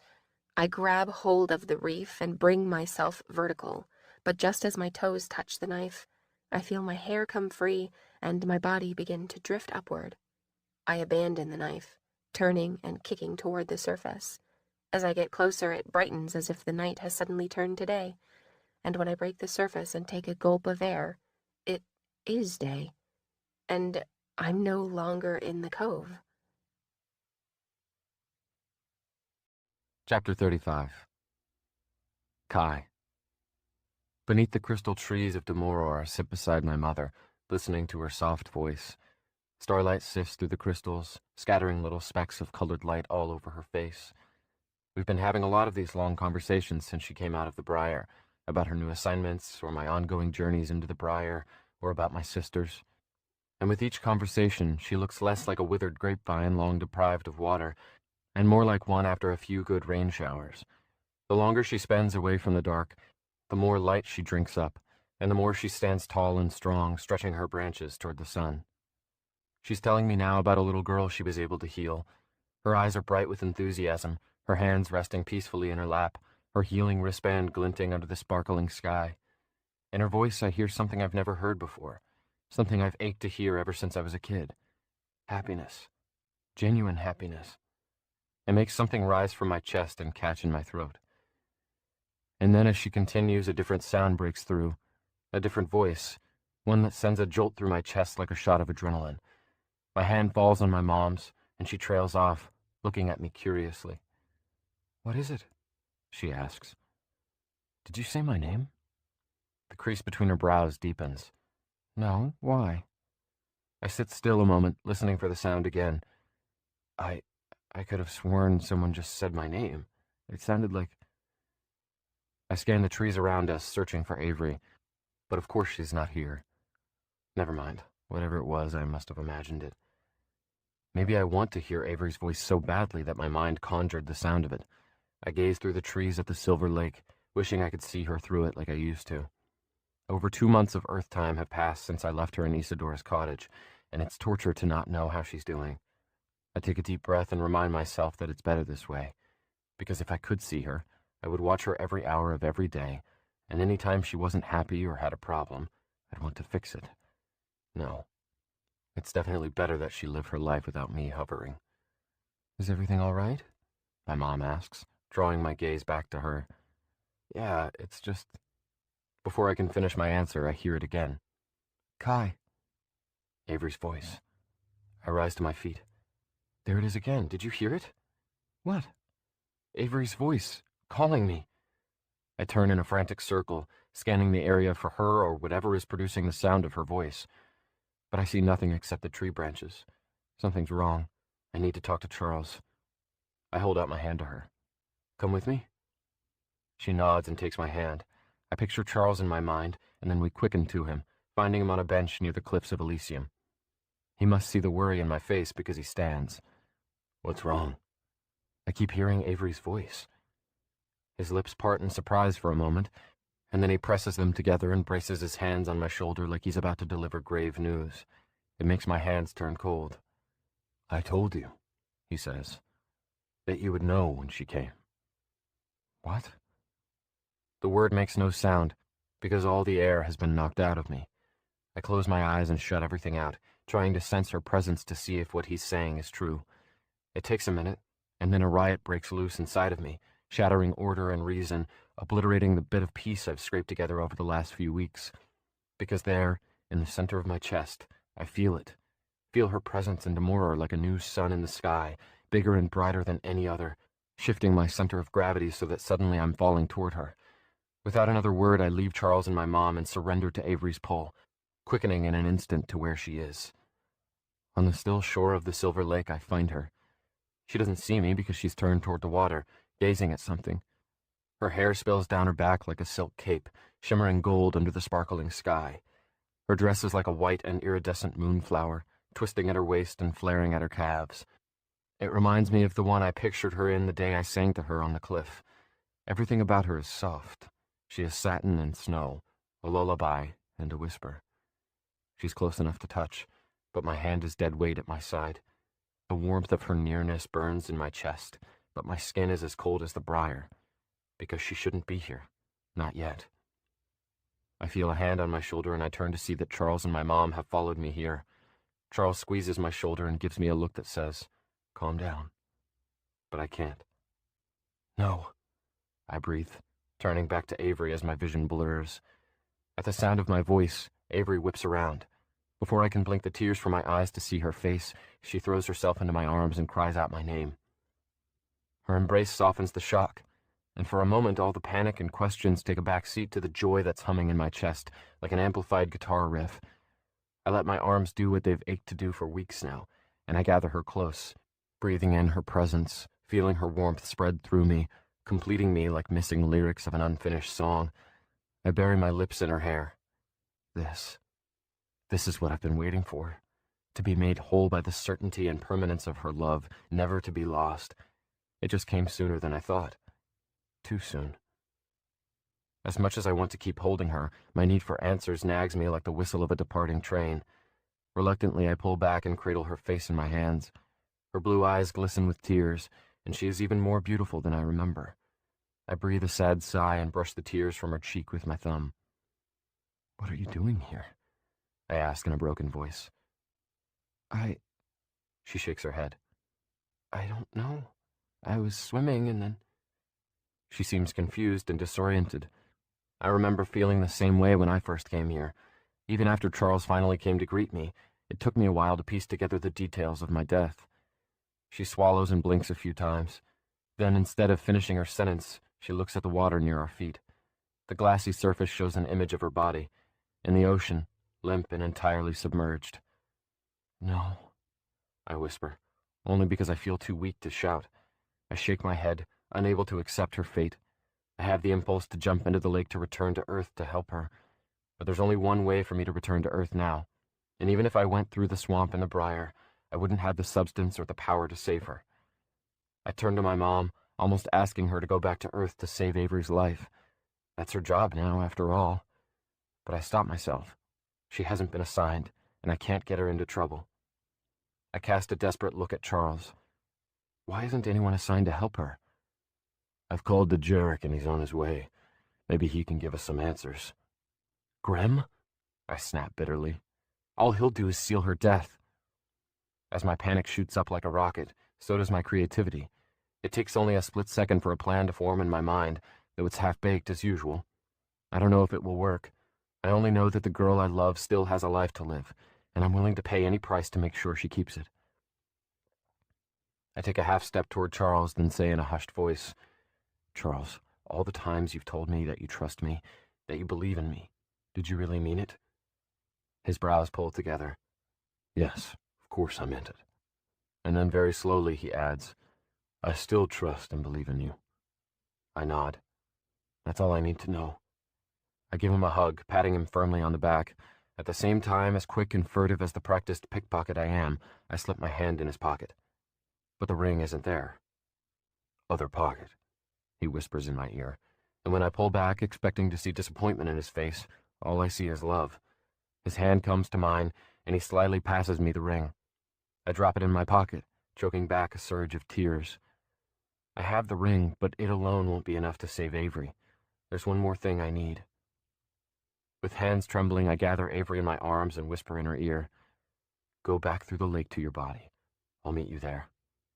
I kiss her on the forehead, then turn to my mom. I don't know how this is going to turn out or what's going to happen to me, so I tell her I love her and that I'm proud of her. She doesn't even notice me feeling for the clasp on her wristband. Then, bracing myself for flight, I flick it open and swiftly remove it from her wrist. She gasps and blinks in bafflement. I'm sorry, is all I say, and then, giving one last look at Avery, I turn and quicken away. I go straight to the briar, quickening through the bramble toward the swamp. Thorns slash and slice into me as I fly through them, but there's no time to waste on walking. Within seconds, I'm standing at the edge of the swamp, terror shaking me as I peer down into the black water. The thorns have torn me up, but that's nothing compared to what I'm about to go through for the chance to save Avery's life one last time. I shove my mom's wristband in my pocket with Charles's ring so I don't lose them. Then I conjure an image of Avery's body in my mind so that hopefully when I emerge on the other side, I'll be where she is. Then, bracing myself for the pain I'm about to feel, I dive in. Not even the light of my pendant can ward off the dark. My hands over my ears do nothing to dampen the awful sounds. Screeching and breaking, an amplified train wreck, metal scraping and glass shattering and lives being torn apart. I'm in a dark room. The metallic taste of blood coats my tongue. A child screams. Helen's little figure runs through the doorway. Heavy steps follow. Dad in an orange jumpsuit, a glass partition between us. He's pointing to the phone on my side, urging me to pick it up so I can hear his voice. But I've heard enough of his voice, loud and clear and belligerent. I don't want to hear it again. His hand comes up and slams the glass. I'm digging through a clothes basket. No socks, only mildew. Something sharp stabs my finger. I jerk my hand back. There's a hypodermic needle stuck in my finger. Huddled under a fern in the woods, wolves howling, Helen and Jane crying, running home in the dark, Dad in the doorway to meet us. An open coffin, Mom in her blue dress, eyes glued shut, hair curled. Not like her, only a shell now. My mouth is dry. I'm as cold and empty as her body. Sisters clinging to my arms. Aunt Laurel and Uncle Gerald lead them out of the room. I'm alone. A boy lying flat beneath me, my fist pounding into his bloody face. I hate myself, but I can't stop, because I hate myself. Shoving my belongings into a black garbage sack, being ushered out of a foster family's home, again and again and again. Standing in a crowded room, looking through a window, watching the girl I love kiss another boy. I want to die, but I can't, because I'm already dead. In Avery's arms, "Stay," she cries, but she doesn't have the power to keep me, and I don't have the power to stay. I'm in the ocean. I can't move. My pendant lights up the water, but I'm still someplace very dark. Little particles float around me. The surface ripples above. I must be close to shore because there's sand about 10 feet below. It looks and feels so familiar that for a second I don't know if I'm reliving my death or if I'm actually in the ocean. The same fear that gripped me while I drowned grips me now, only I'm not struggling for breath, And this time the fear isn't for myself. It's for Avery. I straighten and look around for her body and find it a few feet below me, limp and suspended in the blue. She's facing down so I can't see her face. Just her long gold hair half tangled in the reef, the other half slowly swaying in the current. Pain rips through me at the sight of her, and without wasting another second, I dig Charles's ring out of my pocket and slip it on my finger. I reach for her, but my hand sweeps right through her. The ring isn't working yet. It's too soon. It will take a couple minutes for my body to materialize, and I pray it won't be too late. With my mom's wristband, I should still have time to save her.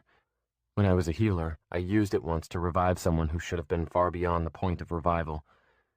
The sand beneath me begins to swirl and gather into a cloud, and as the particles rise from the ocean floor and start clinging to me, I stay near Avery's body, trying every second to take hold of her as the pain of materializing sears through me. My hand starts to drag a little when it passes through her. Any second and I'll be able to take hold of her. When I try grabbing her again, my hand closes on the back of her neck. I've got her. I take a handful of her tangled hair and tug hard. Some of the strands break, but she's still stuck. As I dig my hands deeper into her hair and start yanking strands a few at a time, I see a flash of metal on the ocean floor. My hands freeze and my eyes go wide. A few feet down, there's a pocket knife lying in the sand. I push away from Avery and swim down to retrieve it just as these temporary lungs start to burn for want of air. I kick back up to her and cut her hair free, then clutch her arm and drag her upward. My lungs gulp in air as I break the surface, and when I look around, the shore isn't too far off. I secure her to me with one arm as I paddle shoreward with the other, kicking my legs to keep us both afloat. If Avery dies now, it won't be because I didn't do everything in my power to keep her alive. Soon I feel sand under my feet, and then I find my footing on the ocean floor. We're in a little rocky cove where the waves are mild. I carry her to a cavern with dry sand and lay her down. The light from my pendant illuminates the cavern, and I see Avery's body with heartbreaking clarity. Her eyes are closed, her lips blue. I press my fingers under her jaw, checking for a pulse. Nothing. I look around for Avery's spirit, but she still isn't here. It doesn't matter. Once I restore her life, her spirit will be brought back to her body. I reach into my pocket and retrieve my mom's wristband. If Charles's ring works for me, then the power in my mom's wristband should too. I circle it around my wrist. But when I try to close the clasp, I can't connect the two ends. I try to squeeze them together, but her wrist is so much smaller than mine, there's no way to make it fit. Maybe I don't need to close the clasp. I leave the wristband open and rest my hand on Avery's stomach, trying to summon the power to heal her. But I feel nothing, not the faintest stirring inside of me. No warmth, no energy, no power, only cold emptiness. My shoulders sink into defeat. I pound the sand with my fist, then lift my face to the sky and roar in frustration. I tear off the wristband and toss it behind me. I don't have the power to heal her, but I have hands, and I have air in my lungs. Wasting no more time, I lean over her lifeless body and put my hands and lungs to use. Chapter 36. Avery. Everyone is looking at me. The dark-haired woman, the man named Charles, and the tall guy who just appeared and introduced himself as Jarek. But no one is giving me answers, and the looks on their faces have me panicking. Where did he go? I ask again, my voice reflecting my rising anxiety. The anxiety of realizing I'm dead, of imagining my family discovering my drowned body, and of Kai's sudden disappearance. They all look at one another, like they're not sure who should answer my question. Finally, Jarek steps forward, holding some kind of scepter. Kai went exactly where we thought he would, Jarek says dryly, clearly unamused. His towering figure casts a shadow over me, but it's not the only thing about him that intimidates me. His icy blue eyes seem to pierce right through me, and there's a troubling absence of emotion on his face, like a stiff suit, ready to close a deal that's all business and nothing personal. Lowering the scepter to his side, he comes closer. He settles a hand on my shoulder, heavy as a cannonball. "You'll need to come with me," he says grimly. I don't argue, because he seems like the kind of person you can't win an argument with. I look to Charles for some kind of reassurance, and he gives a small but encouraging smile. He'll take you to Kai. I let Jarek take me by the arm, and he leads me back into the silver lake. We're swallowed up in the still waters, and my vision whites out. In the next second, I hear the sound of the surf. Details start filling my vision. We've somehow traveled back to Earth, because we're now standing on a familiar beach surrounded by cliffs. I hear Kai's distressed voice saying my name, pleading with me to live. I look over, and there he is in the cavern, on his knees in the sand, leaning over my body, trying to revive me. So this is where he disappeared to. He came back to rescue me. Again, some kind of light is shining from his chest, lighting up the scene. My hair and clothes are soaked. My eyes are closed, my skin pale, my limbs motionless. It's surreal and disturbing to see my own lifeless body, but I can't look away. At the sight of Kai laboring over my body, I'm filled with a myriad of warring emotions, gratitude and love, and a little bit of anger and disappointment. He's already given so much for me. When will it be my turn to give him something in return?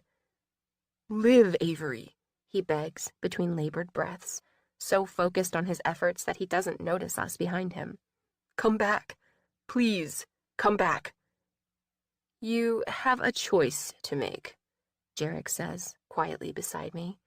He leans down and picks something out of the sand at our feet, then straightens and opens his palm. He's holding the wristband that Kai took from the woman's wrist. It's like the one Kai wore when he was here with me those few days in June. What is that for? I ask as the waves crash on the rocks outside the cove, drowning out my voice. It holds the power to restore mortal life. Any mortal life. So, should you choose to live, you'll need to put on the wristband and lay your hand on your body, and the power within it will do what Kai here can't do on his own. I take the wristband from Jarek, marveling at the power it holds. Is this really what I want? To be returned to my body? To the living world? I feel just as alive in this world as in the one I came from. And if I don't use the wristband, I can stay with Kai. I look at him, at his hands beating into my chest, his face all torment and determination, and I know that it's not what he wants. As always, he wants me to live, and I realize now that I want the same thing. I want to return to my body. I want my skin to turn pink. I want my lungs to expand of their own accord. I want my eyelids to flutter open as much as he does, not only for my family or the life I've yet to live, but because if I die now, then Kai's sacrifices will be for nothing. Slowly, I circle the wristband around my wrist and close the clasp. Then I step over to my body and kneel on the opposite side of Kai, facing him.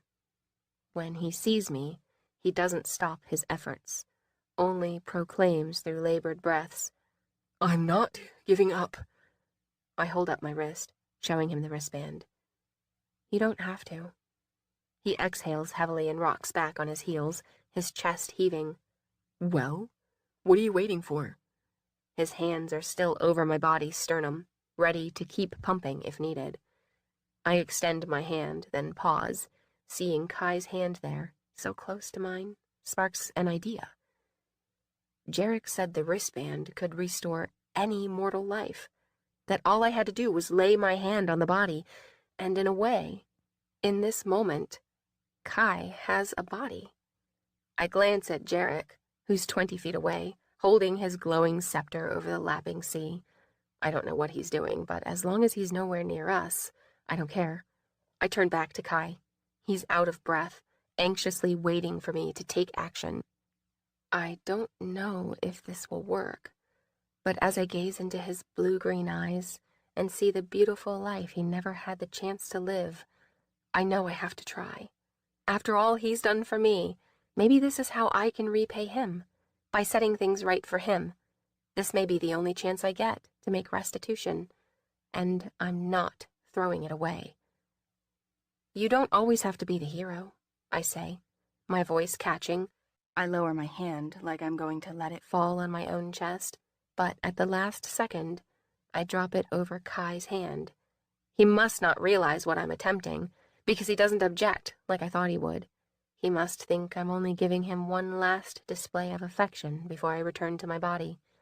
His face softens, and he surrenders to it, lacing my fingers through his and closing his eyes as he raises my hand to his lips.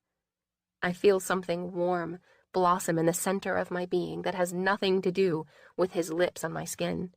It feels very similar, though, like how I feel when Kai kisses me, or touches me, or looks at me. Like love. It grows and expands until I don't think I can contain it anymore, and then it rushes out of me through my hand and into him. That's when he notices. What are you doing? His eyes fly open, and he tries to wrench his hand away, but I grab his wrist and hold on with every ounce of strength. No! He shouts, trying to twist out of my grip. But I won't let go. Not this time. This time, I'm tying the leash of my fingers around his wrist with 1,000 unbreakable knots. He stumbles backward into the sand, and I fall on top of him. I can feel the power surging into him at every point our bodies connect. Avery! He cries out, his voice heartbroken. What are you doing? You're going to die! The surge of energy weakens, and then I weaken. Kai wrenches my hand from his wrist and slides me off of him, and then he crawls back over to my body, where he restarts his resuscitation efforts with even more vigor. I roll onto my back, too drained to move. Something feels wrong, incomplete, fragmented. I'm slipping away, but I don't know where to. Jarek's towering figure appears over us, his face as emotionless as ever. She's made her choice.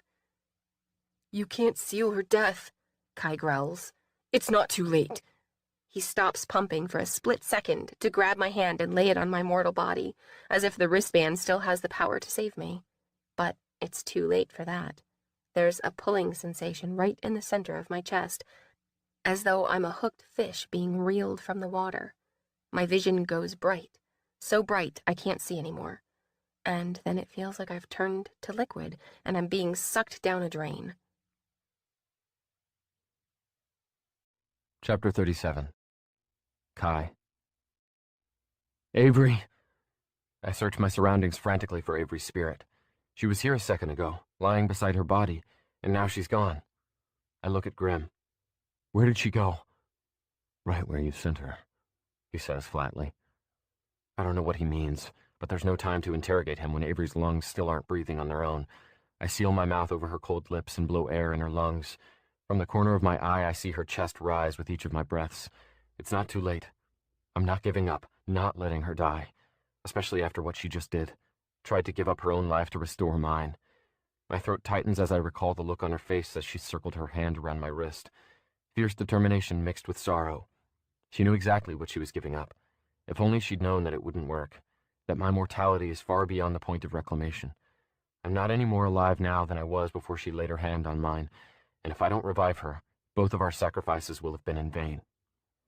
Just as I'm about to go back to pumping her chest, all the energy drains out of me, like I'm a machine whose plug has been pulled.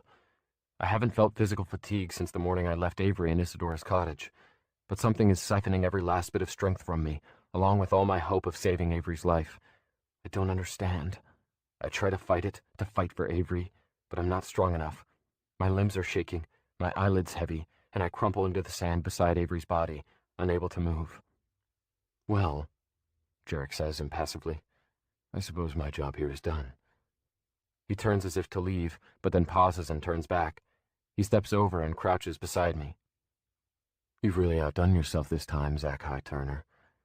He reaches behind my neck, where he unclasps the chain that holds my pendant. The light in the pendant slowly dims until the cavern turns dark. He stuffs the pendant in his pocket, then takes my hand and slides Charles's ring from my finger. I want to object, to get up and keep fighting for Avery's life, but my muscles are useless. Some have a talent for outsmarting death, Jarek says, and others succeed out of sheer stubbornness. But only a few are selfless enough to surrender their lives to win someone else's. He pierces me with a fiery blue gaze, and then like a candle being snuffed out, he disappears. Using my last ounce of strength, I turn my head toward Avery. It's dark now without my pendant, but by the moonlight seeping through holes in the cavern, I see her in deep shades of blue. Her eyes closed, her long eyelashes touching her cheeks, her lips slightly parted, but no breath breaking through. Her hair wet and splayed out on the sand around her head. My beautiful, brave girl. Maybe I should have just been happy to be with her, no matter which realm she existed in. Now I don't know if we'll ever be together at all. I'm losing substance fast, but I feel something warm under my hand. Avery's arm. Avery's arm, which should be cold, but it's not. It feels like a flame under my hand. And then I smile, because there, on the inside of her wrist, I feel a faint rhythmic throbbing, and now I know where her spirit went. Chapter 38. Avery. It's the same dream I always have. I'm in the middle of a wild sea on my surfboard, rising and falling over rain-pocked hills of water. I dive under the surface to find the boy who saved my life. And there he is, suspended in the dark water beneath me, face down. Only he's not just the boy who saved my life. He's Kai, the selfless and gallant boy I love. I swim down to grab his wrist, but I'm tugged back when I reach the end of my leash. His hand is so close that my fingertips brush his knuckles, but I can't get close enough to grasp him because the leash tied to my wrist is too short. This time, instead of returning to the surface for air, I stay with him. I reach up to my tethered wrist and untie the knotted lifeline that Kai put there, and I'm free. Free to save him. I turn back to him, and the water goes unnaturally still, as if I'm in the deep end of a pool instead of a churning ocean. Rays of sunlight break through the surface like fingers of a glorious hand, reaching out for Kai and wrapping him in a golden embrace. I swim easily down to him and hook his wrist in my hand, then tug him toward the surface. We gulp air into our lungs as we break the surface, then drape ourselves on opposite sides of my surfboard, facing each other. The sky is lit up in gold, a fiery sunrise that stretches from horizon to horizon. The water is a still sheet of glass, reflecting the sky. There's no sound, only the breaths moving in and out through our lips, whispering to us that we're alive. Kai gazes at me across the surfboard, his blue-green eyes blazing with light and life, and something else, something that makes my chest swell with warmth. He loves me, and he knows that I love him. And through squalls and tempests, through life and death, nothing will ever change that. "Breathe, Avery," he whispers. "Breathe." I open my mouth to tell him that I am breathing, but I can't get the words out because there's water in my throat. There's water in my throat, my mouth, my lungs.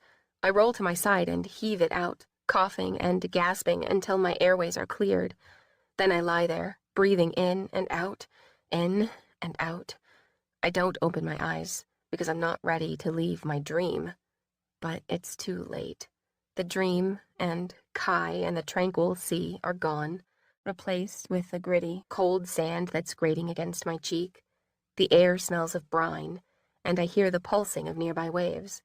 My head is throbbing, trapped in a thick haze, and my chest feels like someone's been using me as a punching bag. My clothes are soaked, and I shiver. I need to change, get warm. But where are my dry clothes? Oh yeah, in my tent. I walked down to the beach last night, went swimming in the dark, but I don't remember getting out of the water. So how did I get back on the beach? I blink blearily, trying to open my eyes. For a minute, my vision is as muddled as my head. The shore is cloaked in a fine morning mist, like clouds sleeping in on the beach. I'm in the cavern, the sifting sound of the surf echoing in the hollow space, like a soothing whisper. The subtle glow in the sky tells me dawn is near. I draw in a deep breath, filling my lungs with oxygen. It seems to clear some of the mental haze, and my gears start to turn. Or maybe I'm drifting back into dreamland, because new images are spilling into my head that can't possibly be real. A silver lake, as still as the ocean I just dreamed of. A wristband inlaid with opal-like stone as brilliant as fire, like the one Kai wore. Kai. At the thought of him, pain rips through me, as real and raw as the morning he vanished in my arms, as though the wound of losing him has been slashed open again. And then, for the quickest moment, I see an image of him on this beach, kneeling in the sand over a body. My body. I see my own hand reaching out to touch his, the stone of the wristband ablaze with light. My hand goes to my wrist, where I can almost feel the weight of the wristband still there.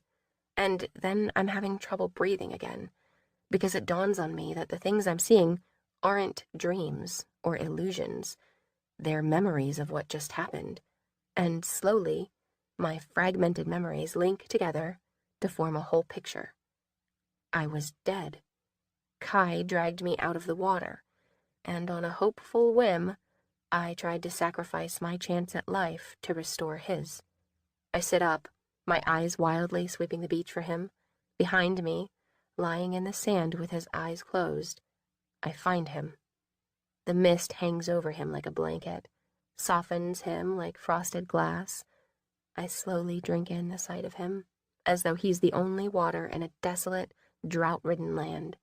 From his bare feet to his tattered black shorts, to his rising and falling chest, to his shoulders, and then his face, peaceful, at rest. He's close enough to touch, but I can't move, and my own breath is lodged in my throat like a stone. In the gray wash of pre-dawn, he is everything but gray. He is light and color and life. Tousled wisps of tawny gold hair frame and soften the hard angles of his face. His skin is flushed, his cheeks ruddy. There's more texture, more lines around his mouth and eyes, stubble on his jaw. He's never looked more alive, more real, more beautiful. Some quiet, detached part of me understands what all this means. The rest of me is screaming. Delusion, dream, psychosis, because everything I'm seeing would mean that Kai is... No, he can't be. But there's a small white scar on the top of his hand that wasn't there before, and beneath the frayed hem of his black shorts, his knees are calloused. There are veins bulging in his hands, purple veins, veins full of blood.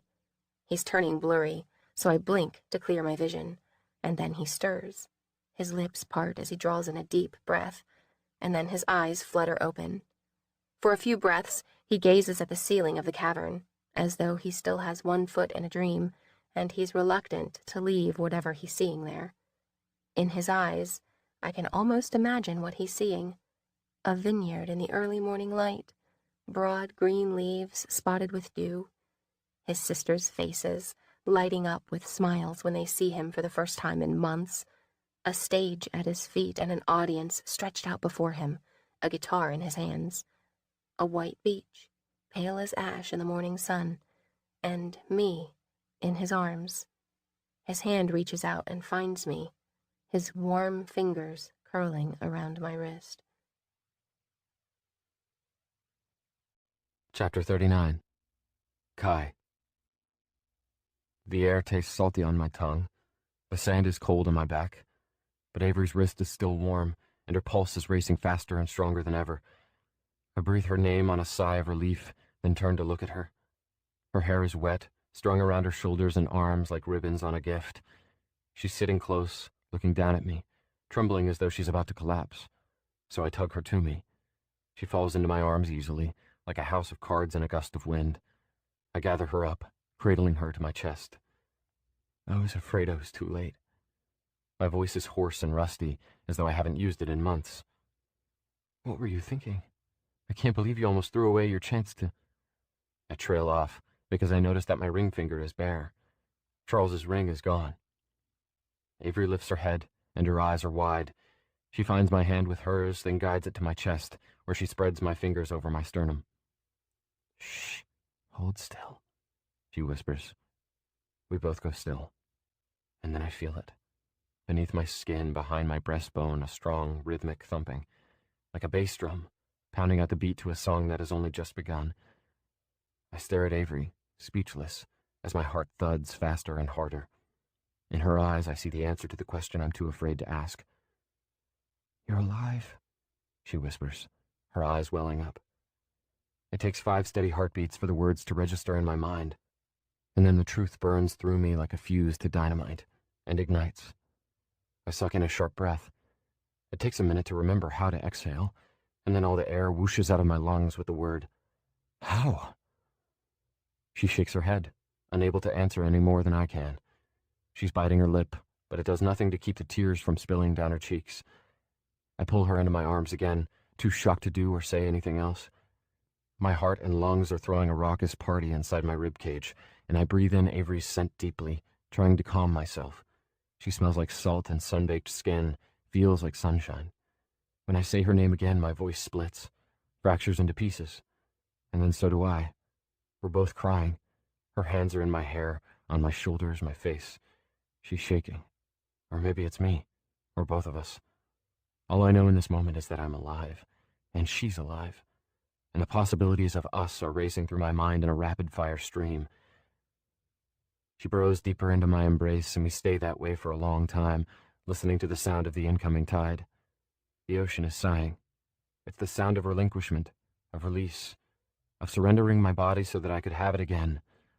For how long? I don't know. But it doesn't matter anymore, because I know that life is life, whether in this realm or the next. It's like the sea, fluid and always in motion. It brings us ashore, then sweeps us back out to where we came from. And sometimes the seas surrender and part and bring us back again. Chapter 40. Avery. 1 year later.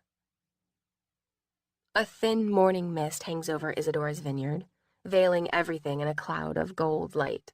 As I make my way down a row of vines, I feel the moisture in the air clinging to my arms. Clusters of ripe fruit hang from the vines, practically begging to be plucked and eaten. What a difference Kai has made here, not just for the plants, but for Isadora.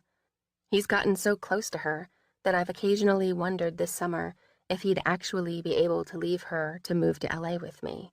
But last month he finally found a new vineyard manager to take his place, someone he feels will take good care of the vineyard and of Isadora. At the end of the row, Kai's cottage comes into view. I pass through the swinging wooden gate and stroll through the lavender field, inhaling deeply the sharp and sweet scent of the purple blossoms. The smell always reminds me of Kai, and of the first time I walked through this field to find him playing his guitar in the cottage. My heart is a little heavy, knowing that it will be a long time before we come back here, but I'm also excited for the road ahead, the marine biology program at UCLA for me, and the serious pursuit of a musical career for Kai. I can't wait to see how it all turns out, and at the same time, I want to slow the days down so I can savor each moment with him. On Kai's porch, I tap on his door, but don't wait for him to answer before letting myself in. The cottage is quiet and dim, the curtains still drawn, and the scent of the herbs growing in the window permeates the room. "Kai?" I call softly.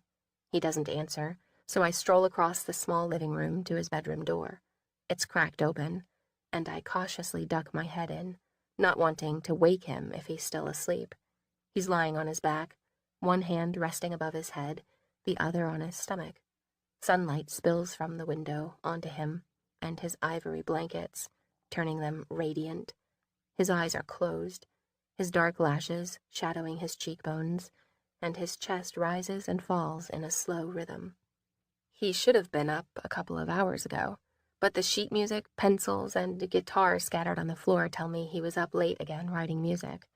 At the thought, the corner of my mouth lifts. There are few things I enjoy more than watching Kai write music. Sometimes when he's working on a new song, I'll curl up on his couch and become absorbed in the sound of him humming and wrestling chords into just the right place and rhythm. And he's never more attractive to me than in the moment that he finally gets it the way he wants, his eyes burning with intensity, his hair flopping across his forehead as his head bobs in satisfaction. On the floor at the foot of his bed, his suitcase is open and full of haphazardly folded clothes.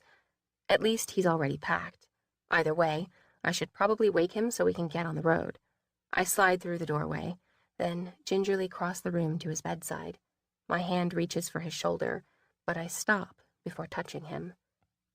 It wouldn't alter our travel schedule too much if I spent just a couple more minutes drinking in the delicious sight of a sleeping Kai.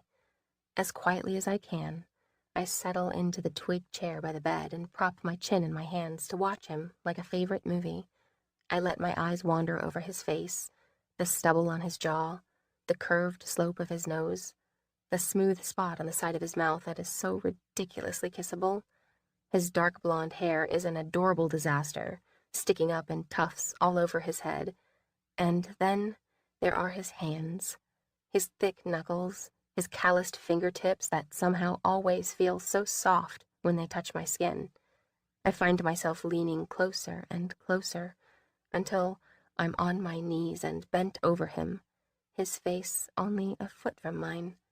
Sometimes, even now, even after having him immersed in my life for a year, he seems like a mirage that will vanish if I get too close, or like a mythical creature I can't take my eyes from, because of the feeling that his presence is a rarity so scarce that I'll only ever have the chance to glimpse him once. Carefully I reach out and lay my hand over the left side of his chest. Beneath his cotton t-shirt, I feel his heart beating slow and strong, reassuring, grounding him to my world, my reality. Maybe someday my mind will accept that this is the way he'll stay, that this isn't a dream I'll wake up from. It all seems so incredible still. Everything that happened and everything he's told me, whether it's my hand on his chest or his breath on my face that wakes him. His eyes blink open. He rolls to his side to face me, and as his eyes slowly focus on my face, a tranquil smile tugs at his mouth. "Go back to sleep," I say quietly. "I'm not done stalking you." His eyes close again, and his smile broadens, stretching his full lips. Then he reaches out for my arm, and his hand slides down and closes around my wrist. "Come here," he murmurs in a sleepy voice, tugging me up onto his bed to lie beside him. Burying my head in the bend of his neck, my hand returns to his chest. Having him close like this feels like kindling has been stacked and lit in my chest. The warmth spreads through me, filling me with a peace I've become so familiar with. It's a meandering stream, a fiery sunset, a lullaby. It makes me want to close my eyes and go back to sleep, to forget that we have 200 miles to travel today. I do close my eyes, and I feel his lips on my forehead, his quiet breaths on my cheeks. When I open my eyes again, Kai is holding up his left hand, slowly turning it back and forth in the sunlight. My hand comes up to meet his, lightly tracing the lines of his fingers, weaving in and out, exploring every ridge and curve. "What are you thinking?" I whisper. From the way he's gazing at his hand, I can guess the answer. But aside from the interrogation I put him through the week after last summer's sailing trip, it's not often that we discuss our journey to and from the afterlife, only because words never seem sufficient.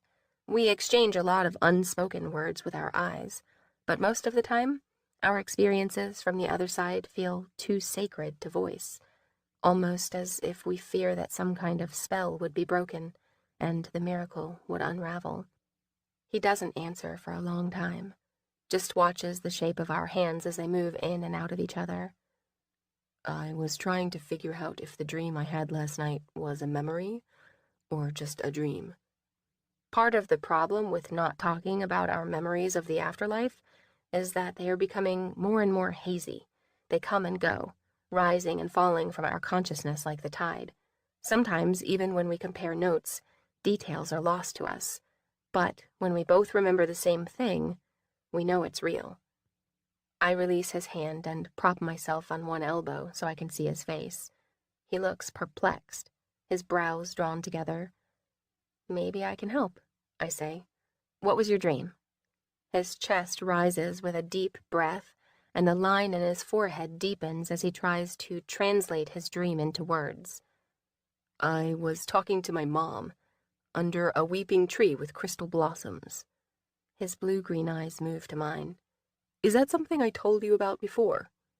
I take a moment to search my own memories, starting with when I showed back up at my family's island camp with Kai in tow.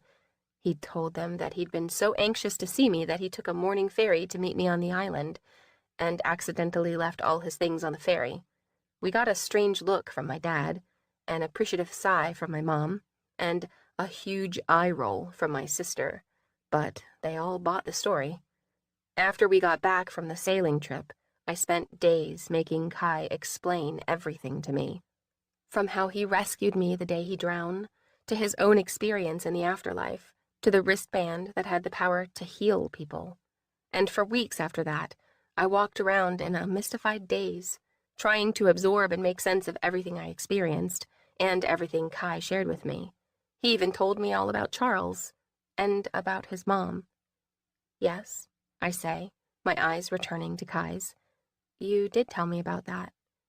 His features grow thoughtful and distant, as though he's reliving the memory. I'm glad. After a long moment, a small, serene smile spreads over his lips, and his eyes refocus on me.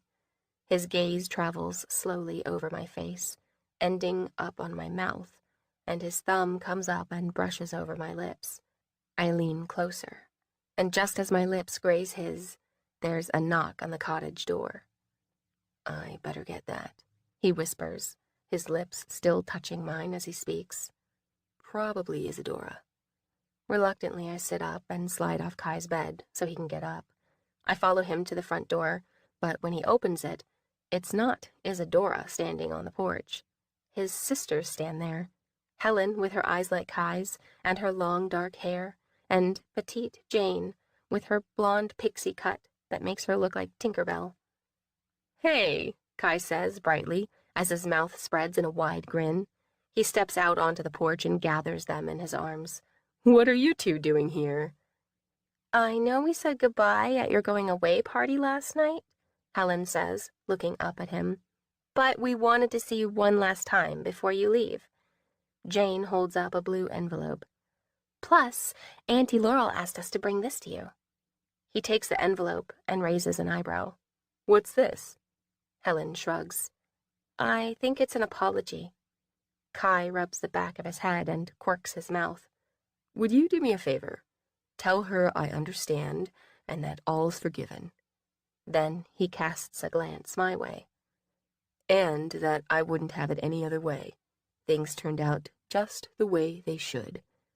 Kai's sisters hang around and chat for a bit while he finishes gathering all his things, and as they leave, he promises to call them often and to visit whenever we're back in town. With a couple suitcases and his guitar, we stroll away from the cottage through the lavender field. The morning sun has burned off the mist, and the view all around is breathtakingly clear. At the wooden gate, Kai pauses and turns west, where the land slopes downward toward the sea. Through a wide gap in the hills, the blue ocean stretches out to meet the sky. He sets down his suitcase and guitar, and he takes the other suitcase from my hand and sets it down too. I see a ripple move across his chin. He draws me into his arms and holds me close, whispering into my hair the 3 words I most love to hear. I return the words, then tip my head back to look at him. His eyes are shining and slightly troubled. What's the matter? I say softly, wondering if he's having second thoughts about moving away from his sisters and Isadora. He shakes his head slowly. Nothing. I'm just dangerously happy. I exhale a sigh of relief and clutch a handful of his shirt. Me too. As I gaze into his eyes, I hear the faint sound of the sea in the distance, the eternal and constant movement of the waves. When we kiss, his lips are soft and warm, welcoming like bathwater and charged like a summer rainstorm.